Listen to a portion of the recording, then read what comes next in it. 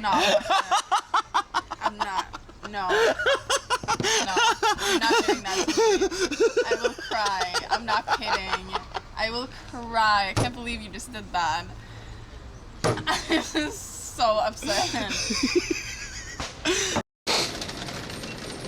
I love you, PAX. Please sponsor me. I'm going on a stream strike. I'm not going to go offline until PAX sponsors me. I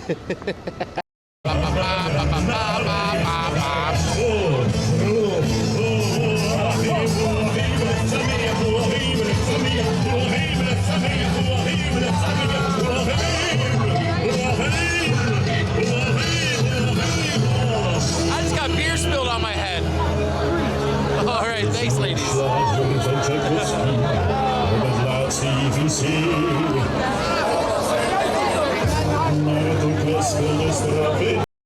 Good. A lot of kids.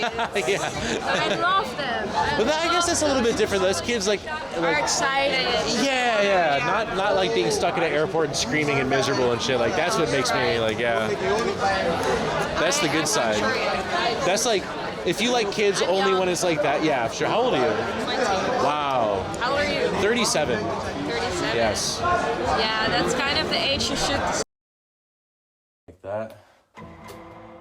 Ooh, oh, bruh, can you see this? The fucking marble lights up. Pog. That's fucking amazing. Bruh. Okay.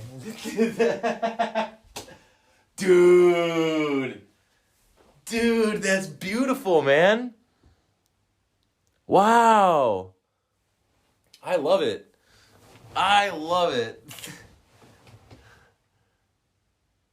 Oh, shit. Hey! That was wonderful. So good. You're gorgeous. You're fantastic. Thank you so much. It was a great performance. It was so good. So much soul. So much soul. Seriously, so much soul. Really. Again.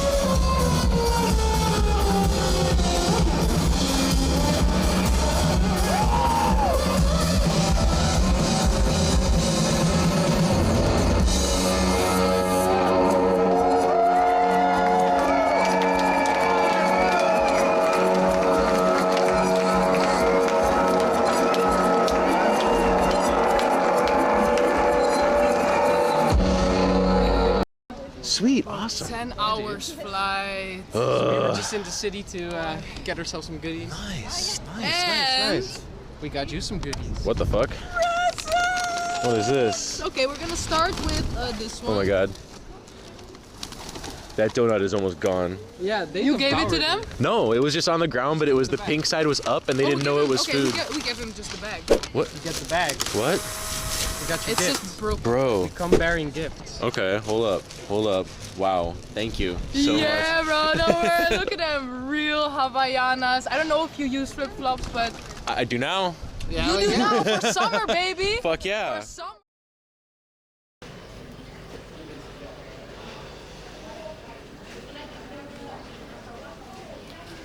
Some pretty sweet fucking kitties right there, man. Look at these little angels. Look at them. That's how you start the day right here. This is my house. Is your house over here? Oh yeah? Yeah. You see, Oh nice. you see The brown one on the corner here. Yeah. Nice. Gray. The sweatshirt? Yeah, yeah. Mm. That's my house. Very nice.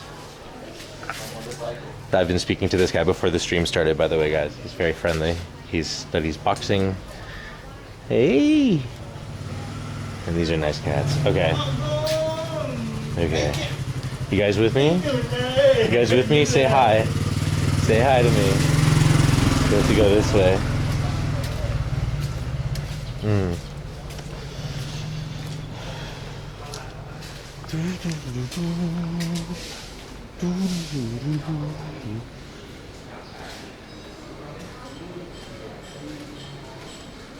So many cats in this neighborhood.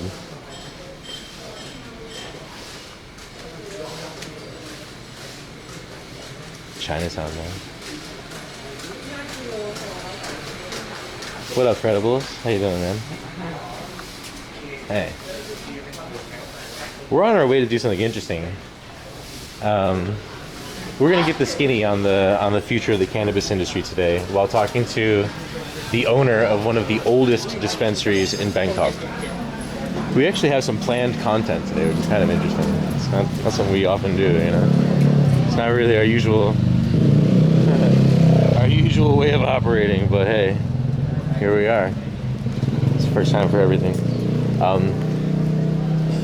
So actually, a lot of really interesting things have happened lately, and dude, yesterday was a weird day for interesting hookups and stuff like that. It was very cool. I decided to take a chance on getting some of this,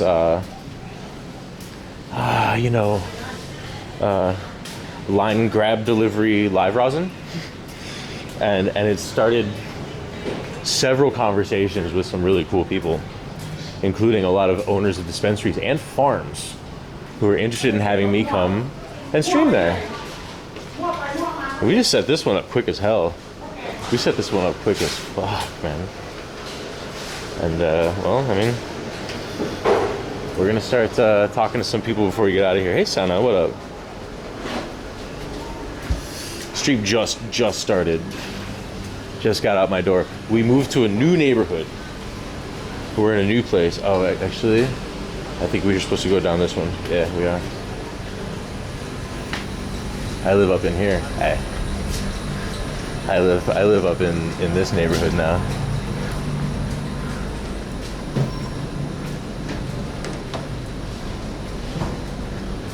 This looks interesting. Yeah. I mean, this is not my neighborhood, but the shortcut to the MRT is through here, which is super sweet. And then this is, I mean, I'm sure you're gonna know what this place is. This is none other than Yawara Road, Chinatown, Main Street. We have moved the stream from near Chinatown to fucking in Chinatown. You know what I'm saying? This is where we're staying now. This is beautiful. This is beautiful, man. This is good shit.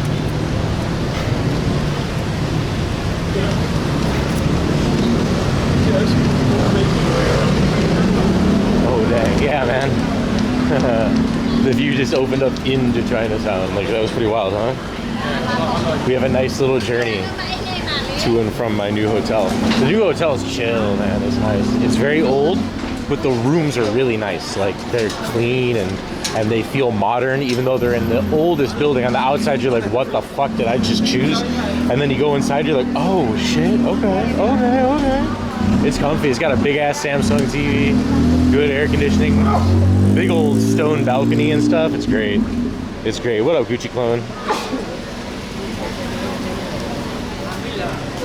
This traffic's fucking stupid, man. By the way, guys, I was thinking about switching over to Apple Maps for reasons. I mean, I think it's good for walking directions, but today I was like, let's just put it on my watch to get us over to like Sukhumvit area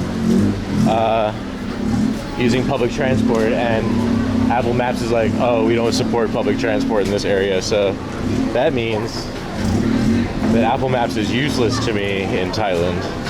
So Google Maps it shall remain. And I'll use Apple Maps for walking directions sometimes because I'll have it on my watch, you know? It doesn't work with Google, unfortunately. Let's smoke some weed. Oh, we will. Guys, I have some amazing live rosin right now. Like really good. It's called Greased Up Runts. I posted a photo of it in Discord. I got 2 grams of some fire. I also have a, let's see, where's it at? It's in here somewhere, yeah. Little Space Needle rosin pen. That's actually really good. It's actually made with real terps. You can taste the difference. 1,000 times better than the Pac-Man vapes that kind of suck. This is what's up. What's been your favorite hotel besides Charlton? Oh, besides Charlton? Shit, I don't know, man. Probably the first one. Rehouse. Rehouse is chill.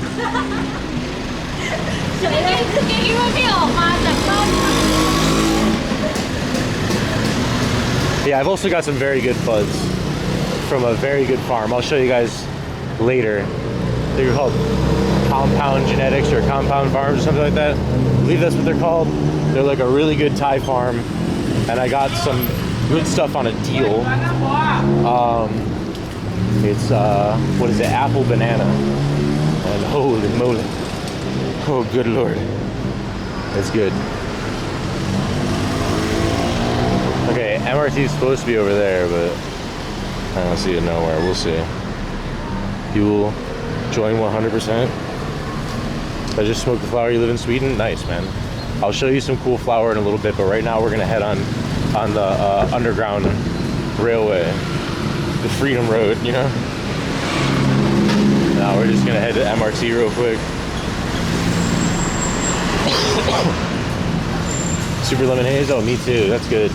That's good stuff. Dude, my favorite is Super Silver Haze, which is, I forget what the 2 things are, but oh my god, that one is always like, when I leave Amsterdam and I go to a place where it's not legal to smoke, I just don't smoke. I come back and the first thing I grab is fucking Super Silver Haze. I end up trying to smoke that and then putting myself in a coma. Okay, this is a bank.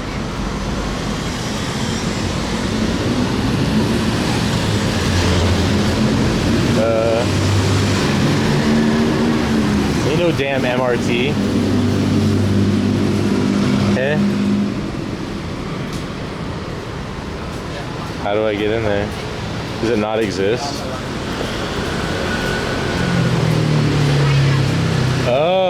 Oh shit, I gotta go like underground from over here.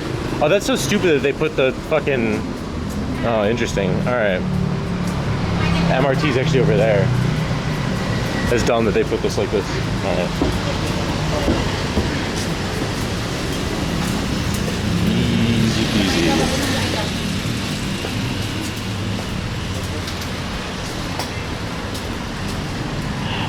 We'll be there in less than 30 minutes. Should be, anyway. Shouldn't take too long.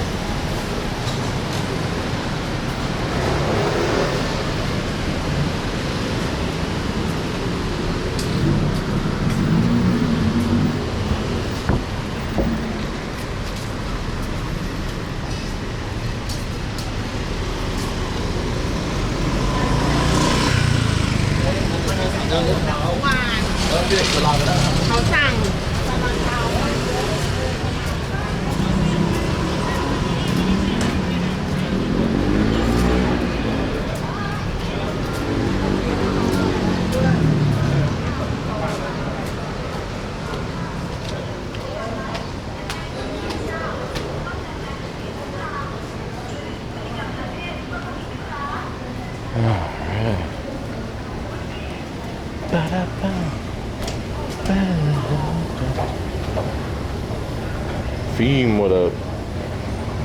How you doing?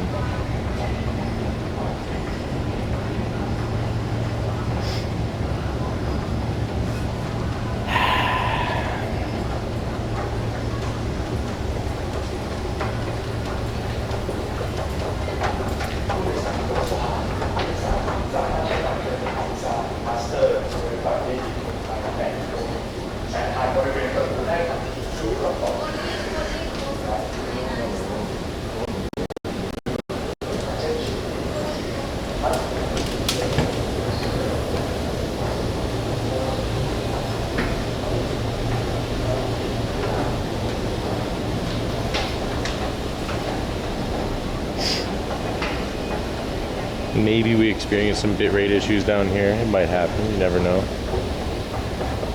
One thing's for sure, no durian is allowed. That has very little effect on our stream, to be honest.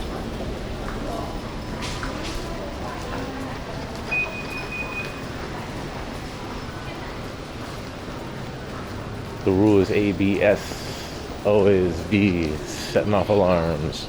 I need to go over here. I'm just gonna bring you guys down for a sec.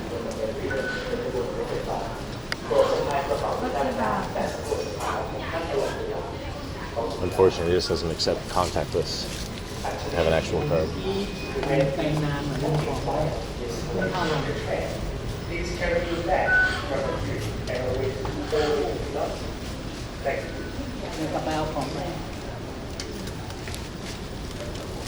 Hey. One to Sukhumvit.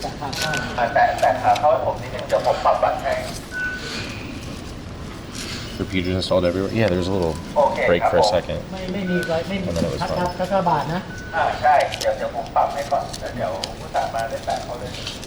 ไม่ต้องมาหาเลย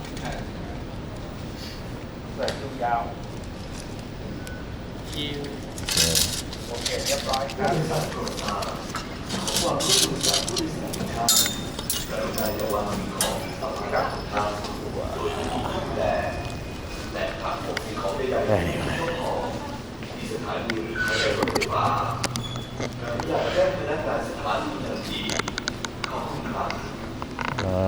Attention, please. Which direction? I can We do it. request the Hey, cooperation Tusted. of all passengers.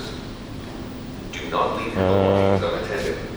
Let's Please see. notify any MRT staff immediately if you see any unattended Top left. objects found in the station or on trains. Which one is this? Just to all trains. Okay.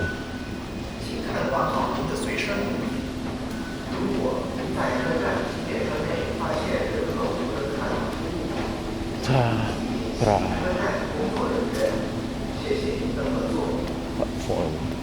Dude. Nice metro station, dude, for real. For real though. No, this one, the stuff in Bangkok is pretty modern. I gotta say, it's pretty modern here. You just wait here. Platform 2.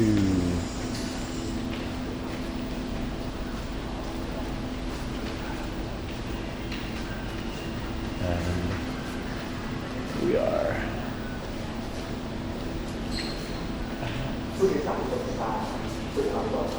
That's Bangkok. 1, 2, 3, 4, 5, 6, 7 stops.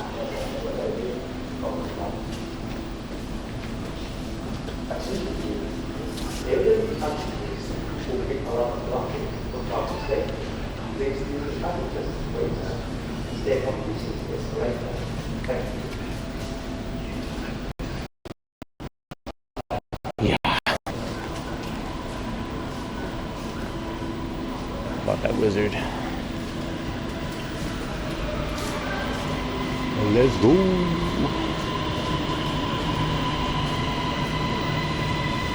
Oh yeah.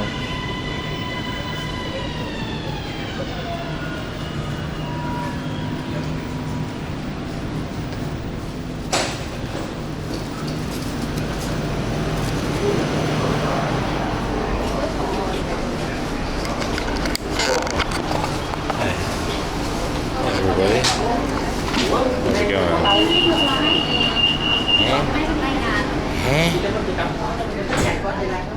I feel like just filming people the whole time I'm down here, so. Hey Relay, what up? It's been a while, has it? It hasn't been that long. I took a day off. Where have you been? What you been up to?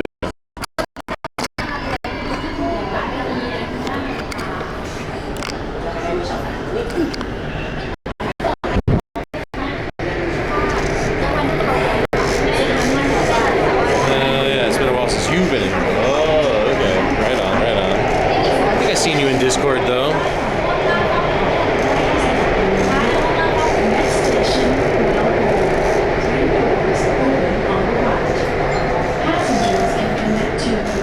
Six more stops. Birthday coming up. It's already been. I'm officially 38 as of the 10th of May. I'm 38 and 6 days. 38 years and 6 days old. Oh, nice, man. Nice. Glad to hear it.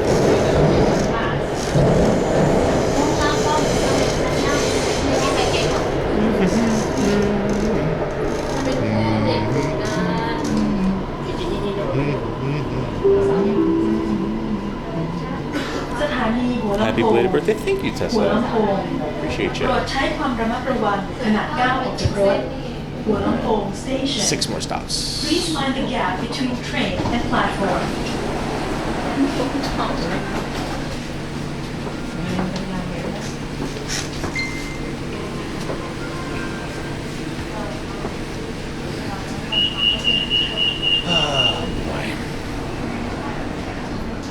So still birth week and birth month. Birth week. What the fuck is a birth week? Birth week.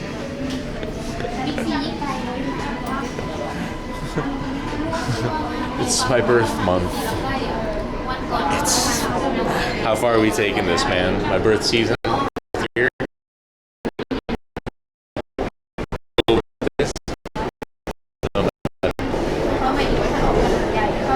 Half birthday party.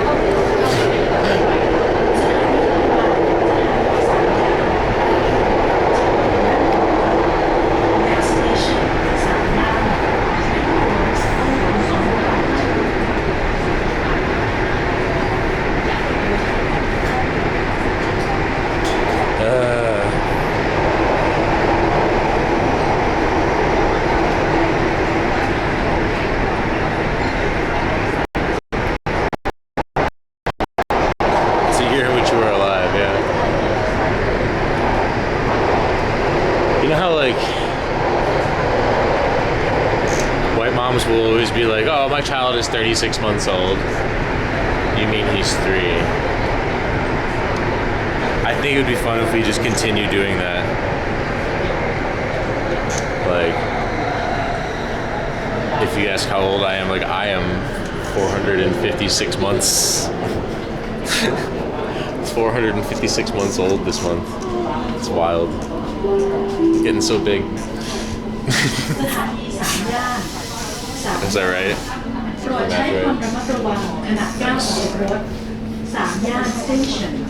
Please mind the gap between train and platform.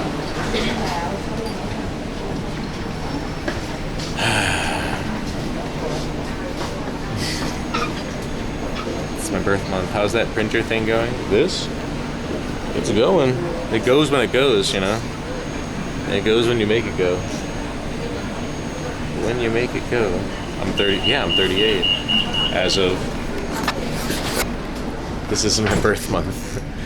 38 years old. Yeah, or 456 months. Whatever you want to call it.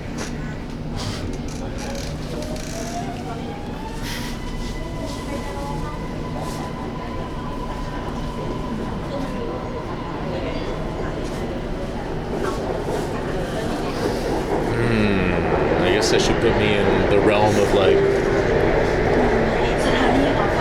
12,000 days, something like that. I can't really, in my head, calculate for how many, like when there's a, 30 or 31 days in a month and stuff like that.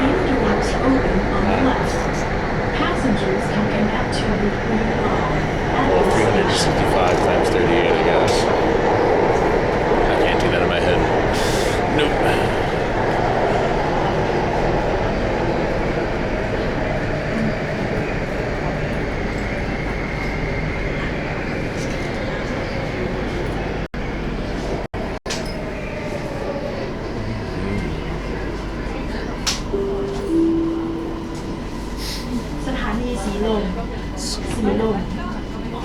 Getting there. I lost count. I completely lost count. It's about to get busier here though. I'm just back up.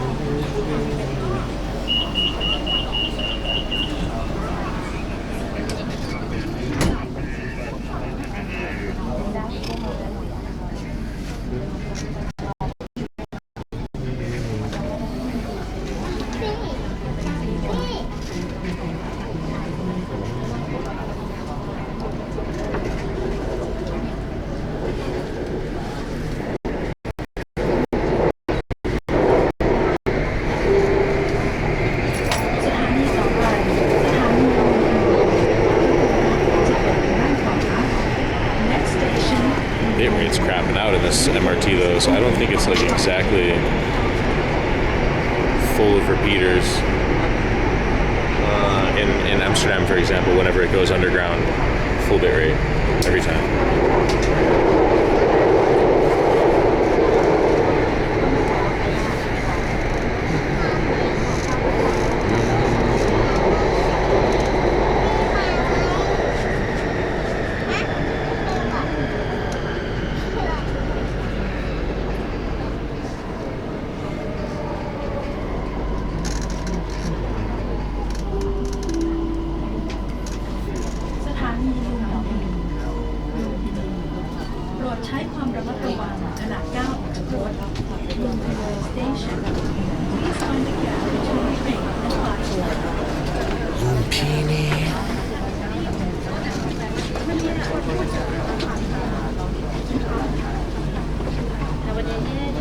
Shit's getting full as fuck. We got on and it was empty.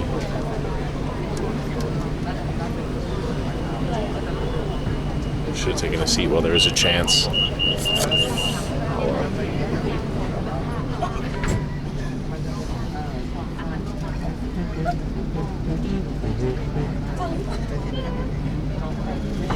Interview questions? Yes.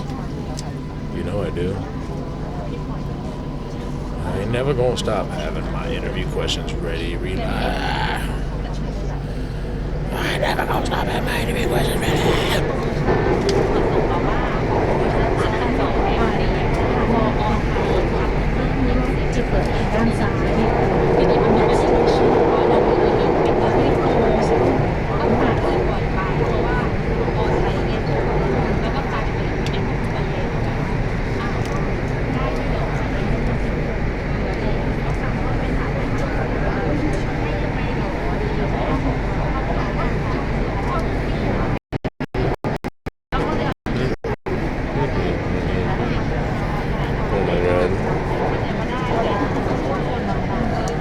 Metro rides are weird.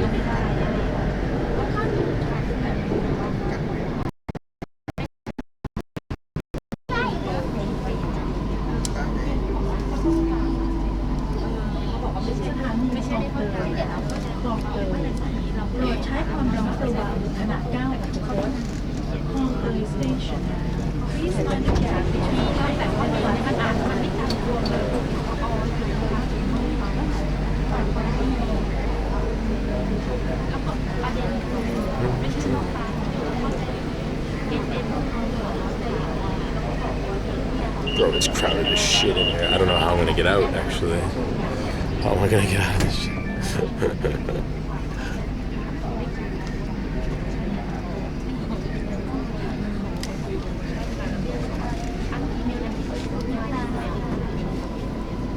Rush hour, yeah. 100%. Look. It's very busy up in this piece. It's completely full of people.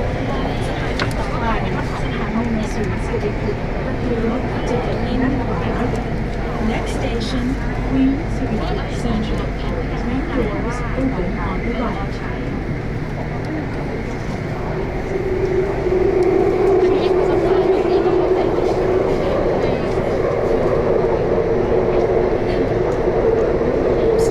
I'm actually kind of hungry myself. Oh, I got caught in the rain today. Like, I didn't get wet. I was like walking under some shit and then just splash. So I stood there for like 20 minutes, 30 minutes or something for a while.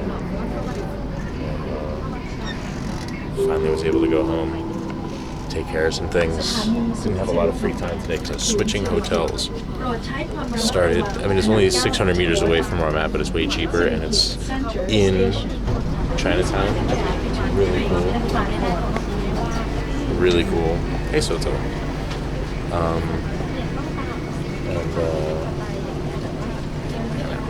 It's a nicer place to be.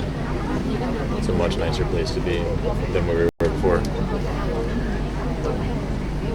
So we can essentially do like a huge Chinatown run and then like a twisting like alleyway and side roads path and then Cowtown Road and the same back. Don't know whether it's off. What? Not that I know of. They're not off. Nothing has happened yet. Alerts are on, volume's up, all that shit. Nothing's gone through. Lemon splash, my friend.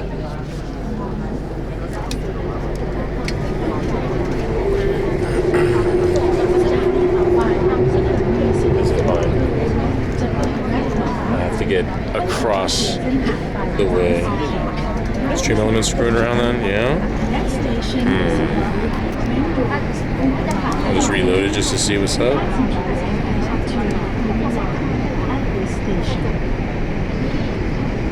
Maybe it's a delay.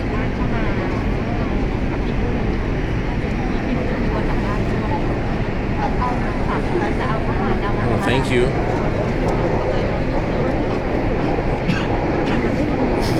Whatever happened, thank you.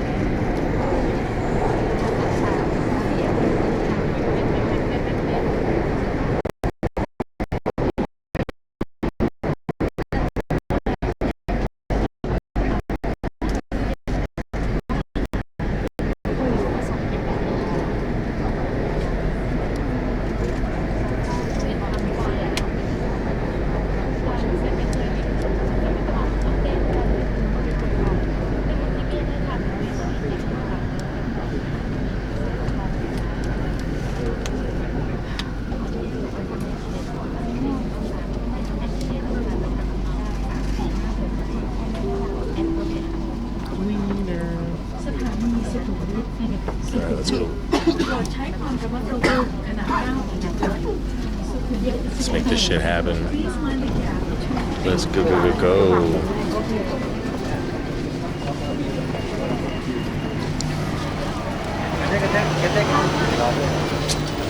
Yep. Anyway. Get back on my shoulder now.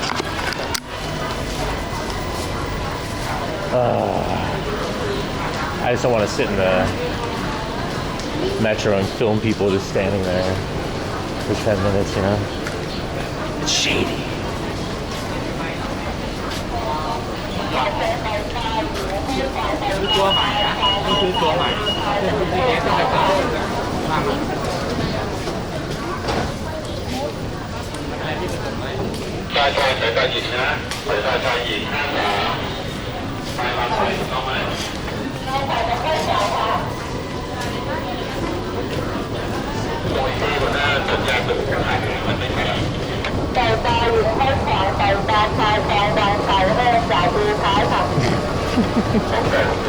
You got that?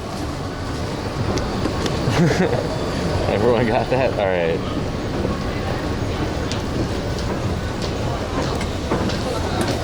Sounds like this guy's got like a repeating thing, so it just sounds like he's working.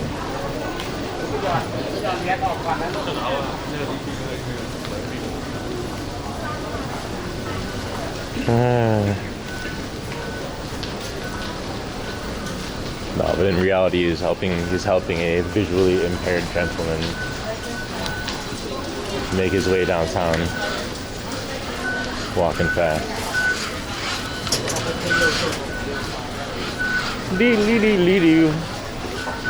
Look at this fucking march.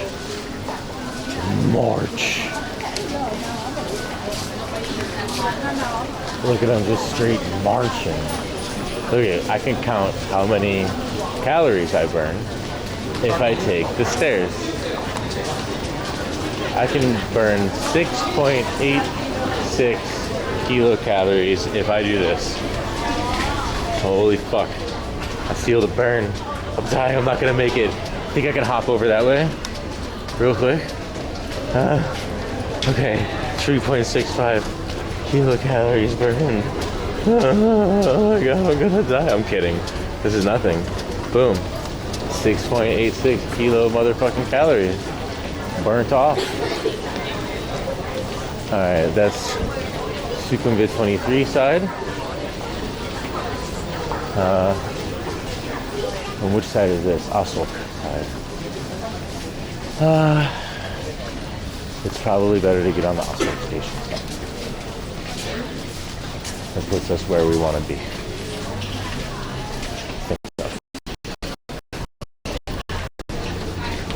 What is all this? Excuse me, I'm just gonna get through here. Fuck this. Holy shit.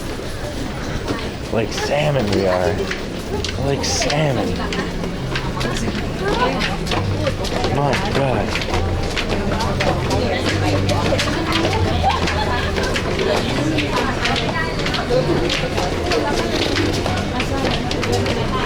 Another 6.8. Something like that. Oh, come on. You can do it.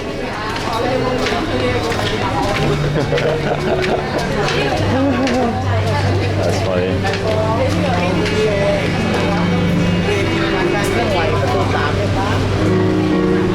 Yes. I believe I'm going purely by memory. To go this way.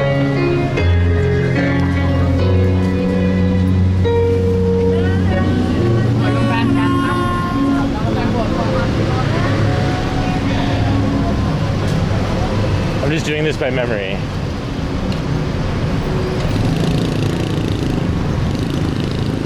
After this long in Thailand, I should know my way around Bangkok a bit. And I think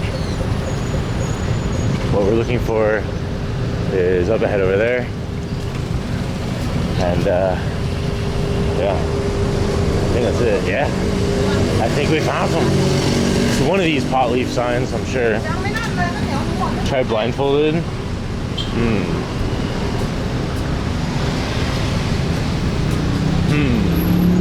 Nah. When people just start throwing coins at you if you do that. Okay, this is not it. It's the next one. It's the one up there. I can already see the sign. I see the sign. But is there a fucking 7? That's what we're all wondering. I could use a bottle of water. Song.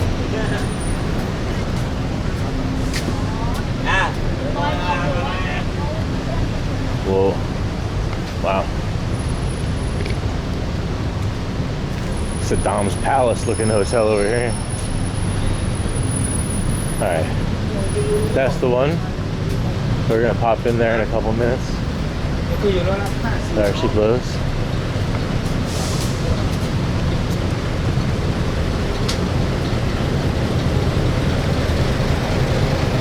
Let's just see what's up the street a little bit.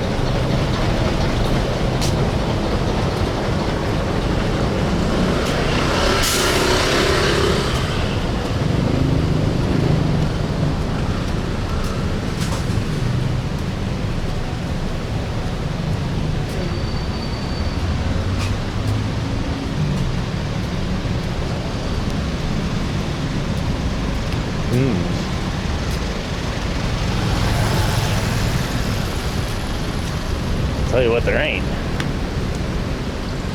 There ain't a 7-Eleven. Probably would have had a better chance going the opposite direction. But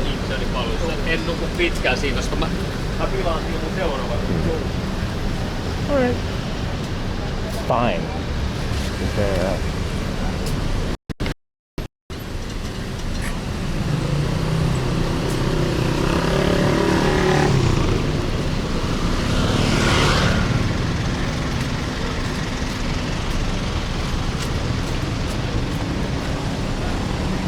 Gotten an iced coffee from that lady if she weren't closing. 30% off pizza, and they have a vinyl sign. Dude, if you have 30% off pizza so regularly that it's got a vinyl sign, is it really 30% off, or is that just the price of your pizza? Weak tack. Weak tack.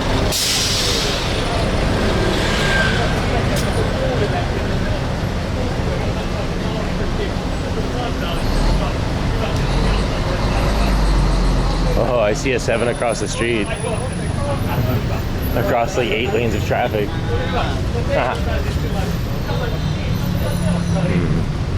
They only had like 2-liter bottles of water. Let me get that. Let me get over there. What do you think of the odds?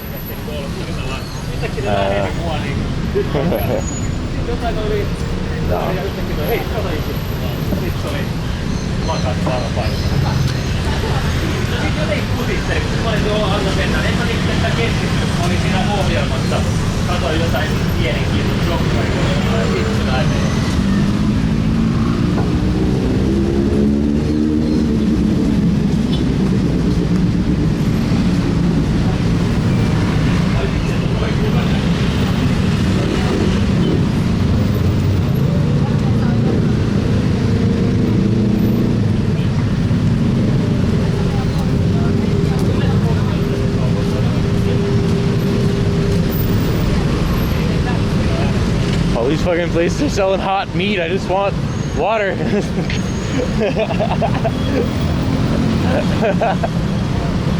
just want water, Mikey. Hit me with the bottled water.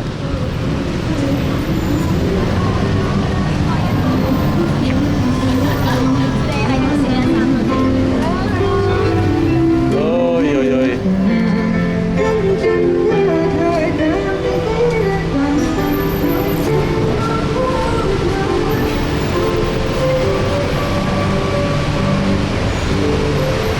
Well,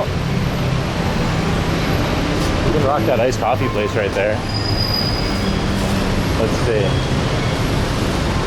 Is there something like immediately right here? No? Okay. Then let's just rock this iced coffee place right here. Hey, Simba Whiskeys.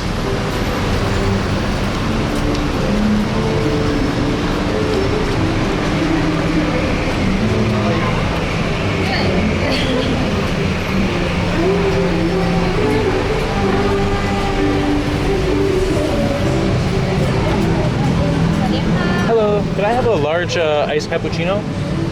Yeah. No sugar, please. Yes. You can choose coffee bean. These are strong coffee or medium coffee. You can choose The strong one, please. strong.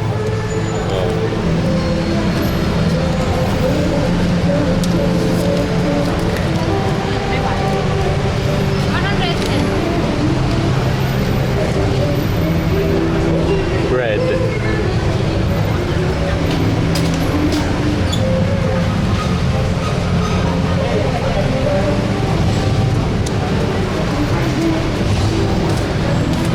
Ooh, it's fucking humid over here, man. It was fine on the metro. As soon as I got outside, it's like a blast, like a wall, man. Wait till you see how much sweatier I am. Look at me now. Look at me now. How do you like me now? Sweaty. Thank you. Hold up.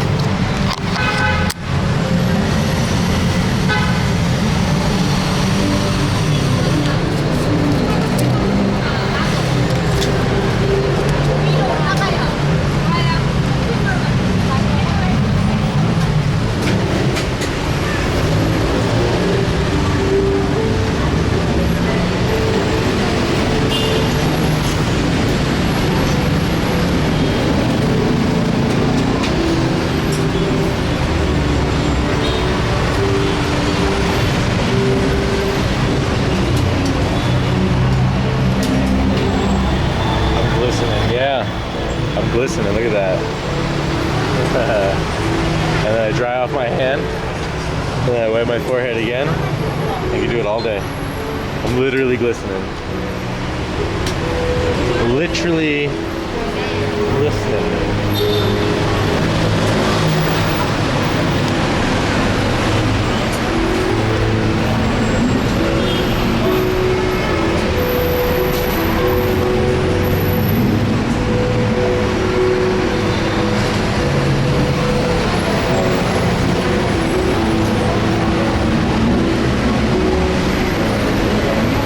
Right now.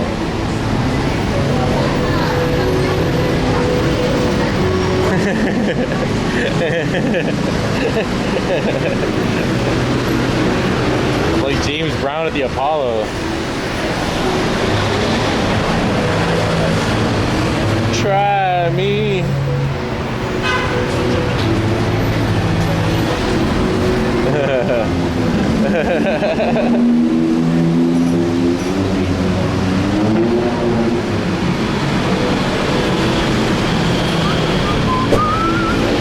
the backpack, to be honest.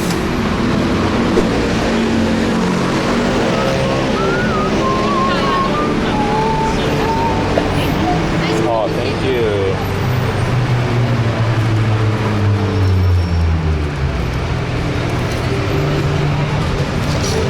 Oh yeah. Ugh. Just fucking wiped it on my forehead. Alright.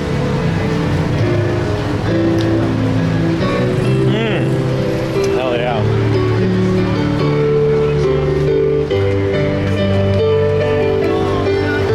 Nice. Ooh, that is a really nice dark roasted bean cappuccino.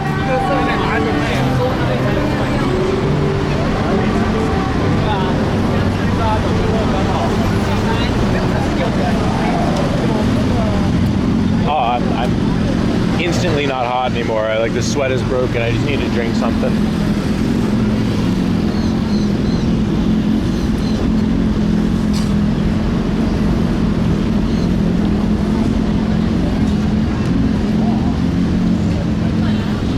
Nice coffee. That's a good one.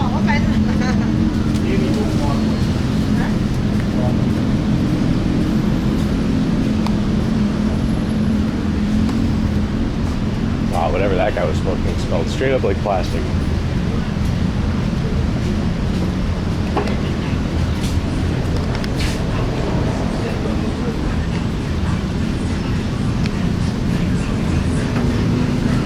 It's not even that hot today. It's 31 degrees outside. Mostly because we had a huge amount of rain today and it just stayed cloudy the rest of the day. I don't know what you can smoke that smells like plastic, but it wasn't nothing good. The only other identifying things about the man is he was sitting on a lawn chair next to an 8-lane road. So who knows what was going on, man? Who knows? Alright. This is where we need to be. This is where we got to be, right here. Push. Open. Welcome. Hey there. Hi. Wow, cool. Hi, I think I was supposed to meet with the owner today. Okay, I can wait for him a second more. Oh, okay, cool. In the meantime, I'll just take a look at what you got. Heck yeah.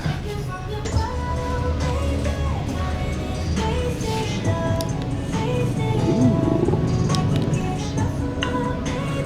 30 baht a gram. Wait, what? Oh, okay, that makes sense. Orangina.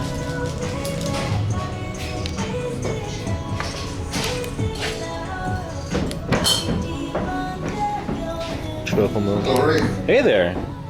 How are you? Good, how are you? Nice to meet you. Meet you. Welcome. Thank you.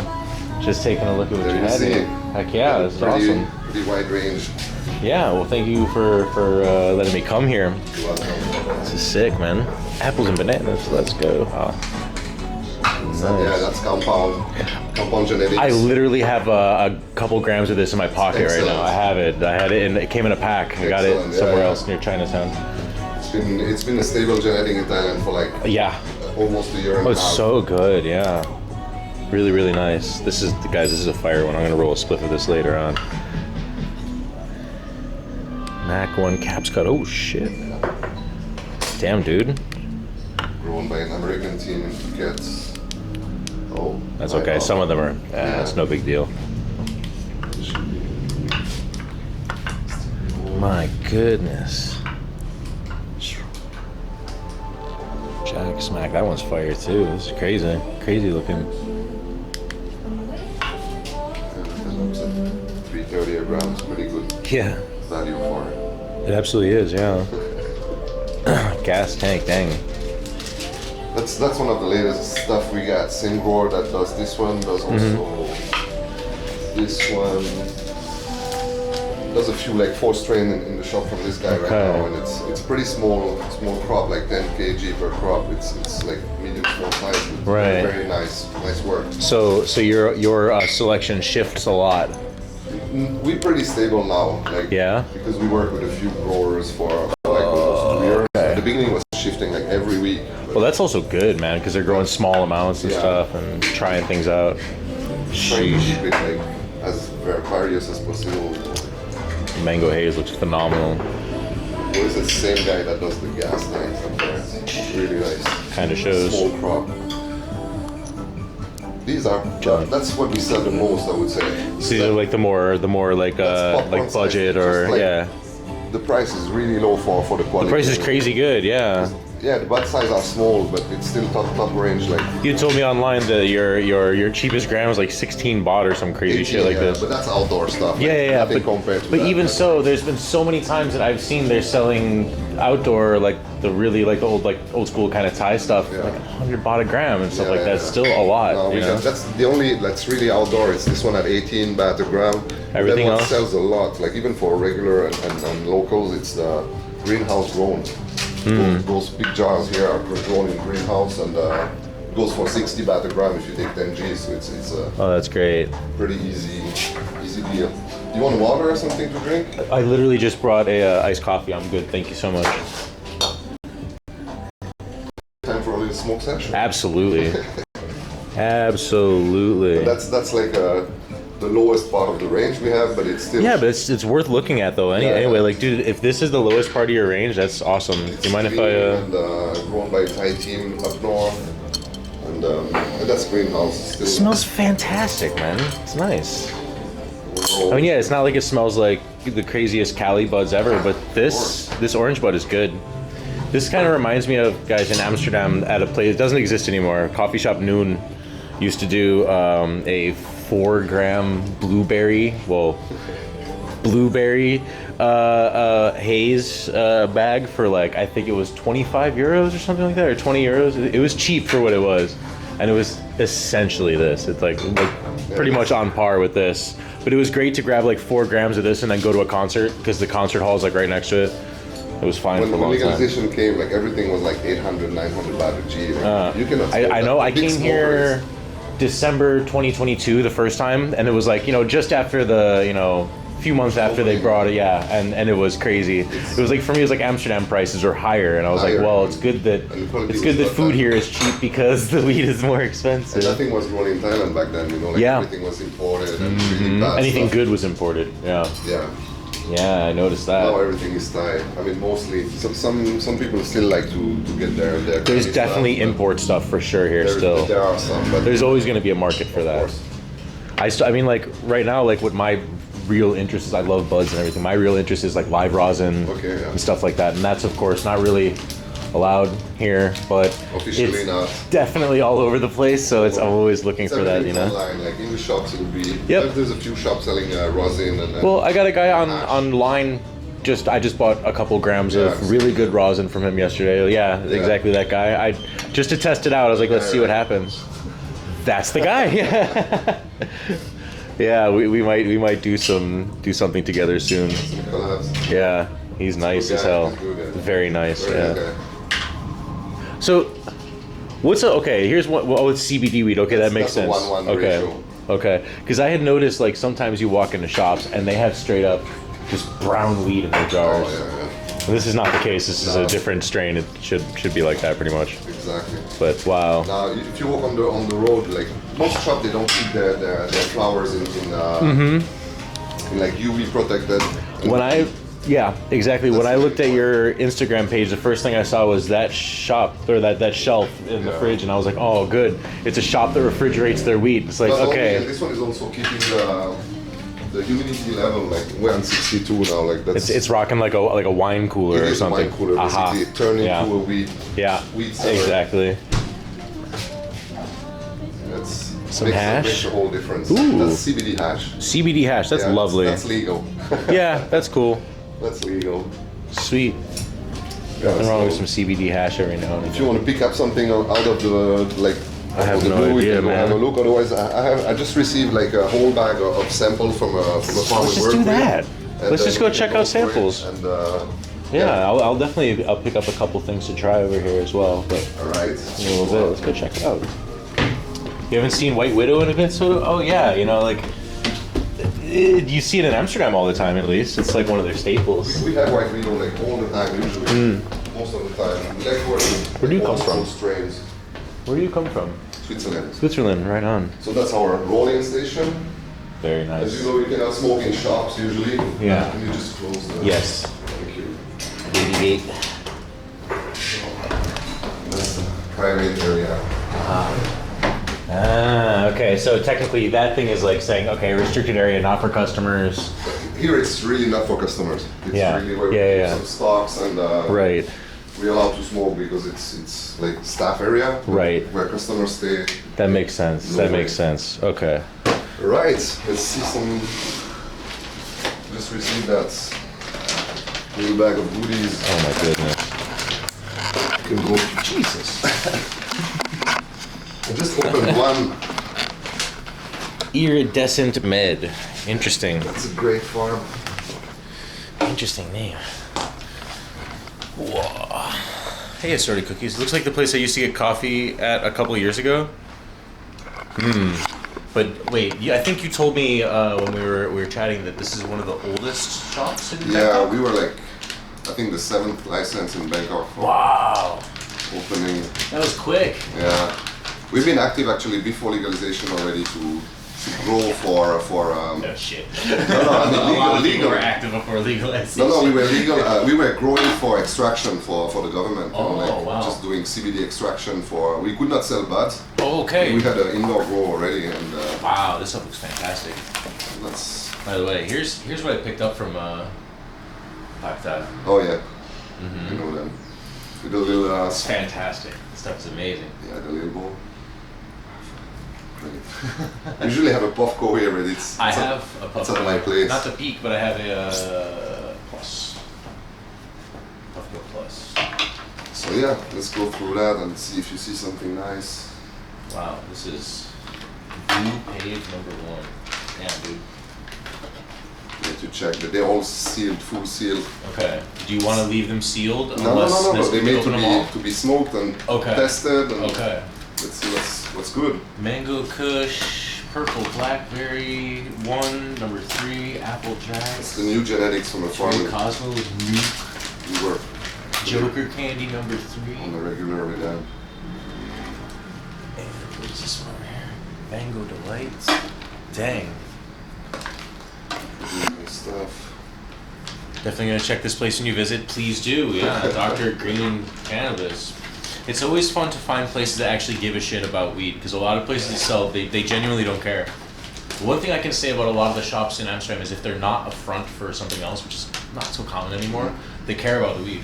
They want to put good shit in there because it's getting competitive as fuck over there. So everyone's trying to put good shit in their shops. Here, right now. actually, it's kind of understandable because like a lot of people saw it like a gold rush, you know, and so Yeah, you had people absolutely. moving into business that had no clue about weed, not even smoking. Yeah, they were strawberry farmers became weed farmers and shit like Yeah. that. Yeah. And so that's why it's it's still very open. But One thing I noticed in the beginning is a lot of the local farmers, they had no idea what the fuck curing was. nah, None of them knew what it was. All the weed was first wet. year was Like, yeah, it was terrible. People were like, no, was like- Thailand's not going to be the new Amsterdam. But now, I don't and know. the sad thing is like they spent a lot of time growing the weed, and then some buds were beautiful but not cured at all, and just wasted the whole crop at being too hurried to sell.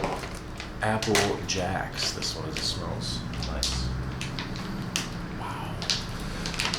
So with them, we already have a few strain downstairs, but that's all their new genetics, and they usually do a quite nice job. I can show you pictures from the farm. I've been visiting that. This one, Apple Jacks, is quite nice. I just got to try it. Right. I like it. Cherry Cosmo. Pretty good. That's a pretty serious farm in Bangkok. They just have crazy good buds. They're I don't know who these guys are, but they're making excellent. That's one of their flowering room, you know. To see. Christ! So I want to that's go to there. that's Oh man, hell yeah. one of the flowering. How did that smell? Holy shit. Full serious. Huh? Yeah, that's very serious. Oh my god. Rombas #1. So Jacks. Yeah, that's part of the hard work, you know, trying all those strains. Yeah, oh no.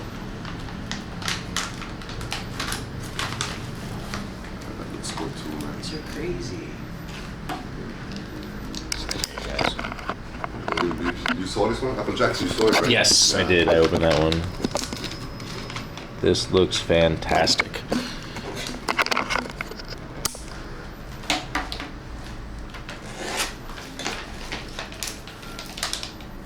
Small bats. Nuke and small buds? No, this one there.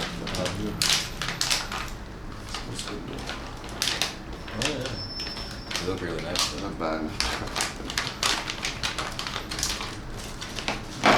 That's neat. Wow. This one smells very different. This Joker candy one. Joker candy? Yeah. That one smells very special. What I'd say. Pick the one you like, man. Platinum Mule. Whoa.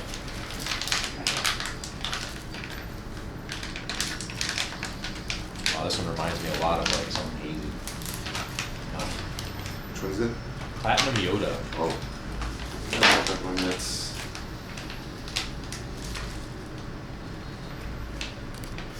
This guy's living life. Yes, sir. Trying our best to live life, I guess.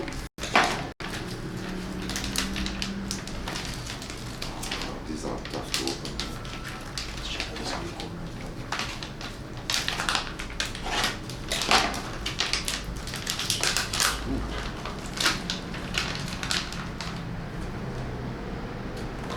Interesting stuff. Yeah, they have some special terps. Yeah, absolutely. Purple blackberry. What? The look is a bit fluffy and Yeah. all, but the smell is good. No? Yeah, it's really interesting. What the heck? It's so dark. It's special too. That's beautiful. I think the hold on. I believe the lid on this chair just popped. It did. Oh no, oh, for fully popped? Yeah, it just I like think bent over. Switch it, I can switch it. Yeah. That's supposed to happen. It's not. I just heard it. I was like, uh oh. Before this becomes a comedy, I'm just gonna. Alright. Check this shit out, guys. Wait, can I get a brighter flashlight here? What's going on, man? Yeah, there we go. Damn. Interesting. Not made for raised weight. Yeah, I'm too fat.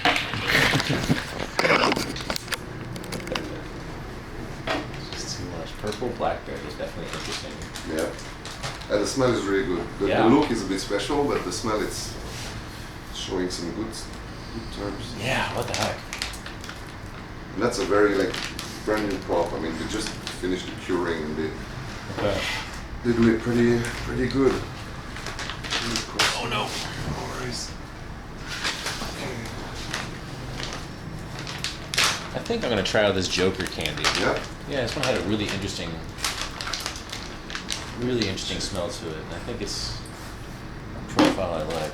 The apple one you had looks good, and the cherry one, yo, all of these look fantastic. Look at here's the one that whoever these guys are, they know what they're doing for sure. They're pretty good. Yeah. This is Some light. I think this is pretty excellent, guys. I think it's worth a try. I have a feeling I won't be disappointed by it. I've never been disappointed with them for real. That's I could just tell one by of the best. But here's my apples Oh, and bananas. yeah. Apples and bananas from Compound Genetics. These guys are fire. I think we sell this genetic for like almost 2 years. That apple and 2 banana. years, yeah. Almost. It's been around that long. Yeah, This yeah. place I found was doing 2 grams for 1,000. 2 grams for 1,000. Mhm. Yeah, I think that's what we do also, like 1,000. I think it was. I don't remember. But they all came in those individually packed grams, sealed with the little authenticity thing on it and everything. It's That's cool. Very particular, like Yeah. smell and, Yeah. and terps on the apple and bananas. Well, that's exactly why I was like interested in trying their stuff out, because like I'm planning on moving here, And in Amsterdam, I know who's good. I know who's making like making great strains and stuff like that, and who to trust and stuff like that. And out here, it's just like, there's It's still so random. 18,000 coffee shops or whatever you want to call them out here. It's crazy. There's so many. Super, super random. Yeah, and it is really random. Yeah, it's hard to, and totally random. And yeah, there's still like. I got my hair cut at a weed place once, man. This is fucking crazy out here. Nice. New concepts every day. Yeah.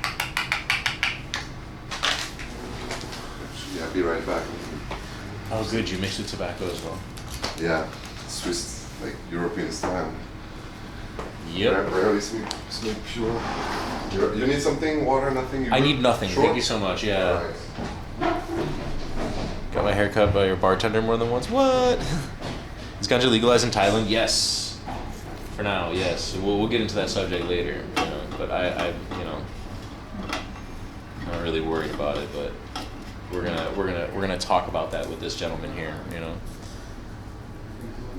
So to kind of fill you guys in on what's happening, this all kind of just started a little bit quickly.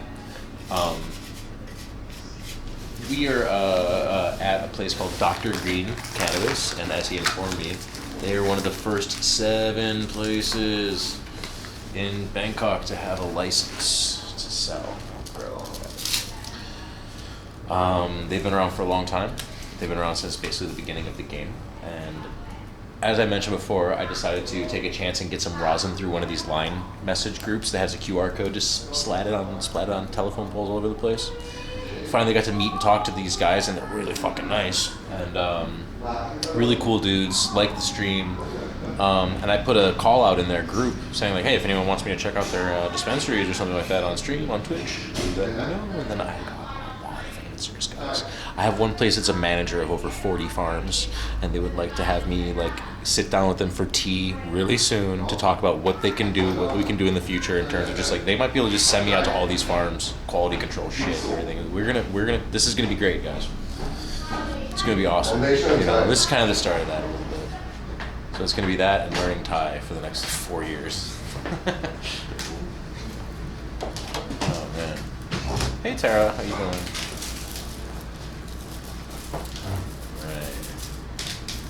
You got there? A little CBD hash. Oh, nice. Daytime, daytime smoke. Trying not to go too heavy on THC before 9 time. I see. Too much otherwise. I just like to open up these mystery bags and pray it's a sativa. Oh, yeah, that's a full gamble.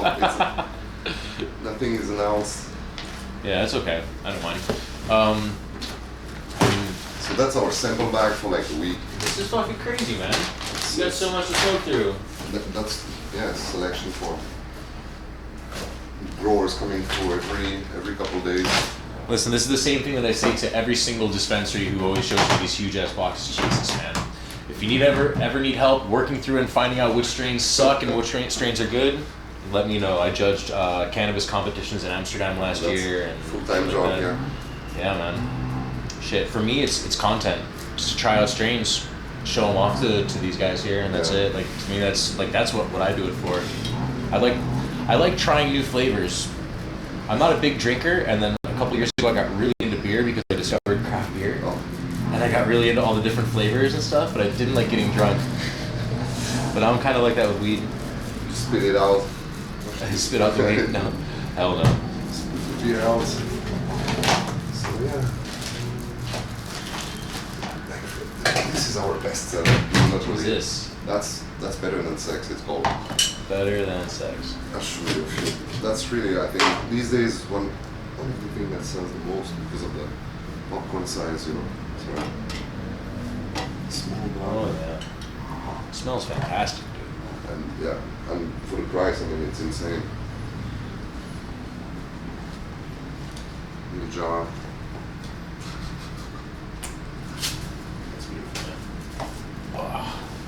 The inside of the jar is very sticky. You have to try that one. I would love to, absolutely. Will do. We cannot get enough of those. Actually, we pre-buy like every popcorn size before the crop is ready. It's unbeatable for price quality you can get, and It's wild. regular smoker more buy like popcorn size than just big buds, and then pay full top price for when you can have like 5 grams for $30. Less Well, than that. yeah, I mean, like, especially if you're like a daily smoker or something like that, then it's just like buying all these like flashy brands every day is fucking crazy unless you're just rich. Yeah. There's a lot of people with a That lot of makes- disposable income that come here exactly to do that, but most Sure. people are just, you know. I go to Kausan and find there's a, you know, at Plantopia, Yeah. in the back there's a couple of those shops really fucking good actually. There's one that just opened up there called Green Day, and they've got great stuff there. I don't know how long it'll last, but they got great stuff. On Farms is there now. They have their own shop. Like an actual farm has a shop there, and then in the back, I know Plantopia, but I never visited. Like, oh man, just check it out. yeah. Yeah, like most of it's obviously touristic shit, but 'Cause we have just a lot go of take a people walk coming in there and from- talk to some people. Some of those places are serious business. Some of them are really good. Hey, it's confusing. A lot of people from Kosan come right to here. You know, take the BTS and Yeah, everything. sure. And it's like, oh, we found nothing in Kosan that You really guys worth are, it. yeah, really? And yeah, because So I like find, there's too much choice. You know, This one shop inside Plantopia though, I think they're called Charunkan. They're way in the back, and they have literally a deal where you can get 3 grams of mimosa for $500. Yeah, you can find it. That's the Let's problem. go! Like that's a great deal. Like that's really good, and it's obviously it's not the best, Yeah. you know, hydroponic grown mimosa or something Yeah, like yeah. that. But it's really good. It's above normal and stupidly cheap. The drugstore. Time to invest in Thailand. Yeah, that's what we're doing. Exclamation mark invest. And come to Dr. Green Cannabis while you're here. Actually, it's not really the time. You know, should wait a few months. Yeah. Yeah, I mean, you know what's going on with politics.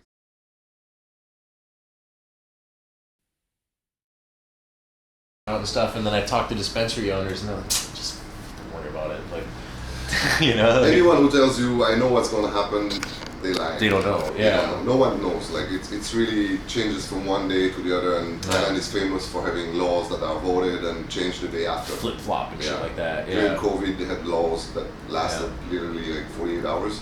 Then they changed the laws and then Dude, back and every forth. country did that though. In the Netherlands, I remember the day they announced the lockdowns and they said what businesses were going to close. They said coffee shops are not essential businesses and they're closed. Every coffee shop in the Netherlands had a line around the block, and they bought out everything. And they had like their dealers were coming and delivering more quickly so they can sell it, because tomorrow they have to close. People were stocking up like crazy. And then 48 hours later, they declared, okay, Switch. fine, it's an essential business. It is actually. People were freaking out. People were really mad. They're like, it's our medicine, you know? Yeah. Like, people were really mad about that. Dr. Green is one of the best. I went there to pick up a package with isolator, so good. Fantaline, what up? Hell yeah. Thanks, man. Right up. Right on. Thai politics is really surprising, but Yeah.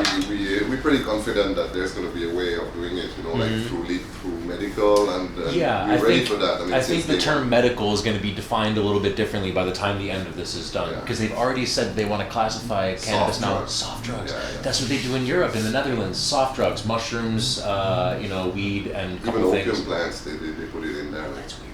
But I mean, okay, but just because they're considered soft drugs doesn't mean that they're legal, though. Because opium there is still, you can get arrested for growing opium. You still get in 100%. trouble for it. Yeah, you Even can't if have it's it. classified as narcotics, I mean, hard drugs, even like you think about morphine, you know, morphine is fully legal to buy without prescription, But but I- you still yeah. can have it. You know, Yeah, so- yeah. But it's really good that they're making that distinction and saying like, okay, it's soft drugs. Yeah. Because before it was classified in the same thing as like meth and heroin and shit like Yeah, that. yeah. And like, and that's Not what fun. a lot of people who don't know a lot about drugs, you know, older generation, people who vote are here and they see like heroin, meth, cannabis. Fuck that. You know, Yeah, like they need to. They don't know that there's a distinction between that. You know. And Thailand has a bad history with like, you know, yaba, you know, those Yes. methamphetamine. Yaba's just meth, right? So yeah, basically meth. Yeah. And there's still a huge part of the population that's scared about that. I know. Yeah, it's a whole thing. It's a whole thing. They Yeah. tend to be worried about the youth. That's the Yeah, main point. You know? absolutely. But I think there's more politic way than really health, because they don't care about alcohol and cigarettes. No, So let's yeah. be honest, you know, it's Yeah, more than I just think it is health. more just like I think, you know, a lot of times when they're getting people worked up about things that don't really matter, they're doing something else too. of course. Some other law is being changed right now with taxes or something. They're going to pay double taxes on property or something, and no one's paying attention to it because they're all thinking about weed. You know, something like that's happening probably. But And there's no tax about weed, so there should be a tax. guess. The day we There will pay be. tax, Yeah. I'm happy. You know, the day we paying taxes, I'm like, okay, this Because is. then you got rights, more rights too. Because like, yo, I pay taxes for the that makes a and big you know difference. someone at the government's making money with it, so Yeah. it's not going to disappear. Yeah. Right now, no one's Yeah. making money on. Well, they're making money. Not directly, you know. We pay VAT. That's about it. It's not like a real Yeah. tax on the. From what I understand is in the first year though, Thailand gained $1 billion in revenue from just cannabis tourism. And I don't know where that number comes from, if that's just from like all of the people who were serving, they came here because they wanted to smoke weed, you know, and like all the things that they bought, hotels, you know, food, everything, all the Definitely taxes from attracted that. some Yeah, cannabis tourism too. so much, yeah, for sure. 100%. We see it like all the time, like straight up with Japanese, Malaysian, every country around here that come, like we in Europe go to Amsterdam for a weekend or Yep. for a couple of days. Yeah. They come here for Yep. just smoke and especially like Japanese, Malaysian. Yep. I All mean those countries that really are cool pretty people here tough. from tough countries. Yeah. They're like here just to smoke a little weed. Yeah. Yeah. So for sure it brought like some cannabis tourism, but Yeah. Only VAT for businesses with over 1.8 million baht revenue. Okay. Yaba is meth plus caffeine. What? They decided to add a little caffeine into it. That's so Asian. Like, by the way, you know what I mean? So like that is not meth enough. with a little ginseng as well. Just that's so funny. as you see some back pains, it's gone, you know. Oh, that's fucking great. Menthol. Yeah, that was not enough. That's so fucking ginger funny. and spice. Definitely. No, but we're confident that there's gonna be a way. What I'm imagining is going to happen, and this is just my logic from talking to so many dispensary owners, not just in Bangkok, but also in Pattaya, Phuket, Chiang Mai, all over the place. They tell me, this is delicious, by the way. I don't know if you want to try Is this. it? No, Yeah, I'm good, okay. thanks. It's they say what's probably going to happen is it's going to end up a bit like how it is in America.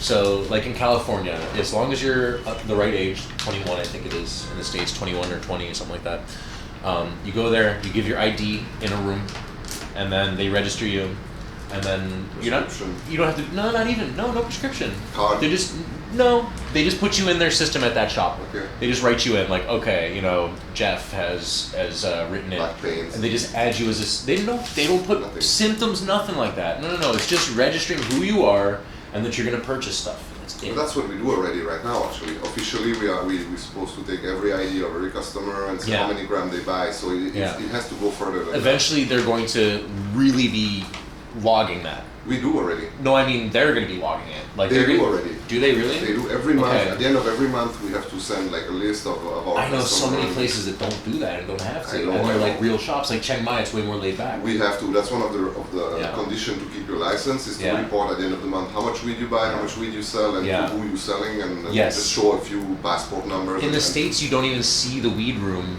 until you get past that first room. It's just like a little vestibule with a open the window, and it's like at the metro or something. You buy a ticket, you just register, then you get to go in. Then it's Weed City. Then you're like, hey, all right, you buy stuff. Everything you buy is logged, and also, from what I understand, there's definitely a limit to how much you can purchase. Okay. It's probably high, but you know, if you just start buying 500 grams a day out of the shop, you know, then you know you're gonna get a knock on the door probably. You know, that's what's, or they just won't sell it to you. In Amsterdam, for example, the limit is 5 grams. Yeah. A shop will sell you, but there's nothing to stop you from going from shop to shop to shop. You need to come back at the same one. Yeah. And they honestly don't give a fuck, man. They don't care. I went to so many shops in Amsterdam and be like, can I get like 25 grams of amnesia haze? And they're just like, sure. Not in the center though, they're like outside the center, guys. They just be like, why not? Fuck it. Yeah. To me, I think we're going to something really with like a doctor prescription in Thailand. I think that's But how? one What, of the points. but what do you mean by doctor prescription? Do we need to get a doctor's appointment, or is it going to be someone in the shop who's allowed to give out the license?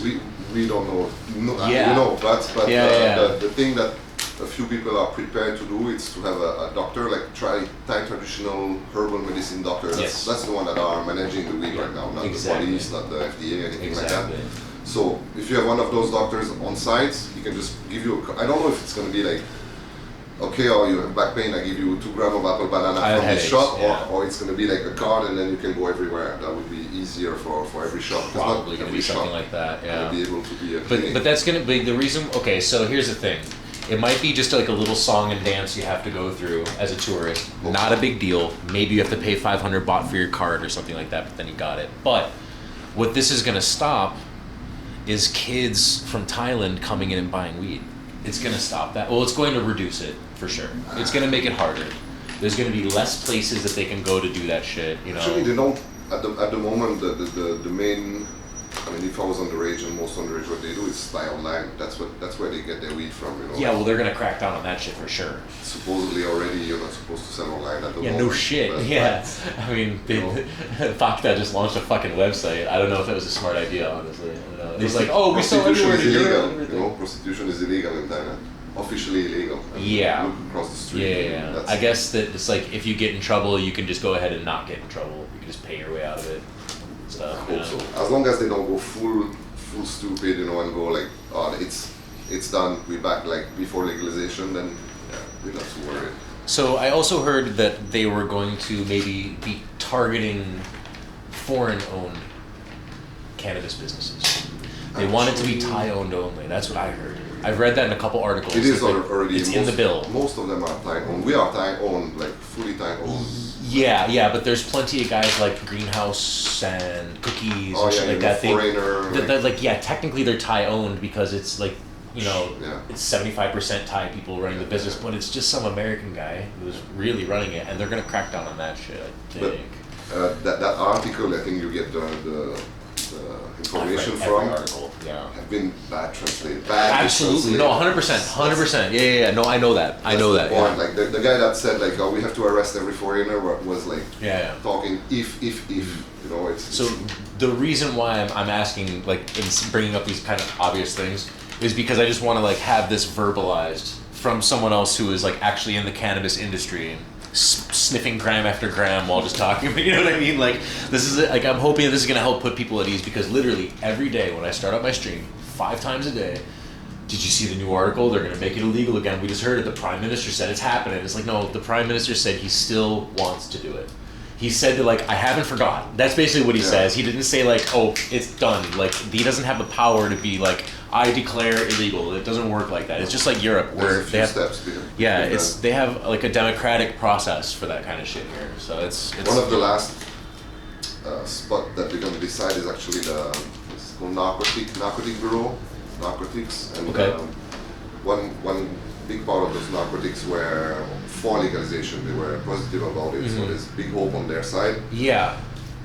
And From what I understand, also the criminal side of things, they're also okay with the legalization of it because they're, from what I read, was they are sick of taking care of cannabis offenders. yeah. They're sick of dealing with it. They're like, Oh, they don't do nothing. They're They just like, released. yeah. They yeah. released thousands of people when the legalization That's came the out. wild thing. So what, you guys released thousands of criminals because it's no longer a crime, and then you make it a crime again? Aren't all those guys just gonna go right back to doing cartel shit again? Like you just released a shit ton of criminals and then gave them a job in their old job. Like it seems crazy that they would do that, you know? It Let's seems hope. crazy. Would have been a nice ride, otherwise. He's prime minister because of a coalition. If he doesn't do what they want, then he'll be replaced. Okay, so he's like an interim prime minister. Interesting. Yeah, Wow. I think that he doesn't have a whole lot of power, but Mhm. he still can give some ideas, and there's a lot of people behind him as well. Of course, yeah, I Like, mean- like everything in politics. So another thing that I read was that okay, so one of the processes, part of this process, whenever they want to like make something legal or illegal, they do public hearing as well. Yeah. And the public opinion side of it, from what I read, I could be wrong, is that they said that it was going to end, like the deadline for public opinion was the end of January 2025.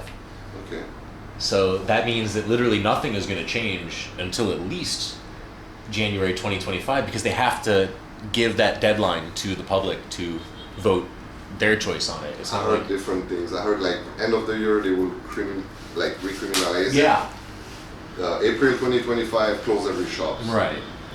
Well, from what I heard is that from what I'm like what you said, like my gathering is that like okay, by the end of the year their final plan is going to be ready, and then you have a month of public opinion, Yeah. and then process it, mull it over, and then by April, there's Again, are they playing with words and saying, okay, every shop closing, but you can turn it into a clinic, and then that's going to be it?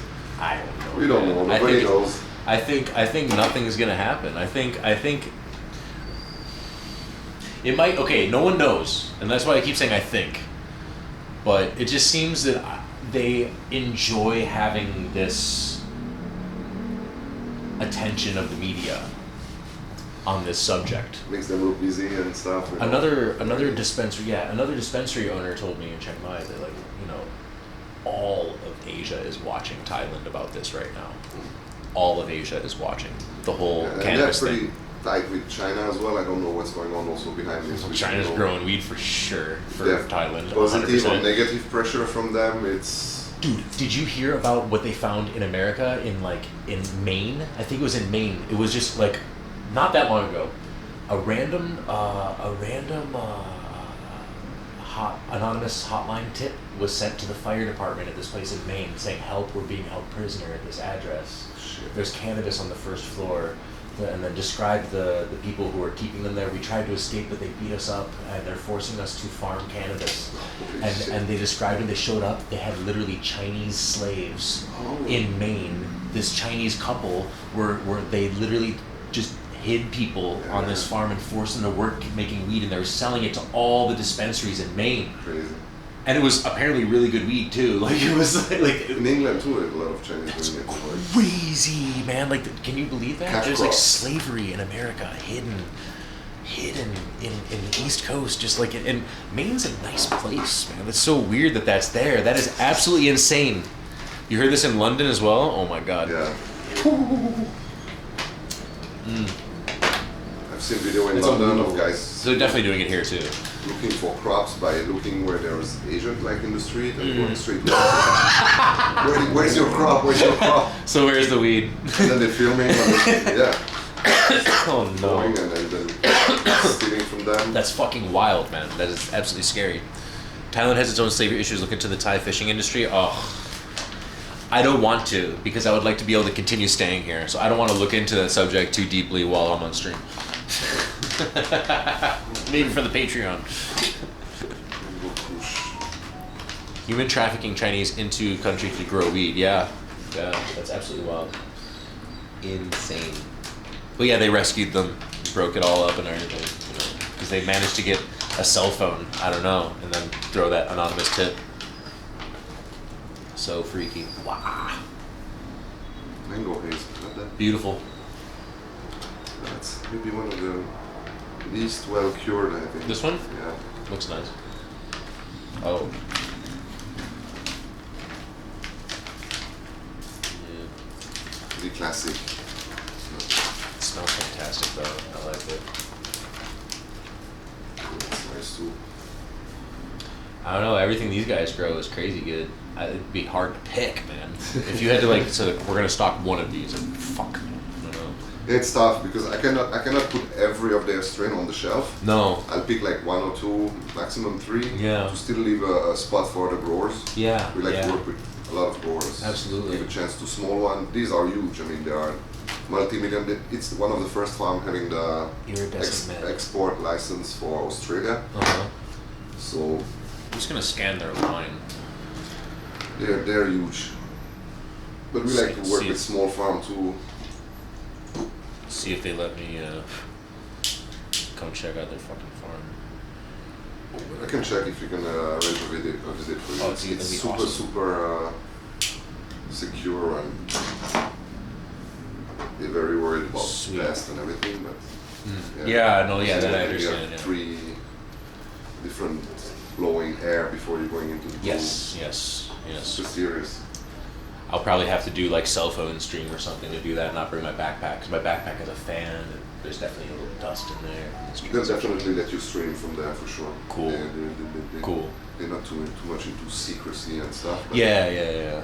I mean, it's all legal here and everything, and they're like Yeah. on the up and up farm, right? Yeah, some people are still all secret. I don't want to see it. Want me to see that or like. It's either trade secrets that they don't want people to know, but more likely than maybe they're doing something they shouldn't do. Yeah. Maybe they got like the back rooms where they're making the hash in a washing machine, and Also, they don't care. could just hear in the back. Kuchum, kuchum, Yeah, I do it right on the second floor. Like, I don't know, man. I mean, that's another. I would like to see them allow more than just flower, by the way, in the future, like hash and things like that. It just makes more sense. Like that used to be our first hope, you know, when they legalized first. It's weird they snapped on it. They're so concerned about THC percentage, so it means they're kind of operating on a bit of old data, because it really is like a whole spectrum of terpenes and other things, CBD and stuff balanced, that really makes a high. I don't think it's about THC. I think it's more about like human modification. Like they're okay with the buds because you write up, cut and dry it, and that's it. All the process with hash extraction and stuff like that, they see it as like more, you know, like not the pure form of the flower. Like going for hard liquor, concentrating. Yeah, they think it's as soon as you modify anything with the buds. That's the thing. I think they don't understand that really the pain relief, for example, as well. Like pain relief, you can, if you really need like have arthritic hands or something, RSO. Pain relief's gonna come from doing RSO, dabs, shit like that. Like then you're feeling good. That's the real smoking a medicine. joint, you're like sitting there all fucking like hurting, trying to roll a J. You know, combustion versus vaporization. Yeah, vapes are illegal out here. You can't get an e-vape unless you just get one. I mean, you can get them, but you know. Every meter you have one on the street, but it's illegal. You cannot vape. You Yeah, could but end up in when I'm talking about vapes, I want the kind where you can stuff weed inside, not like not a disposable. Mighty and stuff. Yeah, Mighties are okay. I like packs. My favorite. Yeah, the smaller one. Yeah, the little. It's like just a little bar. Okay. They're great. Mighty are nice, Squeeze it but clean. they're so heavy and. Yeah, they're. To go around. I walk around in the stream. I need something tiny that fits in my pocket. I love these. Dynavate? Yeah. Nice. That's a classic. No, those are always good. I've never had one, but I know everyone swears by them that has one. That's to me it's the best way to test because we cannot make a joint from every strain. When you have 15 strains, just to pack a little Dynavape and then. When I was doing the coffee shop awards, they would give us a shit ton of these. And the tippies fell out of it, but it's like a combo short papers with these little shorter tips as well. And like, you know, they give you these and like a bunch of strains and you just make shorties just for the flavor. And it's great because by the time they're done, they don't taste bad yet either. They're still kind of fresh tasting. Tiny Mite 2, I don't know that one. You got rheumatoid arthritis, dabs are your go-to. Exactly, see? So I mean, if you want to talk medical, if they want to talk medical, then they need to also start talking extracts. You know, they need to stop making that illegal because they're just like they're kind of like, you know, missing the point in a big way, you know. You cannot push people just to smoke joints, you know, and especially even edibles are not fully legal. Yeah. But it's also a very clean way of getting medicated, you know. And it's the cleanest. It's also it's tough to dose. You have to like find something consistent and then test it a lot yourself to find out what works for you. And that's the tough thing about edibles. But once you hit that spot, you find out what you like, and you find a company that has consistent stuff. 10 milligrams means 10 milligrams, and it's not off. Then you're in a good place. On the market, Thai market, I have a few like edible maker with really like regular on the dosage. It'd be good to know those companies honestly, because you see there's a billion things in all these like imported packs. And it's like I don't trust all these imported. I don't trust that shit at all. You know, it's probably. No, there are a few very very talented like chocolate makers and pastry makers that also like weed and they do it like very professionally and. That's the people we like to work with. But there used to be this guy, he probably still does it, but there used to be this guy in Amsterdam. His company was called Albert Hennep. Albert Hemp. Alright? Kind of like Albert Heijn, the supermarket in the Netherlands. Yo, sorry. How about new? You crazy Dutch Thank bastard. you for the 4 months Prime, bro. Appreciate you. Here's you, man. This is you. My subs print out. Oh.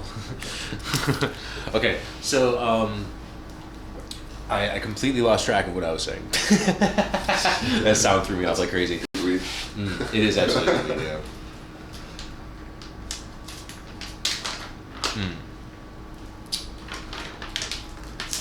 I did have a question. I can't remember what it was though. Damn. The cool guy. What the fuck?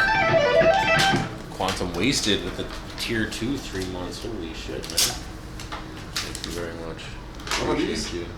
So these are like subscriptions on Twitch. Yeah. That's when they like pay to watch ad free and get my emotes and stuff like that, and you know support the channel. And then I kind of Does it print it like right away? I put together a receipt printer, like a mobile one that made a template, and then it just like takes their info from Twitch, puts their profile picture up, their username, sub info and stuff. Just a little fun thing, memories and shit. I saved them all. TTS also on that? Oh yeah. Yeah. Yeah. €1. Yeah, I don't know. I keep every single one of them. I have like 3 years of these. It's crazy. I have like box after box after box. Oh yeah. What I wanted to, I remember. I just recalled what it was. Holy shit. I remember what it was. Okay, so I'm planning on moving here. Tara, thank you so much. Appreciate you. I'm planning on moving here in a few months, and to study Thai. I'm gonna go to a university to study Thai here, real full time and everything like that. But yeah, while I'm here, I want to experiment with pressing my own live rosin, but from fresh material, to make stuff along the lines of wherever that stuff was, something along those lines. I want to make some stuff like this. This is something that I plan on doing. This is also part of why I want to talk to a lot of farms, because in order to do this, you need fresh material. Yeah. You can't do it with like cured weed. You can. It's gonna be different. It's also really nice. I don't know if you've ever done it. Like take the cured weed and then whip it really good till it becomes like gold. Oh, that's fantastic. It's really nice. Fresh frozen is the way I think. But then you got to get a big ass freeze dryer. There are plenty in Thailand right now. Yeah, I was gonna say that kind of shit you can buy on Shopee or Alibaba or some shit. Like, you can literally buy those things for a couple $100. People from either, wow. Hype train has begun on my stream. My prints have been getting more and more eccentric lately. Some, I don't know. Like I can go through a roll in one stream. I can definitely go through a roll in one stream for sure. That's crazy. Never saw that. If I have access to fresh flower, well, I mean, I have access to farms. I also got hit up, again, thank you so much for reaching out to me from that post. Like, I was just smoking a joint in the morning, and I got invited to that group, and I saw like 8,000 people invited that all smoke weed in Bangkok. I was like, dude, how do I not tell people about my stream? Like, I'm just gonna do this. I'm moving here, and I'm not selling nothing or anything like that, but I would love to meet other cannabis enthusiasts out here. I was like, this has got to be the way. And I just dropped it, and you and a lot of other people reached out to me, including this other company. I forget who they are, but they manage like 40 or 60 different farms. Okay. And they're like, they want to have a meeting to just like see what I can do and how I could fit into like maybe helping that out in some way, or just like going and testing out farms and showing off what they got, just for fun, that kind of shit. Very excited about this. So that group is nice. Yeah, that group was a great group. I'm so glad that guy made that shit. I think that group will go away. It's only going to be for a little while. Just to switch from. It's a shame because it was the old line fun. The other one. Dude, that guy accidentally sent me 2 jars. Yeah, I wanted 2 grams, and it's a 2-gram jar. And then he said, like, apparently, I got 4 grams, 2-gram jars. Yeah. And I just like posted a photo of it, and the group was like, These look big. Yes, I was like, this is a hell of a gram, dude. Like, I was like, are these like? And then he's like, oh shit, she fucked up. I had to send a Grab to deliver it back to his house. Yeah. He was very, very grateful because it was like, I don't know, 5,000 baht. People would run away. That's very nice, also. Nice. That's the small grower I was talking to you. It's beautiful. Downstairs, Flapjack. Nice. Heck yeah. Hey Ziggy. I've been to Amsterdam, that was only 45 minutes, slowly getting there. But yeah, so fresh flower is what I want to start getting a hold of in order to press my own live rosin, and then just try making that just for fun. I don't even want to sell it, nothing like that. Just to press it for fun and even throw maybe some sessions. Yeah. I mean, there's a huge scene. I know. Hash scene in Bangkok, I but know it's very underground. I know a lot of these guys. Do you also know the YouTuber Drew is sharing? Yeah. With the green hair? Yeah, he made a video about. I bet he did. I've smoked from about before that 18 Amsterdam. Yeah. The 18 baht. Oh yeah? Yeah, I saw that video. Yeah. No, he's a very interesting fellow. Like he does more than just this, like smoking weed for YouTube and shit. Like he does way more than that. Like he also is. Last time I hung out with him, we were streaming and in Amsterdam at the Family First coffee shop, smoking dabs and shit. And he was telling me about like the next place he has to go is to South Africa to work with the fucking government to help them test out weed for their upcoming medical strains and shit. Like that's like your what? Pretty big reach. He's serious business. Like he doesn't do just YouTuber shit. That guy is like serious fucking business, and he is just he's bouncing all over the world all the time. He's a busy man. Very interesting guy. Love Drew. Very nice. They were asking about why we do in the chat, right? Ooh, there we go. There it is. Big ass That's bag. one of the last 100 G's of White Widow. Wow. You really love old school strain. I mean, I'm pretty old, you know. I come from the classic Amsterdam strain. How old are you? I'm 46. 46. Okay, I'm 38. So Not like, that much under you, but no. yeah. I know the classic Amsterdam strains. I moved there in 2009. Sensi, all those, you know, Sure. Jacker, White Widow, Northern Light. What the fuck is going on? I think my paper is out. We went through. We're out. No more printer, guys. I have to find another roll. What are these? The big ones? That's just like It's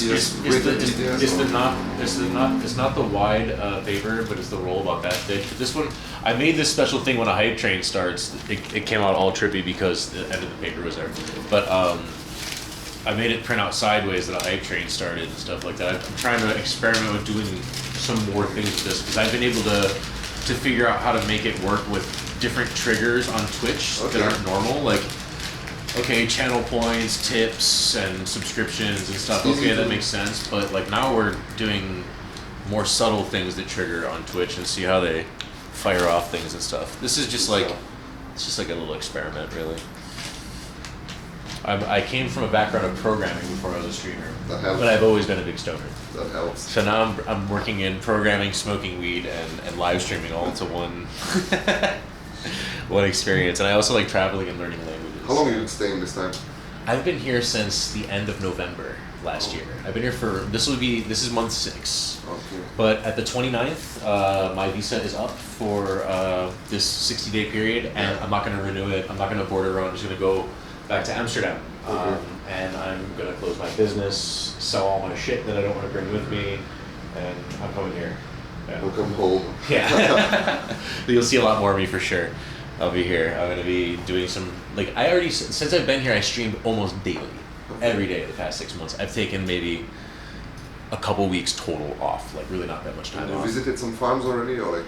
I've been to one farm, but it was like a container farm. It's very interesting. Okay. I Yeah, I've seen them. Canatainer.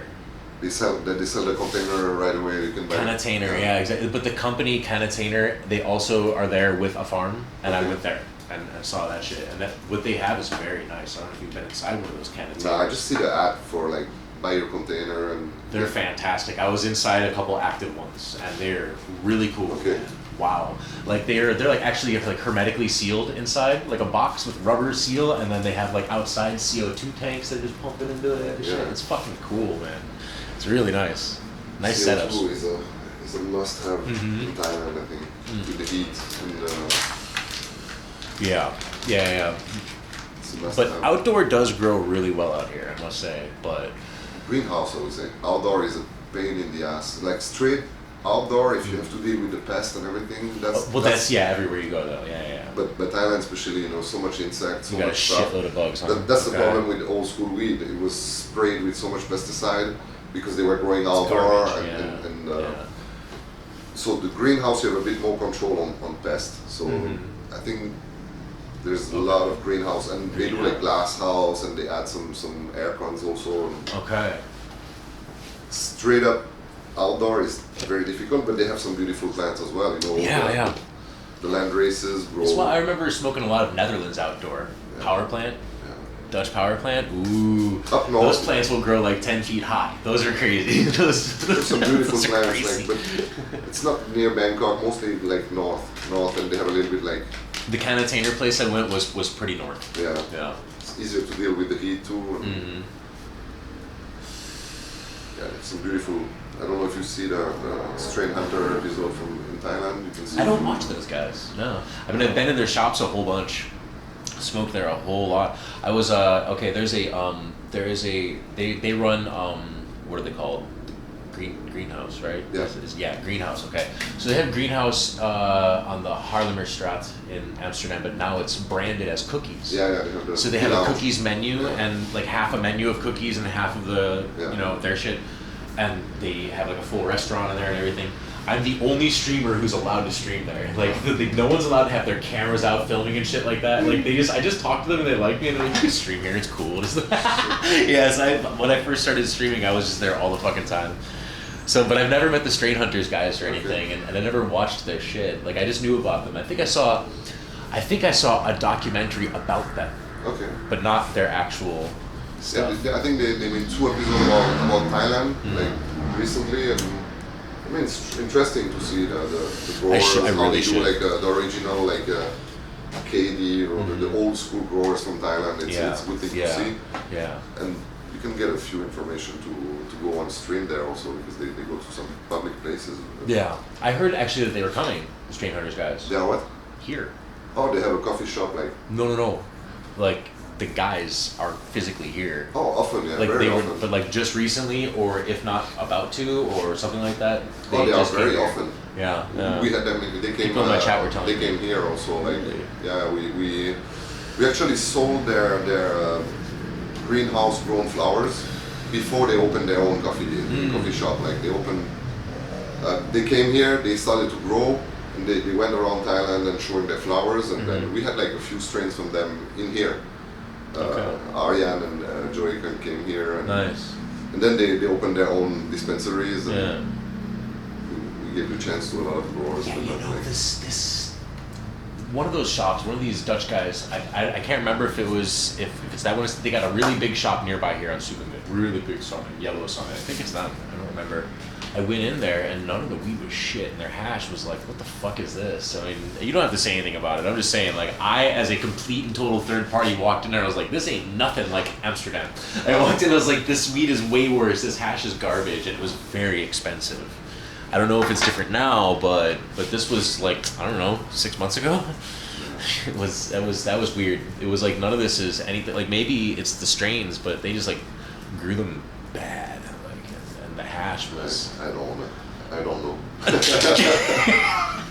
No idea what you're talking about. This is the great thing about being a third party is I could. We love everyone. No, I mean, we don't know much. I don't visit a lot of shops myself. I'm pretty busy outside of the weed life as well. As a content creator, I don't watch a lot of content. I get it, man. I really don't have time. I focus on other shit. Exactly. Where I am, they don't flush it properly, so I stay away. Oh. Soap bar hash. Blue cheese and Big Buddha was my favorite back in the day. Blue cheese. Remember that? Yeah, blue cheese. It's one. Every cheese strain we ask like very often, like, do you have cheese? Do you have cheese? Like people asking for cheese, and like old school amnesia. It depends which. A lot of places still sell amnesia for sure. Like that's a mainstay at a lot of Amsterdam coffee shops, and it always has the same smell. It's definitely the same strain. Out here, every time I smell amnesia, I'm like, this is not amnesia. Same. This is not it. Like, cheese, I've smelled it 10 billion times. I know what amnesia haze smells like. Like you go to any coffee shop in Amsterdam and smell amnesia, but it's the same smell. It's hard to describe, but it's very unique. What's interesting is the other hazes, you can smell the amnesia haze with something else over it. Super Silver Haze has that amnesia haze base smell with something else over it. It's really interesting, like, and it's very distinct. No other weed smells like it, and that's why a lot of people prefer haze. You know, sometimes it keeps you talkative, that kind of stuff. You don't like pass out. We have seasons like for people going like straight like all the time asking. We cannot get enough indica, and the other season is going to be sativa all the time. It's so random. Yeah, I think it's so random. Social media, man. Yeah, you got hypes for a strain. Like 100%. A few years ago, there was only runs. Everyone had runs, white runs, every kind of runs, purple runs, rainbow runs, everything. And people get fed up with it. And speaking of social media, how do you deal with like promoting your shop? We don't. You don't? We don't. You just exist? We just exist. Because I noticed you have a page. Yeah. And I don't remember if you had a backup page too, but I know you just had a page. We used to have a backup page that we lost already. Okay. We lost our page a few times. We get it back a few times. So Yeah, I that's saw why it. Like your page doesn't have a shitload of followers, and I was like, I think I know why. Yeah. Because they just shut your shit down. Yeah, they shut you down. I don't know, maybe a single shop that opened in 2022, I mean like the legalization until now that kept their Instagram page alive. It's a pain in the ass, you know. A lot of people are moving to making like a line page, you know. We have like a huge line. We have more followers online than on Instagram, like it's the official line. decentralized. It's your own thing. It's your own thing. There's no yeah. restriction. You Yeah. can send your menus. You cannot talk about. I lost the page for just filming a plant in a garden. Not even saying like anything, just showing a weed plant in a garden, and then I lost my page. Okay. Wow. All right. Yeah. So, well. We basically, you see, we post nothing. We have like 20 posts on IG. We keep it like a contact, a way to contact each other. It's just there so it exists, and you have a page of posts. We know and it's stuff that looks difficult real. Yeah. to really promote and. They don't let you do it at all here. So the first time I saw it actually get taken into action was there's this place in Chiang Mai called Pink Leaf. They're really great, cool guys, and they're all gamers, and they're like locals and shit who are running a dispensary there, and they love playing PS5. Okay. They wanted to hold a Street Fighter tournament. So they just posted on their Facebook page like, yo, we are holding a Street Fighter tournament. Anyone wants to come and try and fucking win, we're gonna do it. We'll have a prize, something like that. Didn't mention the weed, nothing like that. Cops found it. Showed up while there was just this one girl working there, and they're like, you can't have PS5 here, you can't have that light here, you're not allowed to have that sign that says weed. Yeah. You're not allowed to have this, you can't even show your weed on the shelf, you have to put it away. Like they just hid, like they just like nailed them. And she was like just an employee, wasn't in a position to be like, here's money, you know. If it was maybe the other guys, maybe they could have, talked or something like that, the owners, but yeah, it just like they just slammed them. And the reason was because that Facebook post, they wanted to hold a Street Fighter tournament, and shit, I was gonna stream that shit. We didn't have any problem with police, any control. Like we had controls, but online is a different story. That's Yeah. We stuck to just exist, and that's it. But I think the way that I think it works for you guys, and has got to be the same. Like the way that social media works for shops like you guys are not allowed to advertise. Is this like it's the same in Amsterdam? There's a big company, you know them, Amsterdam Genetics, Boedejongens, those guys, famous coffee shop in Amsterdam. They got in trouble for like having Snoop Dogg or some shit be like, yo, go to Boedejongens, we're the best coffee shop. Like this, he posted that shit on Instagram or something. The city hit him. They made them shut all of their shops, which they had a lot of them, for 2 weeks straight. Even like unbolt their signs and put them away. They can't even advertise that they exist. There's like no advertising, no existing. Take everything out of your shop for 2 weeks or something like that. They just close it all. It's crazy, man. So, but what does work is complete third parties going to your place casually. That's what brought us the most. Guys like streamers or TikTokers, whatever, just visiting your place just to go smoke weed. It's not necessarily like, hey guys, come visit this place. It's not like about it, but it's a part of it, and then it's okay. It is the only way actually to exist. But that's great for me because then I get to do exactly what I want to do, is go hang out in cool dispensaries and meet cool people, and that like the act of me enjoying it actually helps the dispensaries, so that's cool. It's a win-win for everyone.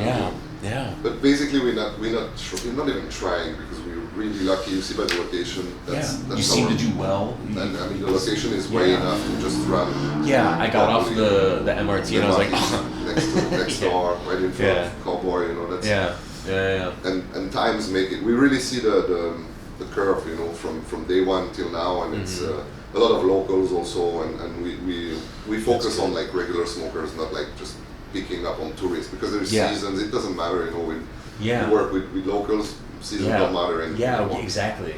So rather be a shop for smokers than just a tourist trap. Like there's so many. That's the easy way, like charging 1,200 baht a gram. Thai Cannabis Club. I don't know. I don't know. He says he knows. He fucking knows. I got a membership card there. It was one of the first shops I went to, because it was literally next door to my hotel, and I was like, let's just check it out, because it was new. It wasn't there the last time I came, so I was like, let's just check it out.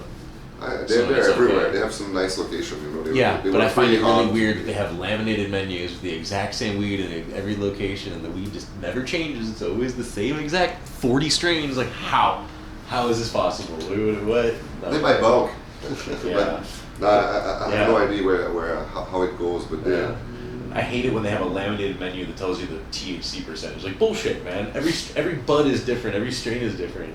This could be from the bottom of the plant. It could be weaker than the top of the plant. Like, you don't know. You just don't know. But yeah, farms like this, every strain is tested. You can straight up scan and have the test. But it's so rare. It's like 1 out of 100. Like this is how it is in America. Like all the shops, everything is a scan. Everything has lab results from which lab, the phone number of the lab, and address. You can call and be like, hey man, I just need to double check that this exists. 100%. Everything. It's all.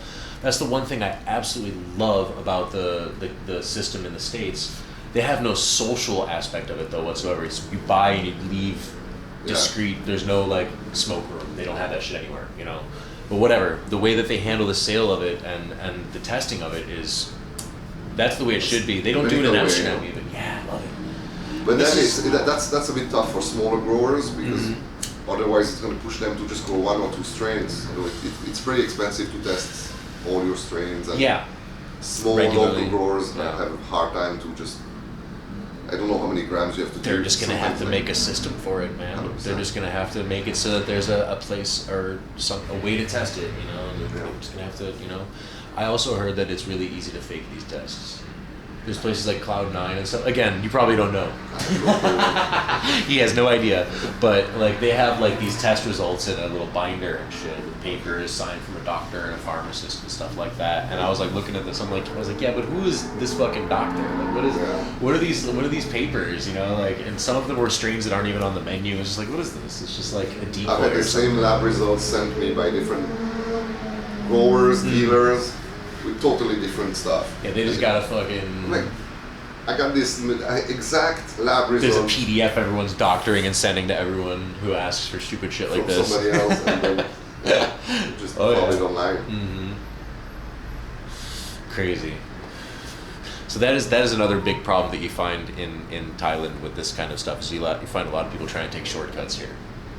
They're just trying, but in their defense, they're just trying to fucking feed their families and shit like that in an industry that's booming and might stop existing in April. Who knows, you know? Like, so I get it.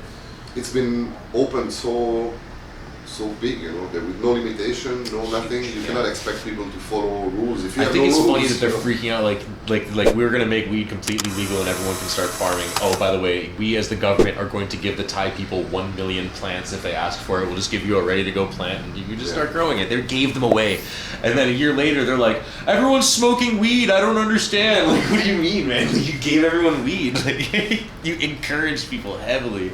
Like, really encouraged them. On teenager, how many teenager like started again? What they said, like there's 10 times more young people smoking, but a few months ago they were also saying, hey, there's that many percent less user of yaba as well, hard drugs that now smoke weed. You know, I'll tell you this, I'm a person with ADHD, and I'm not one of these people who just says like, I have ADHD. I'm actually diagnosed since I was a little kid and everything. This, I can focus all day, like really well, and sometimes I'm like a little bit scatterbrained without smoking. Not every day. Sometimes yes, sometimes no. But dude, this helps so fucking much. You smoke CBD as well, or only THC? You know, I have some CBD live rosin in my freezer back home and stuff like that. Yeah. And I got some people out there. Yeah. Because Switzerland only have CBD, right? You know, we don't have THC. And then sure. First year it was terrible, but I started to like it more and more and more. And top CBD stuff. CBD's great and it tastes delicious. Like I worked in a coffee shop before, and when I worked there, I would always smoke weed, but I would just smoke CBD weed there. I would just buy it, roll a J, just have it hanging out of my mouth all day, and I was still totally active and focused and 100%. Stuff like that, for sure. For people that tend to have like anxiety and stuff like that, this is like so much better, like so much easier to manage. And that's all we grew before legalization, only CBD and even heavy THC smoker, where you can feel it. You can feel the effect of a good like 19-20% THC. Oh, absolutely. You can feel it. I was taking like from an electronic dab rig that's like the Puffco Peak Pro. You know the Dab X Go? Yeah. I had the Dab X and I was doing CBD rosin hits off of it, and that was Fantastic. Did that shit before bed. Slept like a goddamn baby. Yeah. Definitely good. So good.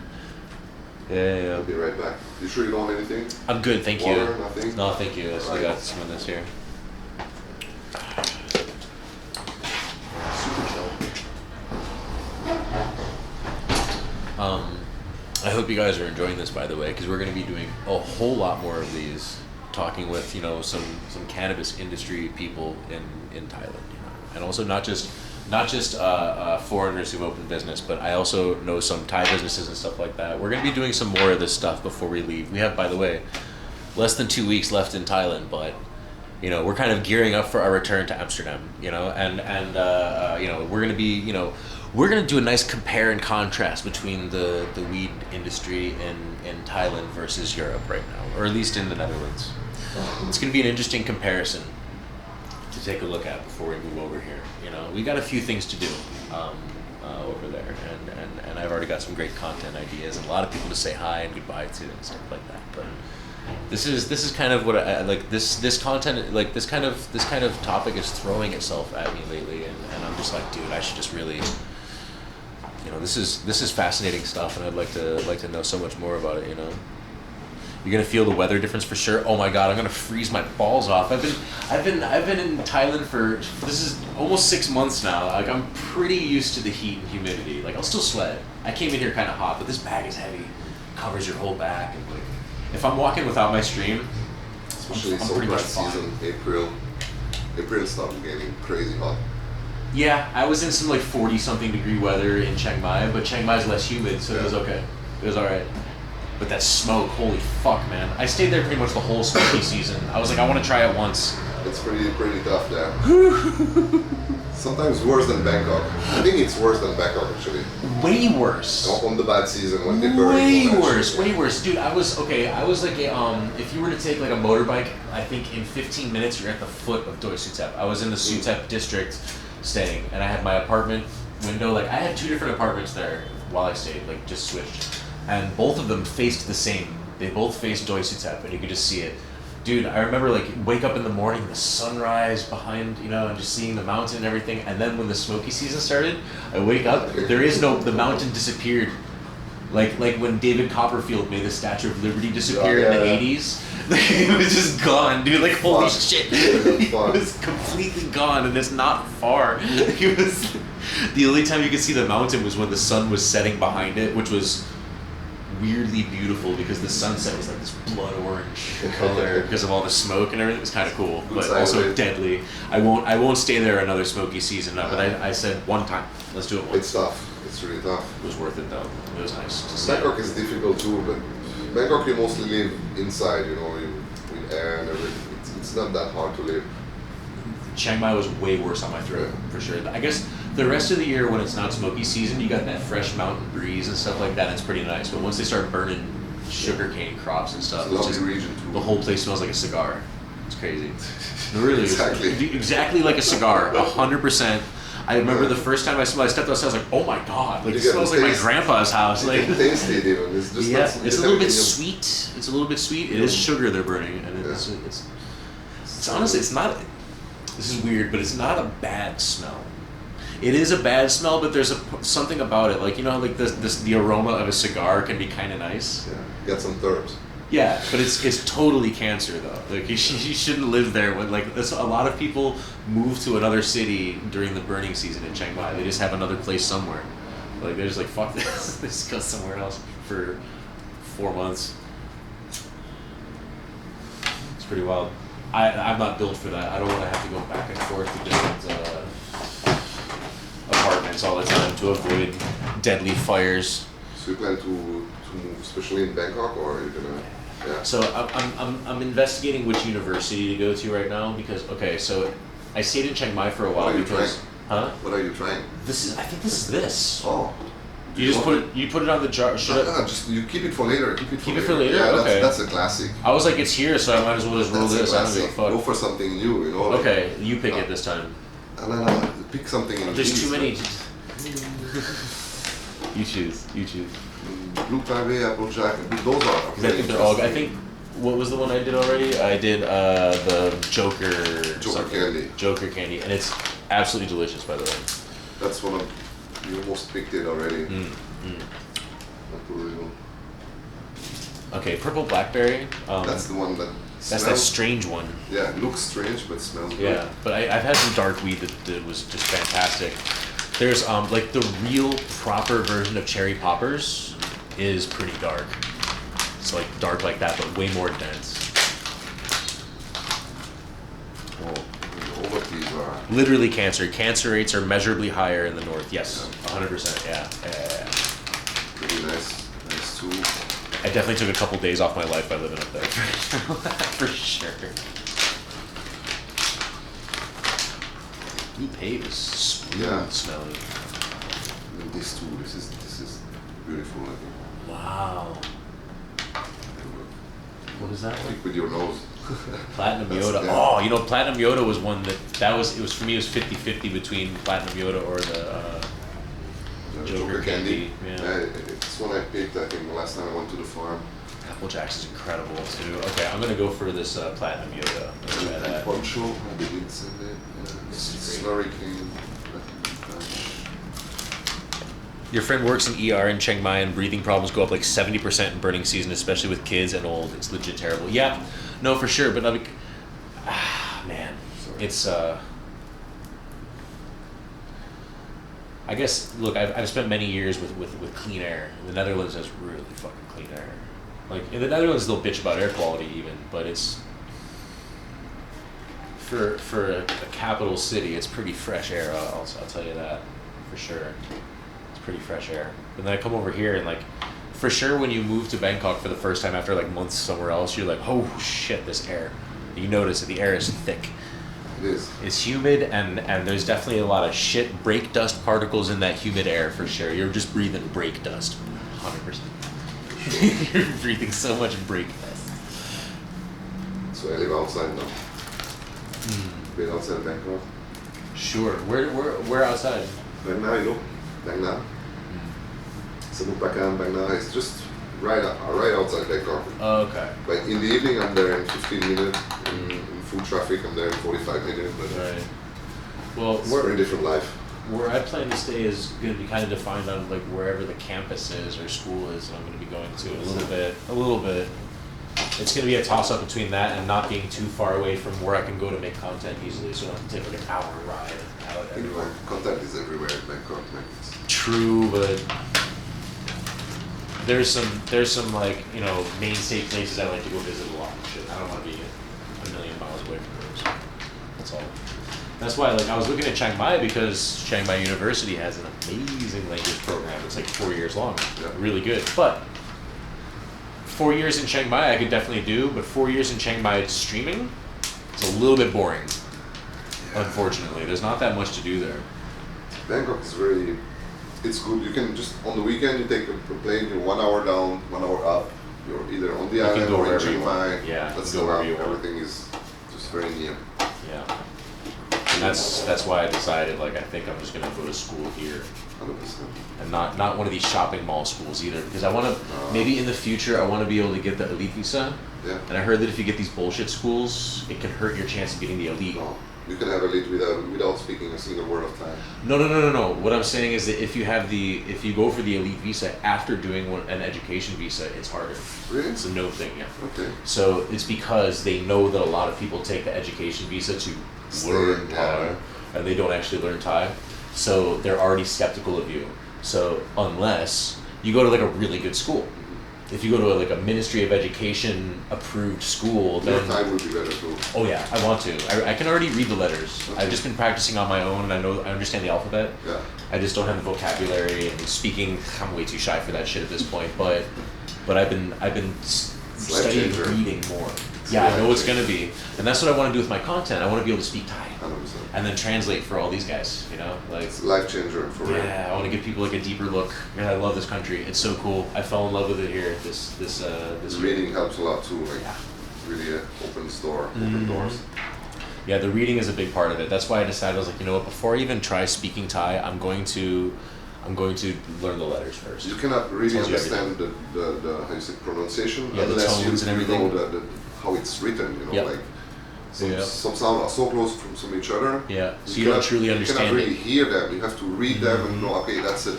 There's been so many BT, times where I hear it and I'm like, let me try spelling it. And I spell it. I'm like, nope, I used the wrong version of full or something like that. I'm like, nope, okay.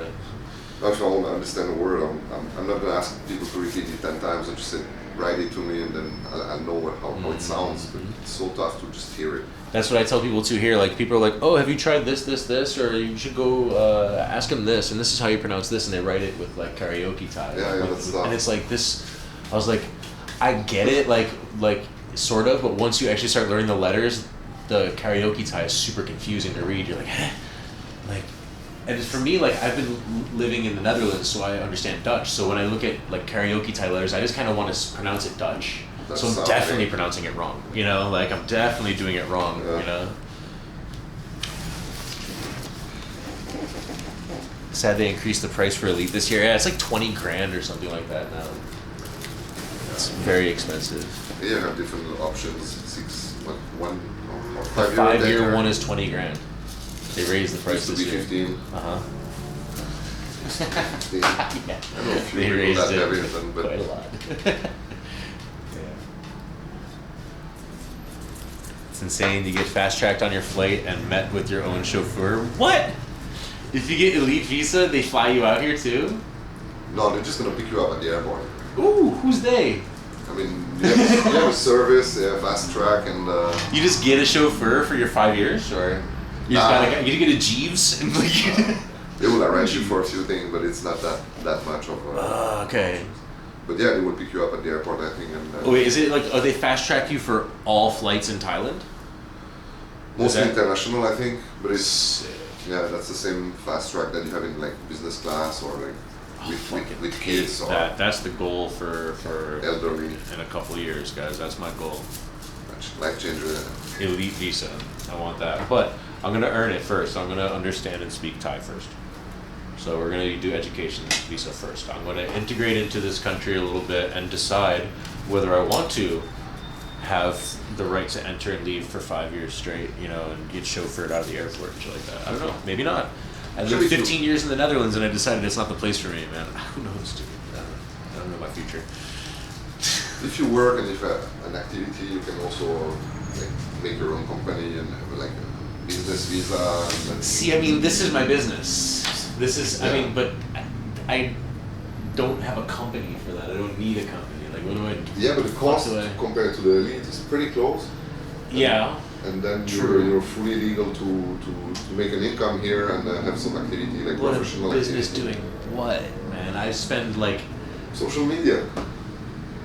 So that's it. social media. What though? Like I don't know if they have. Do they have a distinction for that? I can come here and Yeah, incorporate they myself have as a guy who makes posts I think on they have, Twitter. how they call it, like the nomad, you know, like the Oh, the digital nomad digital thing? nomad visa or something like that. Yeah, no, I've read into that, and the digital nomad visa is not as it's not as enticing as it sounds. Yeah, it's really like I know some actual digital nomads, like Awkward Travel. I talked to Tallulah about this.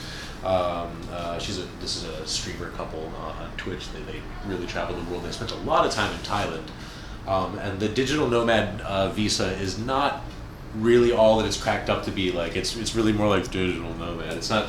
You're very limited in what you can do, and it's weird. It's a really weird thing, and they like tax the shit out of it. and That's the stuff. point. Like Yeah, but in a weird way though. Like they have all those it's new like law, like if you make your income outside of Thailand now, you have to pay like 30% taxes as well. And if Some you make shit your like money, this, I if know. you bring money from outside, and I know it's gonna be fun, but whatever. Everything's still cheap here. It's yeah, definitely ways. It sucks, but it is what it is. I mean, so like if I can figure out a way to make like a Twitch stream into a business, like, and I don't know, man. Like, so in the Netherlands we have like the ability to be like a freelancer, Okay. and you know I don't work for Twitch. I am a contractor. Anyone who's a streamer there is an independent contractor at Twitch, so it's essentially a freelance contract. Yeah. So I do that, and I still maintain a few old clients from my old work as just building software and stuff like that, and that's it. And that's the way I stay up, and it's like completely by myself. But if you're gonna do a company here, you can't just be a freelancer. It doesn't work like that here. They don't even have that in the States, I don't think, like a freelancer business setup. So I have to hire a bunch of Thai people. 4. Yeah, 4 Thai people what, follow me around all day? I don't know what the fuck. No one does that. I mean, as long as you pay taxes to... They put them on paper and you don't have to pay them a salary, I heard. Like, it could just They be don't like even friends. exist, but the government wants you to pay taxes for salary taxes for employees, and then many companies that don't have those people, they do that, and they don't have much problem as long as they pay taxes for employees. If you pay the amount of taxes you would for 4 people, even if you don't actually have 4 people hired, you're good. That's what a lot of people do. Yeah. Wow. See, but that's the thing. Okay, it's what a lot of people do, but for me, being someone like even slightly in the public eye, I'm very wary about doing that kind of shit, and I don't want to like get myself in trouble. Of course. You know what I mean? So like, I'd rather do it the right way. Yeah, Like yeah, honestly, like I'd really rather. But that's what most people do.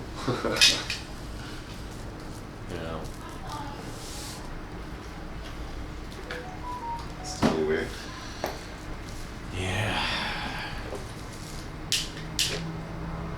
We'll make it work, guys. Don't worry. It's not a big deal. It's not that hard. No. Like, you know what was really hard was figuring out how to stay in Europe as an American. Really? Dude. The Netherlands is the easiest place to do it because we have the Dutch-American Friendship Treaty. Okay. And this is literally something, I think it was made in like the Nixon or Reagan era.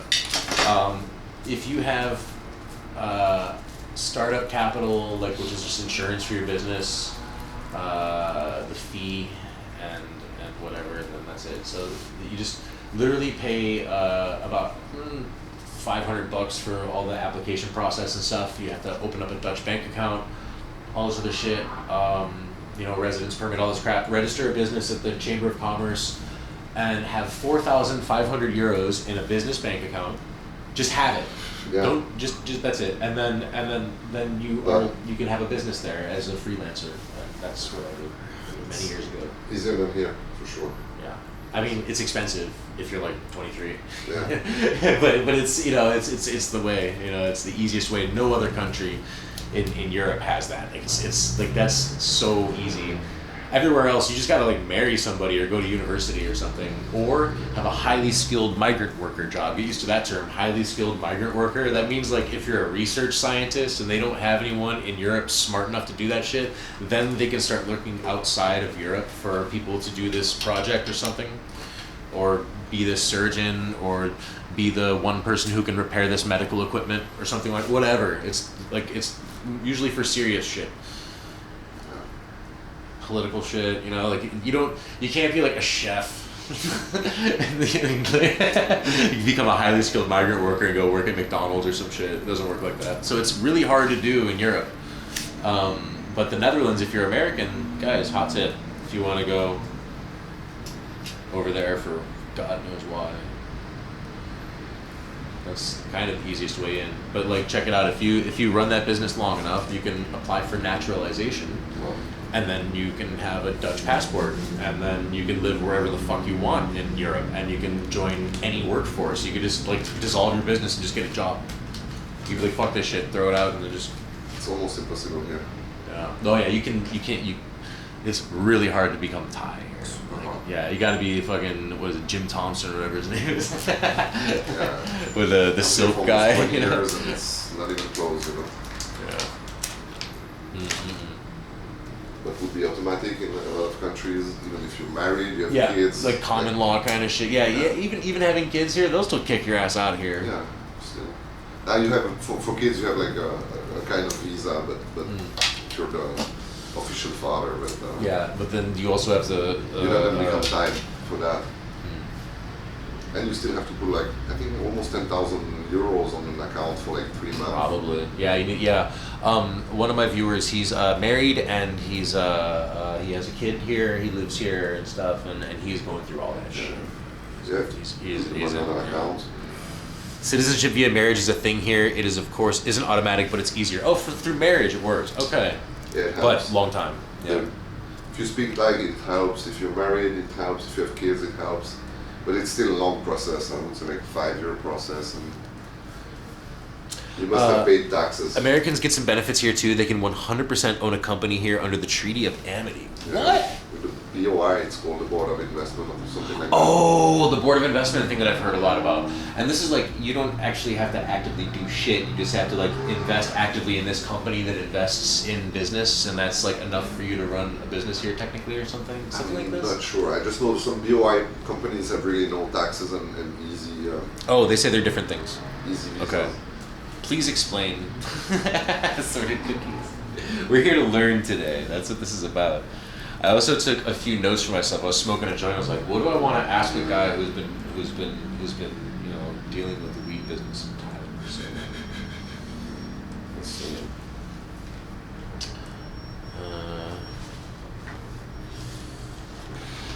We covered pretty much all that shit. Yeah.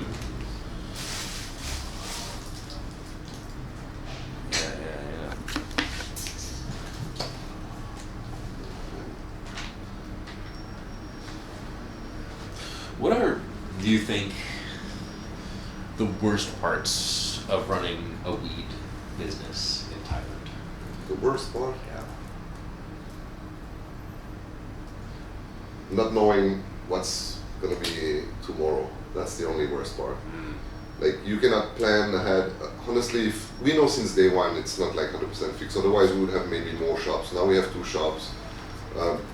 It's fine for us, but we had people asking us to invest, and to be honest, we told them just chill because you don't know what's tomorrow or what's gonna happen tomorrow, and that's the worst part, is not to be able to plan 1, 2, 3, 5 years ahead.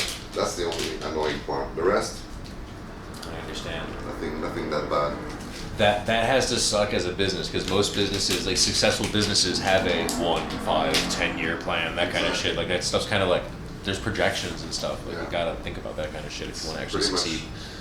We had law change from, for example, this place used to be a smoking room for like a couple weeks. Yeah. You see, we built that thing. We had air extraction and everything, and it was fully legal for 2 weeks. And then after 2 weeks, the new law came out and said you cannot smoke in the shops. Yeah. So I remember that. I remember like when I first came here is when they had like I think they changed the law while I was here the first time. I came here in 2022, 2023. They changed it pretty early, but still. Yeah, it was pretty early. Yeah. At first they were like, you can have weed, but you got to smoke it in the shops, man. We don't want you like in the shops or at home. We don't want it on the streets. And then after that, they're like, fuck that. Smoke it on the streets. We don't want it in the shops. It's so weird. And everyone who like built all these elaborate smoke rooms, they were like, well, fuck, man. Like, shit. We had people smoking here for like basically less than 2 weeks. That sucks, yeah. And then certain neighborhoods, especially on Sukhumvit, certain areas, they all have different police forces, by the way. Certain areas were way stricter than others. Like they were fucking coming in cracking skulls on this topic, man. They were. You know the funny part, you know why? Because the road is one police, and then the sidewalk is a different zone. You know what I mean? Watch and be like. So it's tough. I don't know actually if the guys from the road can really come on the sidewalk because it's not the area. And, fuck, man. That is. We straight at the limit between 2 police stations. That's wild. Which the toughest one is on the road. Luckily, the sidewalk is much better. What is it called? Tonglo area. Tonglo, that's the one. Tonglo, that's the rough one. They're rough. The Tonglo is the one also. Yeah, pretty big assholes about everything. Like in Assorted Cookies had warned me. He's one of my moderators about like even having vapes there, like a nicotine vape. They'll get you for that there too. Well, I have a friend spent the whole day in a police station in Tonglo because he was like on the coffee shop smoking his nicotine vapes. Went out, guys catch him like, show your pocket, come to the thing, and fuck, and then bro. they tell you, this is you're gonna be blacklisted. You have to pay that much and blah blah blah. And he ended up paying 10,000, and then they gave him his vape back and like, no problem, I vape too, That's son of a son of a bitch, dude. I think I have a benefit of having a camera because man, one time this is my first trip to Thailand, like over a year ago. I was in a taxi heading somewhere, Khalistan or something, whatever. Then there was a roadblock and they were just pulling over taxis. They pulled me out of the taxi, they went through my whole bag, they found weed, you know, cigarettes, lighter, grinder, papers, all that shit, you know? Like, I think I even had a little live rosin, and there was a little everything, and they just looked at this shit, they looked at me, they're like, you YouTuber? And they're like, yeah, and they're like, hey, and then, yeah, go on. But I was just like, so glad that I had a stream, because if I didn't, that would have been a 10,000 baht experience. 100%. That's what they're looking for. They're looking for exactly that shit, and just be like, hey man, you can't have it. Like, you can have it, but you also can't have it. Like, sometimes they just, shakedown, man. They just decide, like, I was like, oh, fuck. There's clips of this. We have clips of this on my stream where I was just like, I was asking, like, am I in trouble? I was freaking out. The thing is, like, for now, it's not under police jurisdiction or something like that. It's that special, you know, Thai herbs. So there are a few rules, but there are no punishment for if you don't follow the rules. So it's pretty tough for the police to stop you for whatever. Smoking in the street, they have some rules. For sure. But I don't really smoke on the streets unless it's like really like a chill area. Like it's a neighborhood and there's not a lot of people outside. It's not markets and shit, you know. Then just for sure. Use common sense. I mean, if you're smoking close to people, I just make sure every hotel or apartment I get since I've been here has a balcony. Yeah, that's it. Outdoors. Nothing better than smoking weed on a balcony in Bangkok, man. That's fucking nice, dude. Even if there's no chair, just standing there, just smoking, looking at the power line is great. There are still a few spots where you can smoke, like on balconies, on restaurants, on bars. Yeah, not too far from my new hotel is a I forget what it's called, Stash and something like that. It's a Cannabis roof lounge. Rooftop, okay. In Chinatown. Nice. I see you in Chinatown. You stay near Chinatown? I'm in Chinatown. Oh. Yeah. It's nice. Nice. It's really like I'm not like on Yawarat, but I'm like 80 meters from it. Like my apartment is, the inside is really nice and the outside looks like shit. Like you're like, what the fuck is this? I walked in, I was like, oh, it's actually beautiful in here. It's lovely room. Like they really, like, it's old, but they made it modern. But it's still everything, original floors and everything, creaky floors, but recently done. It's so nice. Anyway, I'll show you guys later. But you just like go around the corner and then suddenly, boom, Chinatown. You're just there. It's so great. Like you can go through some dark alleyways and pop out at Chinatown. Fucking wonderful. Best alleyways from Bangkok. Yeah. Definitely. Dude, I can't wait to get lost in the market. Night market. The day or night market in Chinatown. They have like just these winding alleyways. They're just never ending. They're like this tight of people selling shit, and then scooters drive through it.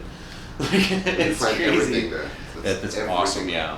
I found fucking Pepe patches and stickers in this market. Like of all things, that's crazy. They got Pepe's there. Like there's everything there. Everything. It's so cool, and it's very cheap. Very cool stuff. Yeah, I think Chinatown is probably my favorite area of Bangkok. It's too bad that like I'll probably not live there because like I mean great area to live but not well connected and I'm gonna need to be able to get to school easily and shit. So it's a very nice place, but it's for Bangkok. It's a bit it's far. It's an old part, but it's the old part is the best part. It's I love beautiful, it. I don't like. And they have MRT there too, right? Like the MRT. They do, yeah. The what something. Yeah. One, so now it's the temple one is right there. Easier to move in town and stuff. Just the MRT, yeah. It's the only downside of it. It's a bit far from the rest of the city. That's the problem. So for me, it's like it's a top tier place for content, Yeah. low tier place for proximity to schools because like the Bangkok University city campus is over here somewhere, I think a little bit east of here. So you plan southeast of here. Bangkok University, that's where you wanna. Maybe. I haven't decided yet. It depends on their program. Okay. It depends on their program, enrollment times. Check Chula also is very good. Chula Hong Kong. Yeah, I know that one. Yeah, there's a couple. Yeah. Really, really good. For me, like my main stipulation is just that it's like recognized by the Ministry of Education, and not some fucking upstairs above a brothel fucking language school where you hear people banging through the walls or some shit. Like I just want a real school, I don't care. Even if they make me wear a uniform at the university, I'll give a fuck. I'll do that. That'd be awesome. I think you have to. Like, have to. It depends on the program. Yeah. If you're just going there for language courses, I might not be a full student, but look on Chula. It's really high quality. It sounds great. There was also It's really central too. at Chiang Mai University, their program is a 4-year thing. It's not just language, but also like Thai history and culture studies and shit like that. Full-time 4 years, with a massive test every year. But I was like, let's do this. I can do this. And the other day I was thinking, I was like, am I really going to go back to university after how many years? And then on top of that, go to an Asian university? Like is it like, aren't they like famously like really like their education is really like fucking but I kind of want to experience it, you know? I don't know. It's my money. I do what I want. I like the language and I really want to learn it, just to learn it. If you go for it, and then you'll speak perfect time. Like Yeah. perfect, If I want it, I can do it for sure. Like that's the thing. Yeah. Definitely worth it.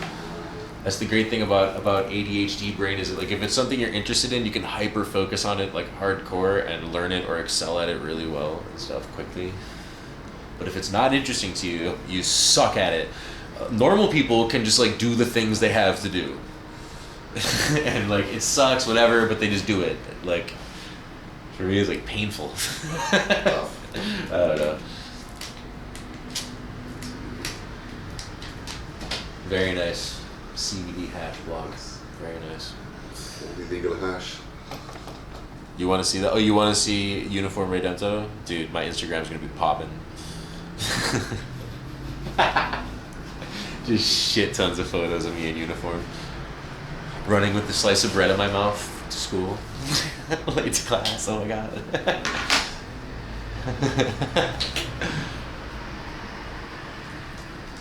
I stumbled and fell on the way to school, and then my crush helped me pick up my books. 4:20 every day, yeah. So I'm going to, you know, try and balance the cannabis culture, diving in life, Thai culture, deep dive life, studying and streaming. It's gonna be interesting. It's gonna be so hard. See, these are samples from just one farm, emptied already. God damn, dude. That was like in a couple days. They gave that to you in one go? Yeah. Crazy. How much did they give you? Like a grand each or something? Yeah, more than that. But that was like greenhouse farm, so they. Okay. But So it's okay. that was insane. That's wild, dude. It's a lot of bags. Just for samples, that makes a budget. Yeah. Try. You know, Vessel. You know, I wonder how much loss they incur by doing this. How like do they give a whole fucking harvest away? Because you're not the only shop that gave this to. They try to pick shops. They don't give that to the. That would Right. be kilos and kilos, but. Right. I mean, if you don't hand out samples, how do you want to sell? That's the only options. So, because I think I just found a hole in the market that I can fill as a person. Because like I'm going to be talking to a lot of these farms and stuff, and I'm actually thinking like maybe like I can talk to them and check out their stuff and just like kind of like help curate them before they give to shops, so they don't have to give 90 strains to a shop and try like here try all this, like get so high you don't even know which one you smoked anymore and tell us which one you want to buy, like like Yeah, that's. But they don't. let some stoner do that. I can show you some extremes. They don't all do that. That's the extreme. Sure. You have the opposite extreme where they Sure. will basically give you just that. Okay. Seriously, I'll show you a pack. That's Sample funny. pack. I'll be right back. Sorry. Okay. Chat, I joined late. Where are we sitting? That's okay. I have a moment where I can tell you. Okay, so we are at a place called Dr. Green, Bangkok. It's a cannabis shop. It's the 7th license in Bangkok for cannabis. This is the owner, and we are smoking test strains from Iridescent Med, a lot of different ones. We're just working our way through this shit, and just, you know, kind of talking about the cannabis industry and stuff, having a chat about this and stuff, you know. It's been very enlightening so far. It's been a really great conversation, and we've been smoking mad amounts of weed and stuff, you know. It's been a great, enlightening, eye-opening experience meeting a new friend, and guess what? We actually have a lot more of these kind of things to be lined up soon. Oh, I gotta piss so bad. When he gets back, I have to ask him where this one pee. Just in this jar, or?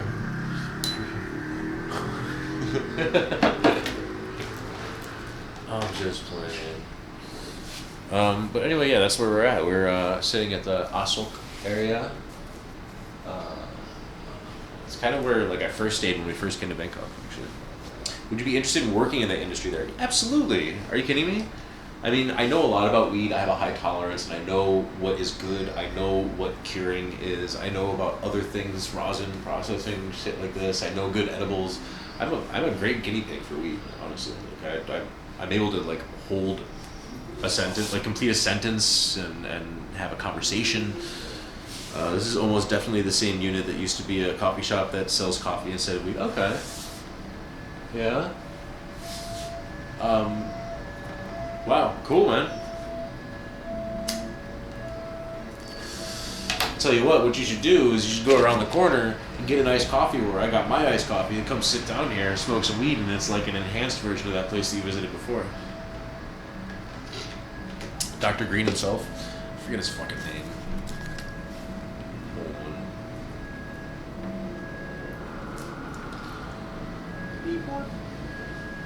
Shit.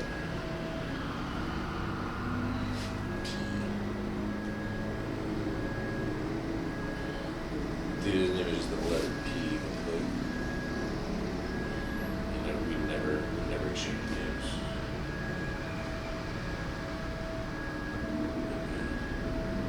We'll find it out. It begins with a P. What do you want to guess? His name begins with a P.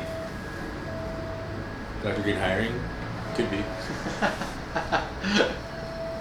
Could be. I don't know. I'm not looking for a job or anything like that, but I am really interested in talking with more people and having these kind of conversations, learning new information, you know, meeting more people, picking their brain about these topics, because everyone says something a little bit different. You know, everyone says it just a little bit different, and I think there's a lot to be learned, and people aren't. We don't have a lot of content out there where there's just like people who are actually working here talking about this stuff. You know, we don't have a lot of this content. You just see a lot of people showing off strains. I have to pee so bad. Showing off strains, that kind of stuff, you know, and whatever, or like, oh, this is the strain, blah blah blah, that kind of stuff, or whatever, you know, and not much else than that. Kind of being quiet about the whole, you know, situation with the industry here. It's good to hear more about it. We're gonna do a lot more of them for sure. Where is the restroom? Downstairs somewhere? Okay. Oh yeah, also, I had to scroll through line and realize that I don't even know your name. Pascal.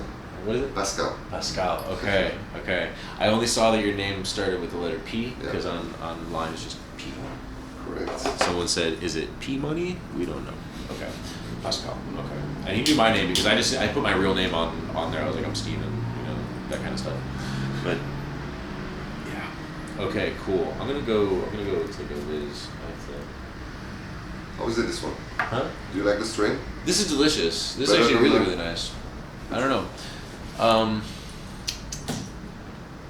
I would say, the Platinum Yoda, man.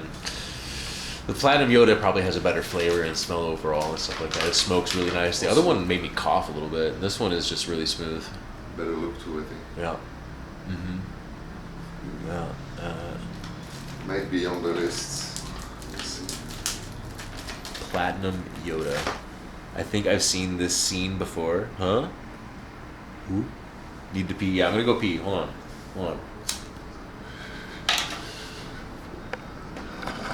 Hold on a second. You're gonna hang out with these guys for this minute while I go pee. That's them talking. He has chat now. He can read you. All right, Chad. We're hiring actually. Yeah, we're hiring, but we can only hire Thai national at the moment. We're looking for sub bartenders for our second shop. Hello, Chad. Hello, Nate. Hello, guys. Thanks a lot for the kind words. Yeah, we have a lot of people asking if we hire that come from all the neighboring countries, but it's so difficult to hire anything else than Thai. If we hire a foreigner, we have to have 4 extra Thai to give him a work permit. That's the main problem. Yeah, we might sponsor Ray, yeah. We might do that. Yeah, hiring foreigners, it's really a pain in the ass. Just for us, giving us like a work permit, it's already, it's a hassle. We have to have like 4. When you're married, it's only two Thai people that have to work for you, so it helps when you're married. Yeah, he needs a wife. It's gonna make it easy to stay. Just a little marriage visa.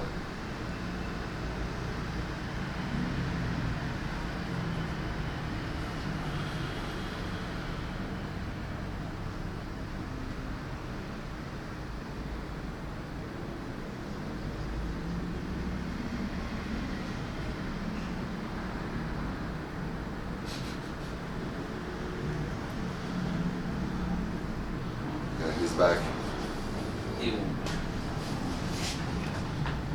So the plan is to find you a wife. Find me a wife? Yeah, it's gonna help for everything. That's a done deal. I mean, everyone's saying that's the easiest way, but It's not a way. It should not be a way. You know, that's what dude. I've been pretty adamant about this for a while. Like, I mean, I've lived in Europe for a long time, and I've not gone the marriage route either. And it's considerably harder to live over there on your own than it is here. Like, honestly, the barrier to entry cost-wise here is just lower. It is. It is. If you want to stay here to learn Thai, 4 years, and then 4 years learning kickboxing, whatever, chances are you might be into that shit too. You have options. You have a lot of options, honestly, and yeah. So People say it's tough here, but they don't realize how tough it is, like in Europe too. You know? Yeah, Like in Thailand, if you want to integrate and like you take it seriously, you get rewarded for that. For sure, you definitely get rewarded for that. Maybe not everybody, but especially if you're a Westerner, you know, like I can't speak for every, you know, like person from like Myanmar comes here, learns Thai, everything is like working hard, still could get you know, the boot. But as a Westerner in general, like if you really apply yourself and try and stay here and everything and learn the language and culture, yada yada, pay taxes, and then things are gonna work out better, man. Really, when you can go to those immigration offices and just speak Thai, then they're gonna be like, oh, let me just get this stamp. there are Honestly. options for sure. Yeah. Much more easy than Europe. And, In Europe, they don't give a fuck. The European Union is in control of all of it, basically, so it doesn't matter how much you want to integrate and stuff like that. If the numbers don't add up, you can't come. That's it. Rules are rules per country, and that's it. Like, the only difficult thing is to become Thai.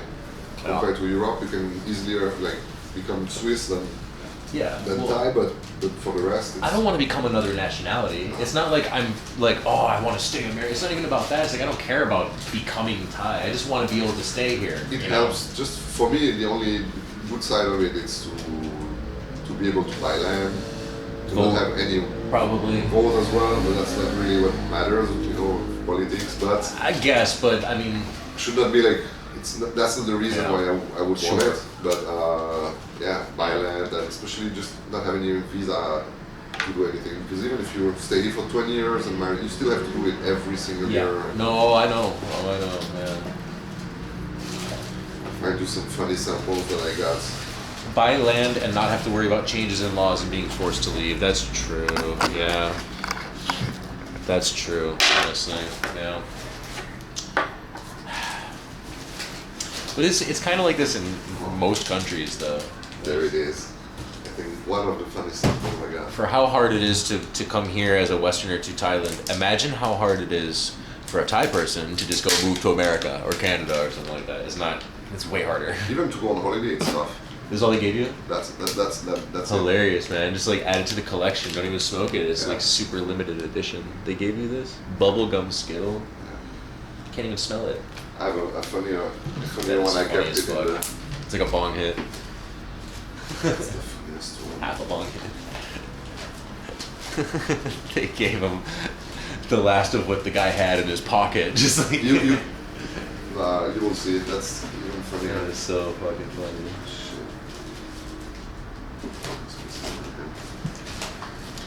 Finally closed the fake school loophole in Canada.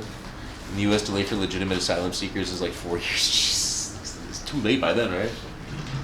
So that guy came and the sample said, that's 1G, right? IRL in French, there is 1G left after that. So the guy gave me a 1G sample. And there's only I'm 1 trying gram to left. sell 1 gram. 1 more gram. Of absolutely dead weed. We keep these. Oh, that's funny. There's 1 gram It left. looks like very bad bubble gum. He gave me 50% of his crop to try to sell. That's another thing, guys. It doesn't matter what the strain is if the grower sucks. You can still get some garbage looking stuff that looks like it was grown in the mountains in Laos.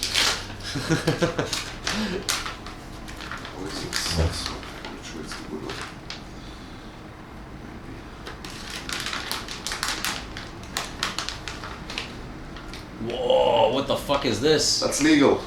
CBD hash? Nah, that's THC. Actually, it's not. It became hash, but it's not even pressed yet. That's just keef. You know, like Oh my god. pollen. Oh my god. That is the most amazing thing. Yeah. So we turn this into. You just press it in your hand. You will have a black hash. Hash coins. And if you press this, you have pretty nice rosin already. Wow. That's ready to press. It's been freeze dried and everything. That's, wow, dude. And that's legal because it came from just like sieve under the trimming team. It's not been extracted. Yeah, that's. You know? If you want to try it too. I definitely want to try it. It looks amazing, man. It looks incredible. That's special. That's special. That is very it's special. Really 25th hour. Yeah. That's wild, man. So I'll put that in the next one. Make a donut out of it or something. How about You that? can. Holy shit, man. That's wild. Green team and that's Excellent. Looks like they care. clean. Yeah. Really clean. I was gonna say when I move here, I'm buying a press for sure. It's my buddy with Make some stuff. a bag of better than That's sex. beautiful. That is beautiful. Better than sex. Coming straight. That's from them actually.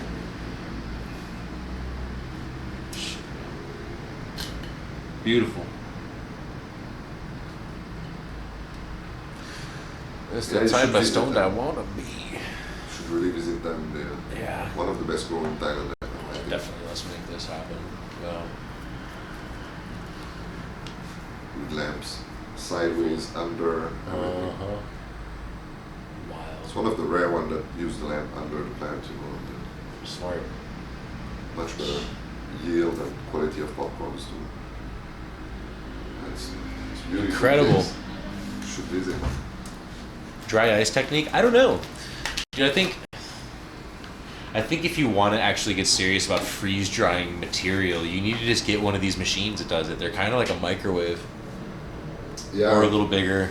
They're kind of like that, or like a camping washing machine. They kind of look like something like that, man. You can just freeze dry whatever the fuck you want in it. That's So you kind have of the way to- to go.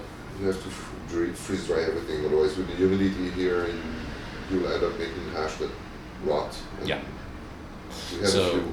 yeah, my plan is to, literally for education purposes only, learn how to make this. There are I just want to know. really good hash makers. I just want to know. Rosin makers. I would love to learn the process and stuff like that, document it, see what it's like and stuff like that, and we can all learn together about it. A lot of my viewers are big time weed enthusiasts. You know, like they in Amsterdam. Whenever they visit Amsterdam, they roll through every coffee shop I go to because like I've done the curating already. I've really gone to every fucking shop over 15 years and then landed on like there's like 5 or 10 But really they ones closed- worth going. They closed a lot of shops, right? There's currently like 160, 180, something like that. I used to go In to Amsterdam alone. the Baba, Baba coffee shop. Baba's still around. Well, Baba, okay. So not. Baba as a company still exists. There is Baba Coffee Shop. Merch only, right? No, they have no. There's Okay. the one on that street at the. At the entrance and the corner. Yeah, they don't exist anymore, but they do have a Baba already. There still is another one, and then of course they have the Baba souvenir shop, and they're also they work with and are owned by the same guys that do Bagheera. Okay. You know Bagheera? It's over on the canal past Newmarket and stuff. They're excellent, man. So, dude, that company is still thriving over there. I know the guys that run it. They're so nice, man. They hooked me up with Puffco to do some reels for them and shit, you know? They're great Uber guys. still open or? Bluebird is still open, but I would say they are a complete tourist trap at this point. Okay. You know? Unfortunately, a lot of people like to still hang there. Crazy Dutch though. bastard. Used to like that spot. Yeah, it's a chill spot. People like it. Thank you, Z7. Thank you for the 3 months. Thank you. Printer is dead. No more printer. Just after 2 seconds in your hand. Oh, that's crazy. That's great. From the, Haha. Wow. Dude, beautiful. it is. That is beautiful hash. Used to smoke only that for month and month, slowing down a bit. That's all you do. It's beautiful. Oh my god. Amazing. No, this farm is excellent. They are really. They qualified Yeah. for export, so they did a whole work. That is wild. So cool. I'm actually surprised at the boldness of some of these companies that are like, yeah, we do export Europe, Spain, wherever you want. No, Like, these what they the? export for like only like Australia. It's fully legal. It's fully legal in Australia. Medical. Yeah, medical. I mean, Oh. they're working on exporting legally, fully legally, not that Oh, sick, export okay. like that UK export like a lot of people do. But Yeah. What the fuck? What's all this? those used to be Keef sample too, but Keef sample we see a lot of that too. But not as good as this, definitely not. Yeah, like I don't like. It's cool, but it's also like, what do you do with this shit? press I don't it. know. Yeah, I know, but who's buying this from the dispensary to press it? That's what I'm saying. Like, Everyone. We Really? used to sell grams of this just like because there was no option for hash like print, not rosin Yeah. hash, you know. And when you show what you can do with just one press, people are like, okay, I'll buy this and Sweet. I'll make that. Yeah, okay, I see. And yeah. used to sell. Whenever I bought it, I would just like sprinkle it on a joint or something inside, you know, that's it. It has to be the quality that melts and sticks because Yeah. a lot of it is like just green, you know, you have green keef that's It's just, used yeah, as it's just powder crap, yeah. Dust from grinding up weed. yeah. State of ACT is legal, but the rest of the states have medicinal at the moment. Okay. Interesting. Okay, so but what qualifies as medical over there? Is it like California medical? Like you'd be like, I have a headache, and then they give you a fucking prescription for weed, or is it for like serious conditions? That's what I'm curious of. Either way, it's good, of course.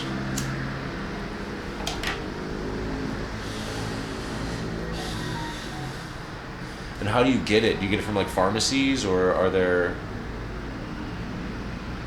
For some reason, my bit rate's dropping like crazy. Do you need Wi-Fi? No. Should be okay. I have multiple SIM cards in my bag. Something's acting funky. We'll see.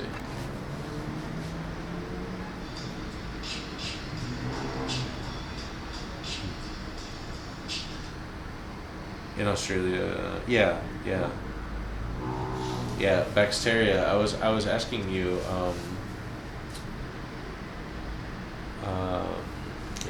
What is medicinal over there? Is it you could just say you have a headache, or is it like for serious ailments like cancer patients and stuff like that, terminally ill, that kind of stuff? Because I know some places are just like, yeah, you can have it if you're dying. Like some places are like that.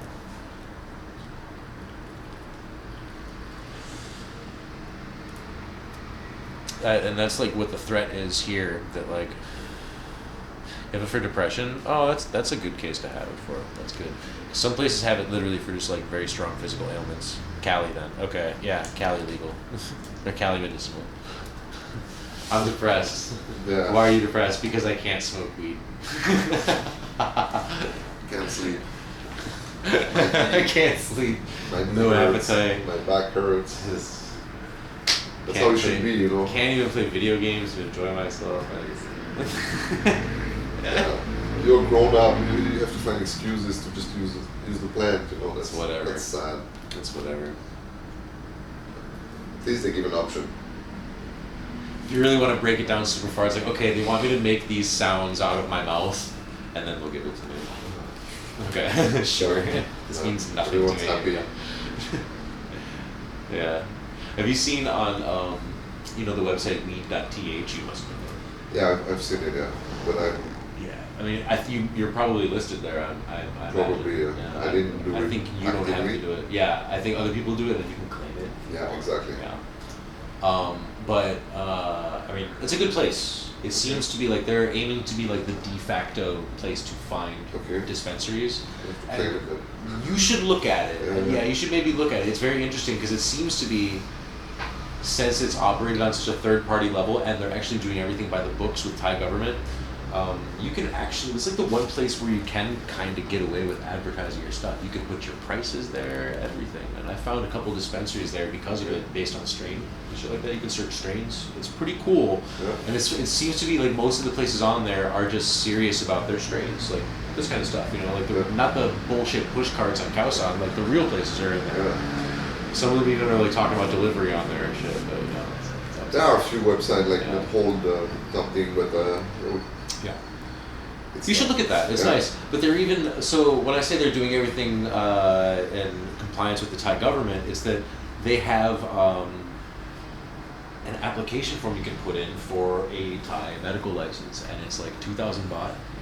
Which I was like, I'm not paying 2,000 baht to weed.th. Fuck you. Like, I will get this. If this thing is real, I will get it from an office of the Thai government. I'm not going to get it from you. I'm going to get it from. It's not needed now, actually. That's the point. It's not needed. Yeah, it's not needed. But they're basically, it's the thing you would pay for is actually register yourself with a photo, make an ID that registers you as a medical patient already. And it's pretty much the California system. What do you got? Headaches? Okay. And like you actually chat with somebody.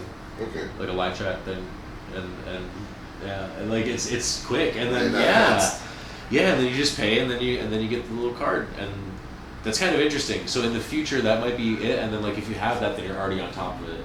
I hope so. Maybe. I don't know. I was thinking about doing it. Maybe when I come back. I think it's not official yet, so it's not really. It has no value for now. And no, it has no value for now. But once it becomes legal, then suddenly there's a shit ton of lines of people trying to do this stuff. You have to wait 3 months before you can get your fucking medical card and stuff like that. That's what I'm thinking about. I think if they give an option, they will have like a clinic every corner. Probably. And you will pay your 1,000 baht, 1,500 baht, and done. But imagine they put it at the immigration office. It'd be fucking hilarious. Straight up. Out of the plane, the airport. They should have a kiosk at the airport, like weed license, like everyone here. That would be funny.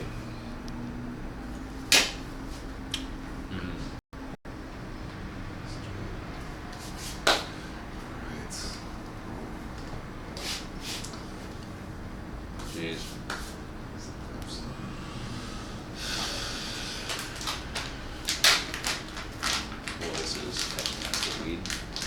Platinum Yoda, tasty all the way to the end too. This is a great one. You can, and it's still like, you know, it's really good when you can taste it through the tobacco and everything. You're still like, oof, it's nice.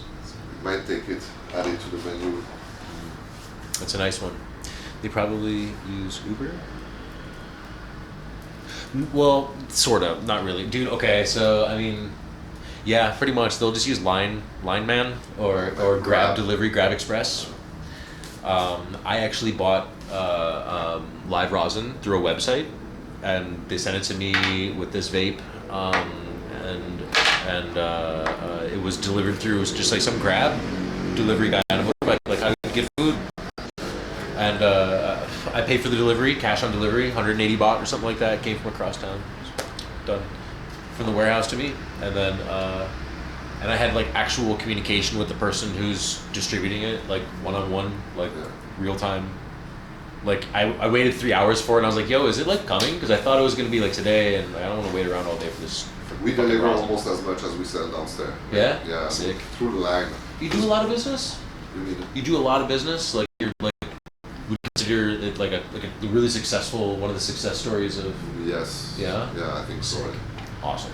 From what I see every day, like from what I see because we supply a lot of shops as well. Mm-hmm. So okay. That's also good. Yeah, we make the whole menu, and then we see how much is. I think it's very linked to the location.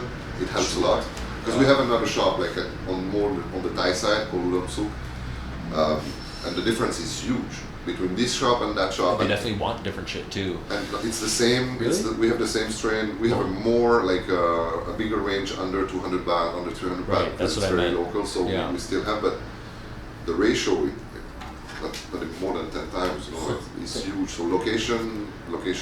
Yeah. Like every business. You have to be good at Party zones help for sure. Having a good shop in quality, the party and zones. price, and the thing that I think we're successful on is work with locals. I mean, with expats, that regular smoker, not just tourists. Because with the prices, try to be fair since day one. Nobody wants to pay fucking 1,000 baht for a gram. So many like you have strains that are expensive, but you have every range. And a lot of places you walk into, their starting price is 750 baht for the You know why cheapest we one. kept the 750? Because we had a few like mainly Japanese guy that just push the door. If we don't have anything at They want some 500, premium shit. they will be like, you have only cheap shit, I'm Yeah, leaving. yeah. So we left 2 strain at 750, huge bud, big bud, but you can have top stuff at 200. That's the goal, you know. Like. Yeah. Of course, yeah. Give what they want, I guess, but yeah. But since day one, when we opened, we never sold more than 800 baht per G, and on that time we used to pay 550 baht per gram per kilo. So we margin that when the legalization came. Yo, You crazy Dutch bastard! thank you for the 12 months prime. 1 year, dude. Subscribing to this channel, thank you. Prices were crazy when we opened, like the I know. farms were making I was here. There was nothing. It was made legal like in the summer, like June, July, some shit like this Yeah, in 2022. Yeah. And I was here in December. So like I was here for a few months. The shops were all open by then, and I was like, "Holy fuck, these prices!" Prices Like, are I'm crazy. so glad food is 60 baht because I will be broke in this country. And nothing was grown here. Like it was tough. Yeah, it was a bit crazy. It was okay. Like for if you're a Westerner or a tourist, it kind of balances out. You know, there's so much to do here. You're not just gonna be just smoking weed the whole fucking time. So like paying 1,000 baht for a gram here and there, it's whatever. It's fine. Little. When we opened, we had 10 strain, and we had like 100, 200, 300, 400 to 800, like split on already like cheap stuff. But the cheapest stuff was 100, and it was about the same quality as we have for 18 baht right now. Okay. Yeah. Let's see. When I came back here this year, or well, last year I guess, I came again in December of 2023, or November of 2023, came back and everything was different. Everything was much more reasonable. I walked into a couple of the same shops and was like, no, that's The more quality like it. went up to like quality. Like, Yeah. I found some shops that had crazy weed though the first year, like when, Yeah, but it was but that was import. import. Yeah, it was crazy good import. you know, Just big fucking bags of crazy good shit. I don't know how they get it in here, man. That's plain really they just fly it in a briefcase and a suitcase and no one knows? ship by the post. I was gonna say like I'd have to imagine it goes in a container or something. No, it take too long. Really? It will turn bad. Like they were fret like shipping by the post. And So it's not just like individual people with like a backpack. It's Nah, rarely, okay. rarely, very rarely. I would say almost none. Like everything was shipped by the post. People used Shipping to. flights. People used to get it shipped like it's nothing, and at the legalization time, and then Yeah. they make a crackdown on imports. Yeah. And then they started catching. I know people that had tons and tons of weed catched at the customs, and that was Interesting. the only way. What are weed carts selling grams for? Oh, weed carts for any price you can imagine.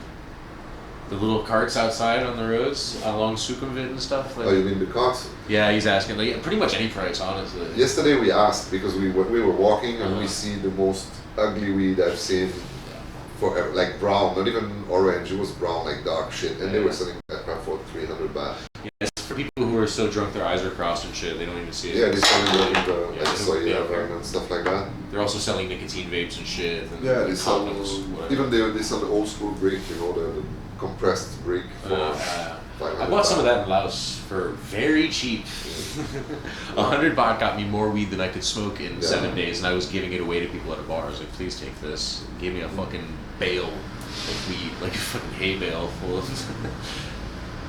Now, weed carts are terrible, and the weed is at like 40 degree, 30 degree all the time. I found a couple weed carts that had fire though. Oh, okay. Rare. It's Yeah. super rare. But every once in a while, you just take a look at all the jars. At You have to be something. lucky that it's just arrived then. So in 10 days. Sometimes you just open it and you're like, oh shit, you know. And I've seen people that had like, some of them were like the last time I was here. I don't see it much anymore, but a lot of the shops had a shop inside, and then they made a weed cart outside their shop. Okay. So they just put samples outside, and they just Yeah. sold it from there too. But it was all from the main shit inside their shop. They're like, right there. One time I saw a weed cart, I was like, that's cool. And they saw it on camera. They're like, come over here, and they took me inside, and they had a ton of these jars. There used to be one every 5 meters. I remember seeing shops on their door, they had kilo prices just on a fucking printed piece of paper outside. Like, this much for a kilo. Like, you could just buy a kilo out the front door of this shop. Like, what the hell? You're not supposed to have a card. Cards are fully illegal, actually. Like, to have a card. The license is only for like an address. You cannot have like a On license Sukhumvit, like in all these little side streets, they have a soy whatever. They have like these little like fucking Scooby Doo buses that are just selling weed out of it and shit. Like, they need to crack down. They disappear for like maybe a month. and then they come back. Yeah. The cops here, I wouldn't call them corrupt, because I think that they are here to do good for the most part, but they're also trying to fucking survive. Because from what I've heard, a cop's salary is not very great for what they have to deal with. Like, it's pretty average. And so that means that if you're becoming a police officer, it's because you believe in it here, like, for sure. But the corruption here comes from allowing things to happen in exchange for money. But when you understand how little they're making for doing this kind of stuff, it's just kind of like, I can't even blame them, man. I can't even get mad over it. I'm just like, dude, if they caught me with a vape and they wanted 5,000 baht off me or something, I'm like, You'd be lucky. Yeah, or 10,000, let's say, whatever. I was just like, man, okay, it's better than Thai jail, and this guy's gonna buy some groceries or shit, whatever, man, it's fine. I don't care. It's a side business. It's better than like what they would do to you in Illinois, like a long time ago for weed. Like, you just get arrested. Yeah. There is no bribing the cops. You try to bribe the cops, you get even more trouble. Like, they're like, what are you, excuse you? Even before legalization, I don't think there used to be a lot of people in jail for smoking weed. You could trafficking will land you in jail, but just smoking, like, people have that image of like, oh, you smoke in Thailand, you go for jail for life. It didn't happen. It'd always be like. Thailand has always been known as a place where you can get weed, and Vietnam and Cambodia, all these places. Southeast Asia has been thing that people talk like, oh, I went to Vietnam one summer, got so high. Like, even in the 70s and the 60s and stuff, Cheech and Chong are talking about Thai stick weed and stuff back in the day, and Thai opium and weed mixed together, all that shit, Yeah, we're having some weird bitrate issues right now. I don't know why, but it's happening. I don't know. It is what it is. I'm sorry, guys. I can try maybe. You sure you don't try the Wi-Fi? I have no way to access it. Okay. Inside my bag, I have a big battery, a Orange Pi, like a small computer, and then two like wireless routers connected into it that have 4G, 5G SIM cards in them. Oh, yeah, right. Yeah, and they're bonding the connection, and so like, there's multiple SIMs in there and stuff. And I think it's just being up here with the mirrors is probably a little bit. Okay. Yeah, that's all. No big deal. All of my SIM cards are topped up and stuff like that. It's just like they're both doing a little weird, but it's prepaid. Yeah, but I've been doing it for a long time. It cost me like 350 baht for 1 month of 5G unlimited. That's fine. Yeah, so I bought my SIM card, the first one from AIS. The registration and the first month is a little pricey, but then afterwards you just use the app to top up, and it's super cheap. And just use it straight with my bank. You make a Thai bank account already? No, I can't. You're not allowed to. It used to be easy until like a year ago. You still can, but you have to go Pattaya and then you pay like. There's still like people that do it for you for like a price. I don't want that. Yeah, that's all. I mean, I do, but I don't. I'd rather. It used to be easy. I don't want to go get a visa, and they'd be like, "How the fuck do you have a bank account since fucking last June?" Like, it's pretty. It used to be very easy. It used to be, yeah. Even with tourist visa. Hello, Arisha. Hello. So, yeah, I mean, I know all that shit is easy to do and you can just pay for and stuff like that, but I got a little bit of a public eye thing going, so I gotta worry about that a bit. And but it's not that easy. I mean, if it's a bank, it's fully official. It's not gangster stuff, but True. They've always been in Pattaya like that. They make it easier because a lot of people are expat there. They still need a bank account, but Bangkok is more like business side, and they're more strict in Bangkok for sure. I'm willing to play along with that, honestly. Yeah. For like but also that's a life changer too, like when you can pay everything with a scan and top up your SIM card. And having to do shit with cash is so fucking annoying out here. It'd be nice to just be able to have cash and then never have to use it, except for in rare situations when you're at a place that only accepts cash. But even all these little fucking stalls selling sausages and shit, they have the QR code. They all have it. Homeless people have the QR code. Like, everyone has it. The bike driver. Yeah, it's we sold great. weed to a homeless person yesterday. I was shocked. Like that was the first, but that's how cheap we are. Dude, like, people in Amsterdam, homeless dudes go into weed shops all the fucking time. There's regulars. They like, because a lot of them say get the fuck out, but the ones that they say can go into, they always buy from them. They're like scrounge up €5 and then buy a half a gram of the worst weed. You know? Yeah, that's it. Yeah. And I just saw her because she's just hanging out on the street. I'd rather they smoke weed than anything else. Told my staff, yeah, give her for free. And she told me, no, but she comes every day. I mean, if I give her for free, she's come every day. Yeah, for sure. For sure. Okay. There was one at the Balboa family coffee shop that was like, he started getting pushy once they gave him free coffee on a cold, rainy day. And then suddenly he's like, where's my coffee? Where's my coffee? Yeah. Like, he started like demanding coffee every day. Like, yo, wait a minute. This wasn't a... They had to like gently get him the hell out of there. That was so funny. But there is absolutely no problem. There's quite a few in the city center, but no problem. Rombas. Okay. That is really Yeah, that was one of the grape, black currant kind of nice buds. Nice buds too. fruity berry kind of smell to this one. Oh, chat. Arisa, look at this weed. Oh, God. That's fantastic. Okay, I propose to make a joint out of this Mixed with that. with this in the center to make a donut. That's a good project. That's... One of these days I'm going to make a live rosin donut as well. It's one of my joys back in Amsterdam. There's rosin everywhere there. Yeah. It's not really allowed to sell there either. Really? Yeah, dude. Every city is different, but Amsterdam has some weird laws about I'm gonna take one of the smaller buds maybe. This is just too pretty to break. I don't know, man. I respect all weed. good. It's all good. It's made for it. It's made to be small. Let's start with these. Big bud for last. So you can still, when you want to pull it out, you can still have a good specimen. They for edibles, the rule is that you can have space cakes essentially, right? And for a long time, the edibles were a little bit wild in Amsterdam. You could even buy, like, this was before my time. I wasn't able to get this, but it was gone before I got there. But you were able to buy hash from like Damkring, and then go to the bar in Damkring, like just walk over there and be like, can you put this in a milkshake? And they will just fucking melt that hash into the milk and then make you a chocolate milkshake out of that gram of hash or whatever. But they made that illegal.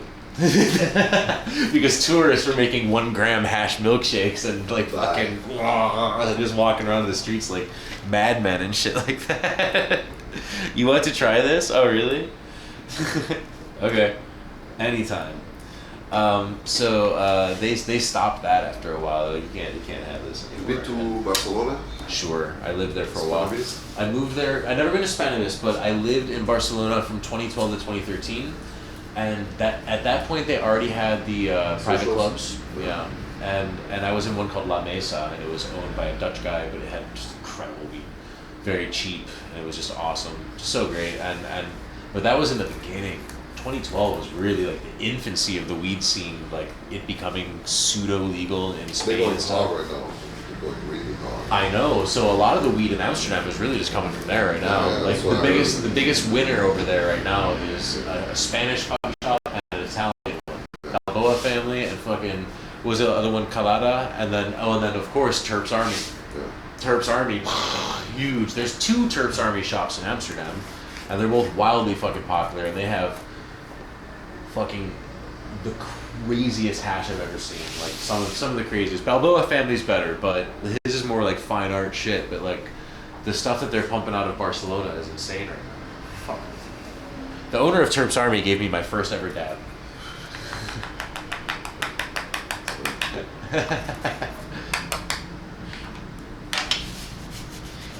They're crazy. But the unfortunate thing is that like the Dutch don't really own the scene anymore. I don't think so too. I mean, that's okay. I'm okay with that. You know what's funny is that even the Dutch government knows that, and that's why they're kind of like trying to downplay weed over there right now because it's becoming legal everywhere else. They're like, we're not gonna be this like powerhouse of weed, and we're not gonna be like, oh, let's start farming and all this other shit. They're they're not. They did the trials for it of medical weed. Apparently, I don't think they're keeping it. I think they said met. There was legal weed while I was here. They accepted legal weed, and I think they're stopping it already. They're just like, never mind. It's fucking stupid. I think Barcelona is number one now. I think so too. From what I heard, I moved to Thailand before it became legal there. I'm in the United States right now. New Hampshire in the East Coast has some fucking nuclear farms, man. Some crazy stuff. Yeah. And yeah, stuff. So much competition to it. A lot of places in the United States have like surplus weed that is just rotten because not only that's what is they there used not to enough. ship to Thailand. That's why you saw They found a place to sell. of really, really bad Californian weed coming in because they were selling everything that could not sell there. They were shipping it here for the first year. The problem with that is because of American policy, you're not allowed to fucking sell it to other states. Like you're not allowed to take it over borders, even as a business. There's no official way to do it. So if it's grown in Illinois, it stays in Illinois. You can't send it over to fucking Ohio. Officially. Like so, because maybe they're hurting for some stock. There's no free trade amongst all the different states because federally it's illegal. So you can't bring it over state borders. Like the border police will fucking get you. Not in a legal sense, but in a pure pursuit of quality and flavor development. Hey, Cherryware, I think the UK is currently the place to be for cannabis. You think so? Well, how do you get it? The reason why places like Barcelona are flourishing is because they're being allowed to grow in a certain sense, and they're being allowed. They've been given a route, like a clear route to distribute it and grow and study it and do more things with it and stuff. Like it's an experiment over there that's working. It's still pretty illegal over there, right? Cherry Warrior, I think. That's slowly changing at the federal level. I heard that they were starting to say like, okay, enough is enough, because a lot of states, like state governments, are starting to push back to the federal government now in the states. That the federal government trying to raid a place, and then the state government will defend the dispensary. Like, hey, fuck off! Like, stop it! Enough! Yeah, it's crazy. Like what the hell? Like, like the state government has to fight off the feds so a guy can sell flowers. Like, are you fucking kidding me? Like, what is going on in this country right now? Don't you guys have fucking fentanyl to fucking chase right now? Like, what the hell is? God damn. Oh man. Luckily, there's nothing like that in Thailand. You don't have any of those. When I see like streets in like Philadelphia and stuff like that, and even in Europe, there's no like open trucks. Not even just in Philly, man. I was in San Diego 2 years ago for TwitchCon. You get also those folded people and stuff. Like people, there's full-blown shanty towns on street corners all throughout like the main drags of San Diego. It's legal to sleep on the streets there. That was their idea of dealing with the homeless problem. Like, we'll just make it not a crime. And then now there's just like a shitload of people who can't work or anything like that, addicted to meth and crack and shit, just fucking walking around the streets like it was the craziest shit I ever saw in my life. I was like, I'm not moving back to America. I've been to the Netherlands for 15 years now. I was like, I made the right choice, man. Holy fuck. Holy shit. My goodness. Cali's gotten into a science. Well, I'm glad they got the weed down to a science. Maybe they can figure out fucking the problems that they have with all the other drugs, man. That's fucking crazy. It's unbelievable what's over there. That was like the scariest shit I've ever seen, actually. Like, what the fuck? Cali has a huge influence worldwide. True. I think here it's more based on Cali than Netherlands or Spain. Sure. There's definitely some European guys coming in here trying to like. There are lots. There are very good growers from France, from Barcelona. Yeah. Some great farms. But the Cannatainer guys, the growers that are working with them are from France. Yeah. But they're still gonna use Cali genetics mostly, and. Yeah. That's the way it's been, but it's always, if you look in the history of weed cultivation, legal or not, it's always been Europe and U.S. kind of going back and forth with each other. It's just like Cali seeds were really great, and then the Dutch pick up on the Cali seeds. Europe starts growing those for a while, and then they start having some strains, and then California starts taking those, and then it's been going back and forth like that for a long time. But now it's starting to become actually legal. So now it's starting to come from a lot of different places, and what I'm really excited about is being in Thailand to see like the infancy of it, and how there's actually some new strains coming up.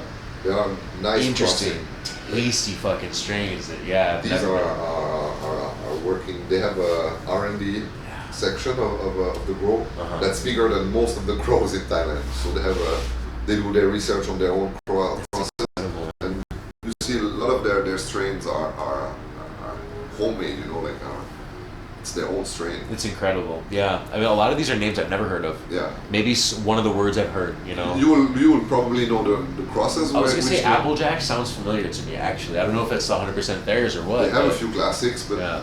they mainly like crosses from strain that you know. Yeah, that's amazing. But they're working on it. Like when I visited, they had actually a Californian grower helping them for that. Like they have a full-time Californian grower in their facilities. It's one of the rare grow that hires guys just for R&D. Near you. This badge is so annoying. Oh, there it is. Tough. Jeez, man. It just kind of looks like someone took a crap in a bag. To be honest, like so it's like, I got a present for you. You open up, you're like, oh, geez, dude, come on. No, but that's beautiful, right? It's gorgeous, huh?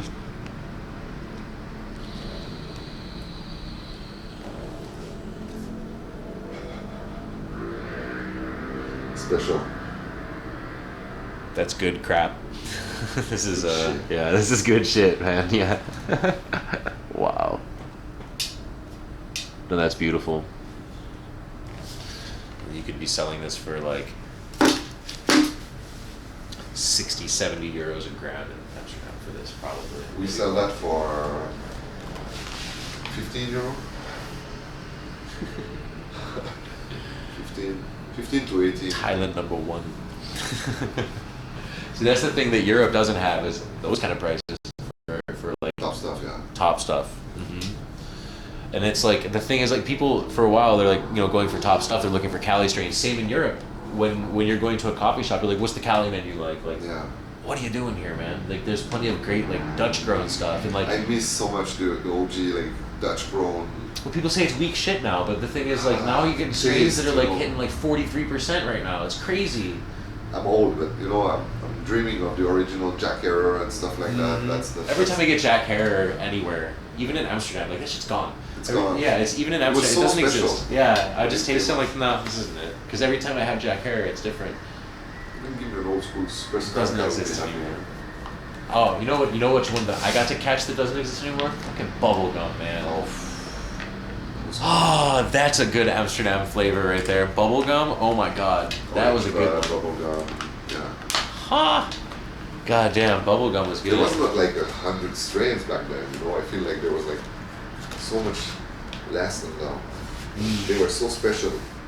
All of them were really special. And there used to be a strong divide between indica and sativa. Hybrid is such a. It's now it's just like they just say hybrid. And you're like, hybrid what though? Like, I think it's hybrid. They don't even know it's a hybrid of what. They'll be like, a lot of times shops here will be like, I think 50-50. Like, you think? How did they nail 50-50? That's wild, man. Every time. Balanced hybrid. You literally went to all 156 coffee shops? Oh, nice. You know, that might be something that I do before I leave Amsterdam. Go to every single coffee shop and get a gram from every single one. It's only 156 grams. It's okay. It's not that bad.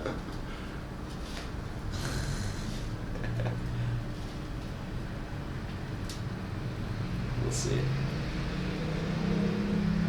It's an interesting investment in content. So I was talking with Drew, by the way, about doing that. He and I were talking about going and buying weed and hash from every single shop and pressing it all into one mega jar of hash that is literally just the flavor of Amsterdam in one big fucking jar. Like, that was the idea. That was the idea. That guy thinks big. Have you seen the video of him making a joint using hash as a rolling paper? Not by him. Oh, bro. He had it done here, actually. Oh, yeah? Yeah. The full hash Full, rolling paper? yeah, full burning. The mega jar, yo. I made a mega jar with like 22 different strains of different rosin that I bought and some that I pressed all throughout Amsterdam. Not a lot of different ones, like 20 something.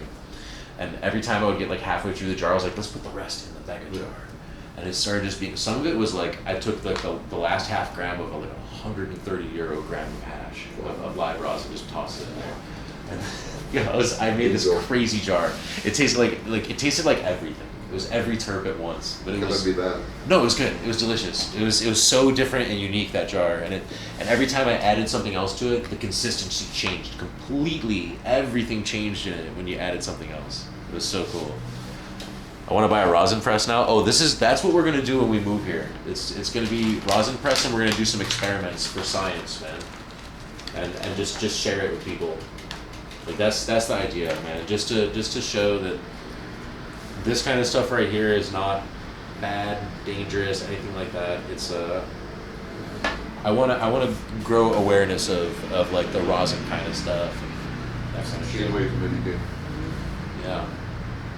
Especially when it comes to vaping it, like not even like how you have like these glass and blowtorch rigs and stuff like that, but like a Puffco, for example. And that shit is, so good for medical patients for sure. 100%. Are you kidding me? It's so clean, water filtered and stuff. Like this is Puffco as well, but it's made to be like a portable dab pen. Oh, it's great too. So.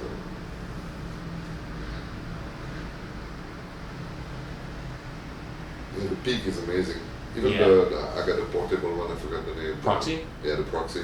Proxy's cool. It's good to travel, but the peak, it's another level of. The really cool thing about the Proxy is how modular it is. You can put it into so many different things, and there's all these creatives that have made these amazing things that you could just drop the Proxy into. Yeah, that's when it started interesting me. Yeah. But also to travel, there's nothing better. Yeah, you could even just take that little fucking thing with you, and then you could just you could really do that. Yeah, those things are cool. But I have the DabX Go. You seen that one? The almost shaped like a peak, no? Kinda, yeah. It's symmetrical, round, straight, tall. Yeah, that was cool because it's got like these magnetic layers and stuff, and at the bottom has like a catcher for like all the everything else that comes off of it. And what's interesting about it is there's it doesn't work like Puffco does. Like the cool thing about this pen is it's just like the Proxy, those other things, it's just a ceramic chamber, same deal, but in a little pen. So that's cool. Like pocket-sized Puffco tech. But the other one uses this weird like sort of absorbent stone, and it heats that up and your dab soaks into it and you don't clean it. It cycles on its own. You clean around it. So the stone, you just leave it alone. Don't hit it with alcohol. You just leave it. It's this weird thing, man. It's so strange. It feels like pumice almost, or something weird. And it's I guess it's made of ceramic, but it's porous, and it's a really special thing. They're so cool, man. Like that's. To me, what is amazing is the quality and the consistency you can have on the temperature, because with regular like glass and torch. Yeah. There's so many ways of burning it up, and 100%. You need the whole setup, with the laser, temperature, and everything. Then you have a quality dab.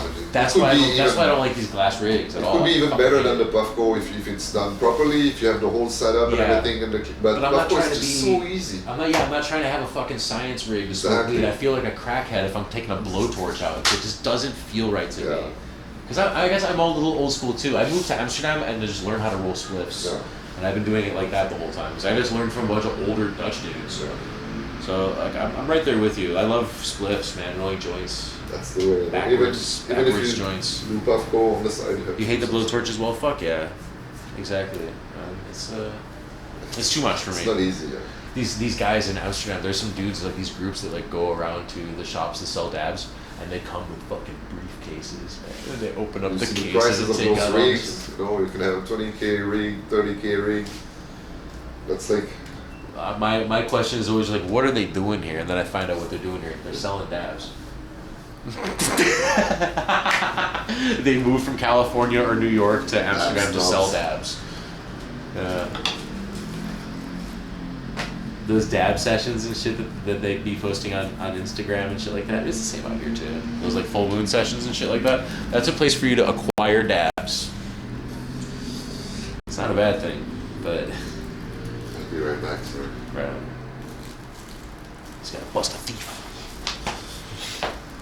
this whole time? Exactly. Really? Yeah. No shit. I'm gonna watch on the camera.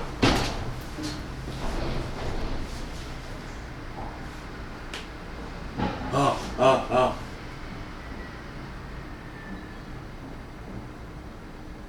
He's got like the live feed of the camera right now. Oh, he made him empty his pockets. Oh shit. He's kicking him out. Oh shit, yo. Oh shit, he had like some weed in his pocket or something. He's making him leave. I can hear him yelling downstairs. Shit, you got caught.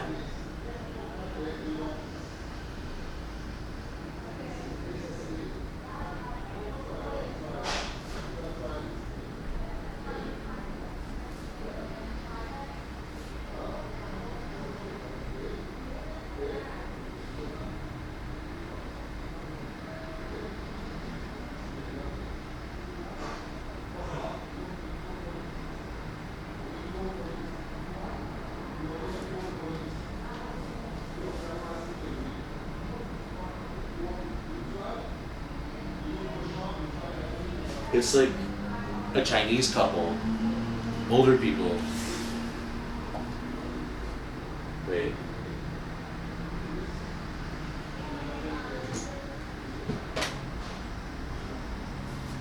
No, I'm not gonna show. I'm just gonna leave it.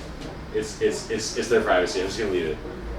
I kind of want to show you guys, but I'm not gonna. But you can hear it a bit, alright? Okay, he's down there and he's making them empty their pockets and purses and stuff like that. He got shit out of the guy. It's an Asian couple. They look like they're in their 40s, late 40s or something like that.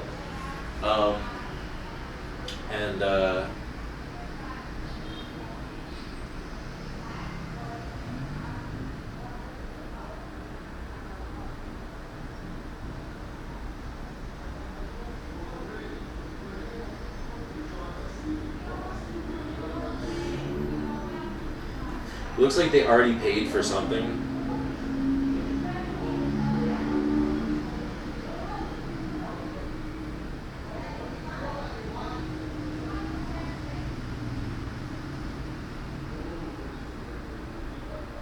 Damn. That's a death penalty though? I have no idea. Stealing from such a good guy, yo. Well, they don't know him.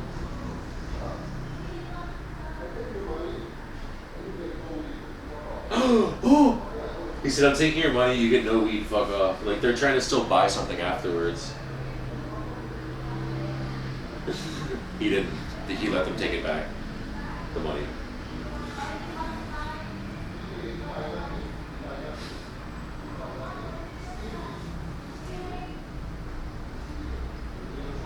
There's these two dudes in the background. These two, like, really, like, kind of buff, tan dudes with big, thick beards, both having black baseball caps, just kind of sitting there with their arms folded, just looking at it, just like, one of them's drinking a soda. They're just like, I guess, the next in line. They're the next in line, they're just watching this shit go down. They're just both sitting there, just like... I'm just watching this shit live on TV and I can hear it downstairs.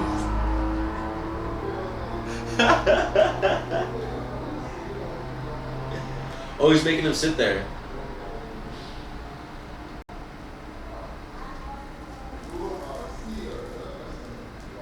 You were a stealer, not a customer.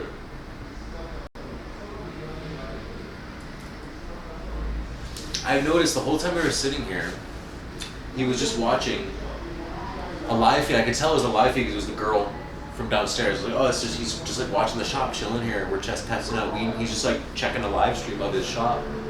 And he was just like, he was zoomed in on this guy and he just saw him pocket something. You know, he just gambled on that there's no one watching the cameras or something, right? He's got them both sitting down in the shop right now.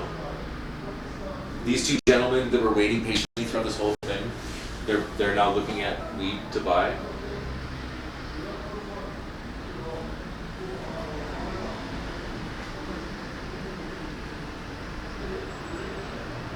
He's pointing to a sign on the wall, but I can't read it.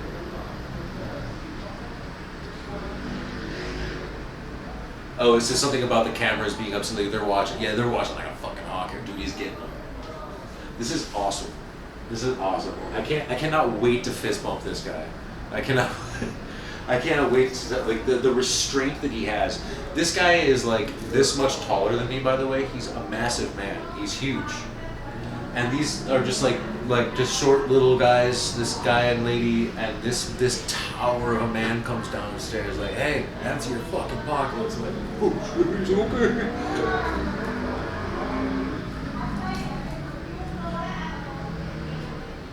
The lady you hear now is the girl who works here. She's getting mad too now.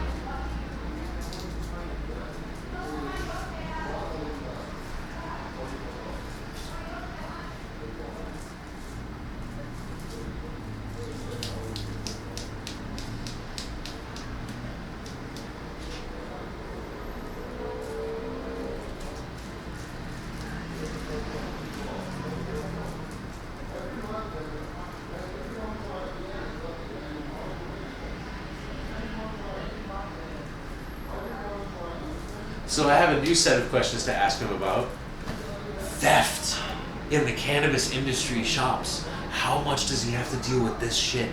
Because it seems to me like the way he's dealing with it, it doesn't seem like the first time he's pointing right at the camera. Hi. It doesn't seem like the first time he's dealt with this shit. He's got like, he's just pointing to the cameras. He's got it.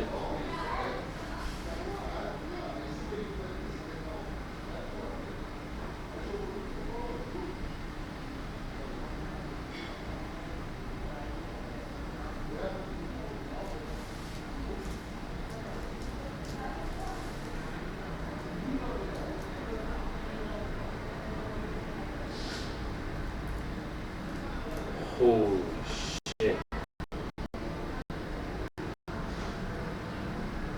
I think he's forced him to sit down and stay. He said, like, we got you on camera, the cops are coming anyway, you need to stay here, otherwise... Let's see. In the Netherlands, it doesn't happen. We have everything behind glass or locked up. Dude, it happens in the Netherlands. I've been in coffee shops when kids try to yoink a jar. I was working at a coffee shop at Republiek. That's the one that's right across the street from Checkpoint Charlie in Amsterdam. I was staying at that motherfucking place, and I was working there, and someone tried to do a snatch and grab on my colleague, and he just fucking leapt the counter immediately, chased him down the fucking street and got him. That shit happens. This shit happens. 100%. Yeah. Dude, I think it happens a lot, man. I think there's plenty of petty crime here.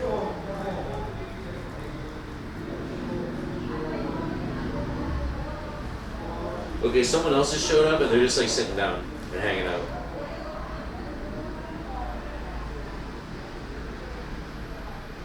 It looks like he knows them, knows the owner. Another Westerner. But he's just popped down a seat, just chilling while this is happening. The other two dudes, who honestly, it might be the graininess of the camera, but they kind of look like twins. They're also dressed completely the same.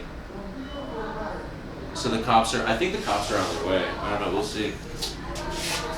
We'll see. Dude, come over here. Look, my whole issue about it was I didn't want to like touch his phone. Alright. Let me show you guys what's going on here, okay? So the lady here, and this guy had some shit in his pocket. This guy just showed up and sat down. These two dudes were just like next in line, and they saw all this shit go down, and they were just kind of sitting there chilling. They ended up not buying. That sucks. They should, because it's a good shop. Okay, they're leaving.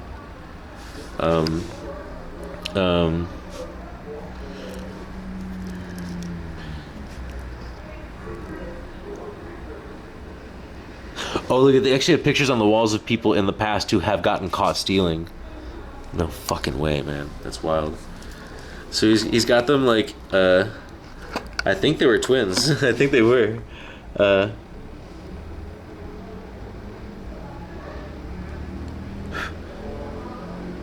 I've been caught stealing once when I was 5.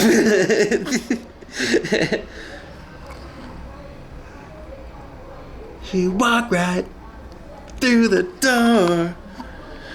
Walk right through the door. Dumbass orange shirt. Yeah, what kind of dumbass wears a dumbass orange shirt anyway? Dumbass. Hey, alright. I get by. It's a mine. Mine, oh mine. Okay, just fun fact, high chance reason why he's wearing orange today is because in Buddhism, each day is associated with a color, and there's a color that you can wear each day. Today is the day of orange. Thursday's orange. Orange or cream, something like that. Ooh, this guy's sitting here to be...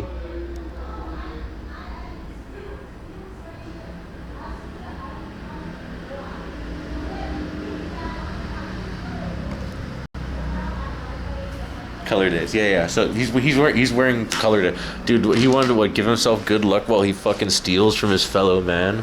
What a dildo.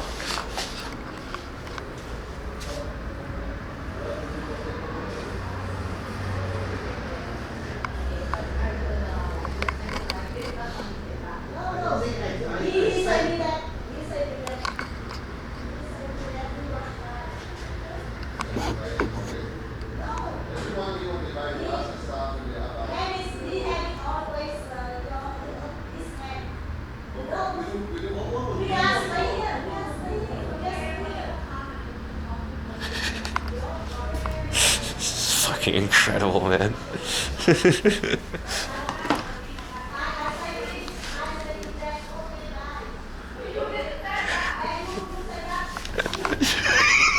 This is incredible, man. This is the greatest day of my life. Are you kidding me? He was just like, excuse me, I thought I caught a thief.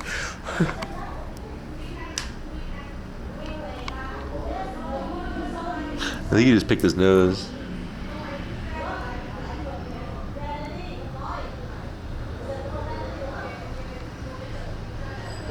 He's coming back up. Okay.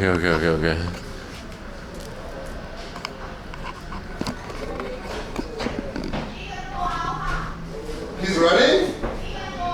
Oh, he's trying to leave. Go. Get him. He's trying to leave.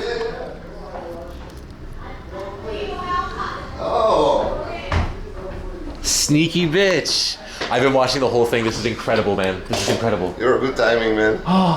You should incredible. have seen the sound. I have the audio too. Sorry, I needed to just replay the... No worries. Yeah. Oh shit. I kind of want to. I'm just gonna go down here, okay? I'm not missing this drawing. He's also a little.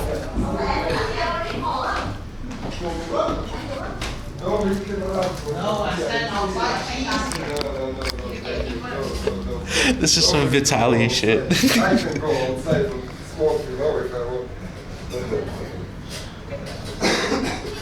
Yeah. Yes, no problem. I pay for him. Yes. You don't pay me now. She saw him lies okay and open. He sold. Yes, I pay and I want to buy it with him. Find it. We'll see. We'll look. I want to buy with him. What about immigration? We'll see what police say.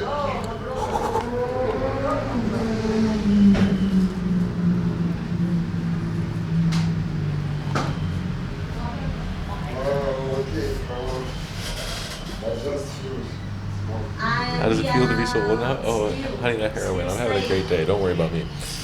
In the store. But no, but I still pay. What's matter with you? Thì em bảo là tôi lên phần ở trong này và tôi trả tiền và tôi vẫn còn có tiền chưa thu được. Thì cố đây được rồi nhé, mình đem lên lấy ra thì anh để 2 cái đi tới đây trả tiền. Không thưa không phải thử anh còn là tới đây để trả tiền, hiểu không? Lấy cái này tới đây để trả tiền. Cái này không cần trả tiền được. Không, anh phải trả chứ. Anh chân lấy vào một trước. Không phải lấy thêm nhiều. Nhưng anh bảo với tôi nói là anh lấy cái này cô lấy dần cái này dâu. Tới đây để trả tiền. Hiểu không? Mày cũng phải trả tiền đấy. 5 bạc một trà, 10 bạc một trà. Hiểu không? Là tôi để cái này, tôi là hướng dẫn tôi mở đèn lên và tôi để là 2 phút. Hiểu không? Và tôi là đợi cô này để tới đây trả tiền, xong hàng. Tôi đang xếp hàng. Hiểu không? Anh là tôi đang xếp hàng để trả tiền thôi, có sao đâu. Tôi chưa ra khỏi quầy. Đúng không?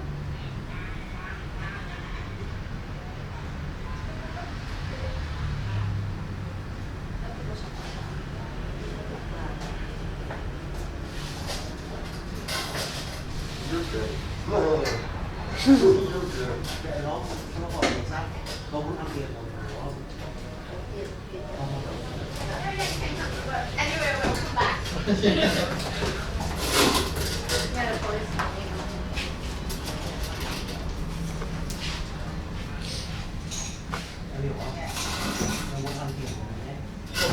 Thôi, bố đây. Thấy như con sai. Không, anh hỏi nó. Anh lấy được chẳng được bao nhiêu để tôi nói. Nhưng bây giờ anh không nói nó nữa. Anh là tôi. That's Vietnamese. Hiểu không? Perfect view, everything. You want to see? Alright, it's okay, I'll show you. I'll show you. Stay there. It's okay. Open, smell,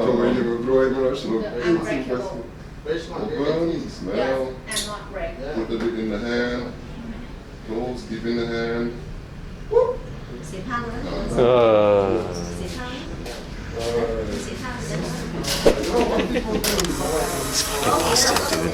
100%. He opened up the jar, tried to put some of it, like just put half of the sample weed, you know, those little jars that we lit up.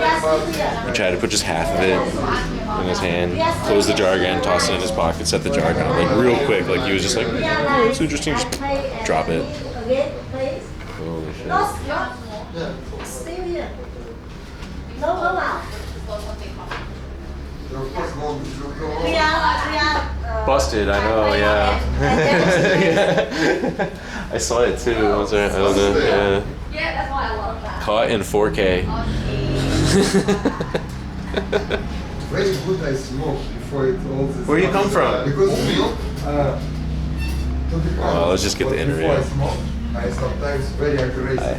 Oh yeah. And that's why it's good. Yeah, I smoke and I just right now like okay. Yeah. See?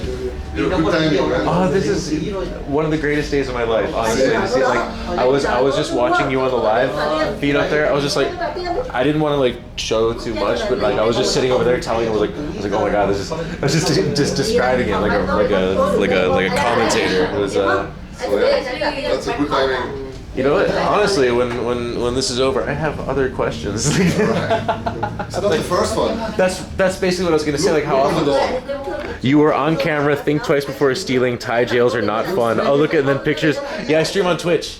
Oh really? Yeah. So like this is all happening live. Like they're busted so hard, it's crazy. Oh shit! And this will be the victory for afterwards. This will be. Yeah. Oh, we don't have that. No, we didn't set the How long the police come? Up to the police. Yes. Well, there was. We lie us. Okay, I pay this again, this and again he's pay. No escape. I don't know. Yes, I don't here. understand. We are stay here and don't go out. I just want to see my friend police and show them the video and he Okay, put the weed in his pocket. No. That's all. That's all. No He needs to have no that. That's pocket. all. No pocket and he No come. problem. He I come give you and options. He come. I give you come and options. pay. You say no. You want to see the cops. You don't want to see the cops. One of this, two of that. We are biased and I He's like, I'm just trying to buy some weed, man. Why you want to my money? Why you don't want your money? I don't want the money. 1,000 baht. Why you want to take my money? It's a fine. I'm customer. I pay. But you want to take money. I steal your money now. Why you want to pay? Did I steal your money now? Yes. Why? You're the victim. Oh, you like my money? I like your money. Yes. Why you? I don't want nothing. My money. No problem. Oh, I'm very surprised. You are a man. You talk to the And you police. chase my money. I take your money. 1,000 baht. Where is your 1,000 baht? Yes, you come here, you check here. Yeah. I tell you, you can buy the weed that you. I gave you the option to buy the weed that you steal.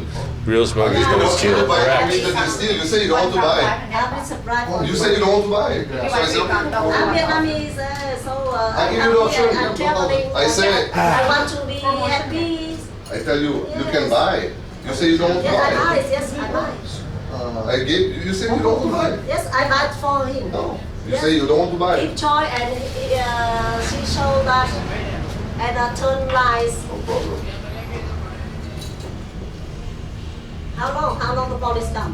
Ask them. This is 1,000 baht, right? Yes Coming very soon. 107 Very soon. Yes. Very soon. สวัสดีค่ะเมื่อกี้แจ้งเหตุมีขโมยไปแล้วค่ะแต่ว่าตำรวจยังไม่มาสักทีเลย Anh phải nói rõ đấy. Tôi cầm hai cái đây, cô này là cô chỉ tôi, nó cầm cái này lên.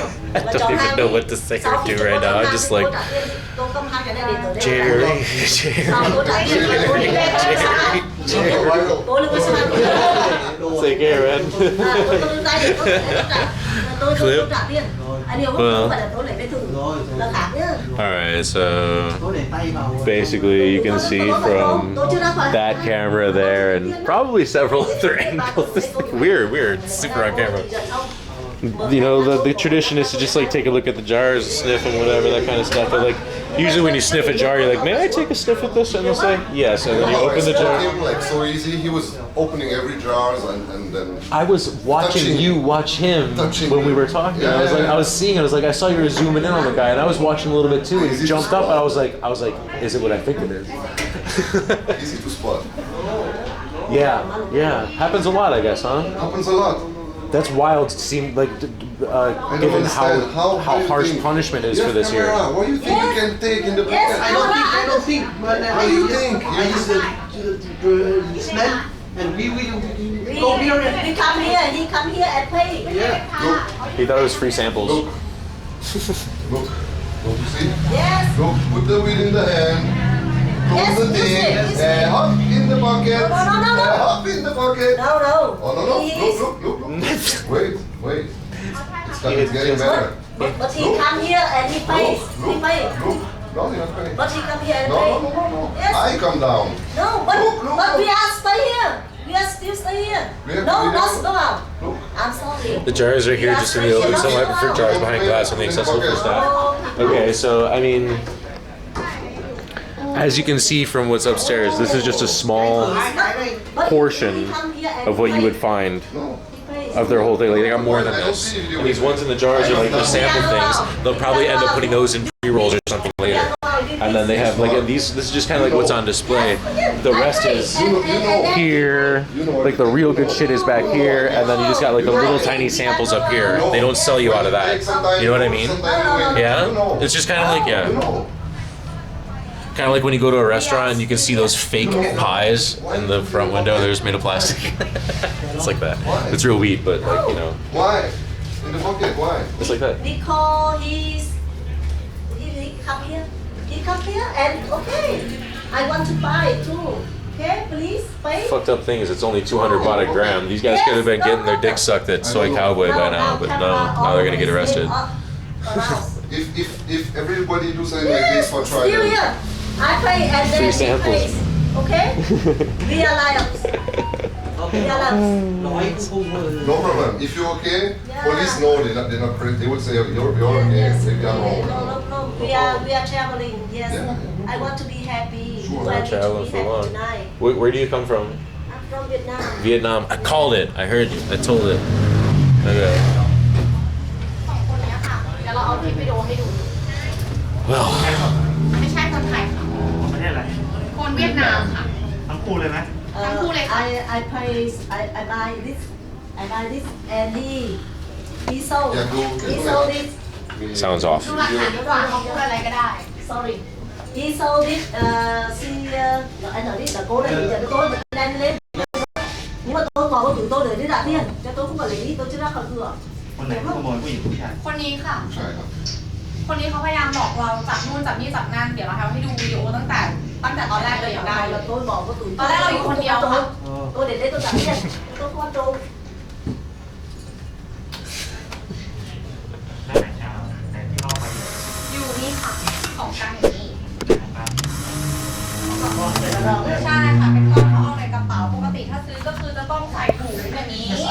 แล้วก็เก็บเงินใช่ไหมคะแต่เนี้ยจะเห็นได้เลยว่าเขายืนตรงนี้เขายืนตรงนี้เขาเปิดแบบนี้ ตอนที่เราหันไปทางนั้นเขาเราหันไปทางนั้นแล้วเขาหยิบอย่างนี้แล้วก็ใส่เข้าไปในกระเป๋าแบบนี้การขายไม่ได้ของแบบนั้นค่ะเพราะว่าการขายของมันไม่เป็นอย่างนั้นอยู่แล้วมันไม่มีการหยิบเข้าไปในกระเป๋า passport show me Take a piece. Okay, dokie. They try to run too when I get. I saw as soon as you went upstairs. I saw on the camera that they were starting to run. Yeah. Yeah. Excuse me คุณพัชชา You have the video start from he start to ไม่อยู่แล้ว He went to the toilet. พี่ใช่ไหมเป็นเจ้าของร้านหรือใคร เราเป็นคนดูแลร้านค่ะ เจ้าของร้านไม่อยู่เจ้าของร้านเป็นผู้หญิง that's all sit I pay and then he pay โอเคแล้วไอ้ต้อง still ไอ้ต้อง store that's moment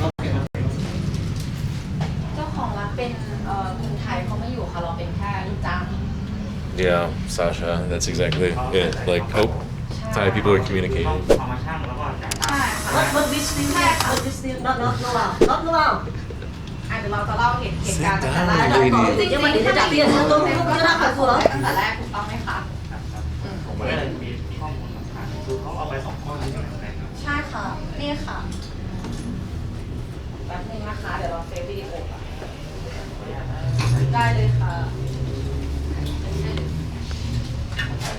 ถ่ายลงน้ำหนักดีกว่าเอาไปชั่งน้ำหนัก And just a couple tiny buds too, like a half a gram, not even a half a gram. Not even a half a gram either. อันนี้เป็น Just like ลูก two ค้า tiny ตัว buds. ช่วยค่ะ อันนี้เป็นลูกค้าที่คัสโตเมอร์ค่ะ Unbelievable. คนนี้จะหนีมาเป็นกะ tôi chỉ đến đây đầu tiên cho tôi chỉ ra khỏi cửa You know, I came here to interview sort of and smoke with an owner of a a weed dispensary to find out what it's like to run a weed dispensary, and I'm getting a master class in one day. Just unbelievable, man. I buy is for him I mean, you are the man I'm just a customer. I'm just a customer. I'm just visiting. คนพวกนี้เป็นคัสโตเมอร์หมดเลยยกเว้นคนนี้ก็เป็นคัสโตเมอร์แต่เป็นขโมย2 คน I'm stay here not go out I'm still stay here not go out I am paying her and I'm paying for him You do same in other shop, they will do the same. The economy is the same everywhere. Every shop same. อัน For นี้ anything, มัน food, anything. 200ถ้าตีแล้วแค่71 บาท 20 สตางค์ค่ะ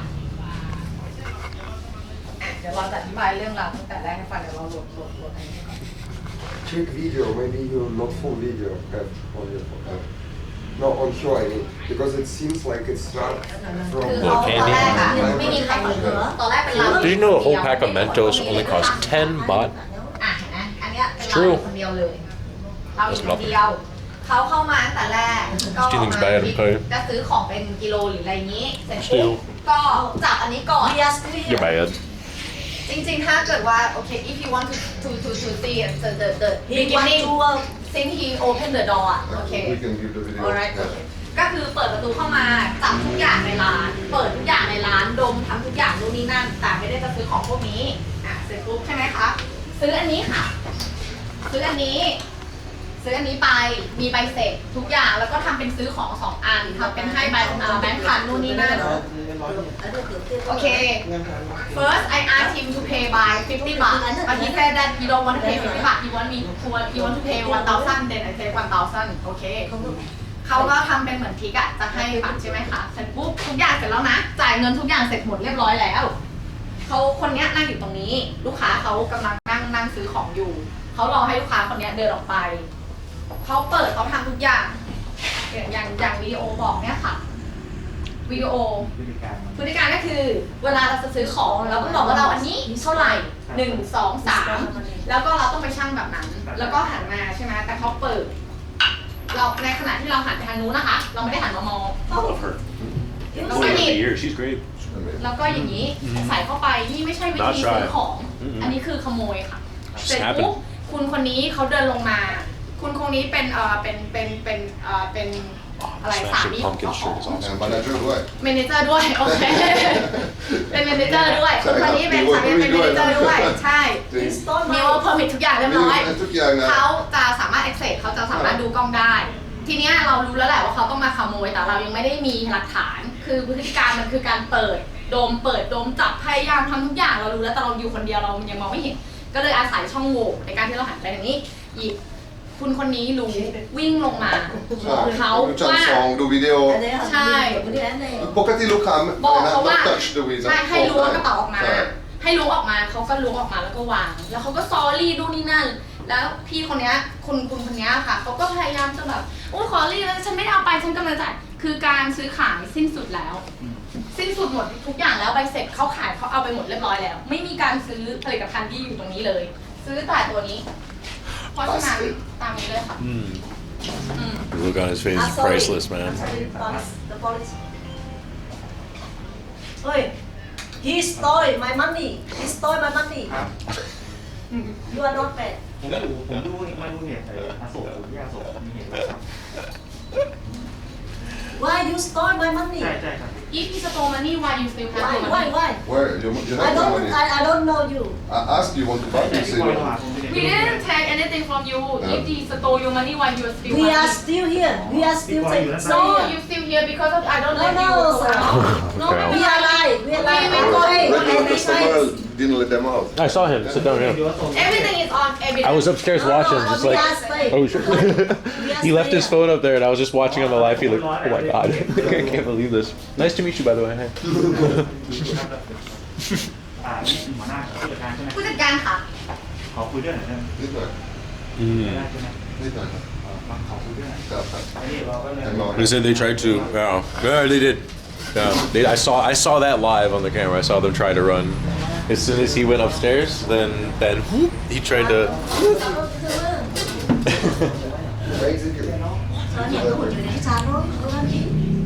Her shirt is freaking awesome. She's got a Smashing Pumpkins, Melancholy, and the Infinite Sadness T-shirt on, and that's fucking dope. Heck yeah. Yes, for sure. I help you because you're good people. That's And you're gonna go now? Wait. Leave. Oh, sorry. No way you're gonna leave her. I never seen anything like that. Me either. I was here to just like talk with him and stream it. I was asking him about like the weed industry and what it's like to run a dispensary. And then, well, now I know what it's like to run a dispensary. Exactly. Yeah, this was educational as hell. I got people who understand Thai and chat too, so they heard the whole explanation and everything. We got it locked down. They're so do you have a long time here? I mean in Thailand. Me? Yeah. Since last November, but I'm still just kind of traveling. But I'm going back to Amsterdam where I live in a couple months or a couple weeks. Yeah. I was living in Utrecht. No shit. Yeah, I love it there. Yeah. Beautiful place. Yeah. Great city. Yeah, I love it there. I love it. But right now I moved to States. Oh really? Yeah. Where? 2 weeks in LA. Okay, I'm from Illinois. Oh. Bro, I just like Nowhere near LA. have good opportunity right now in LA, so yeah. that's why I'm going. But stay here already 5 years, and in 5 years I first time see something like that. Really, Yeah, no, this is crazy. This is not every day you see shit like this. Yep, for sure, 100%. Can you imagine all this about like 0.3? It's about like 100 baht, like you know. It was a 0.3. It was a 0.3 of this one, 200 baht grant. So this it's like what, like 50 baht, 40 baht or something like that worth of weed or something like that. And they were trying to pay 50 baht for a fucking grinder that they don't even need. They could have just paid 50 baht for a little nug of weed. So stupid, fucking morons, dude. Fucking morons. Yeah, you tried to yank the cheapest one. It's not the cheapest one. The cheapest one is the big jar of like 18 baht gram. That one's crazy. It's just the left of it. Yeah, that one. Yeah, that one's ultra cheap. This place has one of the cheapest grams on planet Earth, I guess, in any brick and mortar establishment. 18 baht a gram. Pretty wild. Anyone understand Vietnamese?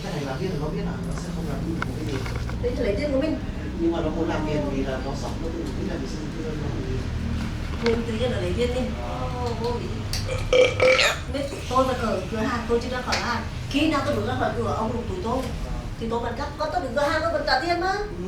Con tôi bỏ đâu kê tôi chứ. Anh phải nói rõ ràng chứ.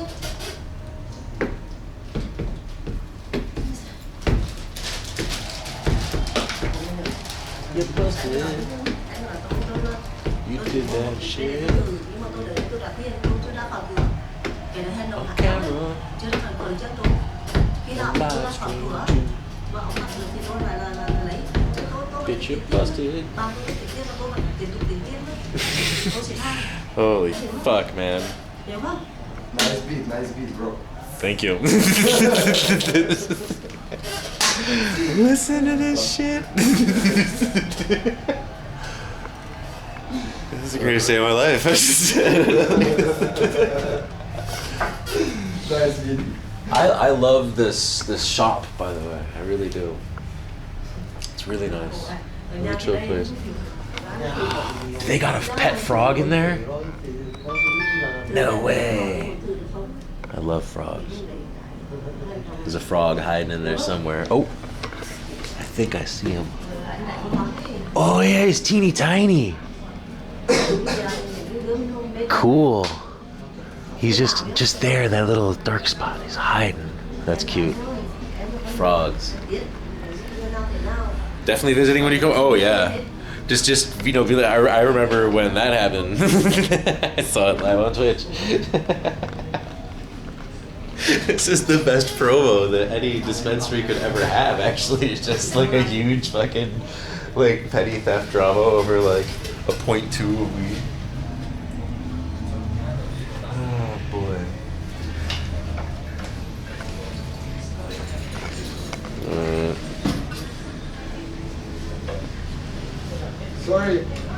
Sorry, guys. Oh. I think he's trying to go outside.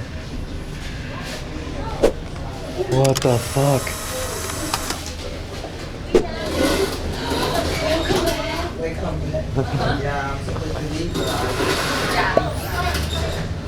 You like our hobby, ใช่ไหม Oh my god, man. Evidence.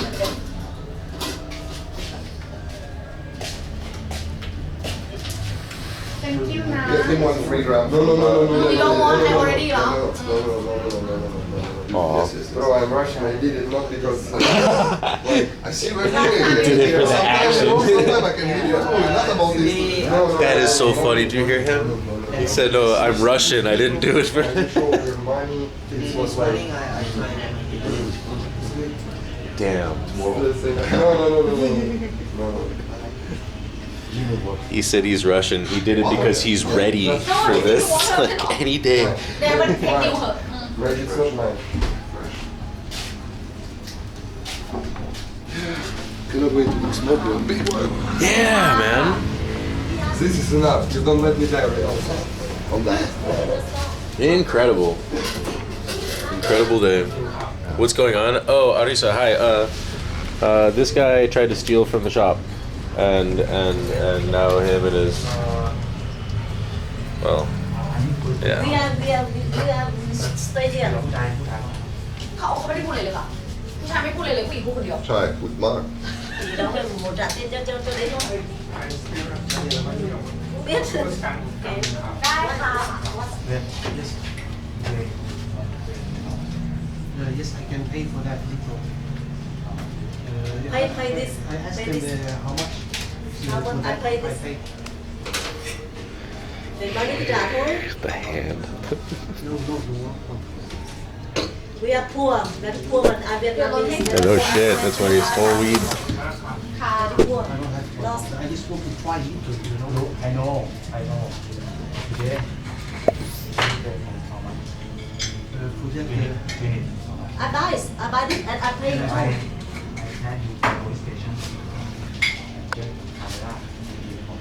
No, we are still here. Not go out.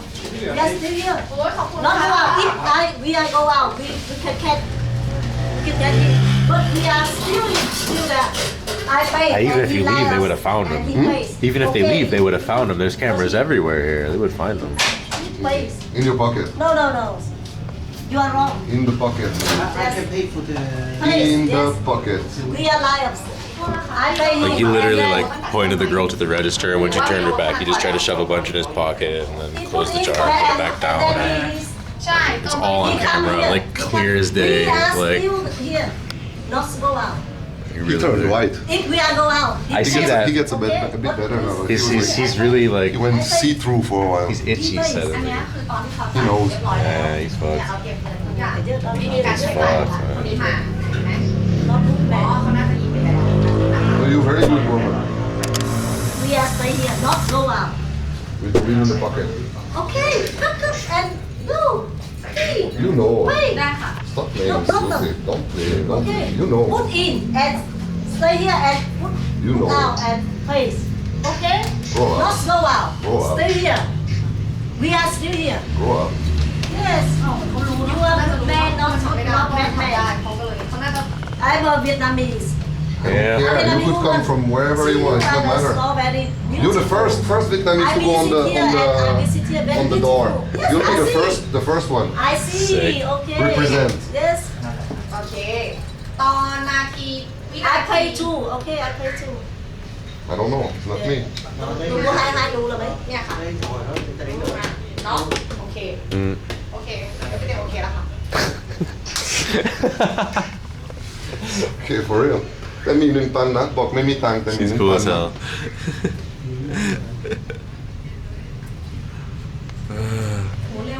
We are stay here, not go out.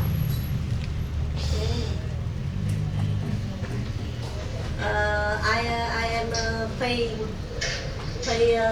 to buy. ผู้หญิงพวกนั้นเรื่องอะไร you speak English yes follow me ไม่เป็นไร Just said in Thai. The girl doesn't know what the fuck she's talking about. Yeah. Totally. Yeah. if you want it Hey. It's okay. The cops is there. No worries. Yeah. It's I bring from home. And no, put it's with my wish. อ๋อโอเคโอเค Day after we'll pick up. I still feel. Very cool guy. I will pay this. Then of course I have to find in your pocket, then you will pay. But before this you don't want to pay. last time Incredible. with the Korean guy Yeah. and we have like the mic Yeah. but now Yeah. empty Him showed very happy. I We had a smoked. few I smoked just stories 5 like death minutes threats. before it's Yeah. gone. It's not the first time. The guy, the So Korean that's one, why. they put on the Because when he bar, tried to go, Which I one? already Top started left? like, no, on First- the bottom right. Bottom right. I'll tell you the story. It's Okay. So you know that Amazing. he and him Insane like story. very weird Oh my god. but cannot catch It's incredible. So, ช่วย like, ไปมุก Lady, please sit down. Yeah, she. this skill ไม่ได้อีกแคชเชียร์ก็ได้ Ting. I told you last Is he gonna time. take 1K? No. You think he's gonna take a bribe? No. Because you have to He like don't want a bribe. He doesn't want a bribe. I was gonna say like also it's like you know. No, he's a cool guy. He's like, yeah, I don't want to bribe. Or it's like, Yeah, hey, we told him we but the don't. police Actually, I don't even want money from them. It's Yeah. like he's asked the cop asked me how much money you want from them. I said I don't give a fuck. I just want to piss them off, bring them to the police station Yeah. or something. Yeah, He's like, yeah, I can do that. Sick. Or get something from them and then. catch him I told him whatever you get from them, I'll give you as a tip. You know, just for wasting your time. But in this case She's like giving hearts to the camera and stuff right now up here. yeah that's no try. Him put it in pocket. yeah but in Thai law ไง Fucking Thailand. Believe me, in Russia, bro. Don't even fucking know. Did you guys hear this story? Wasn't it a girl in Russia? So a guy tried to rob a beauty salon, and she trapped him in a basement and like made him a sex slave for a month or something in Russia. She caught the thief and just trapped him in the basement and fed him Viagra. Yeah, and forced him no food. One guy in my city, this story which I know, like it's all happened by my eyes. One guy borrowed some money from other people. So when him acting like okay, I cannot pay, blah blah blah, they put him in how to say this, like underground or how to say this, like under your house you have some place Basement. for for put something like you know some pickles or something. So they take this guy to there for 1 week without phone, without anything. put on his neck some like, you know, I don't know how to call it, like my English not that perfect. So, and like give him just bread and water. And told him, okay, you have 1 week, you will survive here. Then after 1 week, we will give you phone. No, we will give you phone and you can call to people for they bring you money for you. Oh my god. Bro, holy shit. Him pay. In Russia it's like that. So come on. That's what I heard. Don't fuck around, that's it. Yeah, Uh-oh. him just lucky about it just 2 minutes ago, 5 minutes ago, finish smoke and I like super calm and I like okay. But I already told him, bro, I'm Russian, no need. He's starting to yell at him out there. Yeah, when you stand here, protect, and then against him to walk. Yes, of course. He said that I'm Russian, you cannot walk out. Yes. Yeah, what I need to say, okay, bro? It's fucking golden. No. One time in my shop, I have shop in Russia, jewelry shop. We have few shops. So one time, one guy steal in our shop some necklace. So bro, I not even called to police. I just like smash him down. What I will call Dude, Russia. Bro, Listen, the only thing I know about Russia is if you go there, fucking behave, man. Like, really. Just come on. And believe me, when police come after, they say, why just so little bit? You can punch him more. That's our police, bro. Whoa. Yeah. เราต้องแบบอธิบายให้เขาเข้าใจมากกว่านี้ในการที่จะเปิดวิดีโอและอธิบายข้อกฎหมายให้เขาฟังแต่เราต้องเชิญตัวเขาไปที่สอนอแต่เดี๋ยวในทางเนี้ยเขาจ่ายค่าสินค้าให้คุณแล้วกันเขา100ค่ะ ใช่ครับเปย์ไป100เดี๋ยวไง แล้วของล่ะของกลาง เราต้องเอาไปด้วย อ๋อโอเคแต่ว่า ยังไง They took the weed as evidence, cack. แต่ตัวเนี้ยคือเป็นมันเรื่อง Enjoy. You said you want to keep this for so many ไม่ใช่หรอ You don't give me อ่ะ No I ask เอามาสิ Pay. No. See Chill. First time I asking you see she want to pay 1,000 This. You pay this. So you pay 1,000? 100 baht. Yes. 9. Well, you don't change. You have 50 baht. You No? pay me 900. You pay me 900. No.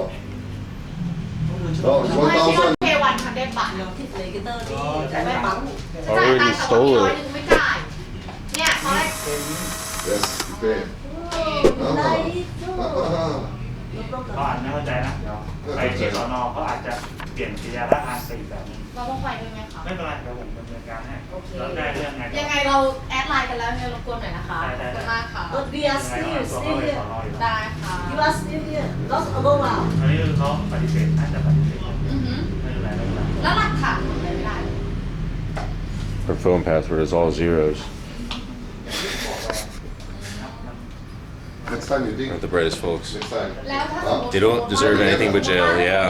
Last time, Yeah, it's fucking dumb. จับเขาได้ใช่ไหม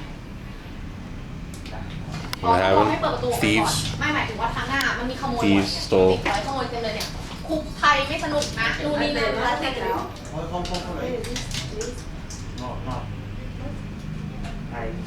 ช่วยคิดได้ประมาณนั้นได้ปะ They're getting arrested. เขาเก็บน้องแอปหน่อยเดี๋ยวโพลิสเช็ควิดีโอนะวิดีโอ But now we are still here. Not go out. Not for long. Going to the police station next. เขารู้ That's so funny that แสดงว่าเป็นโปรเฟชชั่นอล they just paid 100 baht for the weed that's gonna go into police evidence. That's fucking funny, man. That is fucking funny. You waste time for you, you know? No, I don't think they should have their fingers cut off, but I do think they should be kicked out and not be able to come back into Thailand. Everybody happy. Fuck this shit. ไปสถานีตำรวจยังไง If everybody do same. I don't want people thinking like this is just gonna attract crime. You know, this is exactly when people say that it attracts crime. The Orange Man, รอ yeah. รถอยู่ใช่ไหม Just joined it. These people tried stealing cannabis. Yes.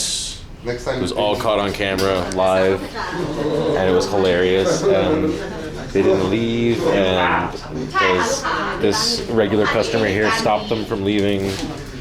And then they started acting like, "Hey, we haven't left, man," but it's only because this guy blocked the door until the cops came.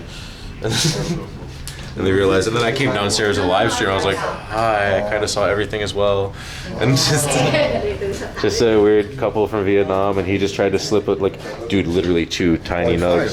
0.5? It's nothing. It's 100 baht worth of weed. Off of 75. Off of one of the lower side of the menu and everything. Like it's like just like it was like an impulse thing or something. I don't know, man. No, it was not impulse because since the beginning I saw him act weird, you know. No, but I mean impulse as in it's just like he's going around doing it. Yeah, as an impulse control issue or like something. Trying since the beginning. Just waiting for an opening and shit. Wow, man. And like me and him were just like kind of having a little bit of a hangout session and talking about weed industry and Thailand, etc. เขารู้ รู้มากพูดมากด้วย เขารู้ว่าทำแบบเนี้ยไม่ผิดแสดงว่าเขาเคยทำมาแล้ว Not the first rodeo ใช่แล้วเขาก็เหมือนแบบคุยกับThey got priors เขาเทควิดีโอเขาบอกว่าเขารอเพื่อนเขาอยู่เพราะว่า Can I speak English ใช่ไหม Because I said that anything else she said that she wait for a partner or something like that because waste time and then still I see too much now. Everything was weird with them since the beginning. So yeah. What they don't realize is that hasn't really got into their heads, even though they explained it. I don't think they understand English well enough. But he's been watching the shop like a hawk the entire time we've been hanging out. I'll just say together, just like talking. Like he's had the phone right there in front of him, just like how I'm monitoring Chad. He was just like monitoring this the whole entire time. And he just jumped up. He's like, "Excuse me a moment." I was like, "Oh no!" I knew right away. Yeah, unbelievable, man. Take them to the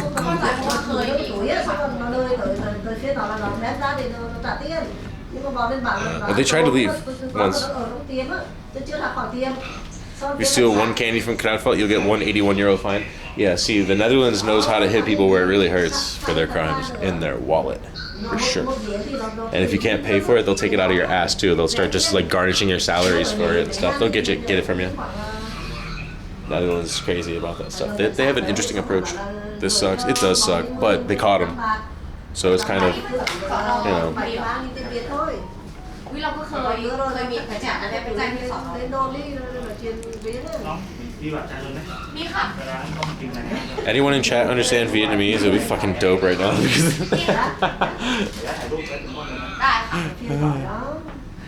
How long has the owner been in Thailand and is he fluent? I believe he said 10 years. I don't know.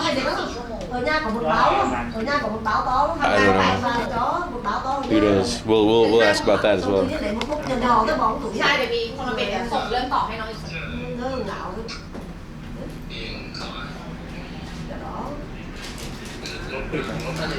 ใช่ครับ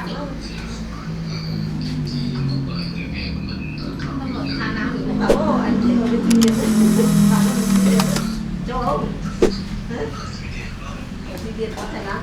Damn.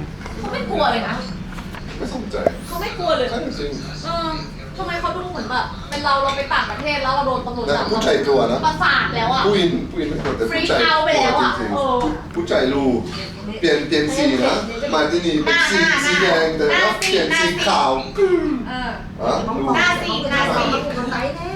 I understood what he said. His Thai is okay. It's not really fast, but I understand exactly what he was saying. I caught it. The hand movements and context helped. Yeah, the man knew, and the man went totally white once he realized he was caught and everything.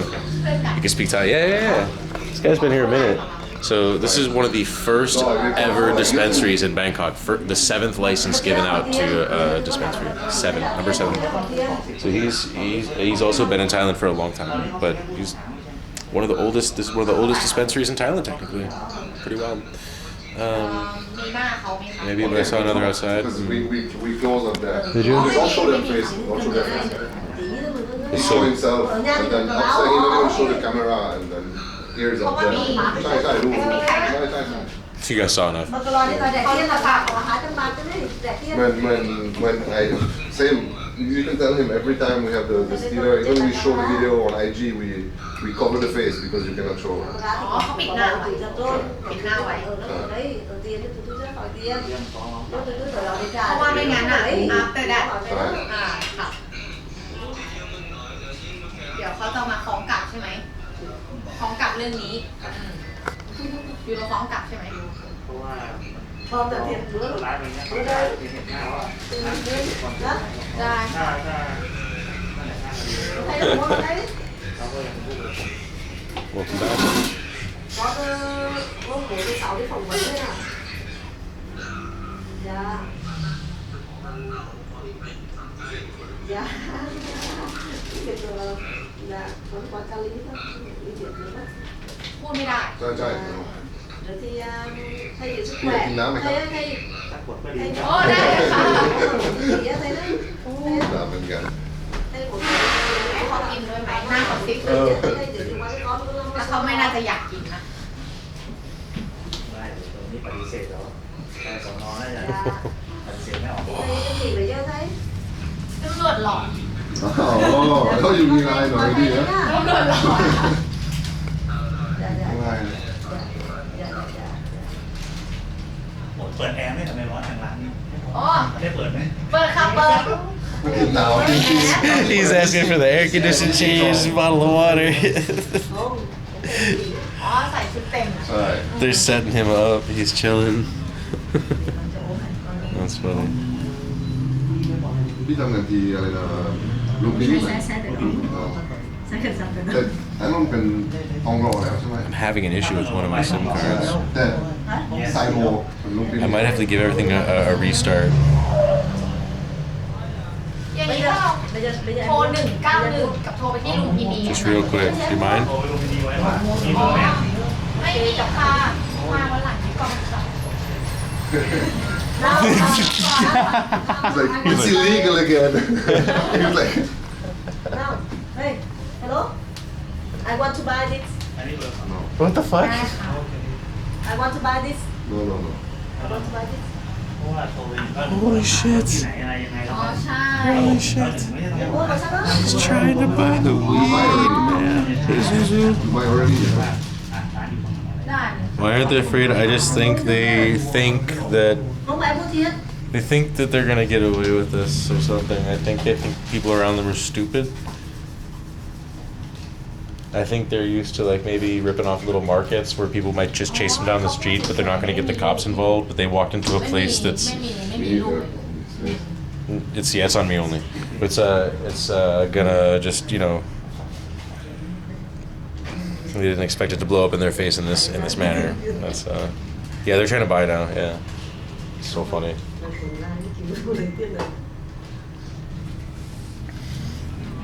This has been incredible.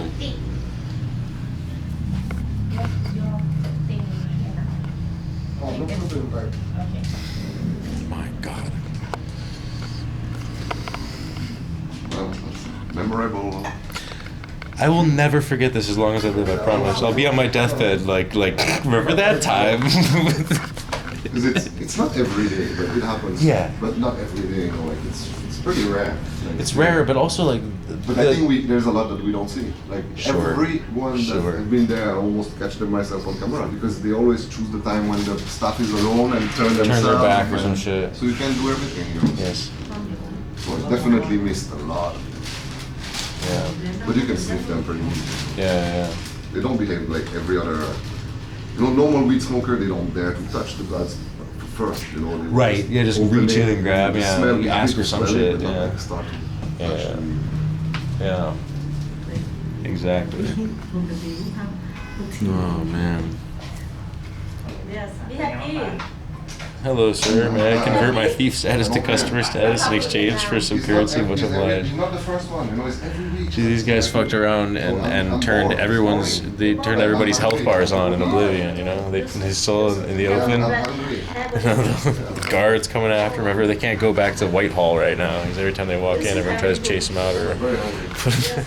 นี่อย่างนี้สบายใจ But I'm They bored. fucked up, man. It's boring.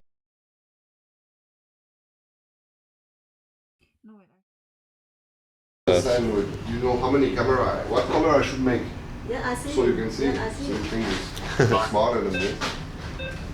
no problem We should get some drones flying No, around. but it's boring. You have a shot. You just know. Short F. It's gonna happen. I'm sorry. Nobody like. Nobody. Boring. my hope is have a beach I don't know why. You have money at 1,000, you steal for 50 Yes, baht I for one. pay, no problem. But you very hurry up. เดี๋ยววันสั่งไปนี่ You Bored. are very hurry up. But Bored. I pay. I'm very bored. Be happy. I'm hungry. Yes. Oh yeah. You are so keep your Oh, should I order burgers or something? Sounds like a Tear plan, up a right? burger, yeah. Oh, you don't like burgers? I said I could tear up a burger. Yeah, that would be great. Or whatever, Lebanese food. No, burgers sound great. Are you kidding me? You I think I would only eat one burger. Yeah. Small smash burger? Oh, a small smash burger? Okay, maybe a couple. Couple, right? Yeah. I'll eat it if you want. Nice. You have food came. Huh? He come for shooting and then. Sorry, This is yeah. very Yeah, you guys handle it really well. Really, honestly. And this whole time I keep thinking, I really like your shirt because I love the Smashing Pumpkins. That album is so good. So I saw it, I'm like, oh shit. Like this is like everything's perfect. It's just yeah. This is great. I just came here to ask what it's like to run a business like this, and now I know. Burgers on the way. Oh, sick, dude. It'd be really cool if we get to eat it in front of them. Oh, you want a burger? No, dude. You hungry? Come on, guys, all okay. No. Sure? For sure. 100%. I just eat in home soup and burger. If you order burger, try to easy burger. Look. I just eat it 10 minutes. No, 10 already. Maybe 1 hour. It's amazing one. I just eat like maybe before I came. I ate Pineapple Express. See? Amazing one. Oh my god. Second one I like best. You have good taste. For sure, bro. Come on, I eat As soon as you eat our burger, we open the burger shop 2 doors after that. You're gonna open a burger shop? I go to LA. Shut the fuck up. Yeah, rooftop where you can smoke. Let's go. God, I love Thailand. Like, Yeah, we're gonna here I make like around 6. yeah, we're gonna move here. But in LA. This guy's opening a burger restaurant. Holy shit! I also can make. I can't wait to be there to film when someone tries to jump the counter and snatch burgers off the grill. Like, yeah. Fucking Russian passport, you know. I'm okay about I'm Russian nationality because real Russian who grow in nice family, in traditional one, they will be like me. So about that I don't care.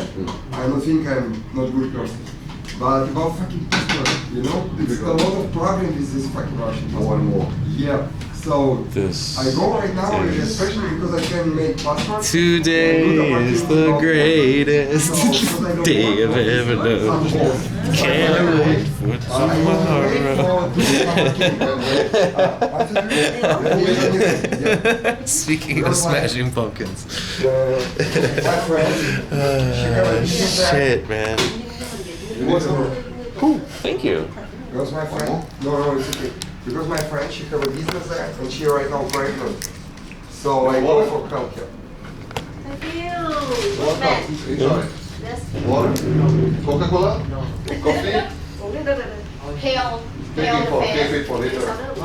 His face very pale. Mm-hmm. You know. Yeah.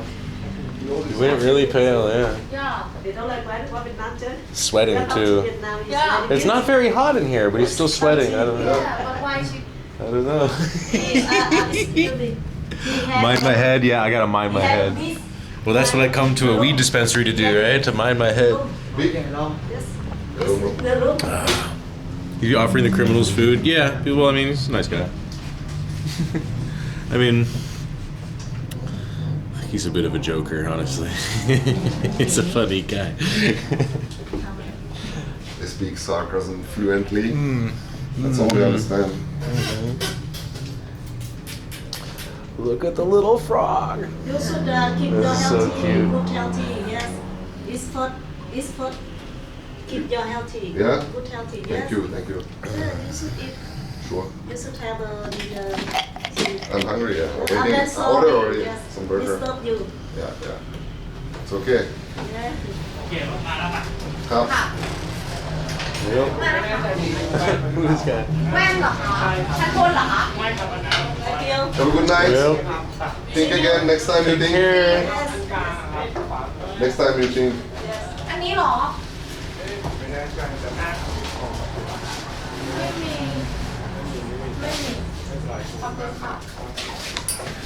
There they go. Out the door. Sorry นะ Sorry for what? because I didn't because that's my ship but my duty อ่ะ You cannot. You don't have eyes in your back. You're not a detective. Your job is to sell weed and be friendly and stuff, not to like find And you're criminals alone, and you're stop alone. them and shit. You know, you shouldn't have to worry about this. That's why you got cops, man. Honestly, you shouldn't have to worry about that. thank you Thank you. No, come on, guys. Wow. thank you Russian I am Russian you cannot walk out And that was. They're just stealing weed. Yeah, and they tried to buy a grinder and no weed, and then steal the weed or something. I don't know. It's so weird. Come on, for what? Where you wanna go? The grinder costs more than the weed they were trying to steal, dude. The bit when they enter, I Literally see 120 baht, and it's here. like, He like this with two. I see first time he's like this with 2 jars on sitting. I'm like, already, what is this fucker doing? I think he's like, I can't fit these in my pocket. they wanna buy they wanna store something but it seems like because of him sit here You can film her now. There's no problem. It's just like the cops Yeah. said. Like, Yeah. No, I guys, noticed. you can't Yeah. press, and I- like, yeah I had already shown them for a very long That's time. right. Change for that that's good ก็นะผู้จัดการมีพาสปอร์ต passport เนี่ย mine, huh? เนี่ยมีรูปอะไรเพราะว่าเราต้องมีผู้จัดการว่าเป็นคน อ๋อแล้วไอดีของเราที่ให้ไปอะไม่พอใช่ไหม What can we do? ต้องมองว่า ไม่ เขา อ๋อ ชื่ออะไร แล้วโอเค Did the cops take them away? Yes, they did. Professionally as well, I might add. They did a very good job. It was นี่ลืมถ่ายรูป funny as ผมก็ hell. เฟซโฟโต้อะไปแล้วเหรอคะ There they go.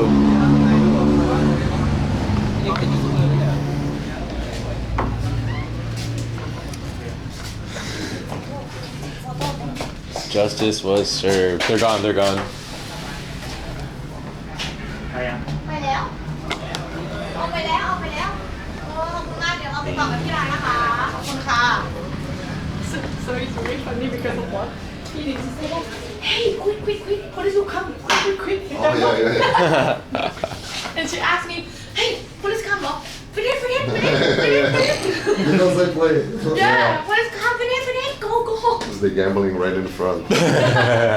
Sweet. Neighbors. Oh, Game over. you say gambling, I remind. May I ask your contact? Because I need help with make settings for also do streaming. Oh yeah, absolutely. I thought you needed help with something. I thought you said something about gambling. Like, speaking of gambling, can I have your contact info? I was like, no, fuck no, you can't. No, I need only for do Yes. streaming. Dude, because I want this is my name on also Line, Instagram, Twitch, wherever. One Ray second. Depto. Yeah, hit me up there. ไม่เป็นไรอีเมล I'm right there. PTO. So, well, yeah. There you go. Cool, dude. Okay, right now you have one more follower. I'm happy to help you start streaming. Which iPhone is this? 15? No, it's 14 Max. You can stream like crazy with that thing. You kidding Can stream on me? this phone? Fuck yeah, dude. It's great camera. Good battery. I can even buy 15 if need. They have a right I now, have this. but You no don't problem. even need it. The 14's fine. If you want to, do it. But I I think just want to do what? I want to stream gambling. He's lying. Phone Because is fine. one of my friends. You're doing like online? Yep. Because Oh, then you would do the computer. Do it from your computer, laptop, or something. but Laptop I also webcam. think about maybe like I travel a lot. Do you have a MacBook to go with your iPhone? Okay, so dude, you can use your iPhone as a webcam if you plug it in with USB. That's the webcam. Use your MacBook to stream and play your gambling games online, whatever. Can you teach me? How can you teach me? ไหม For sure. Glad to help.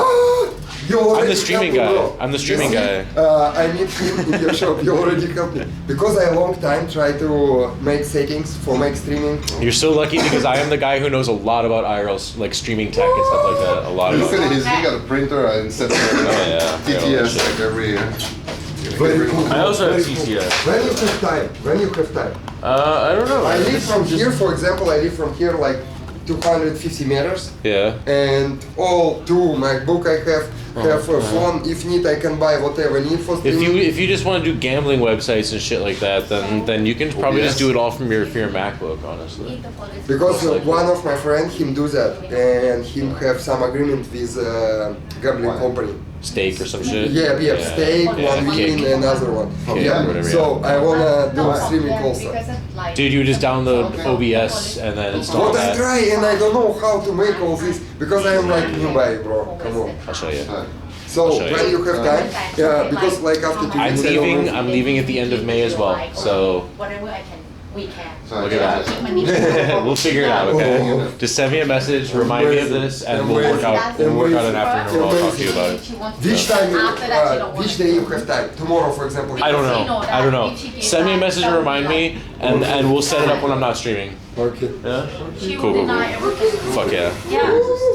She's professional. Yeah, man. I mean, I don't do gambling streams or anything like that, but the technology is all the same. It doesn't matter what you're Yes, doing, that's the so point. it's fine. I need to have settings, that's all. Wow. Because like that I can do it. It's not And I that hard. wanna do not only gambling streaming, because like I travel a lot, and to be honest, I spent a lot of money on travel. And Might as well stream it. people like to watch when someone spend a lot of money on some bullshit. So, and it's I am especially. So right now I do it for free, bro. But after that, when people will watch me and I even will have some money on this, come on. Well, there you go, man. The Give point it a I shot, will say to man. my people who will watch me, like I don't need donate.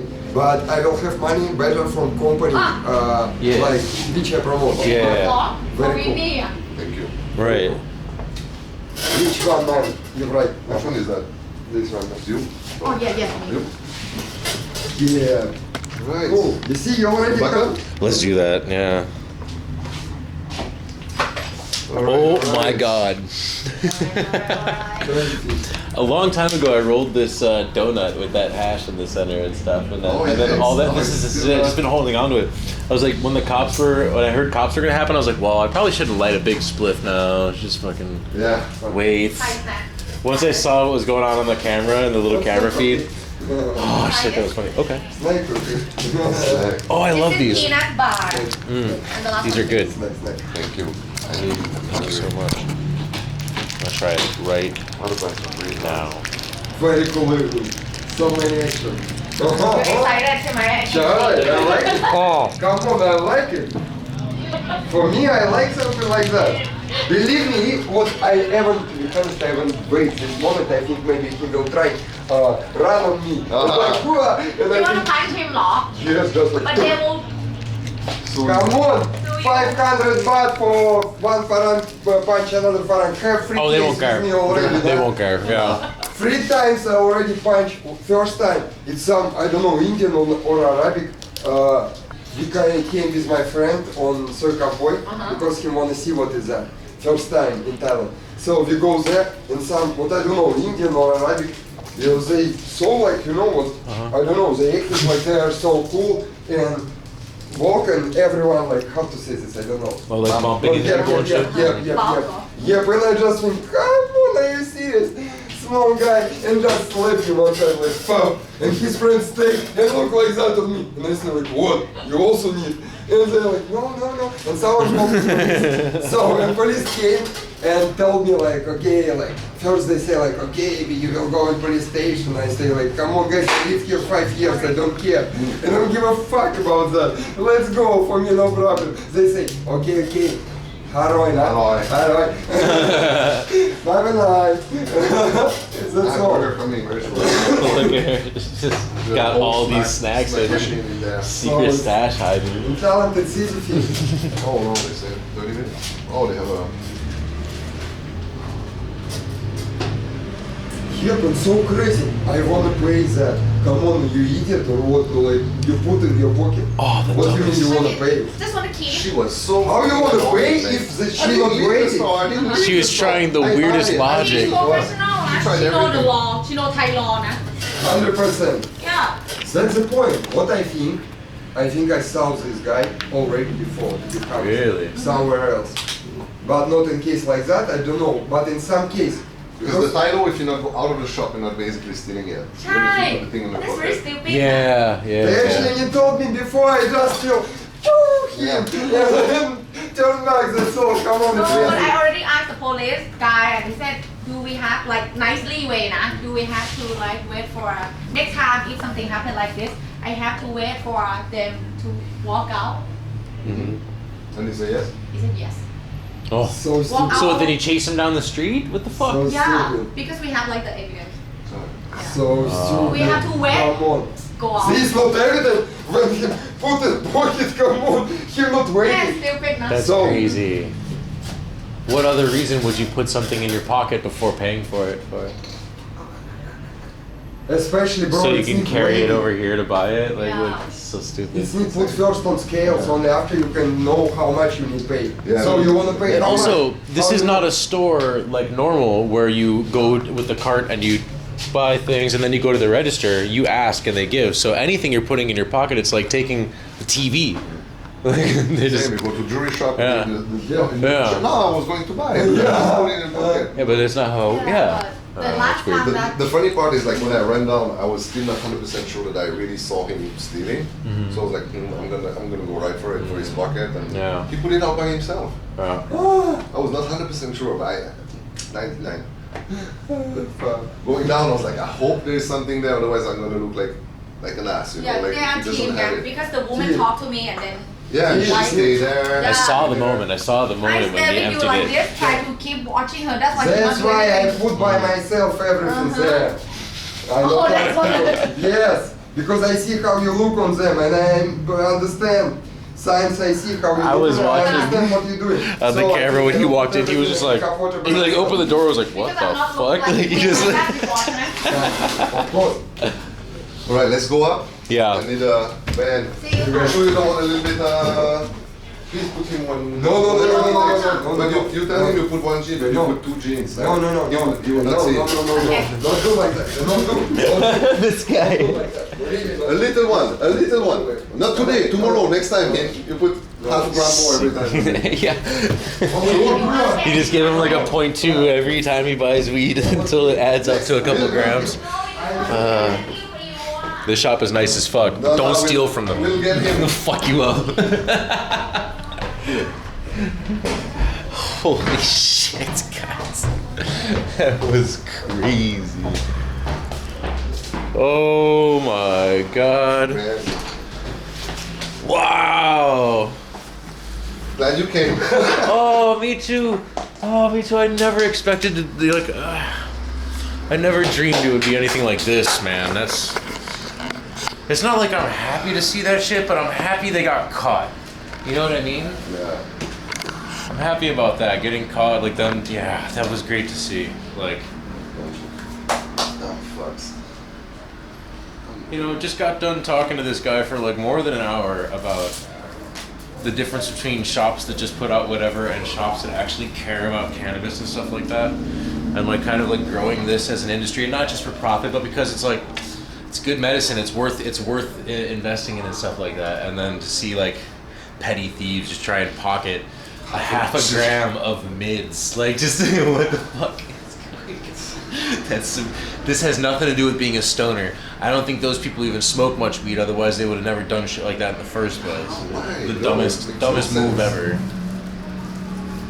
Like, and it's not like a teenager broke that loves weed. This is and impulsive thief stuff because they had does money. Whatever, they had money, yeah. Yeah.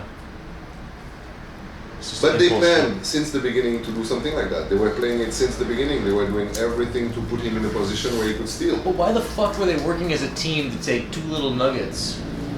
Are these just like the two dumbest thieves I ever? think they are. I think. Like, cause that's the like, what's the big heist? They didn't even like try and grab a big They jar. worked at like a jewelry store thieves, like. But for like 100 baht worth of weed. 70 baht, 75 baht. 75 baht. Bro. That was nuts. Absolutely crazy. Is she going to toilet? I guess. And that customer is just a wonderful, wonderful man. That Russian. He's Yeah, here they every walked in day. just in time, yeah. And he blocked them from running. It was incredible to see this unfold. I just like popped over to your chair and left the camera here for a bit, and then eventually I was like, "Come here, you guys," and I brought the camera and was pointing it at yours. Like just like I couldn't believe what I was seeing, and I opened the door, so I was like, I gotta hear this. Like it's like is this really happening right now? Like, Man, I was in between. you love Thailand, me too. Going crazy and just stay polite. That was some good entertainment. Did you guys enjoy that? Everyone loves a little justice, man. Like this, everyone loves a little justice. I gotta say. I said in my bartender team group chat, they're like, oh, one more bad guy.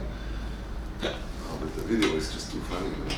Yeah, you got good cameras, man. Caught everything smooth. Smooth in 4K for real. Yeah, and not even like the little fucking like where they do screenshots every 2 seconds or some shit. No, Like it's smooth. proper. Yeah. the move. All He that for tried that. so hard. All like, that for that. Yeah. And she was wait. Did you see what she was doing when that happened? Did she like see him do it? She's blah blahing. I don't know. No, she's not looking at him. Whoop. She's been distracting the girl for the whole time. But then she goes to check on him. Yeah. Yeah. Up! Up! Yeah, there you go running down the stairs. Oh shit.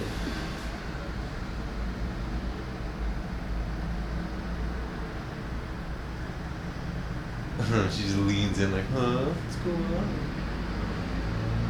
Lucky I didn't beat them up. Yeah. Maybe me being here in the live stream and all that shit might have saved them an ass beating a little bit, honestly. Yeah, because they were not that aggressive, so No. his train almost fainted when I came down, I think. Like, I saw that. He Yeah. changed color for real. Yeah. He changed color. I watched that happen from across. I could see because the phone was kind of tilted. I was able to see it from there, and that's when I was like, "Oh shit, White.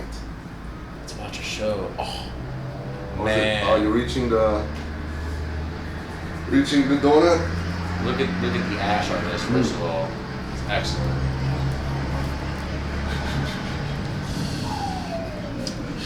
Man, what a gang! What a gang! So funny. So you've had Worse than that. this has happened how many times? Like police called. Police call not that often. Uh-huh. A few times I handled it myself. Okay. And the first time it happened, I was like at home and like 1 a.m. just playing video games, and I don't know why I switched on the camera. Oh yeah, because my staff called me for a guy that wanted a huge discount. I'm like, what? I want to see that guy face. Yeah. And then I'm like, whoa, this guy is not looking right. And then while my staff was backwards like this, he also stole. And then I start screaming through the camera. You can talk through the camera. And he was not hearing me. There was too much music. So I called my staff and like, put me on speaker.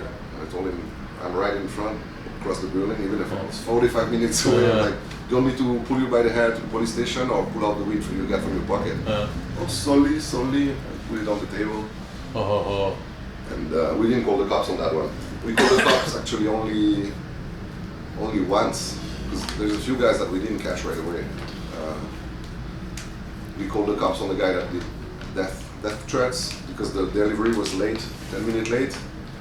Korean guy, like probably on meth or something. But he wanted like quantity or something? No. He just ordered like it's not even first time ordering. He ordered like a couple grams, whatever, and then grab takes time to Bangkok. And then he stopped calling, like, where's my grab? Where's my grab? What the fuck? Right away, he's like, okay, I'm coming to the shop. I'm gonna kill you. I got a gun. You're dead. You're all gonna die. I'm coming to the shop. Something else, yeah. And then sending us like video of him on the motorbike taxi coming. I'm on the way to the shop. I have a gun. I'm gonna kill you. And then so he came.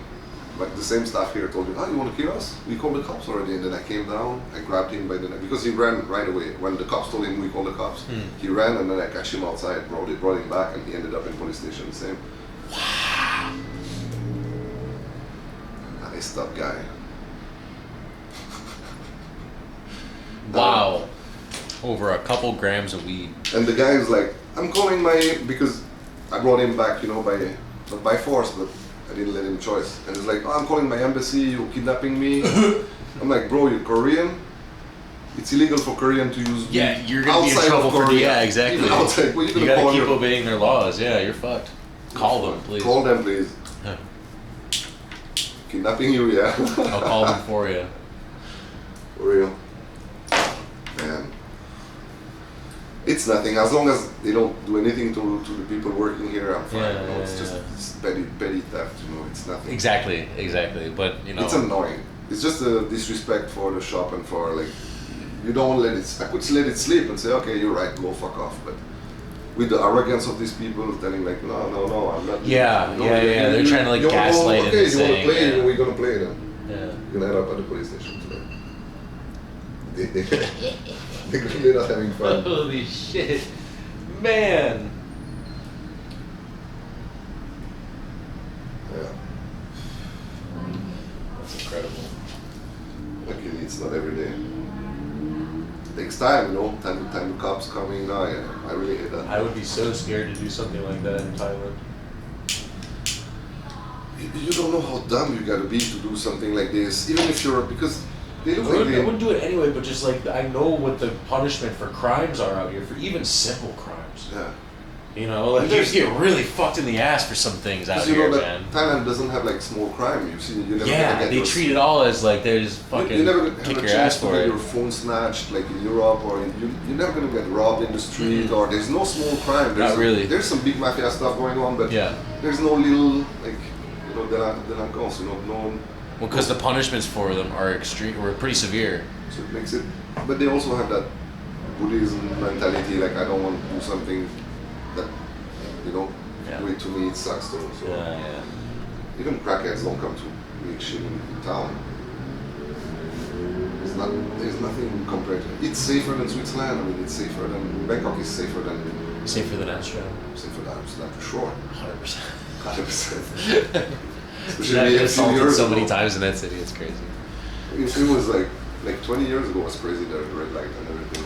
Oh yeah, I've heard stuff about like the 80s and early 90s over there. Like it's just fucking heroin.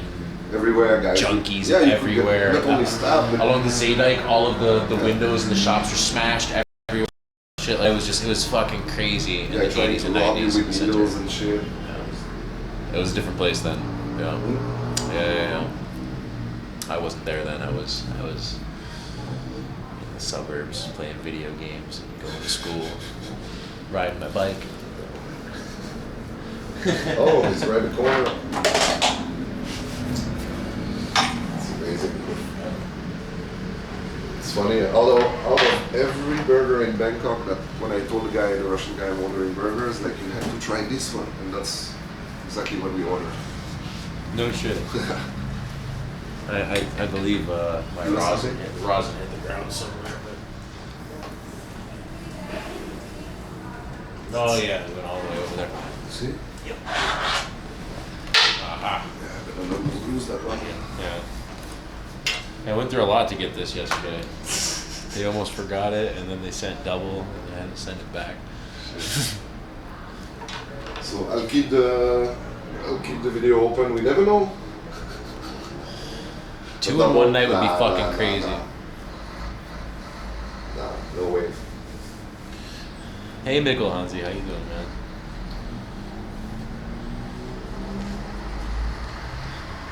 If it was food that he stole, it'd be a different story for me. Yo, there is literally no reason to steal food in Thailand. If you have no money and you are hungry, you can go to any temple and they will feed the fuck out of you. Not even the temple, you go to any street vendor. That sells food that's broke as fuck. Yeah. Like my ex-girlfriend's mother was doing that, and she was regularly feeding even like foreigners, that broke foreigners. And they have nothing, they will feed food you. is so accessible out here for everybody. Yeah, There's no reason to yoink something from the 7-Eleven or anything like that. Everyone's got food out here. It's so cheap. Yeah, for sure.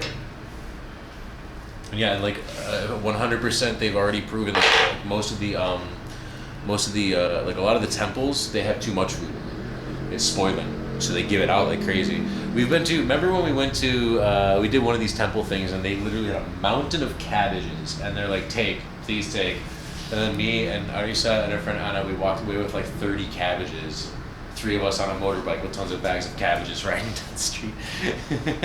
Next door we have a Sikh temple, like Indian Sikh.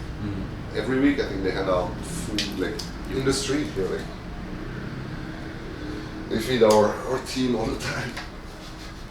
The burger place is open. These people will come back to steal 6 fries. Yeah, it's so funny, man. Yeah. They just run into a bank and steal a paperclip or something. Yeah. Like, I've seen like last week in Phuket, I think, team of foreigners going into a weed shop, and one guy is like pick up straight up a jar like that. There are like 20 jars and 3-4 friends. He takes the jar like that. He goes in the back door. He empties the jar in his pouch. Put the jar behind the couch and they leave. But now they have video and pictures of that everywhere on every groups, every. so funny. They are blasted online. Yeah. They never got caught, or well, I guess they got to smoke that shit first and then try and go back. Bad move. They took a lot of weed.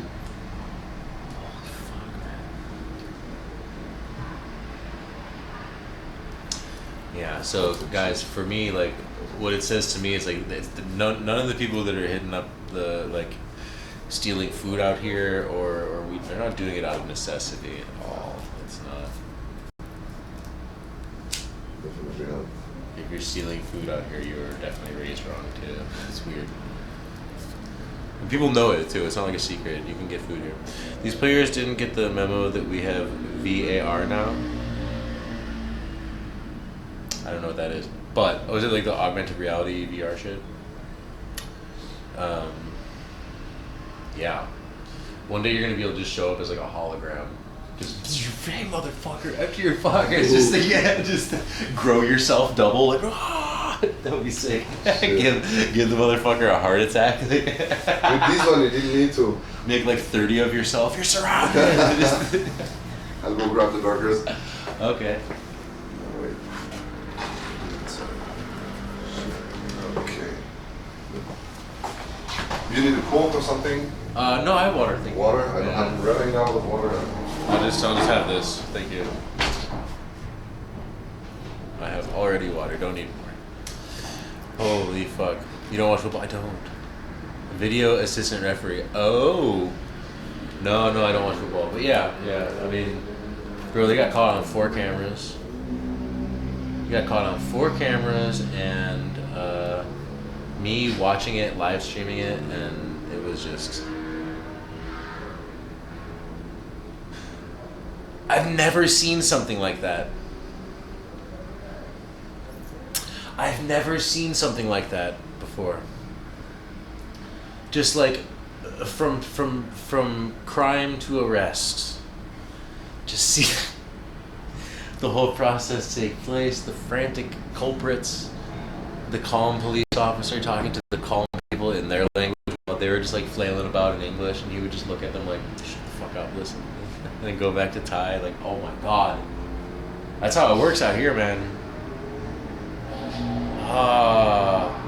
That was absolutely wild.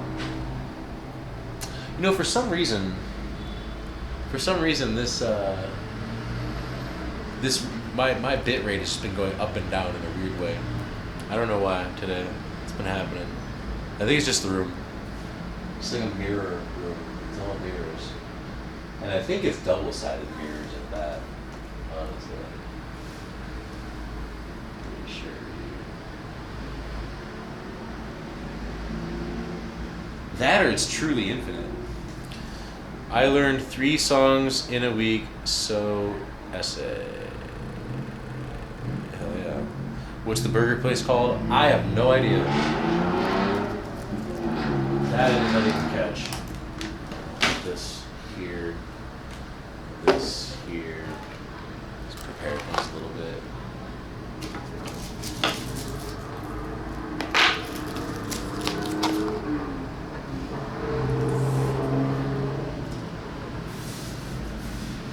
You guys for sure had to come to this shop though, at some point.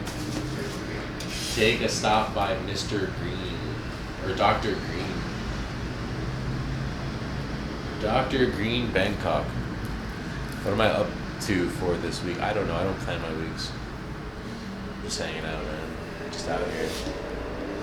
Just out here, living life. Smoking weed about it. And interviewing dispensary owners, and probably visiting some farms. Okay, I guess I do plan my week a little bit, but not really. There's nothing set in stone. We'll see. This has been incredible today. Not just the crazy fucking Wild West fucking battle for 0.3 of weed, but also the conversation beforehand was quite enlightening, stimulating, man. It was nice to learn about how things operate for these guys and what they think about the future. Today's been a really great stream, I'm telling you guys. It's been a really good, informative, topical stream.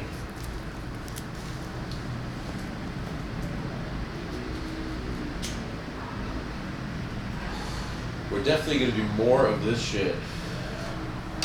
Definitely. We might be visiting some weed farms too really soon, like really like actual farms, like big indoor grow operations, greenhouses, warehouses. I don't know, it's gonna be a interesting couple of weeks. And then we'll go back to Amsterdam for a little while, do some more of the same a little bit while we prepare for liftoff. What's the end goal? Bro, just learning.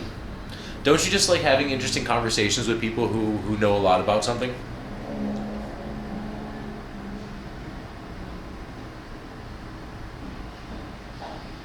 I don't want to start up anything, Bard. No. I just want to enjoy conversations with people. No one's documenting this stuff. Yeah, no one's talking about that. Wow, man. Look at this. Oh, man. Well deserved. You definitely earned that.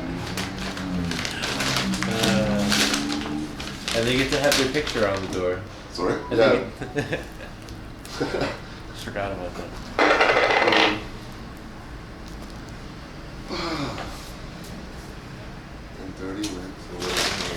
Just go ahead. They're all the same. Cheeseburger, classic. Okay, right on. Easy. Oh my god, that looks delicious. That looks fucking great. Easy Burger, Bangkok. Easy Burger, never heard of them. Very good. But soon, we'll do them ourselves. Next door. Yeah, what's up with that? Why you decided to get into burger restaurant as well? To be honest, when we saw it for rent, we took it without even thinking, just to avoid having another weed shop next to us. And then on that time, there was also the option of maybe having to do a clinic with a different entrance door than your shop. Mm-hmm. So we took it and we're like, well, we'll see what we're gonna do, probably a clinic in there. Mm. And then by the time they didn't ask for clinic to be done yet, so we're like, okay, we can do something. We partnered with a guy that's really good that's a chef that has a few shops already, and then we'll do burgers. And the point is, especially we're gonna have a rooftop that we don't have here, and we're gonna be able to smoke there. And everyone that gets weed can get like a free drink. That fucking company Remedies did the exact same thing in Chinatown. Because they used to be this thing, it was like a big room, and then you can go up like 2-3 floors and there's a rooftop bar there. But at the bottom was a weed place, but they agreed with them, like, you can let people smoke weed up there. They're like, okay. But now, they moved to a little thing next door, and the old Remedies is now a fucking fish and chips shop with a rooftop bar, but they also have keys to the dispensary. It's all the same company, man. They're all the same. So weird. Yeah, we'll do a bar. I never even thought about that. The idea of people buying up the location just so someone's not going to open up another competitor next to you. There's absolutely. By the time we got it, the girls had already. Yeah, there's like 3-4 guys asking me already to rent it to make a weed shop. Wow. And then, nope. It's so hard to get a location on this road. Yeah. We were with my partner. We were at the beach when one of our bartenders saw it for rent. So sent us a picture with the phone number written for rent next door. We called the girls like, is it for rent? Yeah. Okay, what's your, how much first? Then yeah. What's your bank account? We're gonna drop 3 months right away. Like it's ours. We're not even. You don't want to visit? No, we good. Yeah. We're at the beach now. I'll take it. We'll take it. Whatever happens, we'll take it. Nice. That's probably a really smart decision you made there. Damn. Look, it's 10 p.m. and it's still packed. Like, busy. Bro, I wish I had that businessman mind, man. I would never have thought about that shit. Like, my employee would have sent me a picture of that, and I'd be like, huh, that's cool. Can't wait to see who moves in. And then I'd go back to the beach. Like, I wouldn't have even thought of this shit. My dumbass. Because we've always been looking for good spots to open different shops, but we didn't want to spam also with some shop with like 15 same shop around the city. It's not a good image too aggressive, and we just kept 2. That's enough. I don't want anything from Thai Cannabis Club because I see them fucking everywhere, and they're not just in Bangkok. They are everywhere. They're in Pattaya, whatever, man. Pattaya is Blow, you know Blow? They have tons of them. I think Blow is the most successful franchise in Pattaya. Blow? Yeah. I know that one. Are they good? No, I don't. Seriously, never been. But I see them everywhere. Really, every corner there's a Blow in Pattaya. They did It's true. When I was there, I bought from all the street carts. Really? Yeah. I was curious. Yeah. I used to see they sell everything, even imported edibles, like candy stuff. I don't trust edibles sitting outside, but some of those places had really good local grown weed for very cheap. Like 3 grams for 420 baht, that kind of shit. I see the shop, they had everything that's illegal in Bangkok, in that shop had it. They had vapes, they had rosin, they had hash from every country of the world, imported from there, imported from there. They even had mushroom chocolate and balloons, you know, like whippets inside the shop. I saw places growing mushrooms out in the open out in Bangkok, just like right there in a big ass jar. I talked with the guy, I said, how? Like, man, you know, the week after the news, that shop been closed. Oh. The week after, the shop reopened, different name, by the initial of the old shop. You know, they reopened at the same spot with a different name. Wow. And then the new name by the old shop name. And they still do the same shit? I think they toned down a bit, for sure. Okay. How was the burger? Oh, it's incredible, by the way. The burger is really good. I haven't had a burger in months. I haven't really been fucking with fast food that much or burgers. Sorry. Might be the police. Okay.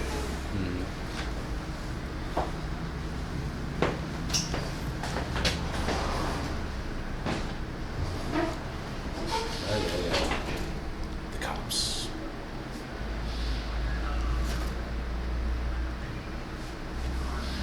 For a second, I thought he meant the cops were here, and I was like, oh shit, we can't smoke anymore. Oh shit. But they're on the phone, calling, following up.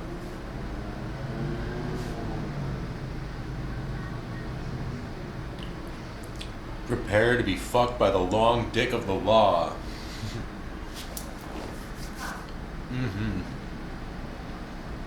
Corn pizza, yeah, but that was just for science. Ooh, you know what? I didn't really have diarrhees from it either. It was fine. Like, for real, it was fine. Totally fine. Yeah. Alright, light up this bitch.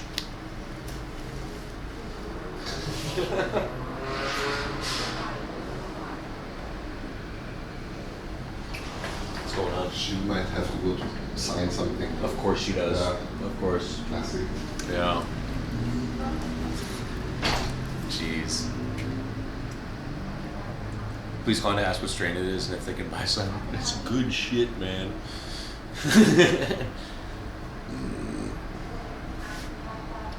Can you bring another 0.3 of it? One of our deputies smoked the evidence, thought it was a gift. Oh, that sucks. One time I found a lost iPhone. And I brought it to the police, and it was like a 3-hour affair. Like, bro, can't I just give you the phone and you guys can figure it out? Like, I'm a guy walking home, I found the phone. Like, it's weird that I found it. I found it at the top of this bridge, and that was fucking weird. 100% battery, which is like, how is that possible? With a pair of shoes at the top of a bridge over the big river that runs through Bangkok. And it was a little weird, but they even like drove me to the location where I found it. Took photos of me standing there pointing at the spot on the ground where I found it. It's so weird. Had me sign some shit, and then they drove me to my hotel. That was the one cool thing about it. I got to have a police car ride. And I got to like trick people on Instagram, like, oh guys, I don't know. Just sent like an Insta story of like the police station and shit. Like me in a car with flashing lights, and he's got arrested. Like, yeah, I got arrested and I'm making an Insta story. Fucking morons. Know who you are. I actually had one person in my DMs like, yeah, you finally got arrested, you fucking idiot. I'm like, okay.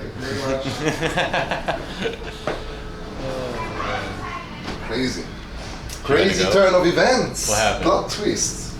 Because what's the turn of events? What's the plot twist? Plot twist is Thai law says as long as you don't leave the shop, you're not a stealer, right? As long as you stay inside the shop and you have the stuff, even if you stole it in your pocket, you're not a stealer as long as you didn't pass the door. Oh, but then he tried to. No. The thing is, he didn't pass that thing and everything, but at the police station, they made him admit that he stole. Bam. Okay. Bam. Cool. So there's two options, but I'm not gonna fuck his life up because he's with admitting that he stole. There's two options. It's either now my staff have to go to the police station and she finish her thing and she's gonna waste 3 hours there, and then he gonna end up in jail, like serious jail, like he gonna get fucked in the ass probably tonight. Hey, I got an idea. I don't know what you think about this, but I got an idea. Streaming the whole process. No. Let's go visit him in jail and ask his side of this. No. I don't want to turn this into a circus, but I programmed a feature into my stream a long time ago. We use it every once in a while. Where we can make a poll on screen where they can type 1 or 2. We can literally do the fucking Caesar thing. It's too late. I know. Ah, shit. I know they're not cruel. They would let him go as well. They have good heart. Imagine, no, they would have sent his ass to jail. So yeah, sure. You should have seen chat. They're all like, "Get him! Fucking arrest this bitch!" No one was like, "Oh, well, let's hear him out." Everyone was like, "Fuck this." He left here as innocent because he was innocent because he didn't pass the door. Yeah, but semantics. He was telling, but he was legally innocent leaving the shop, but at the police station, I think with a little bit of pressure on their side, with the video in front of him, they make him admit. Exactly. And then you don't need more than that. He could go right up in jail, in real jail, and or the other option is to tell them, okay, let him go. So I tell them to let him go. You know what? I just want to see just for fun. Let's do a fantasy poll, okay? Let's just pretend for a second. He came up and was like, "Hey man, it's up to you guys, up to you chat. Be good guys. Should we send him to hell or let him go free?" Even though people are pretty sure this is like something that they do regularly, and they're just gonna slip through. And they're gonna steal from something tomorrow. Okay. Turn it that way. Poll. Should we? Do you want my poor bartender to spend 3 more hours instead of going home and missing her train? And that's let's imagine this. It would be daytime, different story. Bro, if that happens, my chat would probably pay for her to have a hotel for a night. Like, honestly, they would probably. Probably she won't see her boyfriend. They would, or something like that. Yeah, there you go. Okay, what should we do with the thieves? Dude, my phone is weird. I don't think they will steal again in Bangkok. But we did our job. Throw the book at them. A bunch of cunts. Can you talk like bad words on your stream or it's absolutely. Just nothing racist. Nothing like socially irresponsible. But you can say fuck all you want. It's fine. Which is pretty sensitive on some stuff. Yeah, I mean, it is a Silicon Valley company and shit like that. It's kind of what you expect to come out of California, really. You stream on Kick too, no? I did every once in a while, dude. It's kind of like for me a little bit way too on the opposite side of the spectrum for me to really enjoy it. Because I thought the advantage, especially as an IRL streamer, for like the advantage that money wise was really attracting to a lot of guys like moving from Twitch to there. Oh my God, guys, come on! Type 1 if you want those guys to go to jail. Thai pounding in the ass prison, or type 2 if you want them to slip through the cracks of society and live to steal for another day. And rip off more weed shops and more markets and other people, you know. What do you say, guys? It's gonna be a tie. It's a tie. Oh shit! A hung jury. This is fucking crazy. Okay, we gotta take this to another. Whoa! I just got like a print.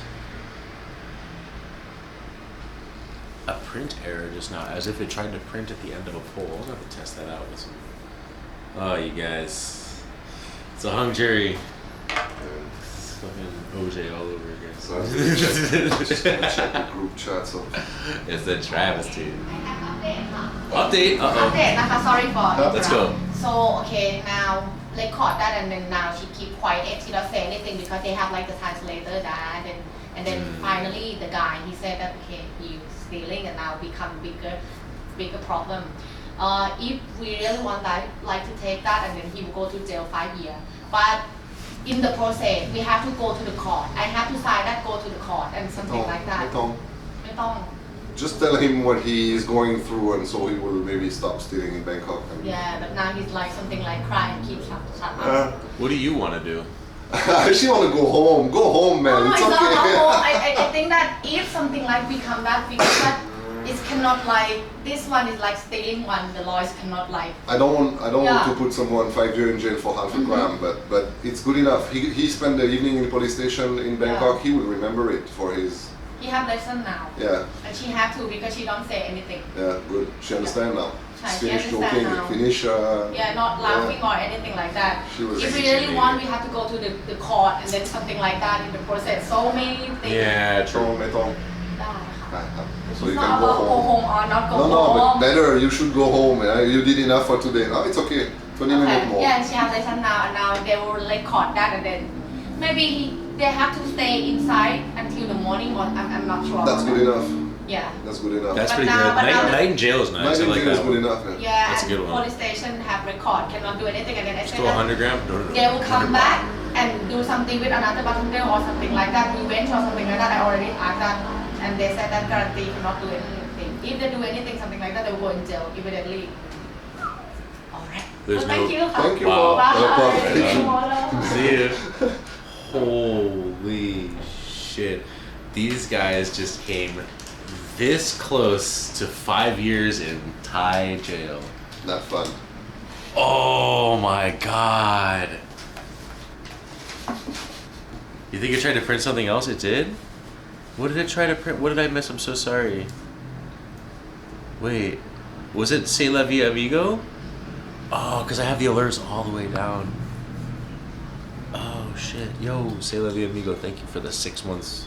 Tier 1. Sorry about that. I've had the alerts down because earlier the police were here and I didn't need you guys like playing fart sounds and stuff when the cops were trying to do their job, you know. I was just like, let's, because I know like if I leave the volume up, one person's gonna try and get away with it.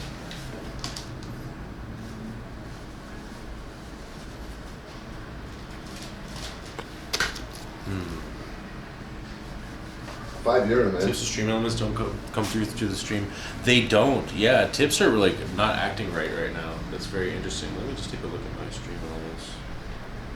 I think everything's in order.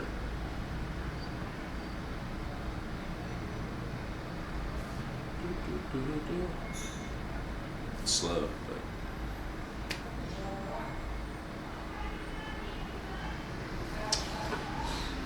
Capoko sent me a DM. Like, it's not the first time it's happened. Someone else also said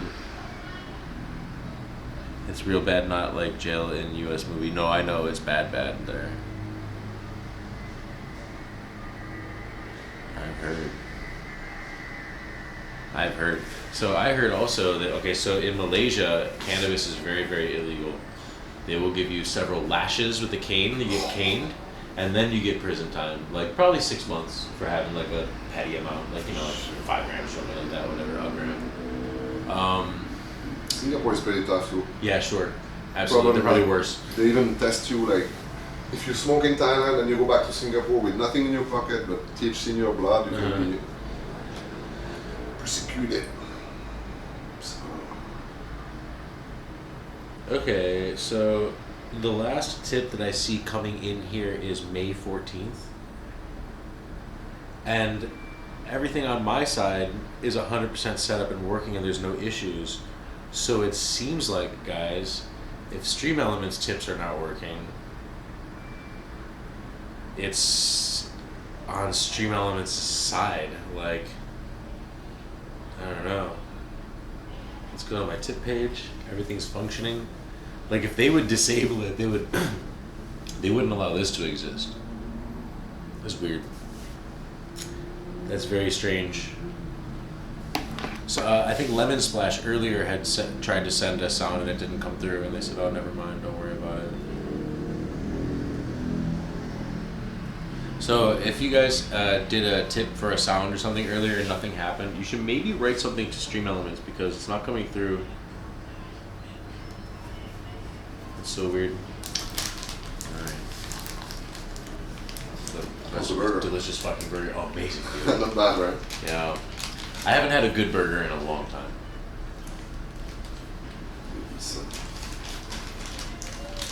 I've just been eating Thai food the whole time. I love it. All of it. The stinky stuff, the spicy stuff, whatever, man. Just give it all to me. I was eating fish heads the other week. Fish? Heads. Fish heads. The whole head. That's what they with eat the bones prison. and everything. That's the #1 prison food. It's no shit. Like fish head soup or fish something? head soup. Okay, well this was like fried mackerel and the heads were fried so much you can just crunch them. Different level, different. Yeah, this was tasty. This one was tasty. That sounds awful. Yeah. I mean, fish head, by more like fish leftovers. For breakfast, dinner and lunch. Also, God help you if you're not like from Southeast Asia somewhere and you're going to jail here, because you don't get bottled water there. You're gonna get the diarrhea water. Like you're gonna get the clone water. It is insane. What you're It is insane. The speaker's acting weird. Wow. 6 lashes to the back publicly. Oh, I don't know if it's public, but someone from Malaysia explained to me about the lashes thing, that there's a special box that they put you in that exposes your ass. So like they put you in the, so then like they don't want to see your dick and all that other stuff. They just need the part they need to smack. So there's like a fucking hole for your butt to go through, and then when they hit it, like the bamboo rod that they use just goes clang against the box and shit. Like they hit it hard. Yeah. Jail fucking sucks. Hey man, don't badmouth jail. It's great times there, man. So they changed their tone there. I think they must have like, landed, not playing like, I was by, when you were in your... Once they weren't on your cameras and my camera and they had them in the car, I bet they were just like, you realize how fucked you are? They probably made them understand, like, yo, Kalandra, thank you for the 17 months prime. The guy knew right away. Yeah. She was playing. She was really playing. She was trying really hard. Yeah. That was so funny. I think she was more confident because it was not in her pocket, like she was not doing it, so she was like, it's okay. But at police station, she was trying to act like he didn't speak any languages, and she was like, oh no, he thought this. And he was speaking good. In front, at the beginning he was opening his mouth, just at the beginning. Yeah. He knew right away. For half a G, I feel almost bad to stop it for that much and to make that much trouble for that, but fuck that. You can. I can't just let them go. Oh yeah, he put it in his pocket. No, you can't. I wish I could understand why. It had to have just been an impulse thing. Like, not like, oh, I think, like, not he decided to do it there in the shop, but like, it's something that he has to go around doing at malls and shit like that. You know what they were talking about when they arrived in the shop? Talking about buying kilos. She was talking about kilos. She was playing with money. Like she had to buy for 100 baht. She showed 100, and then she's like, no, I don't want to pay with those 50 baht. I want to keep 10. Blah blah blah. Here's 1,000. Yeah. I think there was a plan since the beginning, but they're trying to do like a weird, like, confuse you with the change thing or something. That happened already. Yeah. Not them today. That's a common swindle. Yeah. The how we say short change. Yeah, short changing. Yeah. We had that almost 2 days in a row not long ago. One of the short changer is on the door downstairs.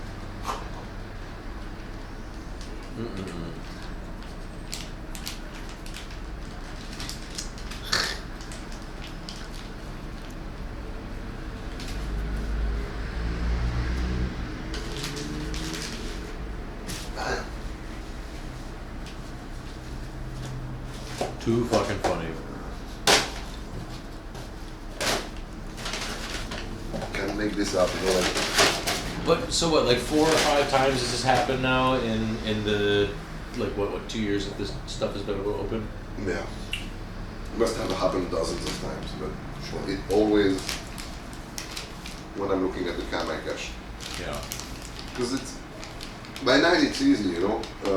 Now it's pretty quiet on high season. It's until 1 a.m. There's not 1 minute without someone in the shop. There's always 3, 4, 5 people in the shop, and your shop is 24 hour? Yeah. That's sick. And sometimes the bartender has to turn around. We don't have always 2 staff. Most of the time it's 2 staff, but even at 2, they will wait for him to turn around. So I think we'll definitely move the scale, like right behind the jars. It's gonna be either everything has to face the customer, Yeah. or the jars got to come off the table, which is stupid because every shop here has the jars on the table. That's something I really shouldn't like have here to change compared your to aesthetic. Amsterdam, where in Amsterdam you feel bad asking to smell more than 2 strain, I would say. You know, like you cannot have you have a queue and then you ask the bartender, can I smell this, can I smell that? Italian tourists don't give a fuck. They will be like, let me smell every single fucking For real? Yeah, and then like it's like a group of like 7 buddies, and they all come in at the same time. They all want to buy 1 gram separately, and they all want to smell everything. I had memories of bartenders looking at you like. Yeah. I worked in a coffee shop for a little while, and I realized it wasn't for me. Like, I love being around weed and all that stuff, but like maybe not in this capacity, because you're basically just like you work at Starbucks that also smells weed. I made more coffee than weed sold for sure. Like you just gotta sit down and just order lattes all the fucking time. Sit there making cappuccinos and shit all day. This is not why I got into this. This is not this is not my calling. It's fucking. Can we do latte 2 in a row? No, dude. Serious? Nah, not yet. Ah, man, if it happens 2 in a row, you should set up a live stream. Problem with live streaming is like they can sue you. Can they for live streaming? At one point, if you show people's face, like if you're doing clips, I suggest you always blur people's face. In Thailand. Outside in public, it is not required. That's the thing. It's not required outside in public. Yeah, Inside establishments, you can't go around filming people without their permission. That's true. But outside on the streets, yeah. I've been streaming outside for years now. I mean, Thailand has that how you say that online defamation law. Yeah. I don't know if you see it. They It's put also someone in Europe. jail for a 1-star review on Google. You know, that happens. Yeah, so it's ridiculous. If you're showing like clips and stuff, and people can sue you, you know, like can't really sue you for defamation. Defamation law in Thailand are really, really strong. And actually, the cop downstairs was saying like, careful with what you post, because they could sue you. So this is literally just a live stream, but what usually when that kind of stuff happens, usually the law states that like when it's about filming in private places, it's not allowed to go filming people or just pointing a camera at somebody who's like a customer or something until they're breaking the law. And that's why you have all those videos of those public freakouts where they're breaking shit and screaming because they didn't get ketchup on their burger and shit like that. Then the cameras come out. There's literally nothing illegal about it because now you're filming for safety and like for evidence at this point, you know. And I think the same applies to when this guy stole. I think in Thailand the defamation law is so strong that even if you're a criminal, you could sue someone to show you. Fucking hell. They got frivolous lawsuits. It's very different from the US. Very different. Well, I come from Europe mostly. Like most of my adult life was in Europe. Okay. So I mean, like over there, it's pretty tight too. EU is nuts. There was for the longest time, like in Germany, like all of Google Maps was just a blur. They just blurred it all. Yeah. There's some shit. Like, it's so funny. You see, like in those times, it's tough for the girl to be able to watch. Yeah, she's gotta watch 5 guys, and also now, like she's probably on edge a little bit after today. A bit. They're always on edge for a few days after having something like that. Yeah, absolutely. Man, Twitter would be insane. Insane. Okay, then we go down street, like, you know, when they catch the predator, like, oh, yes. Yeah, welcome on the show, you're a catch a weed thief. I wonder if it's possible if you were able to disclose, if there's a legal way to disclose it. By entering this shop, you agree that you might be filmed. That sort of thing, you know? It's full, oh, cops are back. They're back? For something else, right? Maybe. Maybe for the gambling next door. No, actually he's probably hanging out. He's going. Pretty chill most of the time. Tonight we're sitting in the roof of a coffee shop watching out for cops. Catching. I met this guy on the app Line. This is incredible. It's not every day. Well, I think you're only the second one streaming straight from the shop. And Drew would be the other one, maybe? Or? No, Drew didn't stream. He came just to do like a short for that 18 baht. Right. 18 baht weed. He was just looking for IDs, and I shoot him a DM. So he's like, "What can I do in Bangkok?" I said, "Try the cheapest stuff in the whole Thailand." Like, why not? Who's the streamer? What's his name? Burger Planet. You know the Ice Poseidon friend. Where the guy? Yeah. Spent a bit of time downstairs, like a few times. Oh, cool. But nothing like that. We didn't go through weed or anything. He was just smoking by. But no, that's the right timing, man. Yeah.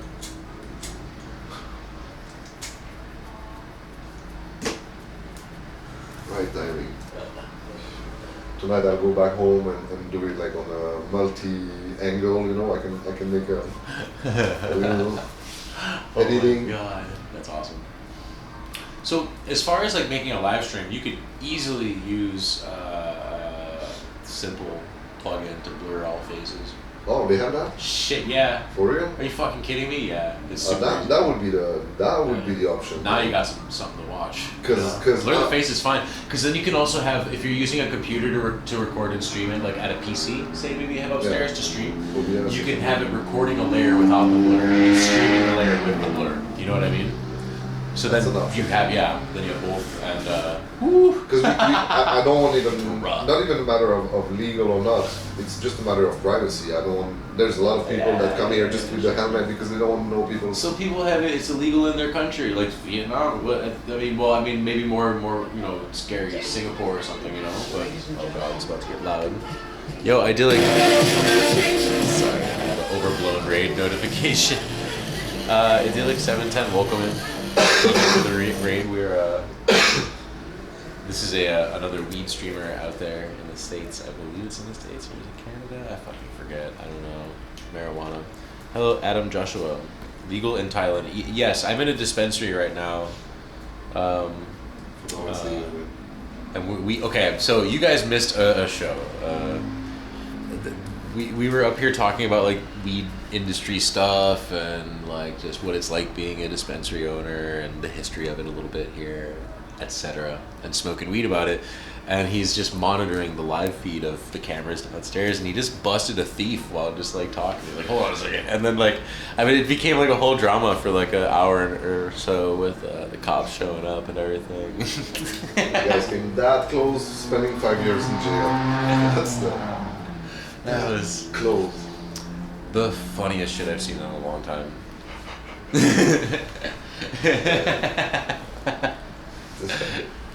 Yeah, check today's VOD. Not only and not just because of that action, but the whole conversation today has been great. You know, like it's been a very enlightening day. Again, thank you so much for this, man. This has been great, and letting me try this all these submissions to your dispensary, this iridescent med. Coming up with some crazy stuff, man. This pollen hashy stuff is very nice. And yeah, incredible. It works. Incredible. It works. Wow, that's cool. How long are you streaming usually? Until you stream like to match one time like in Europe, or what do you base your streaming hours on? Because it's annoying to stream like always in the evening, right? Or you can right. be. Yeah. So I mean, moving out here for the past 6 months has given me quite a negative hit in viewership. I used to do like 300-400 viewer average whenever I was streaming. Come out here, and now it's more like 200. Yeah. Time zone changed completely. You know? That's So I have 50% European viewers, 25% American, and then the rest all over the place.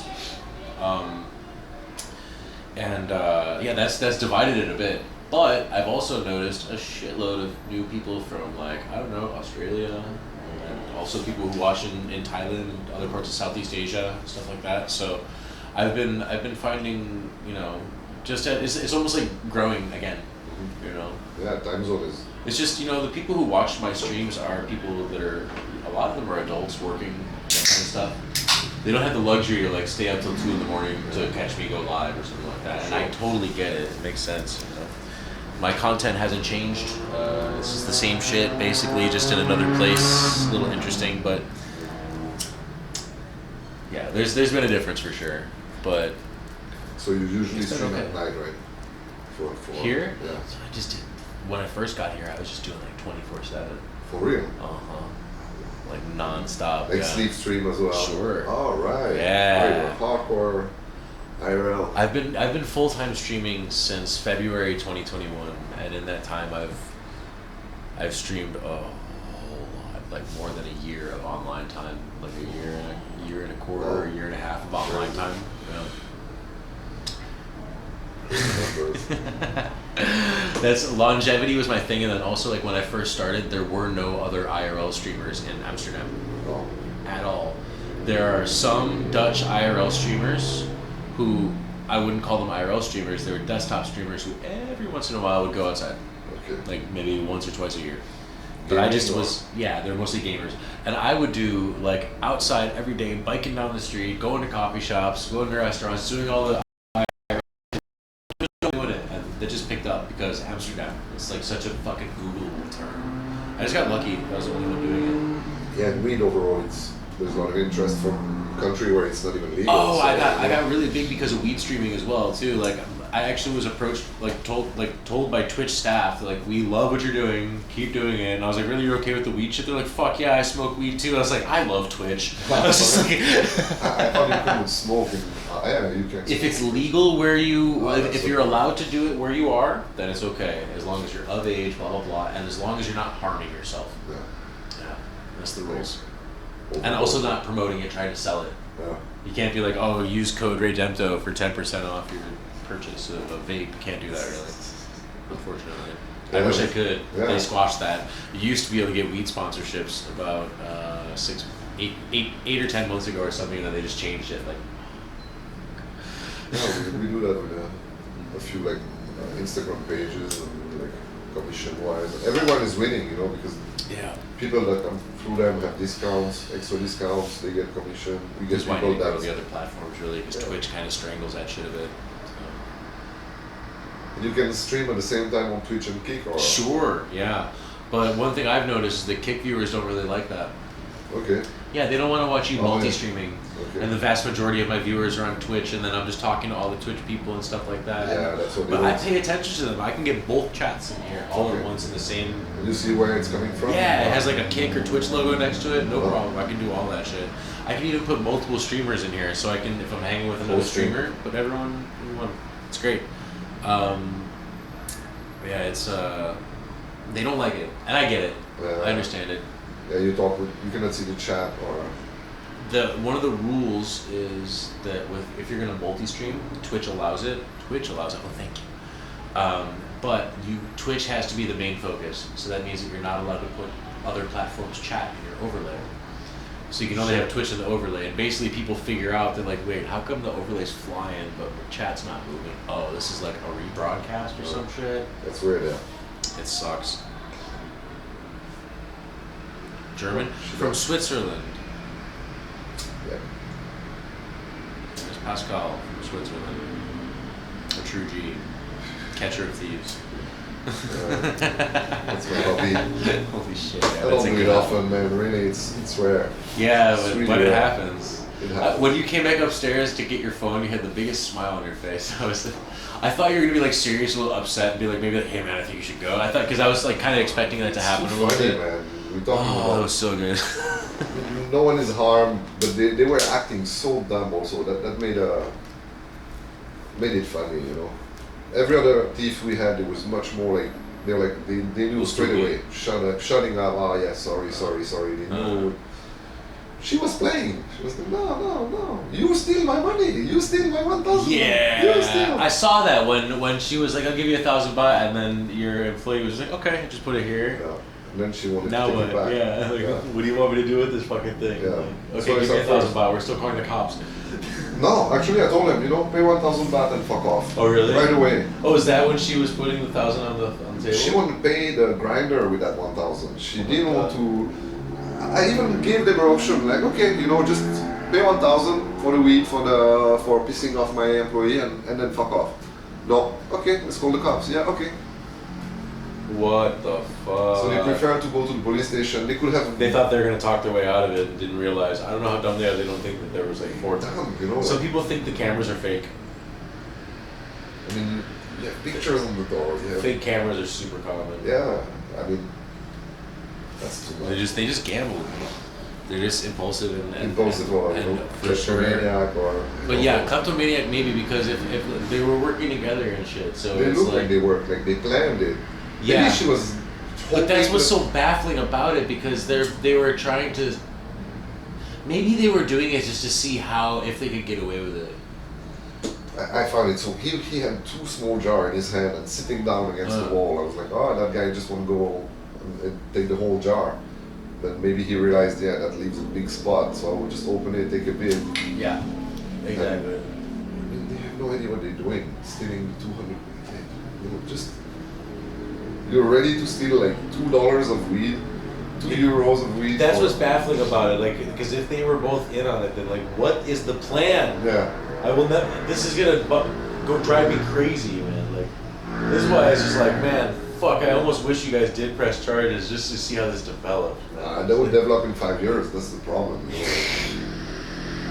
And as much as I don't like them, 5 years for stealing half a G, it's a bit tough, Even if they, I don't want to say they deserve it, but no, 5 years is tough, man. Thai jail is. I imagine. I've heard, especially many guys for don't Westerners. make it.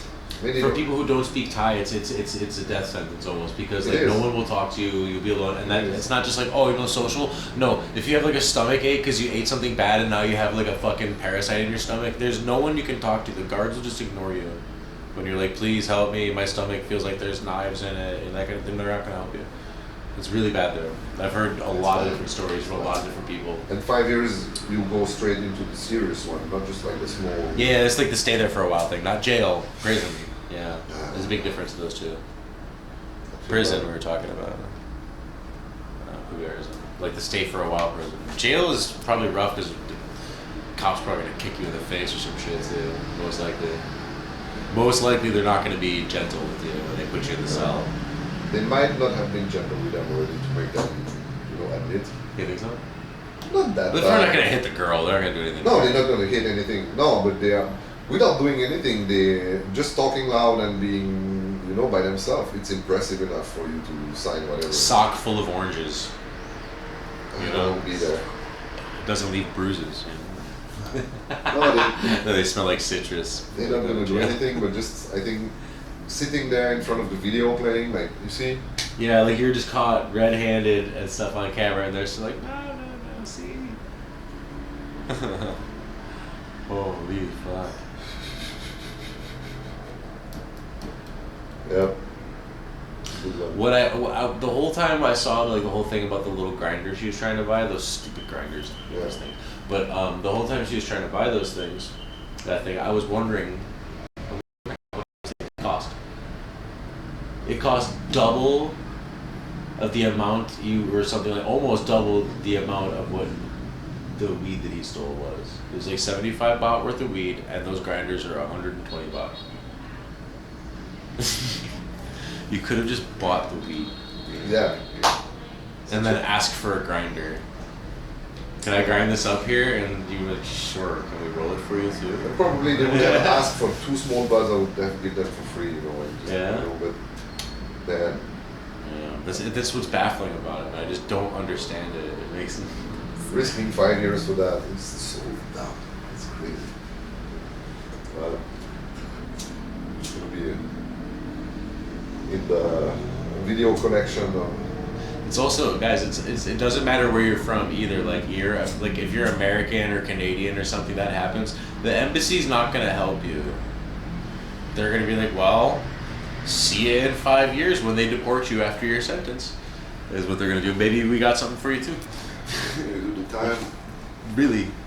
That's why they all have embassies in each other's countries, because they agree, like, okay, man, if they do a crime in your country, you can go ahead and punish them. You know, we'll make sure you don't murder them, but they'll serve their sentence according to your terms. So, crazy. Don't do crimes out here, guys. Like a couple weeks ago, I had a clip that went viral because some crazy, like, sex pat old dude, American guy, like, just punched you, right? He didn't punch me, but he like tried to grab my camera and stuff. There's a whole fucking. You saw. Yeah. Running after you or something like that. Yeah. I've seen it. That was like in Bangkok, right? Or? Yeah, it was a couple weeks ago in Bangkok. Yeah, it was at Khao San. Okay. Literally, like next, like on the other side from the. He didn't want to get on film or something, or. Yeah, but he never was until he started chasing me and hitting me. Like, he's just fucking crazy. Yeah. Where did you see that? Out of curiosity. I've seen it probably. No, I've seen it recently when I think I checked your YouTube and I see the. Oh, you just saw it on my Twitch channel or something. Oh, okay. Yeah. I was curious if this is just like circulating in groups or something. Someone had told me they saw it on Australian media. No, I saw it on your YouTube. Yeah. Okay, good. Well, it's not on my YouTube, by the way, because I don't post that shit. I haven't. Okay. I have not posted it. On Twitch, there's clips, but it's like viewers can make clips of moments. Okay, maybe that. And it stays there. I personally have not shared this video anywhere. Okay. Like, if you found it off of Twitch, you found it on YouTube, I did not create it. Someone else posted that shit. There's no. I don't try and make money off that shit. Around Khao San Road, I think you can have content every single night. Well, yeah, that's why I usually go there every single night. I hang out at Plantopia a lot. Okay. Up there often. Yeah, but 7 days a week. That shit, I've had like that was my 13th assault in 2 years, 2.5 years of walking around IRL like this. Okay, but not in Thailand, right? That's the first one in Thailand. It's rare. It's really rare. I hope so. I've only been here 5 months when that happened. Nah, Fuck, man. It was like, also, by the way, an hour prior to that, I landed in Bangkok. Shit. Like, I literally just got there, and then I got off my motorbike, started my stream on the motorbike, taking a ride to Khao San, like, let's go to Plantopia, blah, blah, blah. There's a joke about Weed City there, that I'm the mayor of Weed City. It's just a joke, you know? And I actually said it to the guy when he started, like, saying shit to me. He was like, oh, are you really going to film in here? And I was like, I'm the mayor of Weed City. What are you talking about? Like, he hated that. Like, he wanted to fight me. But, like, I literally just got off of a motorbike, walked down the stairs, and then this guy was like, fuck you, streamer. And I was just like, holy shit. Like, my stream was going for, like, 20 minutes at that point. It was crazy. Like, welcome to Khao San. Yeah, it wasn't even dark out yet when that first started, like, when he first found me. Oh. Yeah, those guys lose their mind. Crazy. Finnish dude got caught with hard drugs in Thailand, got 20 years. 5 years in the jail. Finnish government negotiated with Thailand. Dude got transported to Finland and got to be free straight away because he already did 5 years in Thailand. Dude, 5 years in Thailand is 20 years in Finland for sure. Oh, yeah. Finland's got video games in jail, man. Are you kidding me? That's a hotel. That's Dude, a prison. Scandinavian, etc., like Northern European jails and shit are deluxe. Yeah. PS5s and shit. Yeah. Phones. phones. They're making TikToks in there. They have better smoke than most of the people outside of prison. You know, like they hash everything. Dude, you want to go to jail in Europe? Still not, but no, I'm just kidding. Okay, so in the Netherlands, if you do like pre-calculated murder, you get like, I think the minimum sentence is like 6 years. And then, like, of course, good behavior, that's something. And of course, the Netherlands idea is they want to rehabilitate criminals, stuff like that. So let's say someone fucking murders your child, and you just fucking revenge kill. And then you get 6 years of playing PlayStation 5 and not having to hear your wife. And like, this is are you kidding me? Like, that's like 6 years of your life is worth it, I would say, for that revenge. I don't know. I've always thought that. Like, man, like the system there is a little bit flawed, but there's also not a lot of murder in the Netherlands. I don't know. Thailand, I think if you get like a huge sentence, like a 30-year thing, like you'll do 8, and then they will ship you back home. But most people don't hold 3 years. I think there's a lot of people. 3 years, it's tough, man. It's fucking crazy. Just to stay alive is tough, I think. Yeah, jail here is a survival thing, day in, day out. It's gotta be. There's a few books about it. I was just about to say, I really want to look some stuff up online, like see if I can find like a subreddit of people who survived Thai jail. Yeah, read the book Damage Done, called Damage Done. Damage Done. Yeah, Damage Done. I'll add it to my notes. I think it's Damage Done. I think that's one of the best books I've read on Thai jail. Book. Damage Done. Alrighty. Added to my list. Yeah, that's it. Lasher, thank you so much for the 21 fucking months. Brian, appreciate you. That's what's up. How you doing? You don't have your own bed in Thai jail, though. You only have a tiny space there. Yeah, I heard that they just kind of lay you all out on the floor. Yeah. You just line up. On the floor. Woo! Daytime is not as hot as nighttime there. I think that's the worst time you get is to sleep. Daytime, it's pretty much open, pretty free. I guess. But nighttime, back in the I don't think cage, the people that you're free with are very nice, though. It's not that bad daytime, really. It's not that bad. But at night? I mean, it's like cramp. That's. I want to know about what the fuck goes on. One of the worst one is the immigration jail. Also, like they will just throw you in there. And there's just people from all around the fucking world. Yeah, you had stories of like even billionaires dying in there because they didn't have the heart medicine or shit like that, and because they would throw you there on Friday night, maybe until Monday there's no one, or you know, it's tough. It's tough. But, holy shit. Yeah. And so, like, what? They're not liable if you die of a heart attack? Cause you didn't... But I don't know, but you know, it's tough. You know, I don't think jails are packed, and I don't think they can. Even if they wanted, I don't think they can look over everyone. And yeah, that's why respecting the visa is very important. I always. Oh yeah. Don't try the immigration jail. Oh yeah.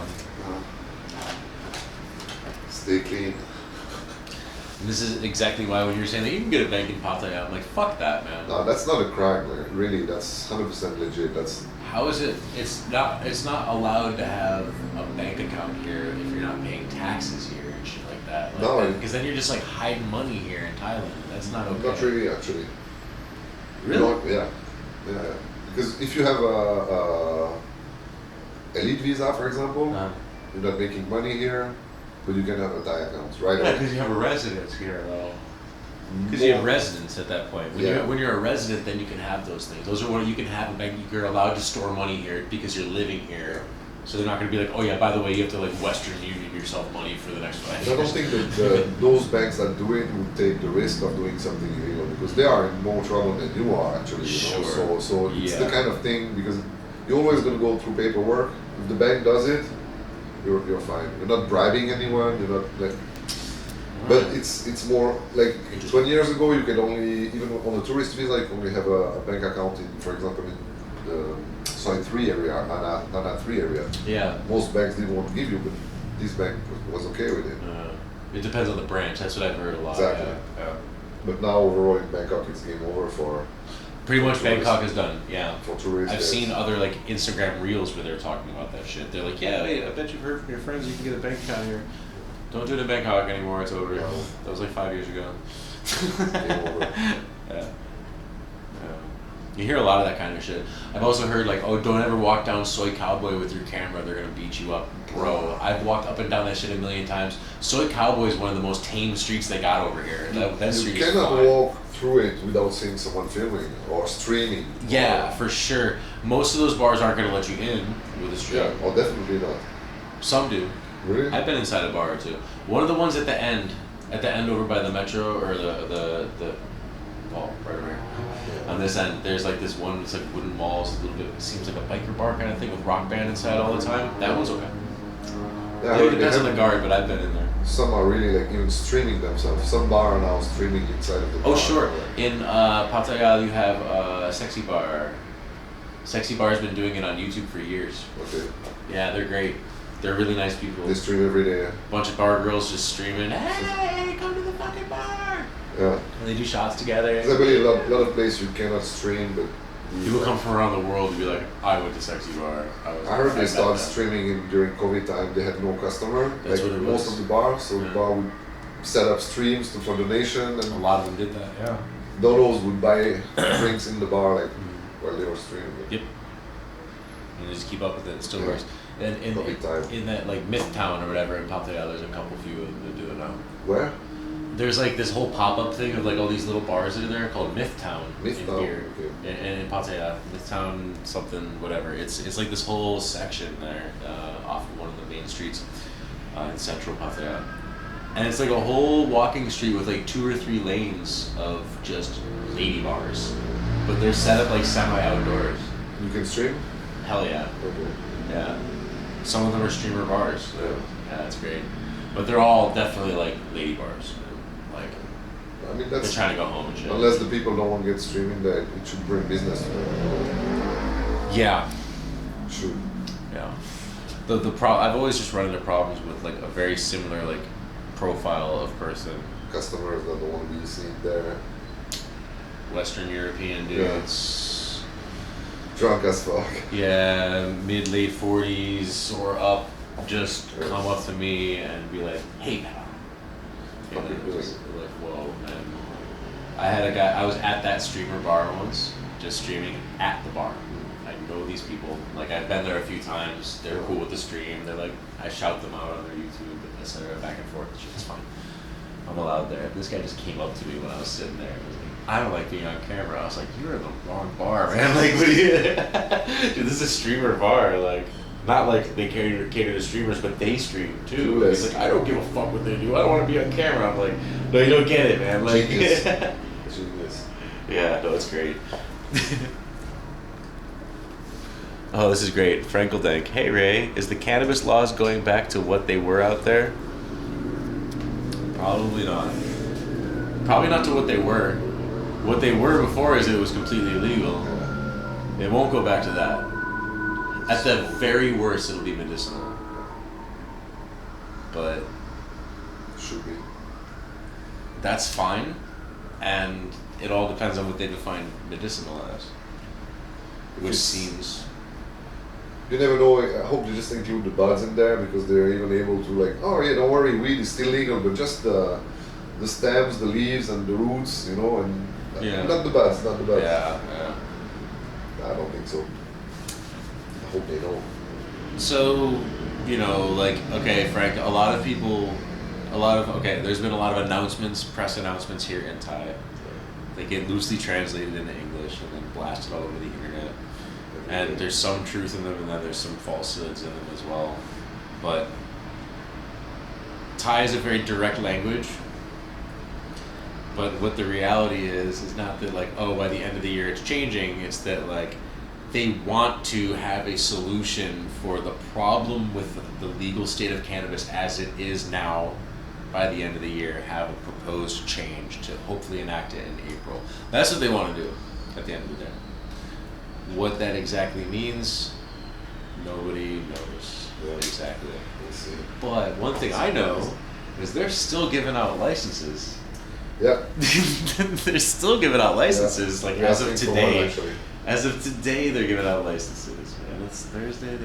Their officers are working today. So, like, there's all the words and then there's the actions as well. And that would be really fucking wild if they're giving like licenses to new businesses that are starting up in like, you know, February, and then April they pull the plug on everybody. Like, we're asking one license for the burger shop too. Just for smoking. Smoking, maybe selling pre-rolls and stuff, or and in case they don't burger renew, joint, bro. They don't want to renew here. We I can't wait to buy a burger joint. This is like expiring in December this year, our license here. So we'll see if they, by that time, if they renew it. So that would be a problem. So we take another license for next door, and in case this one really is fucked up until can adjust over what's there. next, yeah, we can always adjust.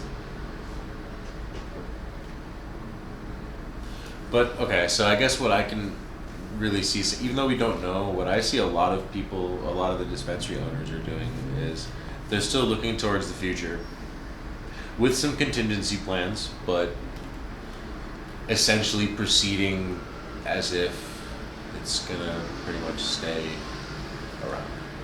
Yeah, there's not much we can do. Yeah.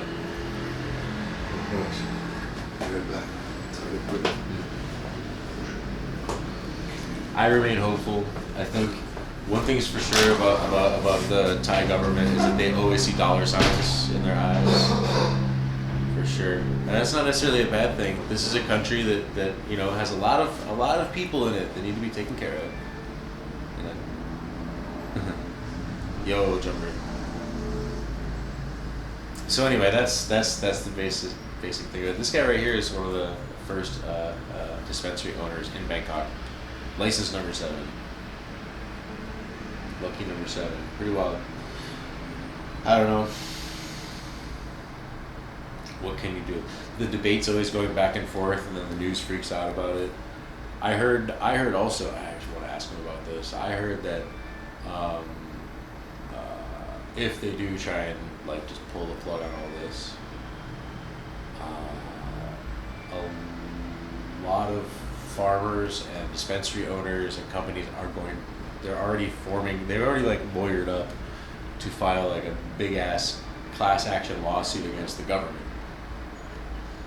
basically, for baiting a shitload of people into investing a ton of money into this business for like what would essentially wind up being, it doesn't matter what the situation led to it, but essentially just like a fucking smash and grab. Let's make it legal for a year, get a crazy financial boost, flip flop on it, walk away. You know, like, and then everyone else has to fucking just deal with it. I don't know. Oh, and meanwhile we're gonna go back to illegal, but also we let out every single like weed criminal out of prison. Like they're free to go. Now they're out there again. So back to square one. That would be so weird. I don't see that happening. So. Why would they make it illegal again? There's some conservative individuals in the political landscape out here that seem to think that like baby children are getting a hold of weed and smoking weed, and you know it's like reefer madness, man. I don't know. You know the old 1930s reefer madness film where they had people like smoking weed and then jumping off balconies like wah! going fucking ape shit crazy and stuff. Like it's like that a little bit. There are some news sometimes of people doing crazy shit, and then they find out they had weed in their pocket and they will put it all on the weed. Oh, it must have been the weed, yeah. Also, okay, so I got a couple of people who are medical students in Thailand who watch the stream, and they've told me that the biggest problem that they've been having is the hospitals, emergency rooms are filling up with people who are too high and having freakouts. Yeah. Thai people, young Thai people. Yeah. So not just tourists, but young Thai people, which was the most concerning thing. They're like, you know, fuck the Farang, they don't really care about that. It's often relatables, that's the point. And they just turn that into, it's just like, yo, I remember the 911 call from the police the police called 911 because they ate pot brownies that they confiscated and thought they died. And the time everything goes slow and everything. Yeah, like it was just that. It's like they just need to be talked down, and they go to the ambulance because they genuinely think they're dying in that moment. You know, that's why they go to the hospital. Otherwise, you wouldn't do that. But that's what they call. But the problem is they call that overdosing. Yeah. You know, that's. Yeah, in the that's first an 6 overdose. months of legalization, you had like overdoses, but I don't know if it's bad translation or something. It's a but terrible translation because overdose is overdose like is that Pulp death, Fiction you know, shit. like- Yeah, this is a fucking. If you overdo it, you overdo it, but you need don't. an adrenaline shot in the heart. Shit, Yeah. that's overdose. You know, you can't overdose on weed. So there was a story of people overdosing in here, and then they realized maybe it's just like overdoing it, you know. Yeah, overdoing it. Overdoing You can, it. But you can definitely end up in a panic attack. And absolutely. That's 100% a fact. But and people are going to emergency rooms over it because they don't know where else to go. But how bad can you go with alcohol as well? You know, you can end up in the coma. You can end up in, you know, it's not. Absolutely, but with everything can everyone kill knows about what alcohol does for a long time, so people know what to expect. That's when the they point. say, yeah, it's like the beginning. You have more of act like that, but at the end of the day, everything can kill you. Too much water can kill you. Too much salt can kill you. Everything is a poison if you abuse it. But there's definitely something to do with access from the underage. But this, it's like everywhere. You know, the underground part of it can hardly be controlled. There's no country with no underground dealers, you know. Right. So yeah. even if you can have the best access to the shops and control everyone like we do, we check every ID and everything. I mean, they will go on the black market. And I was gonna say, even here, you can still got black market weed for sure. Like of course, they go on IG, on Facebook, online. In Amsterdam, I'm able to get a hold of like really great edibles made to order. They make it out of like their own extracts that they make, and you can be like, give me some fucking flaming hot Cheetos with like this many milligrams. They'll make whatever you want. They'll infuse anything and just give it to you for cheap. It's great. You know, shit that shops can't do because the government's kind of restricting it. There's a need of a regulation for sure. There's a need. Yeah. That's the point. Selling kilos out the door is a little weird. There is a need, but we're gonna see how much adjustment. You know, I've heard about that soft drug thing, talking about keeping the door open, even for next. They're talking about the next government, that if the next government wants to go back like it is right now, after that change, they can easier when it's soft drug than full class 5 or something. Yeah, well, I think that soft drugs thing, when I read that this morning, I was like, this is actually really good. That's the best point, being a soft drug. Like that's how it is in Europe. There's thousands of medicine that you cannot buy like officially from over the counter. You need a prescription. Yeah. It's fine with it. It's fine. Yeah. This is a really great thing. This means but what is weird though is like, it's considered a soft drug, but so is mushrooms and so is opium, which is, you can't buy opium, you can't grow opium either, it's illegal. Like illegal. If you had opium with you right now, the cops catch you, you're gonna go with that guy in the orange shirt. And that's right, you go right with him to jail for sure. I don't think they talked about opium, I think they talk about opium plants. You know, which is very different from what I read. Is like opium plants. So but opium is just the pure, just the crap that oozes out of the. That's the opium plant with a extraction again. But, no shit, that's from what I read. Extraction. It was like that's hilarious. And opium plants. I don't know if that's too much. You know, at the same time they not legalized, but I think they lowered the sentences if you just have like one meth pill or a little bit of cocaine or personal use versus intent to sell. Instead of going straight up to jail, there's like you can go to rehab or something. So they're making progress as in not being too harsh for very small amounts. They still harm you. Yo, Spicy Bam, hello. Thank you for the great welcome in. Hard drug dealer will always have a hard time. They always have a hard time for dealers, but for users, it's a bit normal not to just straight go for 5 years or 10 years. Yeah. And they put that small amount that you can have without, just go to rehab and then we're good. Which is a big step forward, a big step. Yeah, yeah. And the Netherlands is kind of like that too. Like if you had like one pill, the cops are just gonna take it from you. Like, what are you doing? Give me this. Get the fuck out of here. Foreign website that's gonna translate like, meth is legal in, you know. They've done that. Bad translation in every way. Basically, like all of the drugs across the board, even like heroin, whatever, in the Netherlands, if you have like half a gram of it in your pocket, they're just gonna take it. there is no like crime they can slap you with for having a half a gram of heroin in your pocket. There's nothing. Soon, yeah. I think in Switzerland it's the same, just a fine and then go. Pretty much a fine for having the cops have to take this from you, and it definitely goes on your record. They're like, oh, by the way, this guy does heroin. They're definitely gonna note that down on your record, like 100%. They're not gonna just let that go. You might not go to jail, but they're gonna just write heroin in your file for sure. Spicy Bam, thank you so much for the raid. Sorry, I was just like, I'm in the middle of like deep talks with an owner of a dispensary out here, the Dr. Green Bangkok dispensary. Head office, it says on Google Maps, by the way. Really? Yeah, it calls it the head office. I was like, and when I looked at it, I was like, well, shit, which one am I going to? Yeah, it's the first we open. Spicy Man wishes you a happy birthday. She knows she's a little late. That's okay. No worries. Thank you so much. Well, anyway, welcome in. May I ask, how is the new law going to affect the industry? So I told you, I get this question like 5 times a day. We literally just had this talk about it twice today, actually. But look, for now, it's going to be fine. For now, it's fine. Enough to where like dispensaries are not rushing to sell their businesses and cut their losses now before it's too late. They're just like continuing on more or less, cautiously for sure. We'll adapt. Yeah. So one thing I can tell you for sure, I mean, like, I guess he probably doesn't know this. None of the business owners out here know this. They all just like kind of came in after it became legal. But weed has always been available in Thailand. For a long time. He doesn't know this. It's just like, I just heard this from Cheech and Chong and shit in the 60s and 70s, I mean 1970s and stuff like that. So like, we all started smoking 2 years ago. Yeah. They just discovered weed out here. They're like, what is this interesting flower? No. So weed has even been a part of cuisine out here for a long fucking time. There's some Isan dishes that have just tons of pot leaves in it.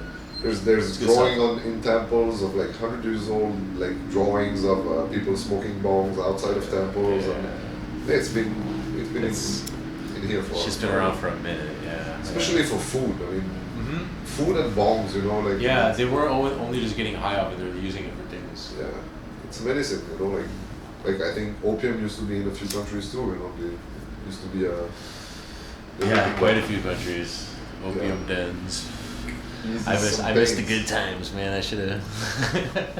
I want to try that once in my life. I was going up Doi Intan and I was meeting like the people in the villages, and I was asking everyone. The Golden Triangle. I was like, where's the stuff? They're like, they all know what you're saying, and they just direct you to the coffee. They're like, here's the stuff. It's the coffee beans that we grow here. Yeah, right. I don't think there's going to be a big legalization of that. No, I doubt it. It was like destroying the country. It's not even it's not a drug that is hyped or whatever, you know. It's like I feel it's an old drug, you know. Well, now if people are doing opium, it's opiates. Now in they the form do of synthetic opiates. Yeah, that's the like point. That's prescription drugs and shit like that. Yeah. And all those folding people. Honestly, I'd rather smoke opium. Honestly, I'd rather do that. Fent. Jesus Christ, yeah, fentanyl and shit. What the fuck, man? I had Fent. You've had it before? For a whole week. What is it like? When I had my broken leg. They get you here? In Thailand, yeah. Dude. That was like China. That was like 10 years. Honestly, I know it's all coming from there. 12 years ago, and oh my God. I had my legs like 90 degrees, so it was like fucked up, like a whole lot of fucked up. The fentanyl killed my cousin, by the way. Fuck this shit. And they gave me morphine. I felt nothing. And then they came with that little box with a, 12 years ago, nobody heard about Fent. Yeah, nobody. Yeah. And they came with that box with a lock on it, like it's super precious or whatever, and I had I was pressing that shit and I was not feeling it. I went from 11 out of 10 on the pain threshold to 0 in just one press. And I was really shocked and asking, what is this shit? And Fent. I was always saying at the hospital, fentanyl is fantastic, That was my motto for a whole week, and I had no idea of what it is. That's the first time I heard about it, read about it, and I'm like, oh, that's sometimes more than but in the hospital it worked. And then years and years after that, you see all the Yeah, professionally administered, sure, like Oh, the it's- morphine button type thing. Yeah, I guess, but When they gave they told me that's the thing we usually we don't with that close of time. That's the thing that it's just killing all the best artists, man.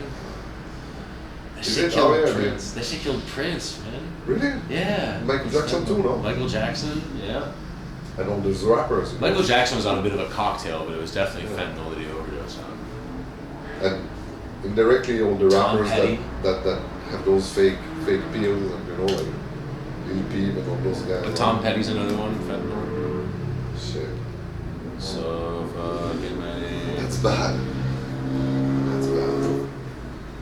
Yeah, and it's like all being produced in some random factories in China and just shipped in people's asses or something into the United States. I don't know how it works, but holy shit, man. But what's crazy is that it took over from the real stuff. You know, they were all doing heroin before, and and they turned it into even worse with that mix of what is it, like the horse tranquilizer that they put in there, like the where people. I think Fent is like it's smooth like butter compared to that new stuff where you're rotting everywhere. You know, that's mixed with the What the fuck was that called? Trank.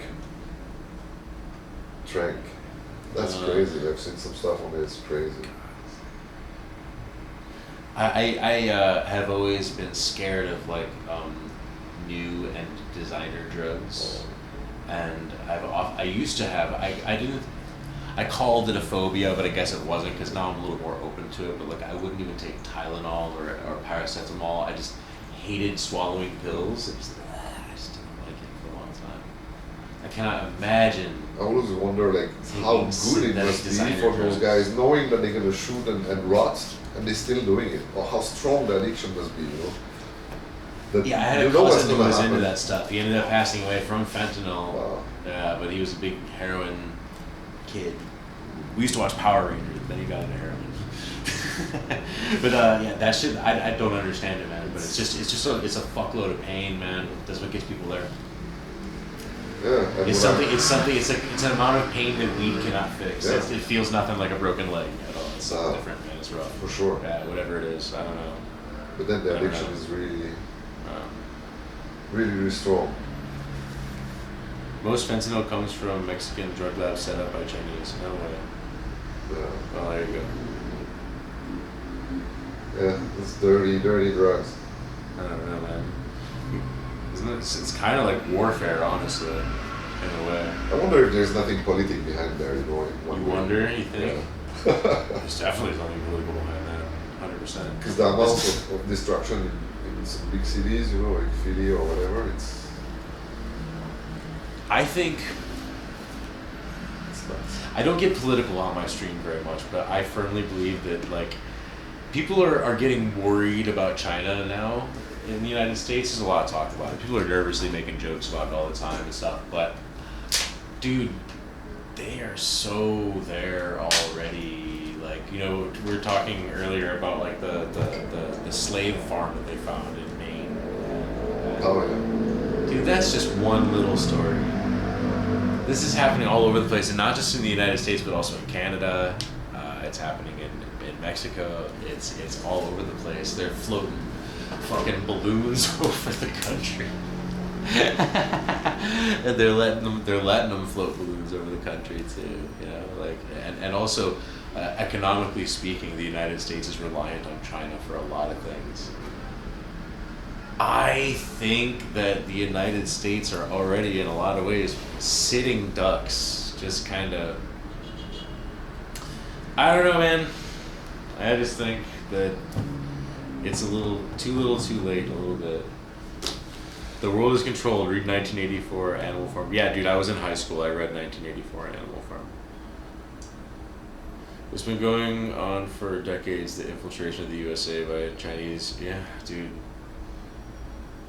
Sorry, I'm catching up with my Chinese government, you know, operations and stuff like that. I'm not talking about just like random Chinese people trying to come to America. I'm not talking about that. I'm talking about like there's operations for sure. partner's catching up with the videos coming in. Yeah. You didn't see it. Man. Let's go. What a joke.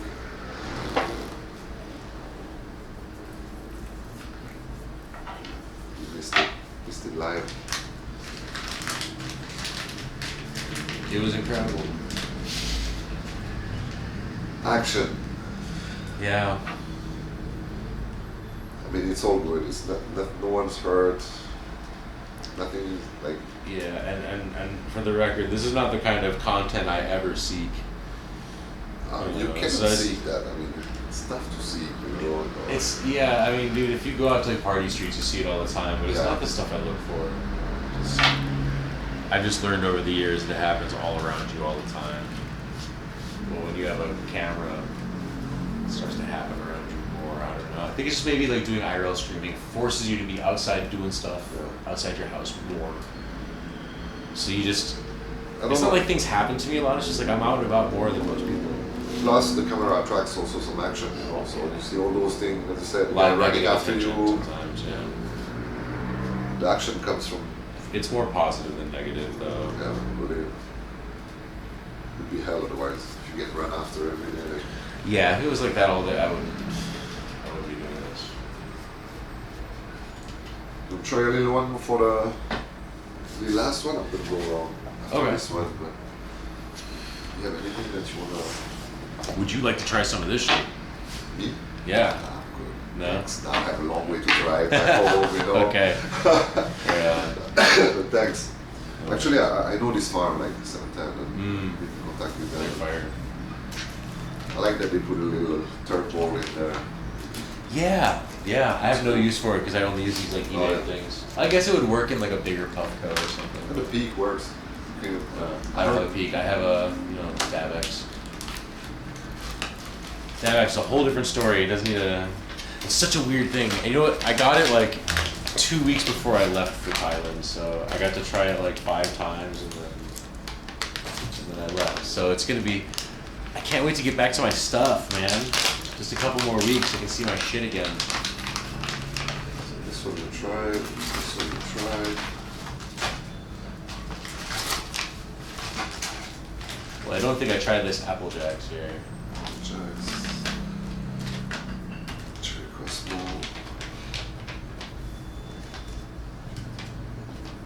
This was for Blue Barret is not bad too. You've seen it.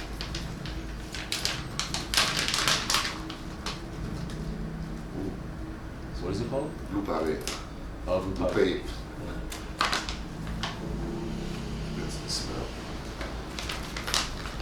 Pretty decent. Wow, man. That's nice. Superb.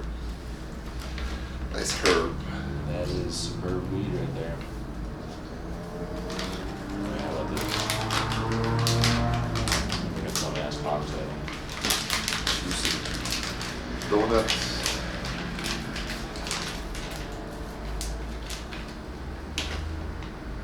There. This one is this.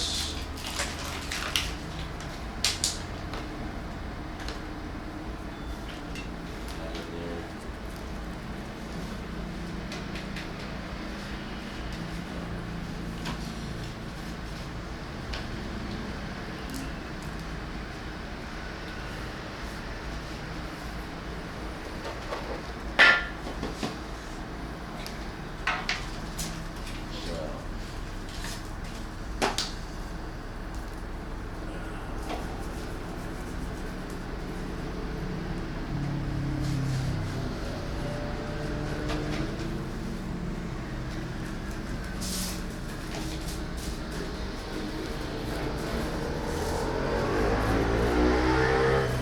Still pretty busy for midnight.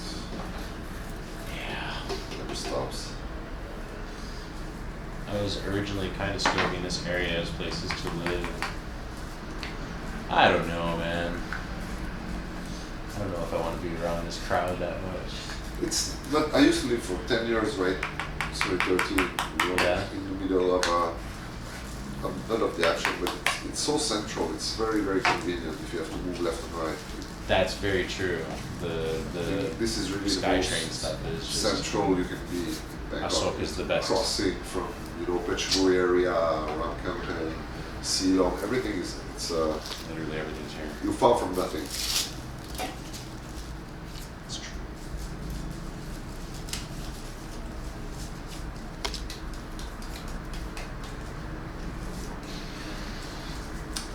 issue is it's just so goddamn noisy here, and you don't hear nothing if you're on the 40th floor. That's true. But the second thing I was gonna say is the only places to live is just like these fucking high-rise apartments. Yeah, that's the point. That's the point. High society. 10 years on the 40th floor. No, I would rather have more space. I'd rather have more space lower to the ground than a 40 ears popping every time I go home. You know. Yeah. If you have an earthquake, then you feel it up there. Yeah. Dude, either way, it's not a good time for an earthquake. I'd rather be on the ground than on the 40th floor. Yeah.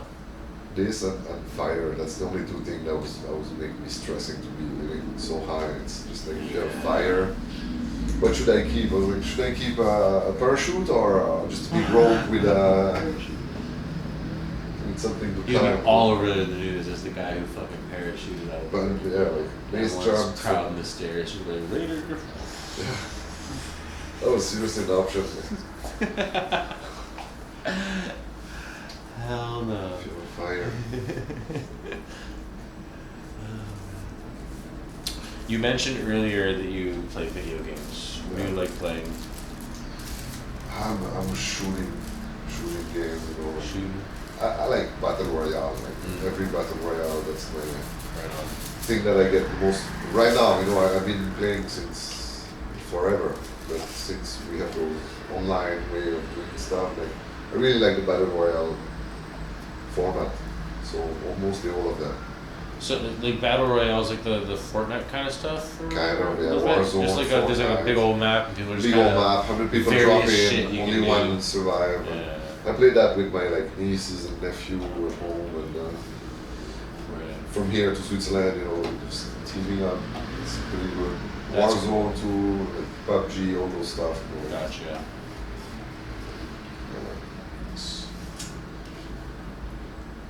PC? Yeah. It's something you can just start and then do one and then done. You don't have to like. I've always been scared to start big stuff like. Did you ever play Arma 3 Battle Royale?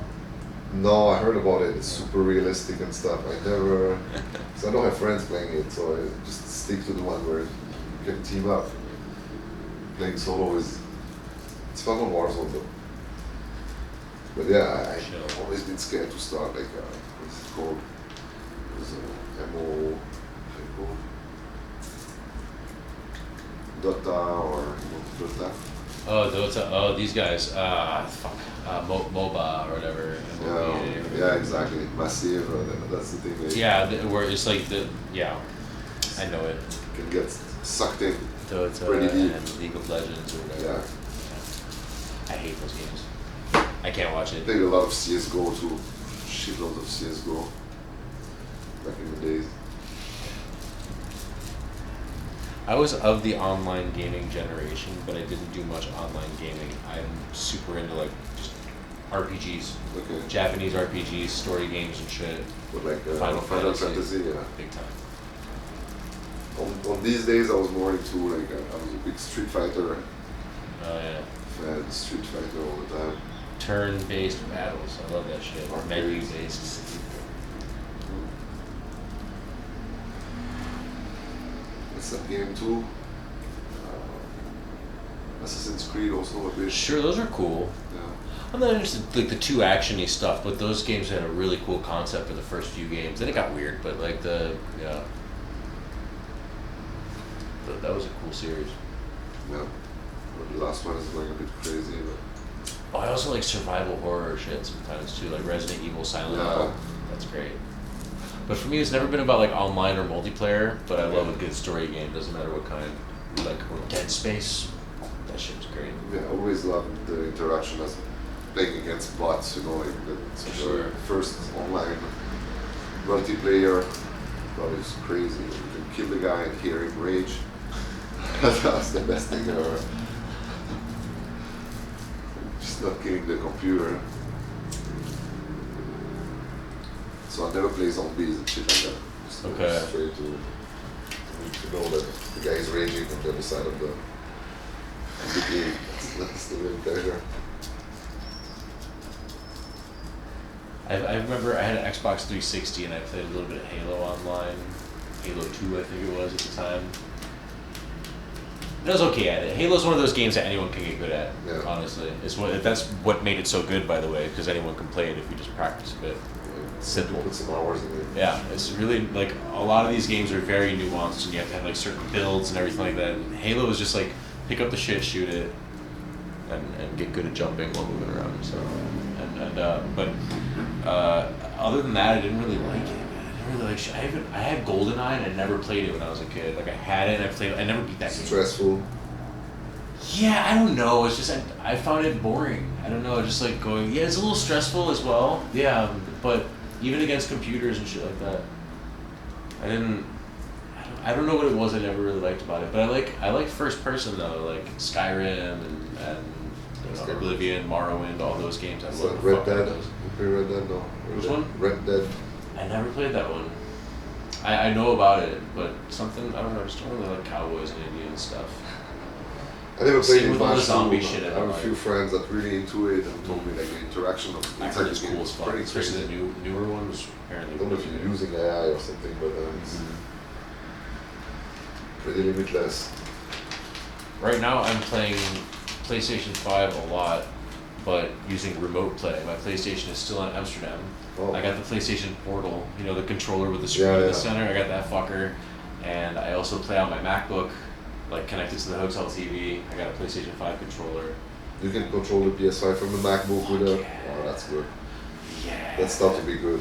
Oh, it's good. Like, I don't want the lag from like the beginning. I was gonna say for the games you like, you probably wouldn't like it so much because there's like a little bit of a controller lag. But for like action games, story games, that kind of shit, yeah, you don't even notice it. It's fine. It looks great. Yeah, totally doable. And I've been playing Final Fantasy VII Remake Part 2. Like it just came out a month or so ago.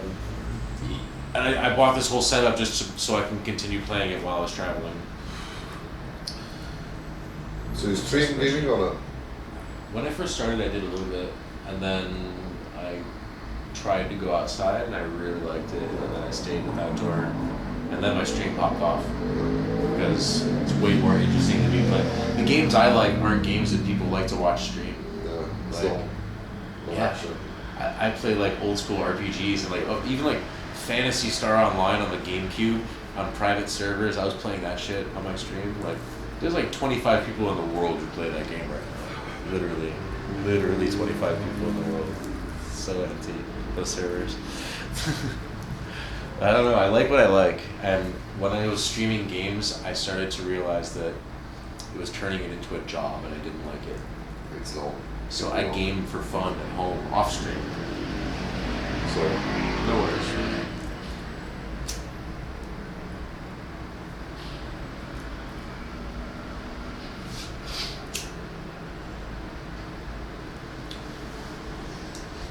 This joint is gonna be stupid.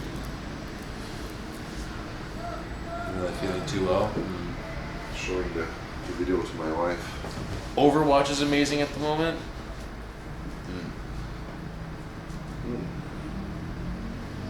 Damn. Was it good? Which one? Cherry Cosmo or Apple Jacks? I think I put both of these in at the same time and just grinded it. Yeah, Blue Pepper was nice. I mixed them. Couldn't decide. They both smelled really good. I was like, fuck it, this just works. Went pure this time as well. Crazy. Everything from these guys is just top shelf. And it's incredible.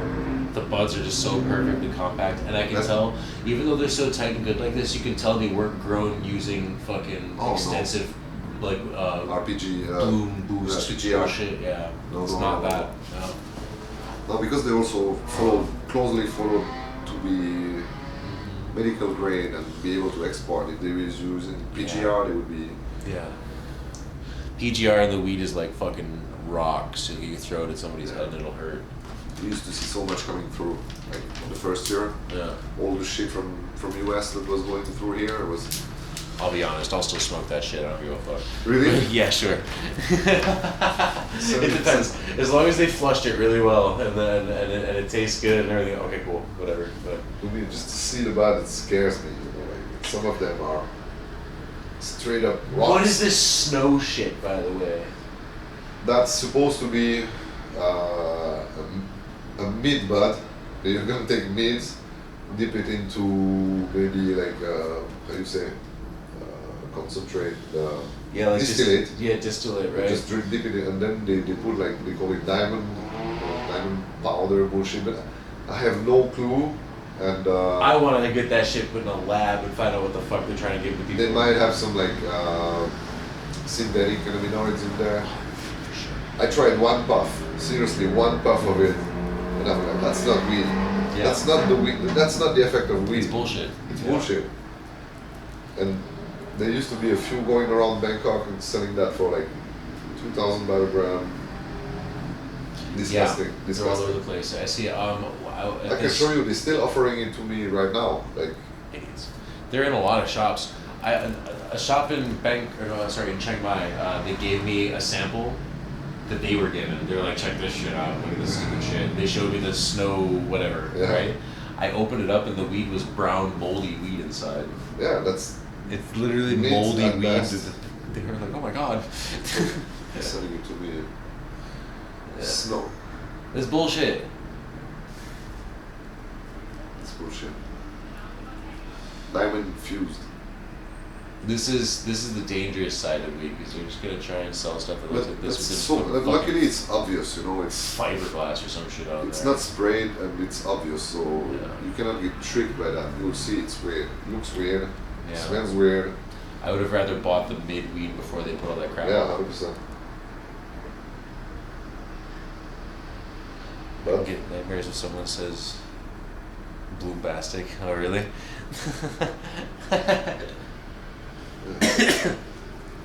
Yeah. Turns out you're not supposed to smoke chemicals. That taste is terrible. Effect's terrible. But you still have people coming in the shop and asking just for THC numbers, you know. I cannot feel anything if it's not 30 up. I cannot feel anything if it's not 40% up. Yep. Yeah. Okay. Fine. This is 40%, and then you're gonna magically feel it. People don't. Yeah. I was saying that before, like those percentages and stuff. Like it's all bullshit. You have to get the bud you're gonna smoke tested, and then smoke it. I think I ever saw a test with a real 40, legit 40 up. Legit 40 exists. Yeah, but I didn't see it yet. Like in Thailand. East Coast USA has got that shit right now, like, really easily. A lot of it. It's weird. I saw some podcast of Joey Diaz or something, and he was talking about something he was smoking. It's 43%. Because he got sick of doing like edibles and all this other stuff. Yeah, he stopped doing those, and then started. He found like some actual 40+% weed. I love watching his guests getting overly high on edibles, you know, like there's nothing more funny than Joey Diaz like, hey, you want water? You want some water? The guy's literally dying. He's laughing. He the double, triple that, and he said, you want water? You'll be fine. Yeah. Go lie down. Yeah, almost passing out. That's scary. I think he said what, it's like 250 mgs, those Death Star or something. I wonder how much of it is true if I guess he is really doing that, all that amount. But I know you can build up a tolerance, that's for sure. I've seen people, Anyone can do it. like, there's syrup going on, like there's 500 mg and 1,000 milligram syrup. Yeah.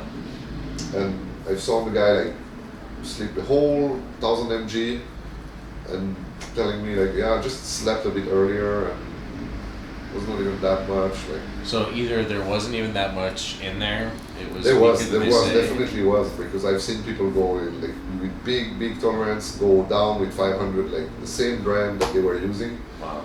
Okay. But that guy was not smoking. He was doing only edibles, but all the time. So his tolerance on edible can go up as much as you when you smoke. You know, like, yeah. For me, at this point, like I can just smoke joint after joint of cannabis, like just flower, and it's fine all day. But then you can get fucked up on edible. I can definitely if you take it often, maybe not. But I do them every so often. Okay. Not that much, but I did when I came here. I was given before I left several edibles made by a friend who has a medical license in Germany before they made it legal there. But he had like proper stuff that he was making gummies out of, and he gave me 3 500 milligram gummies, these big pineapples, and I ate one of those a couple times walking around on my stream like a zombie. I did 50,000 steps one time on a 500 milligram gummy.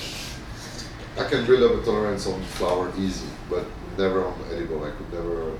I take it so rarely that I'm It's scared. too much of a trip for me to want to do every day. I'm scared of edibles, to be honest. Like It's so much. It's like taking mushrooms or acid or something in a sense, almost like that, because like or you're getting drunk on alcohol too. You know, like it's. But it's worse than that. Even. Physical. It's just starting this thing, like this curve that you're gonna go up. Just like when you're doing psychedelics, it's like it's crazy. And at some point, like you just gotta lay down. Yeah. If I smoke a joint, I don't like get this point in the middle of it where it's like, hold on, guys, I'm peaking. Like, I don't have that. Like it's just relaxing. You know. I think 15, 20 mg is fine. You know, that's a soft spot for just chill. But I always tell new people 10. Yeah, 10, 15, it's a soft spot. You can't go down with that. But you just like get to feel what weed is like with 10. You know, a little bit. Relax for a long flight. Death Star is 500 milligram like candy. Yeah. Oh shit. I was walking around like a zombie with the 500 milligram. I had 3 of those out here, and the third one I ate in 2 pieces. And that was okay. I guess I kind of have an edibles tolerance. I think if you smoke a lot of weed, it doesn't mean your edibles tolerance is at 0. You get some tolerance to it. It's not like you're pretty separate. Like it depends from who. Yeah. I think it's really. I can have the top tolerance on weed and still feel 20 mgs, which is low for someone that takes edibles. Like interesting. I think it's really. I wonder how long it would take before you build up a tolerance, though. It can go quick, I guess. Like weed for me, it takes 10 days to get back to the low tolerance. Yeah, if I take off weed for like a month or 2, I can get back to that shit in a week. Exactly. Easy. The first 2 days are tough. It's just your body knows what to do with it. Yeah. 40% could send people into psychotic episodes. Holy shit. Yeah, but that's like okay. So the whole psychotic episodes thing with cannabis, I heard that happens with like a lot of it's because they're breeding these like high THC, low CBD strains. Maybe. Particularly sativas, like sativa hybrids and stuff, and it's just like something to do with like high amounts of THC. Without the other stuff to balance it out, with a brain that is already predisposed to having schizophrenia or episodes or something like that, then it we really can come triggers on it. Earth to be at 40%. You know, it's something if you let it grow under the sun or whatever it is, it's supposed to be like under 20, and then maybe the original old school weed. I mean, without too much work of human. Carrots used to be white, bro. Like there's so much. But so much. We went to another level of weed. It's been getting stronger and stronger every year for a long time. Hashes too. I mean, old school hashes were like so bad and dry and. People are figuring out amazing things you can do to make hash, or just like kind of expanding the definition of what hash can be. That's for sure. Frenchy cannoli, you know? No. Frenchy cannoli, look about him. It's really a crazy good hash maker that really develop a lot of those techniques of washing and pressing with a hot bottle. Oh, I absolutely love this stuff though. I'll send you some links for hash is cool, and like at first I didn't really like hash as well. I kind of came up with weed in Amsterdam, so you know the kind of hash is available there too, like the Moroccan style stuff, like Holm, and also and of course it's isolator. But even back in 2009, isolator was like $100 a gram. Remember the first thing that I saw that was like indoor weed turned into hash, they call it scuff or something, royal scuff and stuff like that. It was like really long time ago, and we didn't like it. We really loved. In Amsterdam, I used to go to Amsterdam and not buy a single gram of weed, but I was smoking hash from like India, Nepal, Morocco, Lebanon, And there was so much different between all those You can countries. still get all that shit in the Netherlands too. Yeah. The one thing that hasn't changed is you can find all that old school hash there still. I heard Lebanon is red Lebanese hash was so hard to get now. Like I don't know. Last time I went to Amsterdam, red, but I've definitely seen stuff that's marked as Lebanon. Lebanese, yeah. Used to go Lebanese red, and last time I went to Amsterdam, the guy told me, if you can find a gram, please show it to me. It's not at the moment. It was political stuff. Oh, okay. It depends on when and how, but. Well, have you ever heard about the eggs? Like the olives, like the. A lot of places are selling hash eggs. They're shaped like little eggs, but the reason for that is because they came in these little assholes. Yeah. And in Amsterdam, for a minute there was a lot of places that were selling hash eggs. Yeah. You could just see the imprints, man. Like, they smelled weird. I don't know about that. Maybe because they're like wrapped in plastic Yeah. plastic. We call them olives, you know. Olives. Oh, is that what you were getting at? Okay, I get it. Yeah, man. I was talking to some coffee shop owners, and they were saying that they were getting some samples of hash, and it was just like, literally just gave me shit that was in people's ass, like as a sample. You want to buy this? Like, oh fuck, I don't even want to smoke it. And give me the square thing, you know, like not the olive. But I think though, guys, if you're in Europe and you're smoking hash, you've probably smoked something that came out of someone's butt. It's a really, really high chance. At some point over the years, extremely high chance. Especially that like really like kind of hard hash you got to hit with a lighter a little bit to work with. Oh, we see that. I see them in Thailand too. Yeah. There are some here. I like that stuff. It's nice. For me, like I'm not a huge hash fan, except for like really high quality, very well filtered hash. But one thing I like about regular hash is being able to just like use it to make a joint last a lot longer. If you put like a snake of hash in the middle of a joint, it just burns like so slow. What I love in hash is there's so much different between countries. You know, a good Indian or Nepalese, it's like wine. You can just blind test any hash and say, oh, this comes from that country or this country. Yeah. It's something I always like. Yeah. So much different between Moroccan, Indian, Nepalese. Yeah. And I like the effect also. Hash effect is just chill. At first, like it never did anything for me. It was because I was smoking a lot of weed. Yeah, and the hash, like back in the early 2000s, was a little bit more mellow than like the good weed there. But then they started making like fire hash, like just like ultra strong hash. And new generation of hash are crazy. You know, all those like Piatella and stuff. And you know, okay, Piatella is funny. I know this guy Tony Balboa. He's from the region where Piatella was invented, and he was around with the guys who invented the techniques, and he said that it's literally just another word for the same stuff that they've been doing.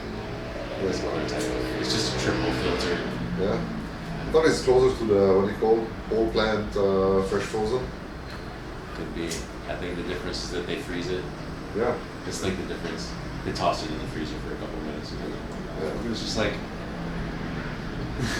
So like he was his coffee shop, they offered him Piatella all the time to sell. I was like, dude, whatever, man. Like look at this. This is the exact same shit. This is actually better than Piatella because they still take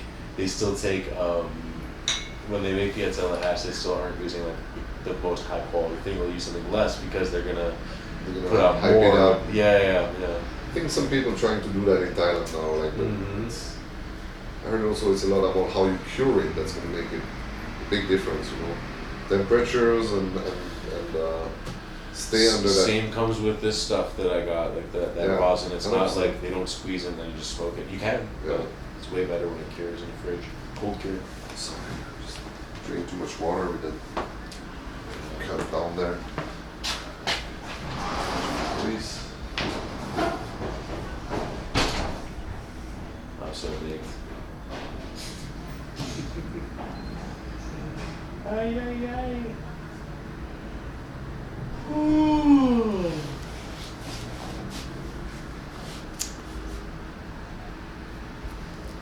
Over 20 years ago, I saw that in Denmark. What, ass hash? Oh, really? The eggs? You miss red Lebanon? I might have had that once a long time ago. It's possible. The name strikes a Rings a bell. It rings a bell.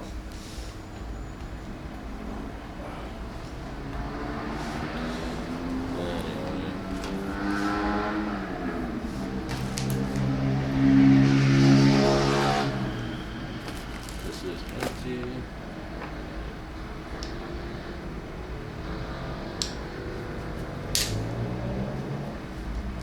Oh hey Eddie, how you doing?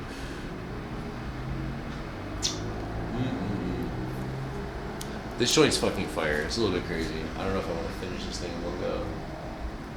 It's so goddamn strong. This dispensary's farm, Iridescent Med. What the hell? How high am I? I would say a 7 or 8 out of 10. Yeah. Pretty baked. That's pretty baked, man. It's been a long day. It's been a long day.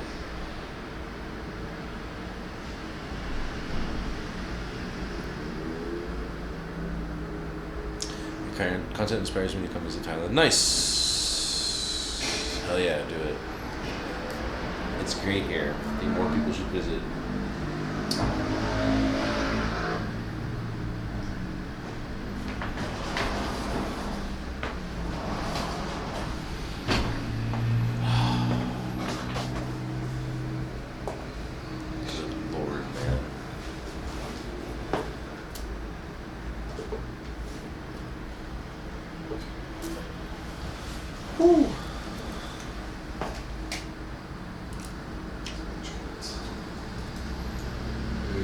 So what's the plan tonight? You gonna... I don't know, man. I'm high as a kite, so I might like go home and get food, something like that.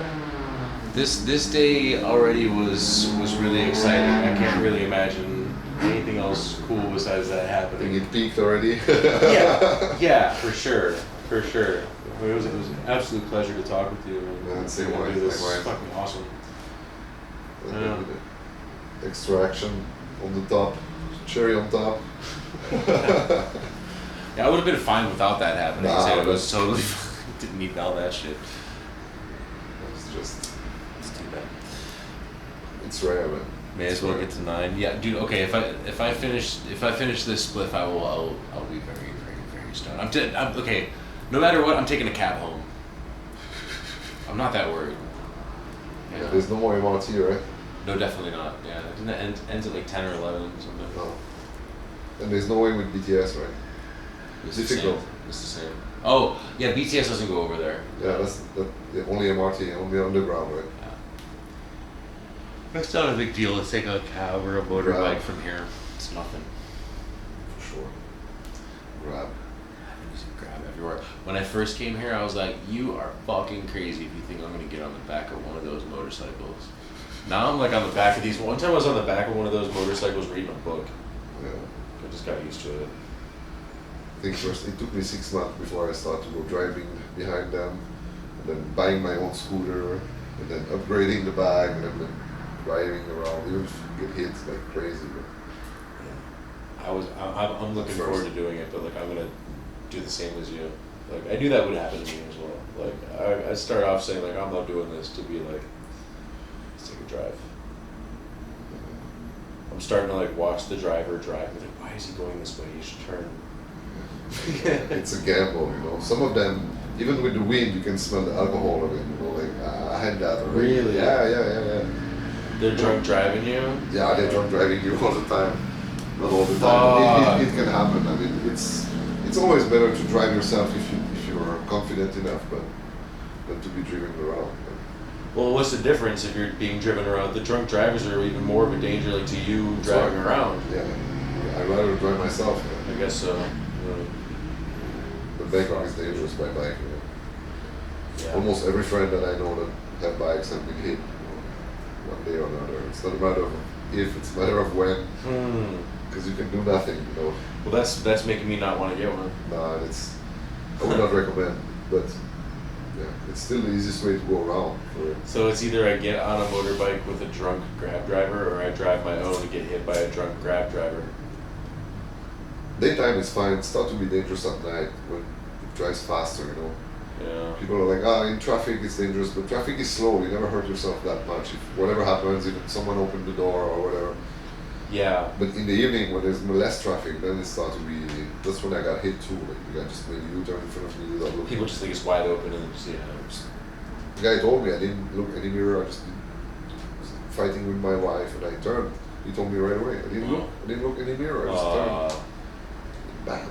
Well, it's nice of him to say.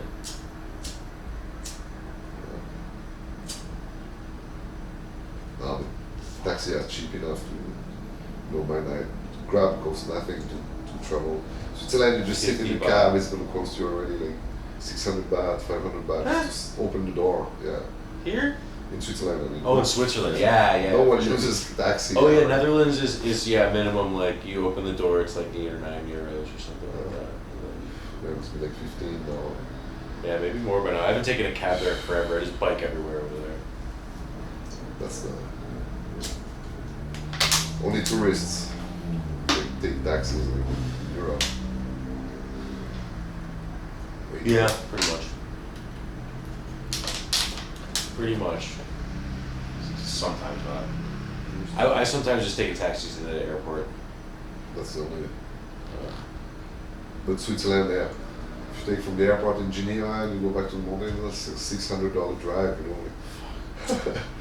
400, 600. I think they charged me like 45 euros when I went from my door to the airport last time. Crazy. Or a €7 train ticket or €4 or something like that. On the way home, I always get the train because like my house is really close to a train station in Amsterdam, and then I can take a tram basically to my front door. But on the way there to the airport, I don't feel like taking that ride. Just fucking drive me to the gate, please. And here you can go to the beach for like $30, 2-hour drive. A taxi drive, yeah. Yeah, you guys can get a taxi ride, by the way, from here to Pattaya. Easy. Like, it's pretty cheap. 1,200 baht. Yeah, 1,200 baht, something like that, yeah. 15 Just through Grab, by the way. And you'll find a driver quick, too, because they like doing it. They get a bunch for it, and they get to just do a simple ride. And they get a bonus bounty from Grab for doing, like, long-distance fares. And they can always just like go over there, pick up a few people, and then come back and then do the same. You pay cheaper to come back. To come back is cheaper? Yeah. Because you got those guys going down there and whatever, they have to come back to Bangkok, whatever happens. So if you grab one that just came and then went back from Pattaya to Bangkok for like 800 baht, because they just don't go back empty, you know. Okay. So the trip is cheaper from there to here than here to there. Because they will come back empty most of the time. Really? Yeah. You just drive all the way back empty? Yeah. I would just chill there on the beach. I would get some snacks and then wait for someone to be like, I want to go back to Bangkok. It's also pretty like, I'm not sure they're allowed to like pick up people there. They have their own taxi there to come back to Bangkok.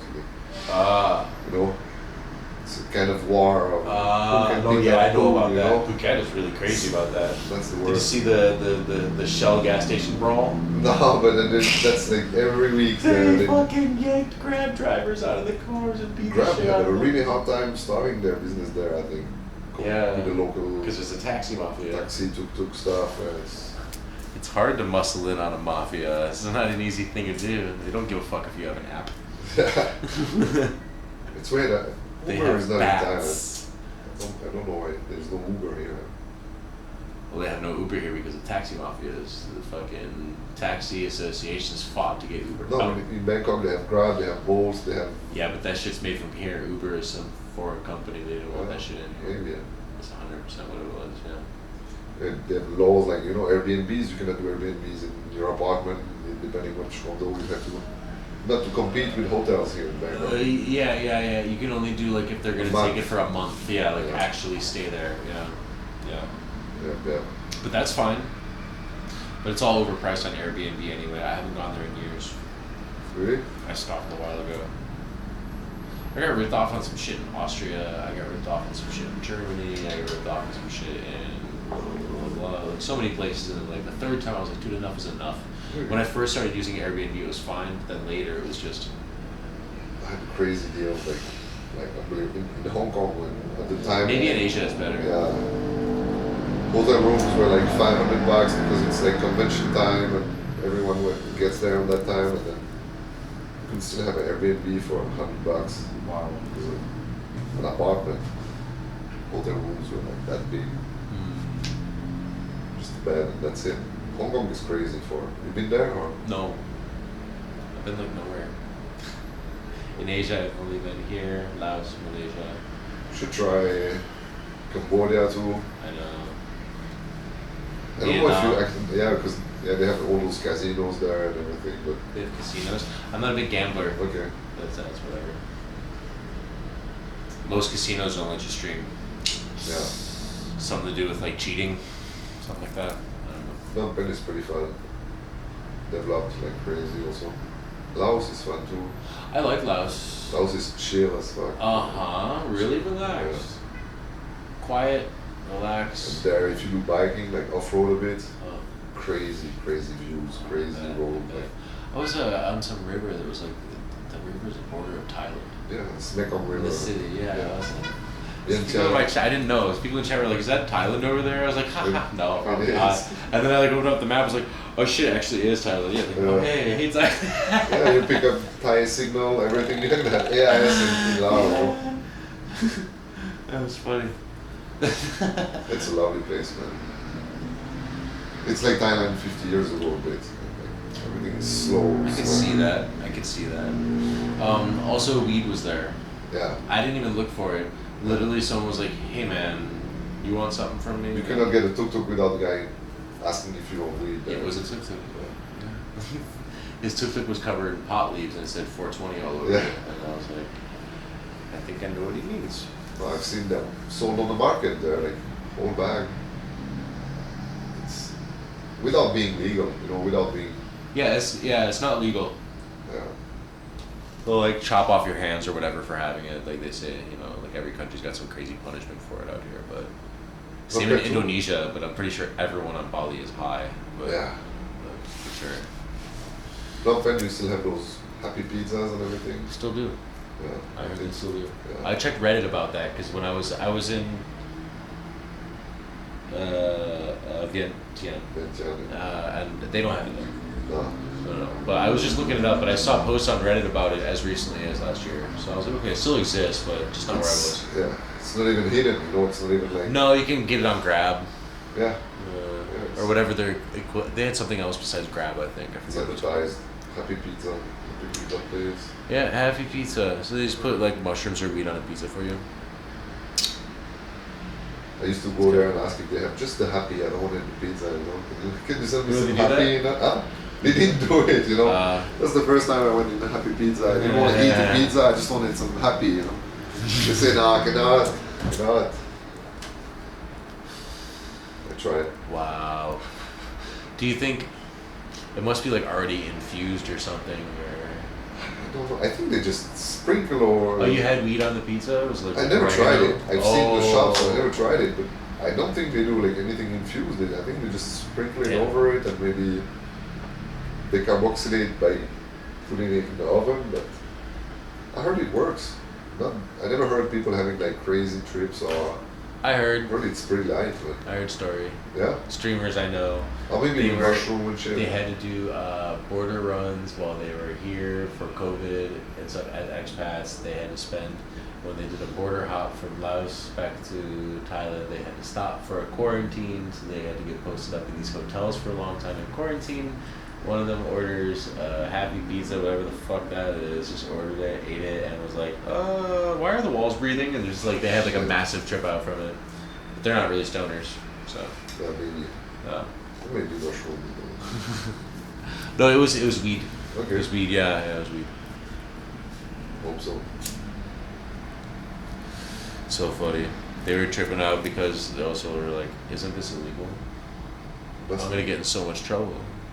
Oh my god, like apparently like the way that works when you're on the quarantine in those buildings, they got like a police officer or a guard there. So basically they were just like, oh, there's a cop outside right now. now, and if they know, Full paranoid mode. yeah, just paranoid off of a pizza. Yeah, good shit.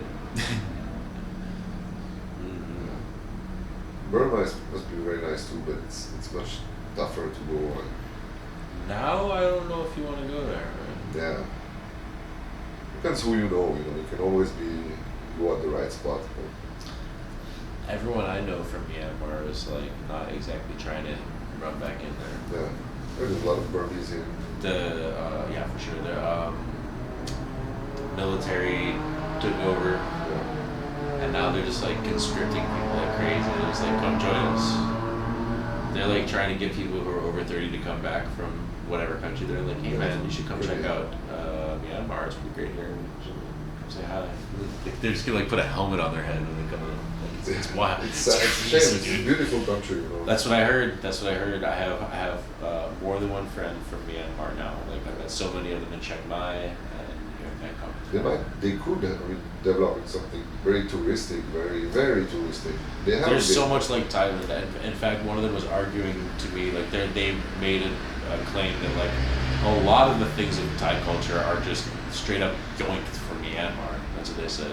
They're like this thing, Songkran, all this shit like literally is older than Thailand, and it's from Myanmar, and it's some pre-Ayutthaya shit, and we did it first. They're like on that kind of thing over there. No idea. Yeah. I know they have. I've been doing some looking into it as well. It's an interesting subject because like I never, like if living in Europe, you know about like the gripes between countries in Europe. You know why so and so hates so and stuff like that. But it's interesting to find out like why do Myanmar people not care for Thai people sometimes? Like what is like a historical reason for them to have a rivalry and stuff like that? It's so interesting to hear about, man. A lot of it is just like yoinking traditions and shit like that, but everyone's yoinking each other's stuff as well. So it's not like one country guilty of it. It's kind of funny. It's really interesting past Southeast Asia has. Like beautiful islands too. Many people don't even know about like Burmese islands and stuff. It's hard to know about. How long has like all the fighting been going on there now exactly? Since I'm here, but it's always been. I think it's been longer. Tough, you said 10 years for you, right? Sorry? You've been here 10 years? No, almost 20 now. 20? Yeah, I was gonna say it's been more than 20 years. It's been forever. It's never been stable from what I know. Never been super stable. No, and then it just really popped off like. I mean, there's areas where you can go, like all the mining area for like gemstones and stuff are pretty stable. You can visit them, you can go there, but all embassy websites, when you ask if it's okay to visit Myanmar, they say do not enter with big red letters. It's not that bad. Well, my friends are telling me like, oh, we heard airstrikes happening next door to us. Oh. Like yeah, it's happening. Like a bit of luck, but there are really some spots that you can literally go with a boat, like islands open. They're trying to open for tourism. They close all the schools over there right now. I don't know. Right now, maybe it's bad. Yeah, I was gonna say, and like all this year, it's been popping off in a good bad way. Yeah. They were actually, so I mentioned before they're in that red do not enter status. Yeah. They were slated to have it reduced to yellow, like hey, travel at your own caution kind of thing. In January, and then they said like, let's extend that to February, and then since then it's just been like, and then it's just nothing's changing. It's hard to really get information on it though because they kind of have a media blackout going on over there, more or less. Yeah, I mean it's deep. There's so many levels and so many things. It's just basically like a government destabilized, and then a group took it over to make things better, but really they're just another asshole group. And then another group took that over, and then another group took that over, and another group took that over. It's like this. This shit's just been going on for a really long time. And a bunch of people who were essentially just like farmers and miners and workers and students and shit like that, whatever, they're all just kind of caught in the middle of this bullshit. There's a huge religious side also. There's a political side and the religious side. Yeah. There's multiple like states and cultures within Myanmar. The most people I know are from Shan State in Myanmar. It's different from the Burmese state. It's different language, different writing, all that shit. Same country though. It's very interesting. There's a lot in Bangkok. A lot of weed smoker also. Oh, by the way, all this shit started a long time ago because of essentially like Europe coming over here, taking shit over, and then like having to get fought off. But then once they got fought off, like the previous whatever rule that was there, like they were all dead. So then it was just like a country left to fend for itself. Like Europe came over and just like kind of like destroyed their government. They're like, all right, peace. And then, like really, and then they're just like, oh, and then they had to like reform shit. And then since then, it's just been kind of unstable. Yeah, it's wild, man. It's really fucked up. Never knew that stuff, and all the time I lived in Europe. You got to come over here, and then you know hear about it from people over here. And like, I'll be honest with you, before I came to Asia, I could not have pointed Myanmar to you on a map for sure, but now I know. Yeah. Just west of here, not too far.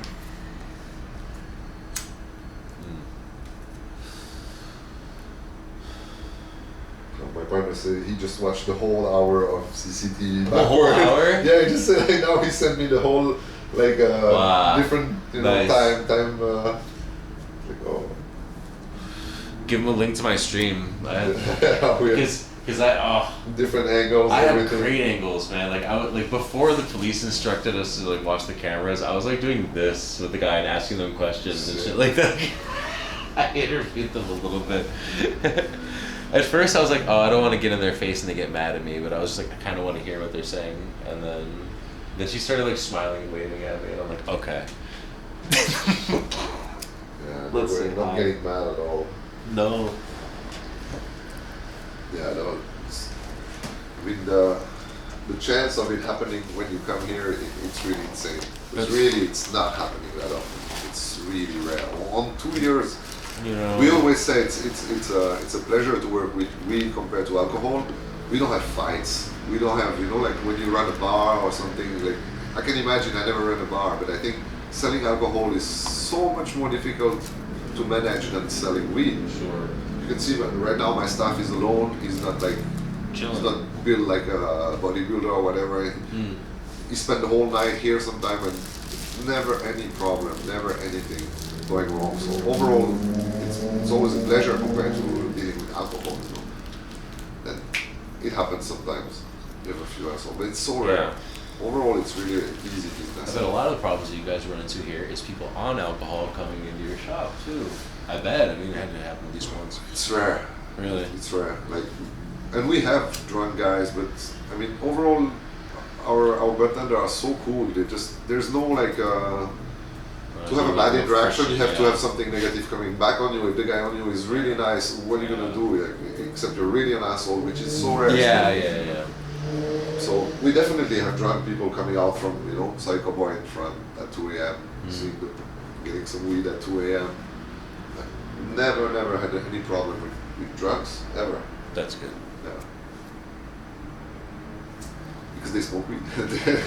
Even if they're drunk, that's why they chill. Yes, they are open 24 hours, Gucci Clone. Yes. Yeah, 24/7. We started like 11 a.m., 9 p.m. And then we went 11 to 11.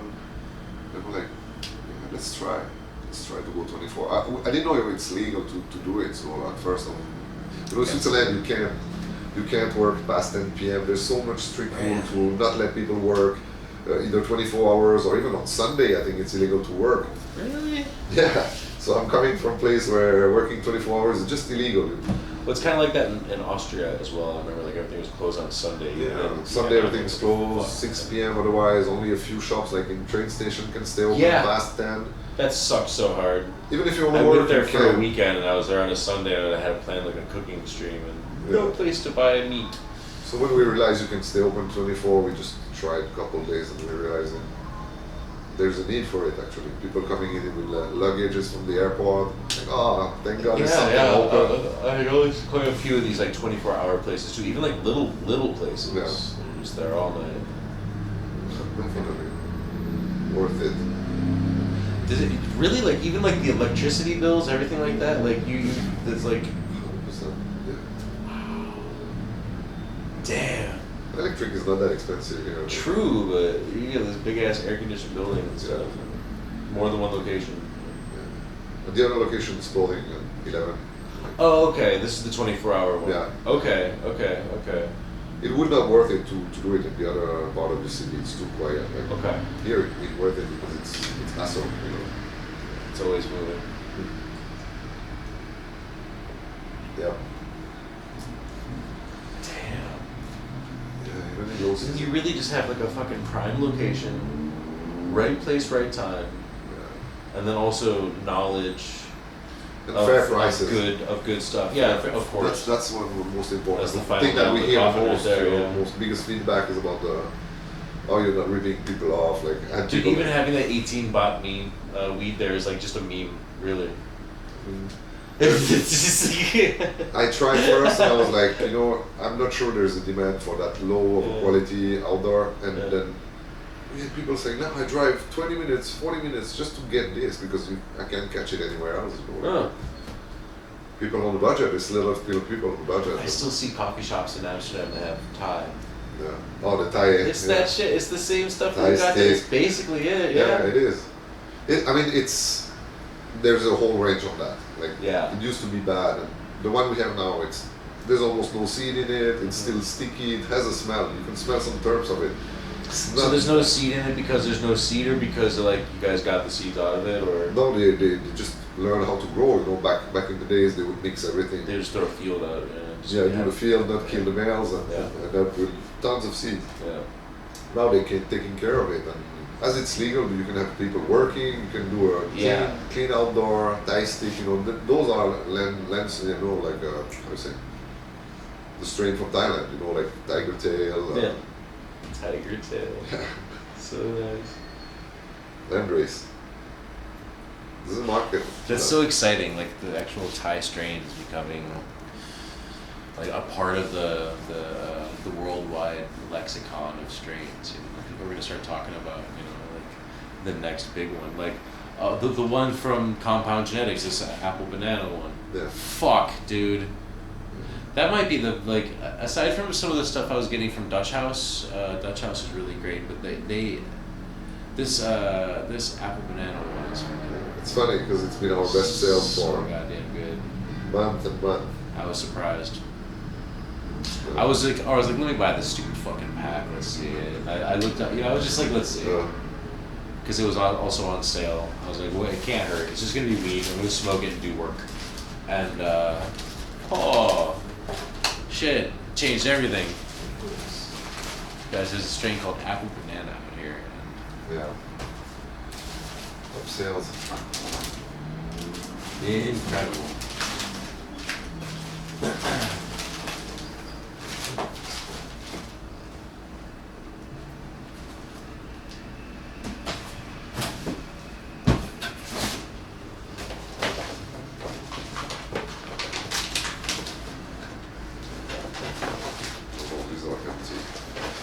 See again, that's from them too, like samples. Just Very samples. nice, man. In there must be first bag, apple and bananas. There it is. There it is. Apple banana. They grow it too. Pretty cute. It's a unique taste. Yeah.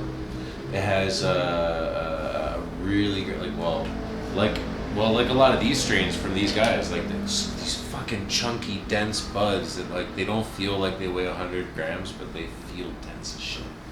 It's just perfect. I don't know. They're just special terms for real. Mm-hmm. It's something special. It's unique flavor. Yeah. Like I've not tasted it anywhere in the United States, Canada, Europe, none of that stuff. No. See, it's a completely unique taste. It's so cool to actually see that happen in a year. It's beautiful, man. Hope they don't make it illegal. Nah. That banana will become just a memory. That would be sad, but that would have been a crazy experience still. Yeah. We always took it, we take nothing for granted, and since day one, there's always a chance of whatever. I never got to experience what it was like to have, weed be illegal in Thailand. My first time coming here, it was already legal. Okay. So I'm also lucky to have been able to experience being able to like essentially like I mean within reason walk down the street smoking a joint in Thailand, like in Bangkok, no problem. Like, whoa. This is crazy to see. For us, it's something. I don't think anyone could see it happen before. We always said Thailand would be paradise if we, islands are amazing. Just missing that joint, good joint. Wow. And then it came out so fast. Between the first time I heard it's going to be illegal, like fully legal, and it came less than a month maybe. But we were active since 2018 into the. I know it's going to come, but not that fast. Damn. Because you would be able to get like THC drops since 2018. That's when the first just sign like some of tincture shit you can put on your tongue or whatever. But on that time we were like, wow, this is the first step to having THC allowed in your system in Thailand for the first time. And my wife is a doctor, that's why it's called Dr. Green here actually. And she made the license to prescribe those tincture in 2018. Wow. But on these days, most people will getting the prescription for a tincture, not just to be bothered by like controls and to be able to have THC in their system, because there was that trend of making foreigner pee in the street and get 20, 50,000 from them if they were positive for THC. What? Yeah. There used to be a time where people getting piss tests. Oh, that's gotta be very inaccurate. Because what if you come from Amsterdam or something? Then you could prove it. There was no problem. If you could show that within 1 month, 3 months, you were in a legal place where you have weed, there would be no problem. But for the people that were smoking here, they could be picked up in the busting street. Korean people or Singapore or something like that. No, they just care about nothing. Places about, where they know it's illegal. They catch anyone. They used to catch anyone. So in 2018, you can have those tincture and then have a paper telling that, oh, I'm using THC and having drops, so I can have THC in my system. Wow. Okay. And then 2020 we started to grow for those oils, but we never thought we could sell. But there was only like drugs license.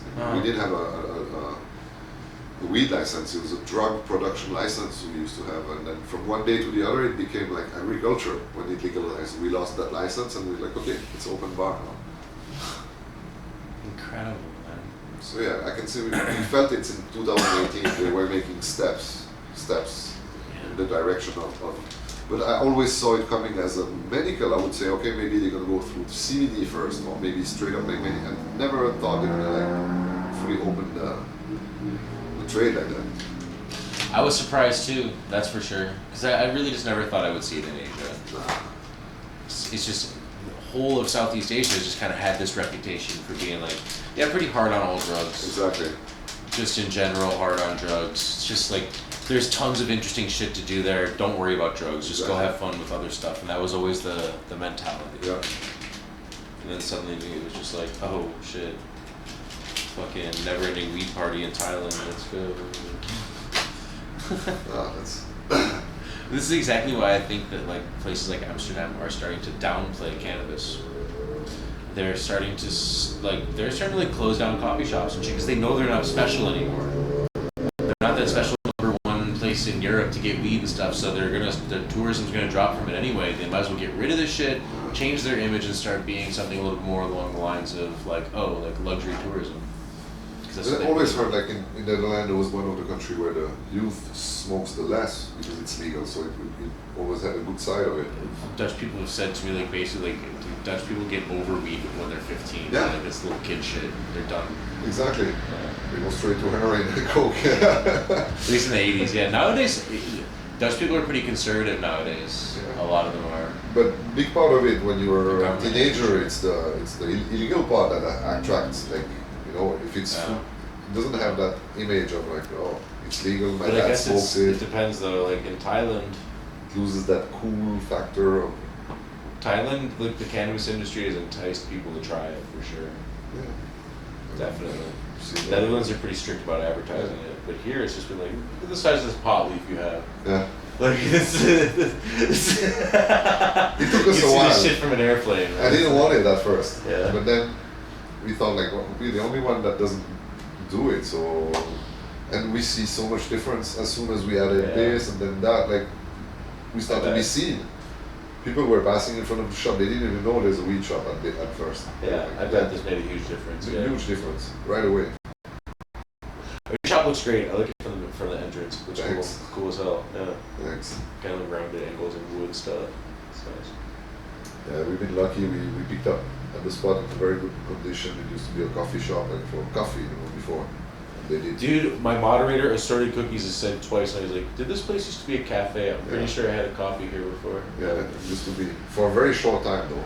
Just like 6 months, right after COVID. He totally caught one of those limited edition coffees. Yeah, oh, that was super limited. Assorted Cookies, are you still in here? This place is confirmed the place you had coffee at. So COVID fucked it up, and then. Yeah, I mean, no, they started right at the end of COVID for like 6 months, early 2020, 21. Okay, so they can't even. End of COVID, but they could not make it, I think, because they renovated pretty well. And then, this is a huge place for coffee. Yeah, for just coffee and stuff. And you have so much competition. Yeah, Starbucks. Yeah. Superbit, they're everywhere. Amazon here, little coffee Oh shop. yeah, Amazon. I forgot, like everywhere. Amazon, Southeast Asian Starbucks, basically, right? Yeah. They're everywhere. Everywhere. They're okay. So yeah, we just catched it at the right time. Hey soba, grano. Oh my god. Is it really almost 1 a.m.? Sorry? It's really almost 1 a.m. already. Holy shit, yeah, I thought it was midnight. Yeah, I'm gonna go soon. I was gonna say I should take my ass home too. Back out of town. It's my day off today. I mean, my wife is not at home. My kids, they're at their grandma place, so that's why I'm free to stay. Otherwise, I'm back home very early every day. Thank you so much for spending time with me and letting me try out these strains and stuff. These guys are incredible too. Yeah, I'm glad you like it because they're really working. I really love hard, it, you know, dude. like, really hard. These crazy bags. Yeah. Are you sick of these fucking bags, or how do you feel about them? I don't mind. Like, I don't like these Mylar bags. They're a pain in the ass to open, and especially for like when people but buy these a are gram. terrible. Yeah. These are the worst. You see how they sealed on top of it, but yeah. The one I hate the most is those with the weight shape, and then you cannot even get to the bottom. You get like 2 grams or 3 grams in those packs, and then you lose a lot of weed in the cracks of the bag. But some of them are just like a small piece of art. You know? They're kind of cool looking. I got some ones with like the anime porn on them and stuff. For Thai people, for Thai companies, there's one that when we have their weed, customer always wants to just buy the bag. So it's like this is sick. Very good grower too. A Swiss guy. Sticky Crew. That is a very detailed bag. I want to smell this. My favorite bag in Thailand. Oh wait, it's just a bag of other bags. Yeah, you can smell that. That's their stuff too. Oh. They've been here for a while, but.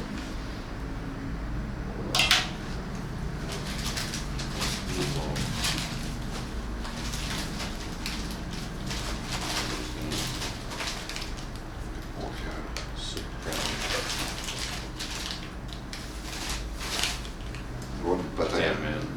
Huh? Dead? Cool. Oh. Well, no, there's something there for sure. Pattaya crew. Pretty bags. Yeah. Cool. Nice sticky crew. I feel like opening all these fucking bags. He grows everything like This guy has 8,000 bags of weed here, like all these individual. You should see the boxes down there. It's just Tupperware bins. I remember when I was a kid, I had a Tupperware bin about this size full of Legos and Ninja Turtles. This is just pot. It's, yeah. Damn. You get used to it. It's crazy. Yeah. It's crazy. Yeah, I imagine. I grew a few times in Amsterdam, and I would obviously not having this much, but like a good amount. You don't see the same when you have your first 5 grams. That's a big bag. 10 G's, wow, big bag. Yeah.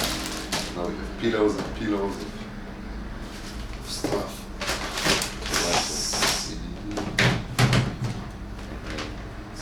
It's good. Good packaging.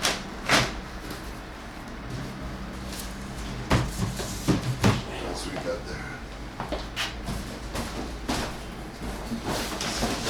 Oh, greenhouse. It's all outdoor. We're restocking. We're receiving a few kilos tomorrow.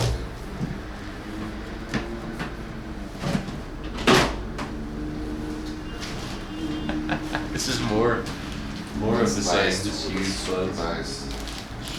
Super diesel. Holy shit.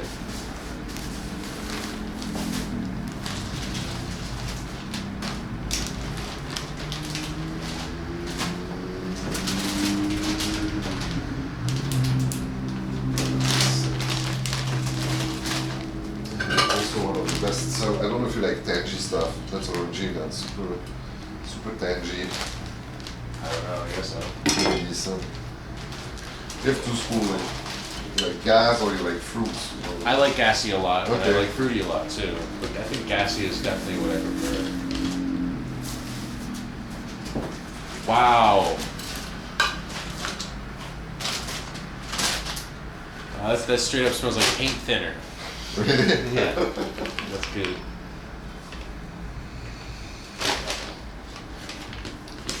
I lost brain cells just now. What the fuck? We cannot get enough of this. It's also going fast.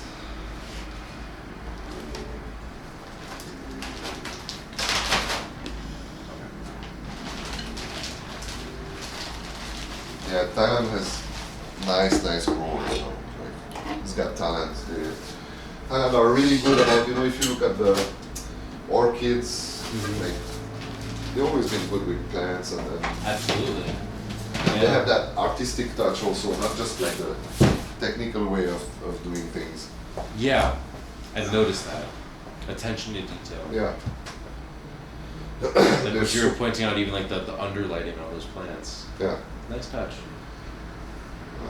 They're really talented for everything to do with growing, like plants and everything. Jewelry, you know, deep into the. That's why I came to Thailand, is to do jewelry and gemstones first. So I'm still doing it, but you see the Gemstones. Wow. I had someone from Myanmar tell me they're doing gemstones and shit, and I was just like, I tried to like get the what are you doing with gemstones, like buying and selling them. I'm like, wait.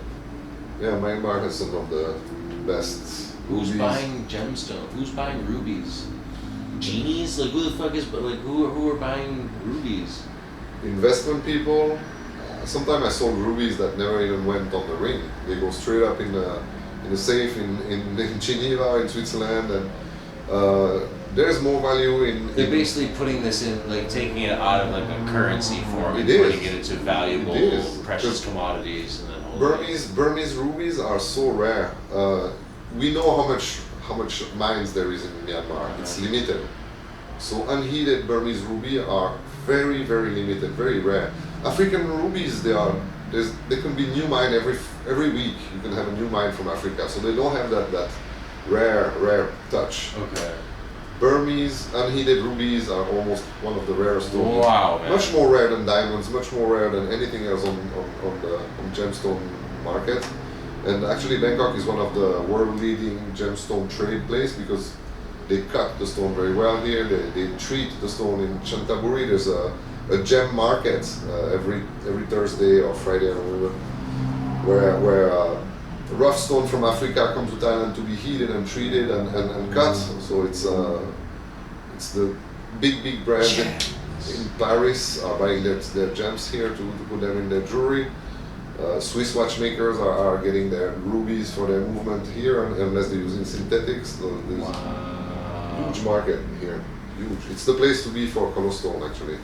Not diamonds, but color stone for sure, and jewelry manufacturing as well. I had no idea.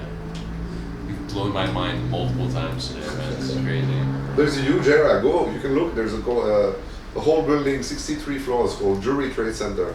Only offices with trading people trading stones.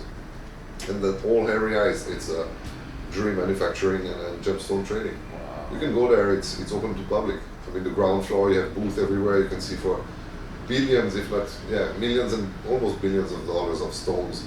Not even you would not see someone with a gun there protecting it. It's so safe. It's crazy. Oh my goodness. Outplayed by Jade. Hello, how's it going? Thank you for the raid. I was just having my mind blown about like the precious gems trade in Southeast Asia. It's quite interesting. Should stream there. Should stream. Oh, at the gem place we will. 64 floors of gems. Jewelry trade center. Jewelry trade center. Shall we trade some jewelry? Walk out with a big old fucking, just some bling. I don't know. Just like a big old chain. Yeah. Some Thug Life chain or something. Like a grill on a chain. 64 floors. Damn. Jade raid. Yes. What up, Tensai? Sama. Alan. Hell yeah, dude. Okay, so this has all been really fucking fascinating, and I really appreciate it. Thank you so much. I've been with this guy for hours, like 7, almost 8 hours. I think 7 hours we've been hanging out with around 6. Really cool dude, and it's been a pleasure, man. Time goes fast when you're having fun. Absolutely, and I'm definitely gonna be back. Try some, grab some of your strains and stuff because you definitely curate good weed. That's what I'm always looking for when I come to dispensaries, because I mentioned earlier, a lot of shops don't give a fuck and they just have whatever they get in their on their shelves, and sometimes it doesn't even match what they're showing you. Like, oh, there's this, and then they reach and they pull out some already weighed shit. Like, there's this. Enjoy. Such a mystery and shit, and those guys, they don't care about it. And out here, like, there's a few places that really actually do pay good attention to what they're selling and stuff. And there's a few. This is one of them for sure. There are. There's how many dispensaries are there in Thailand or in Bangkok? No idea. No idea. I heard everything between 2,000, 6,000, and I thought I heard like 10,000. I heard everything. Okay. My guess would be around 3,000-4,000, but I have no clue really. That's so many dispensaries. No idea. Some area it's basically one every year. I think even if everybody smokes weed, that's more than enough dispensaries. Oh yeah. It's like even if everybody in Bangkok smokes weed, 4,000 dispensaries is more than enough. It's fucking crazy. And I don't think Bangkok is the most like spammed area. I think Phuket have like you can basically they right next to each other. Pattaya too. I don't know if you've seen that. Yeah. There's so many of them in such a small. Bangkok there's a lot, but there's also 10 million people in here. You know, so it's. Most of the ones I found in Pattaya and Phuket were bullshit. Most, not all, but most of them were absolute bullshit. Okay. Like here, there's a lot of good places in Bangkok. Also, we have a lot of customer in Phuket that still order here, and from there. So yeah, some of the stuff over there's a I don't know if you know this dispensary in Phuket called Walking Pineapples. Or Smoking Pineapple. Kurt, thank you for the reward. Dude, this alert keeps going off because people keep raiding me, like they're ending their streams and sending people here. This is like the 4th raid today. Hello everybody, welcome in again. I have no idea. I don't have the numbers up on my I don't know. A million, billion, I don't know, not that much. This is Kurt IRL sex raid. Oh nice. A sex raid. Wow, that must have. What am I missing, man? I'll have to check his VOD later. Okay. This keeps happening, and I keep trying to wrap things up so that we can get out of here. But welcome in. I'm just leaving. This is the owner of a really great dispensary that I haven't mentioned yet at the end of my speech here, and it's called Dr. Green Bangkok.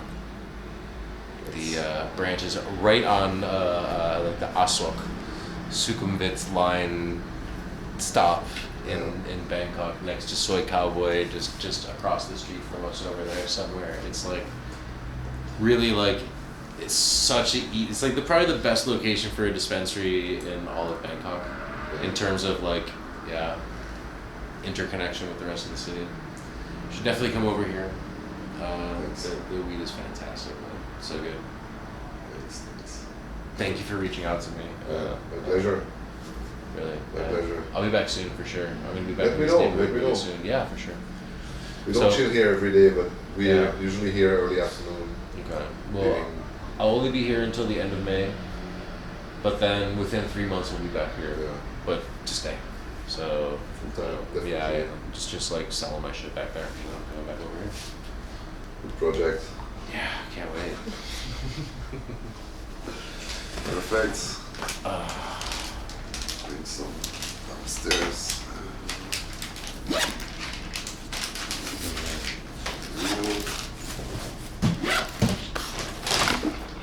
Kurt, what were you up to? Gonna run, have fun? Oh, okay, cool. That's it.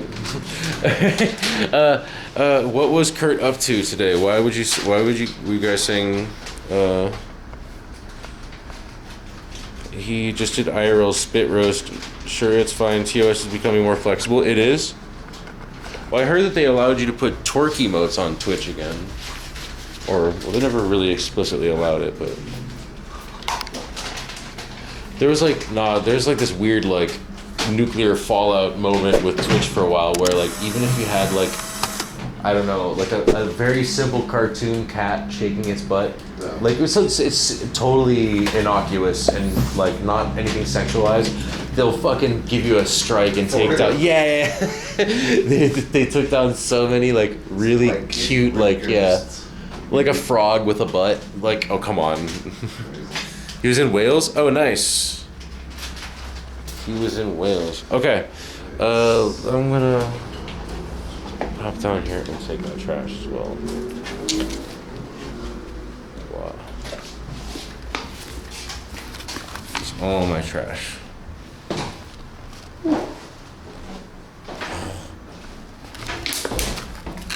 Good. Yeah.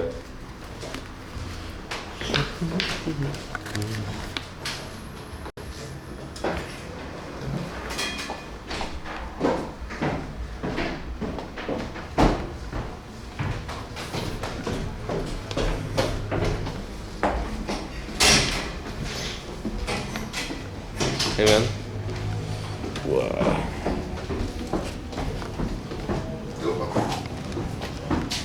Oh, may I use the trash can? Yes. Crazy. And this. Unbelievable. Thank you. Unbelievable. Always.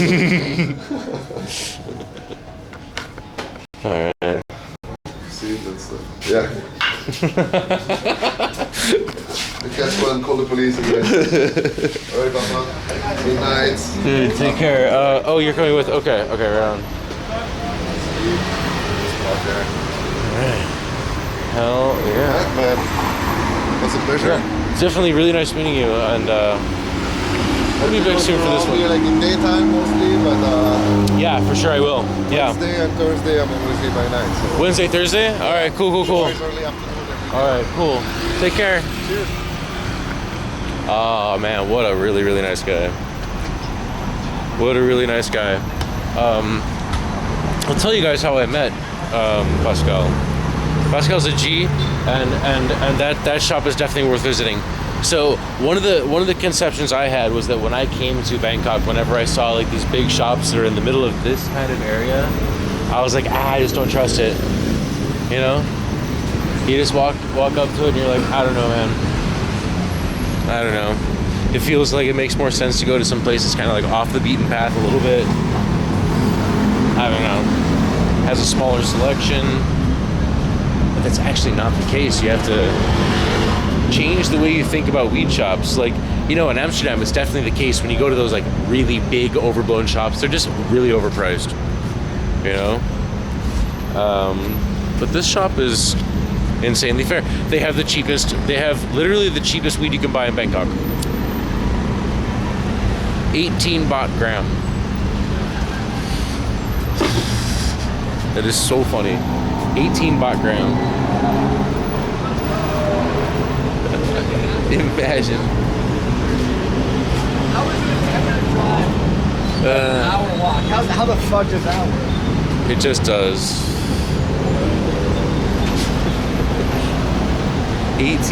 50 cent grams. They out here with 46 cent grams.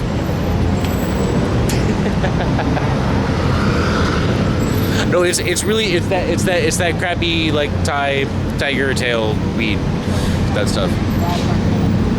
As you call it, I think their strain is called tiger's tail, something like that.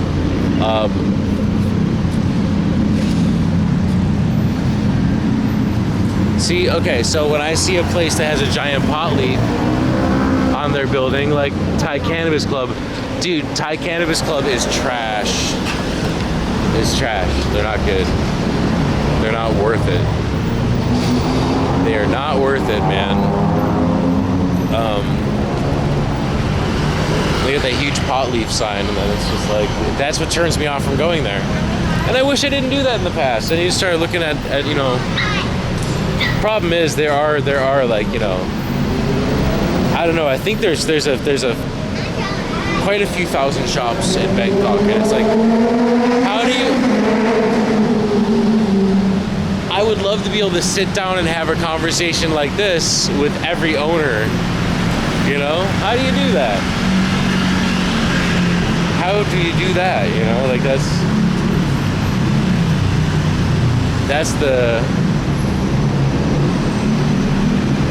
there's way too many, man. There's way too many to visit. But I think that, man, like when we have a meeting like this, doesn't it kind of lift the veil somewhat?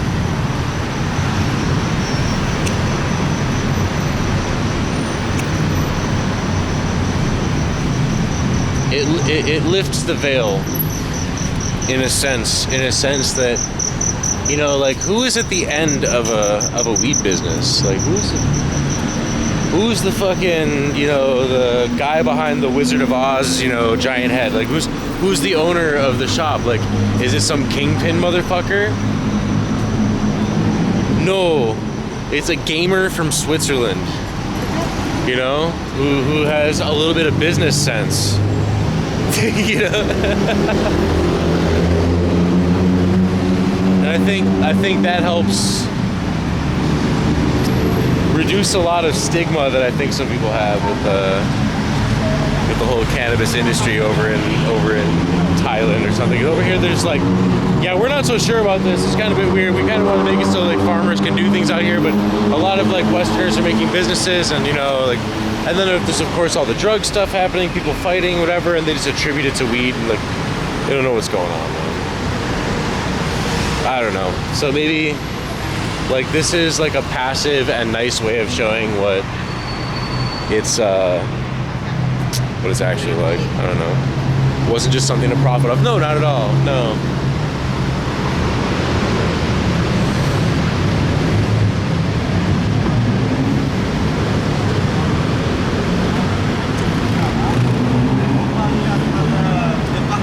He loves showing me everything. Yeah. Man, he was showing me strains till the very end. I wanted to see more for sure, but it's just like, bro, it's 1 a.m. It's after 1 a.m. He's got to get home. He had a day off, man. I don't think he gets a ton of chances to hang out with guys like that, to like, you know. He doesn't get a ton of chances to hang out with guys like, to shoot the shit about weed industry and then ask his opinion. Like, what do you think about this? You know, because I genuinely wanted to know. Like, I was, when he messaged me, I was like, oh fuck, man, this is actually a really good opportunity. Like, he's been basically running a weed dispensary in Thailand for as long as you possibly can run one. And we also found out that even before that, because of his wife being a doctor, they were running a distribution for medicinal tinctures and stuff like that. So he's been in this since 2018. So it's this very interesting person whose brain we could pick about that, you know. So it's not about just people in the weed industry, but also someone who's just like been here for a long time and kind of knows how it goes every year with politics, etc.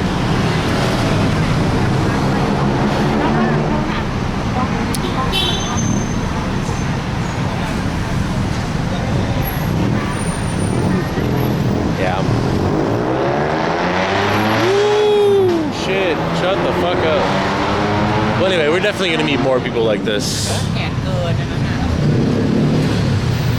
That's why I don't want to move over to Sukhumvit, man. Take me back to Chinatown, bro. Take me back to Chinatown City. Over there you can buy like sausage on a stick. Over here you can buy Viagra.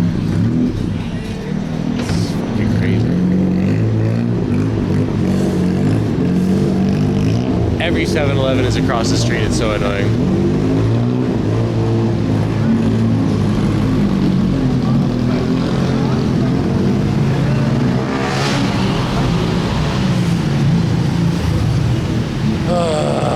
All right, I give in. I'm crossing the street.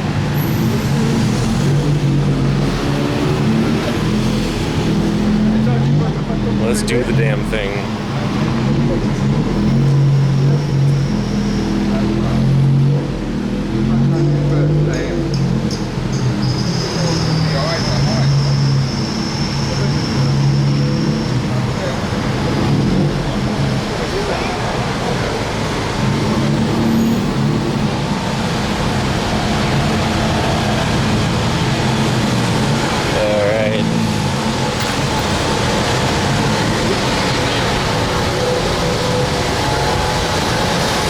Fucking stairs we go, man.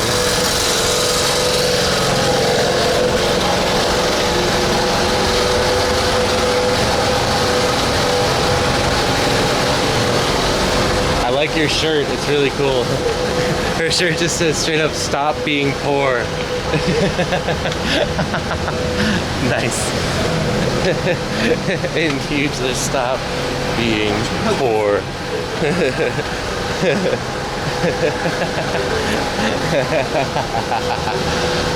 Yeah, fucking stupid idiots.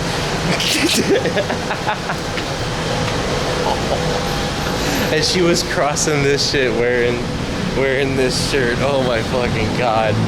Oh my god, she's a savage. She's a fucking savage, man. She was just hanging out on this bridge. People sleeping on the bridge with a "Stop Being Poor" t-shirt. Holy shit. Yo. That's cool. I like it. Savage. Savage Garden.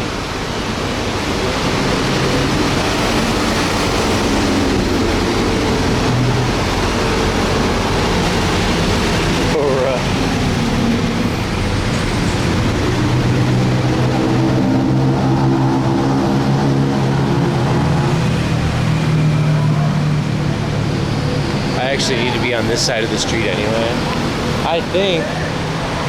Yeah, pretty sure.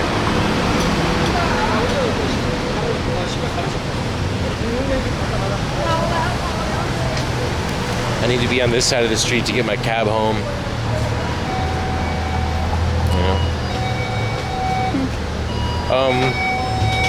I just want to say now, I've had like kind of like a lot of conversations today.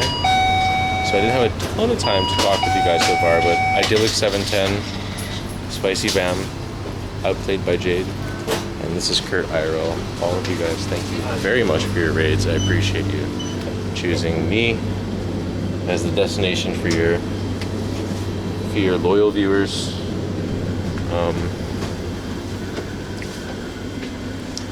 Regulars of my stream, I definitely encourage you to take a look at today's VOD. This shit was wild.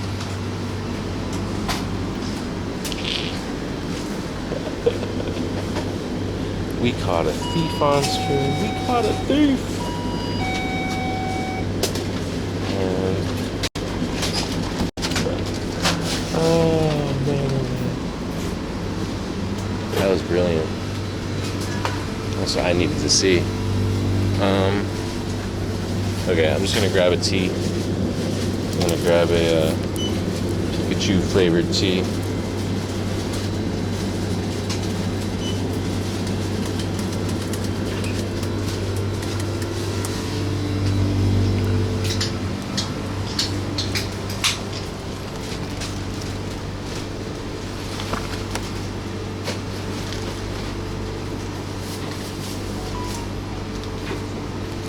I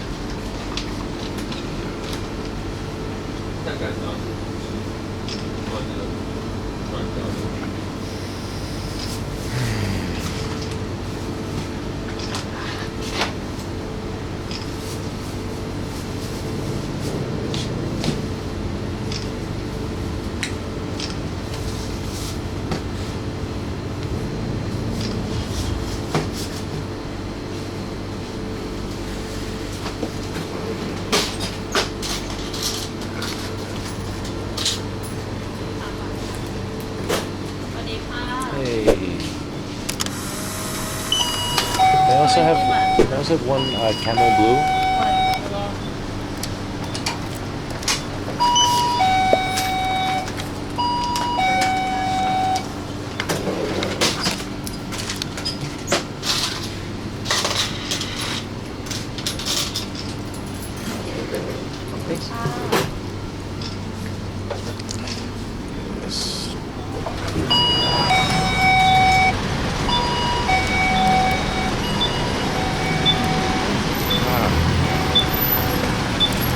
This way.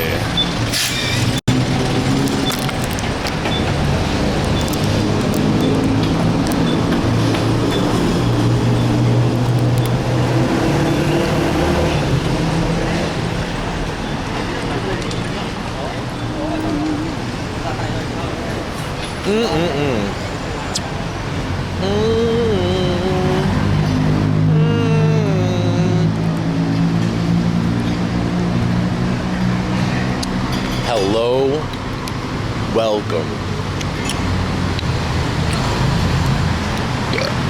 All right, I'm gonna get a cab. Hold up.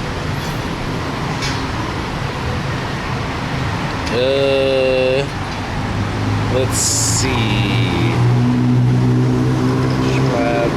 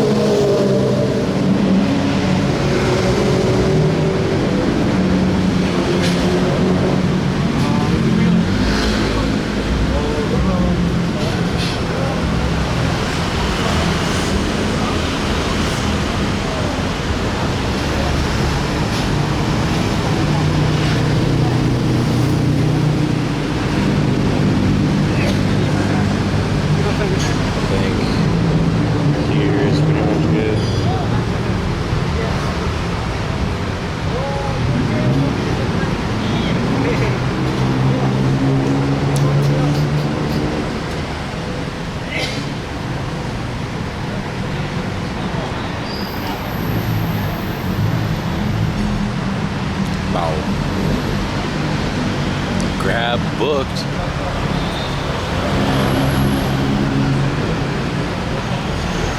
And he's like almost right here. Taxi. I got one. Where Thank you you. go, brother?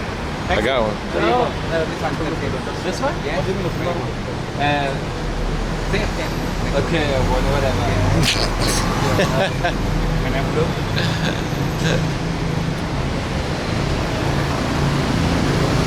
That was funny. This guy over here.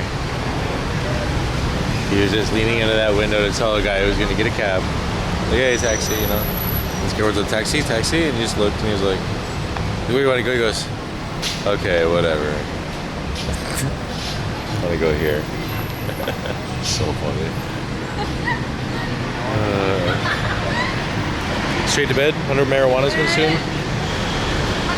Might try that fucking Rufus battle again. I don't know.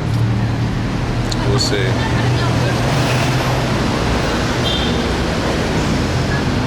It's misty outside right now. Damn. See how misty it is out here?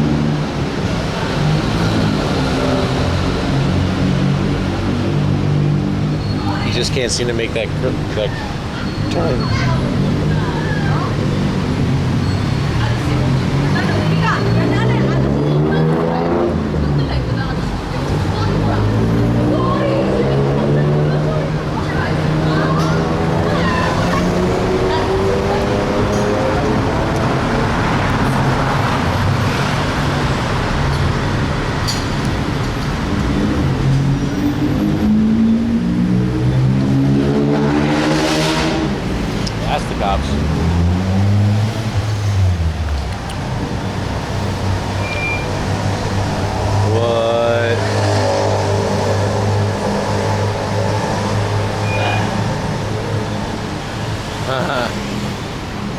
Oh my god. That's funny.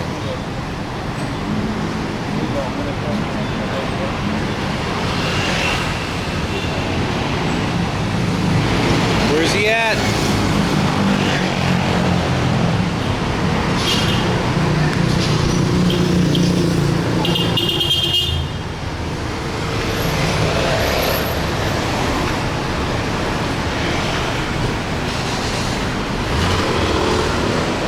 He's having a lot of trouble turning that corner.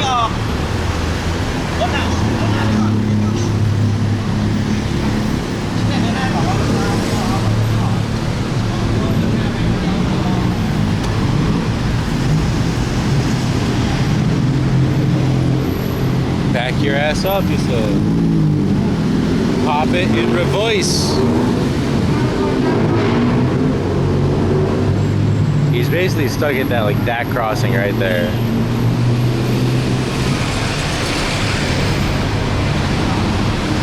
Not moving yet.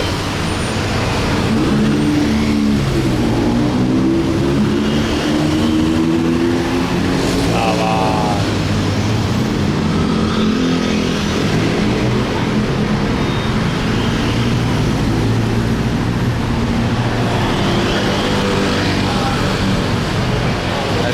I restarted on hard mode just to have a feel for it.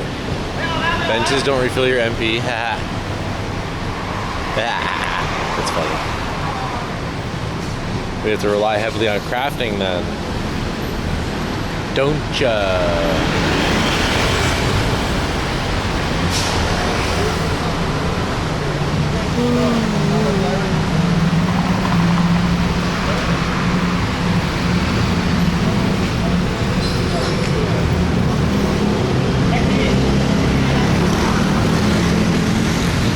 Can't use items either. Oh shit, right. At any point in the game.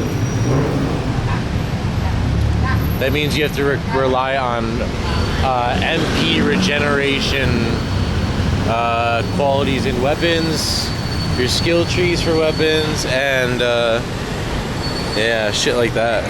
For sure.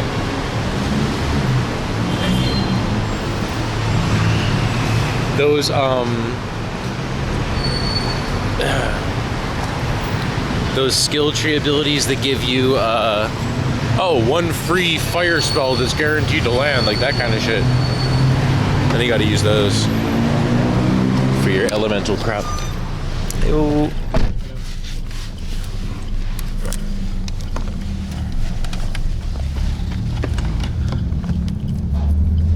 Oh, but that's interesting though, Capocos. I would definitely like to give that a run, but I think if I do more than a story run in 7 Rebirth, I'm going to have my PS5 on me. If I'm going to clean up the side quests and all that shit.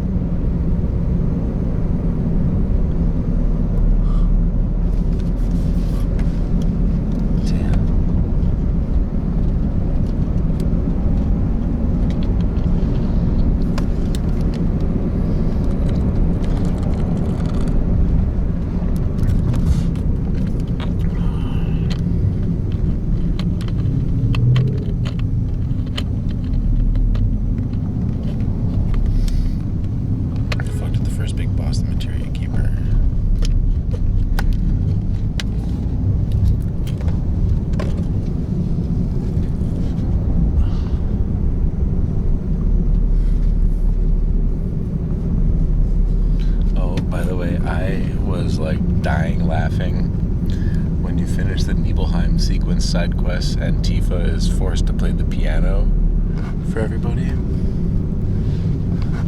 I was like, it was like, do you want to practice? I was like, nope. She just fucked up so bad. Well, I fucked up bad, but the piano stuff is impossible. I don't know how anybody does it, but that scene is so funny. Plays it like she had like a whole like string quartet backing her up, just like fucking. I was cracking up. I was like, oh, this is so good. No, the piano minigame is the worst thing ever. Yeah. You tried.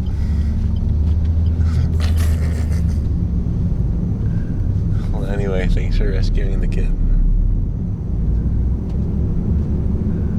You know how Cloud is like, no, you should do it. Go for it. Yeah. You're right, I'll do it. Okay. I'm a little rusty. Ding. Ding. Ding. Oh, that's too good. What's up, Coach Life?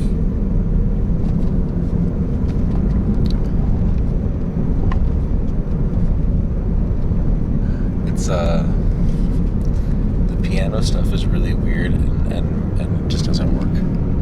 I don't know how people are able to pull that off. How?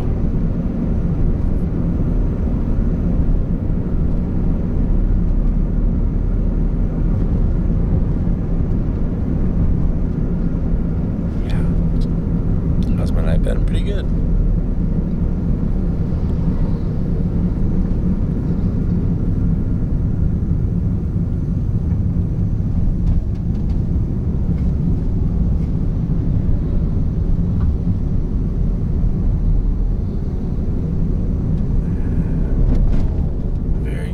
A VOD you don't want to miss if you haven't caught the whole thing.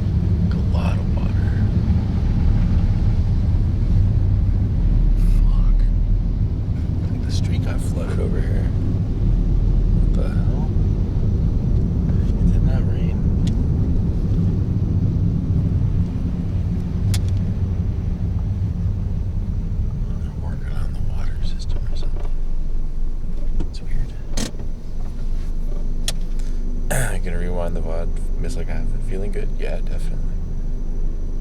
I'm baked on several different strains of extremely high quality Thai grown weed. The scene out here is good.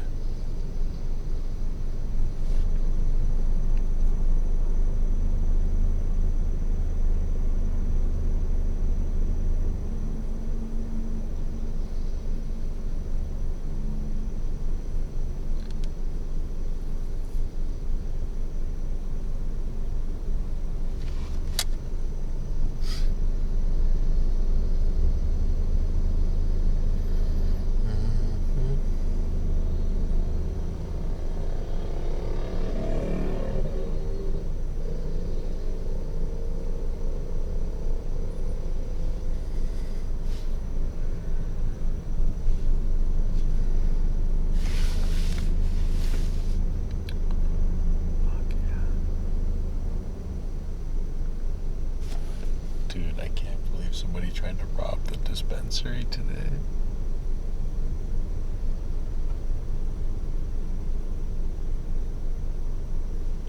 Oh, that was too good. Too fucking funny.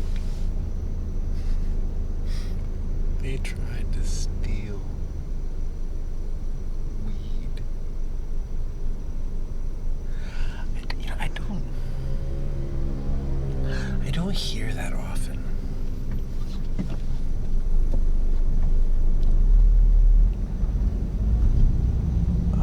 You hear people steal liquor often. Food, toys, video games, candy.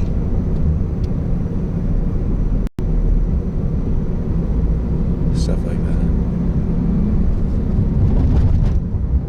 But like a couple flakes, like get the cops involved over a couple flakes of weed, man. Nothing about what they did makes sense.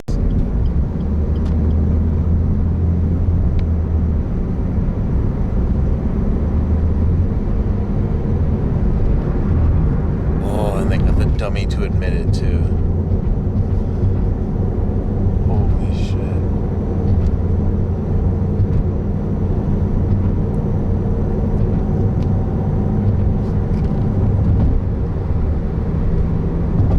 Did I break it? Oh, did you break it? What happened?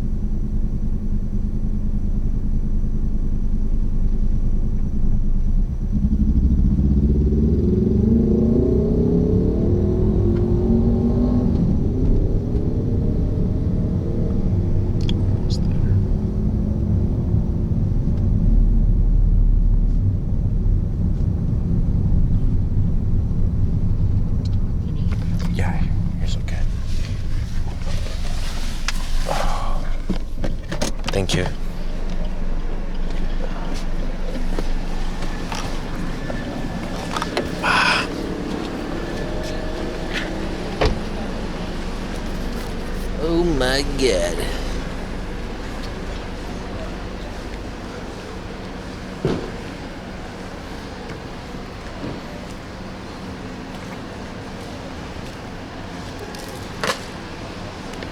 Chinatown close.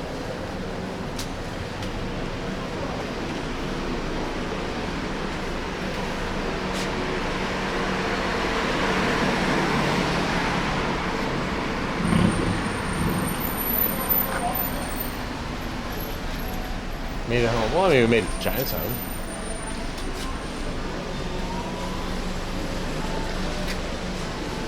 It's a chill zone. It's a chill zone. I mean, there is pretty much food 24/7 here, which is really nice. And like tomorrow, we're gonna do like a little bit of an evening thing over here. You'll see what I mean. Great shit over here. Great shit. Anyway, I'm gonna send you somewhere. 24/7/11. Hell yeah, man. You know it, brother. Oh.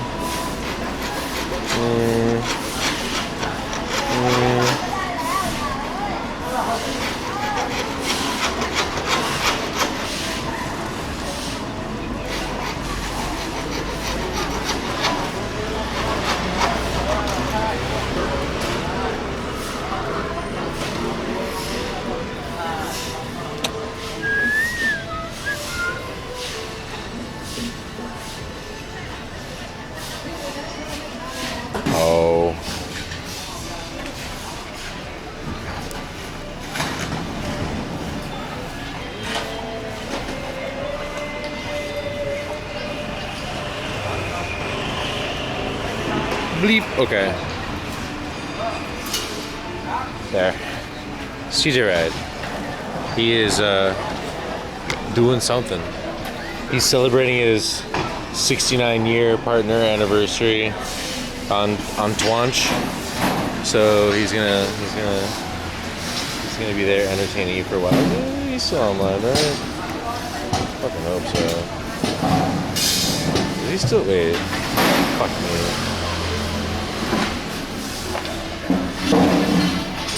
Yeah, he's still there. Okay, cool. Yeah, I will see you guys tomorrow. We'll do some more shit. I got some other interesting stuff to wrangle. Oh yeah, I forgot to tell you guys, I got a partner manager. I just got the email yesterday from Twitch partner manager in Europe. So that's pretty exciting. Maybe they're gonna help in some way, shape, or form. Pretty cool, huh? Official Twitch partner manager, Redempto, finally has one. Pretty cool, huh? Hey, hell yeah. Okay. Guys, I will, yeah, I'll see you tomorrow. Thank you again for everything. And, you know, keep them high and tight. Lick your balls for me. Say hi to your mom for me. I love you. And, good night. Take care. Go with God. And, yeah. Approved. Remove card. Thank you for your purchase. €3. Are you ready, CC? Press the salty button.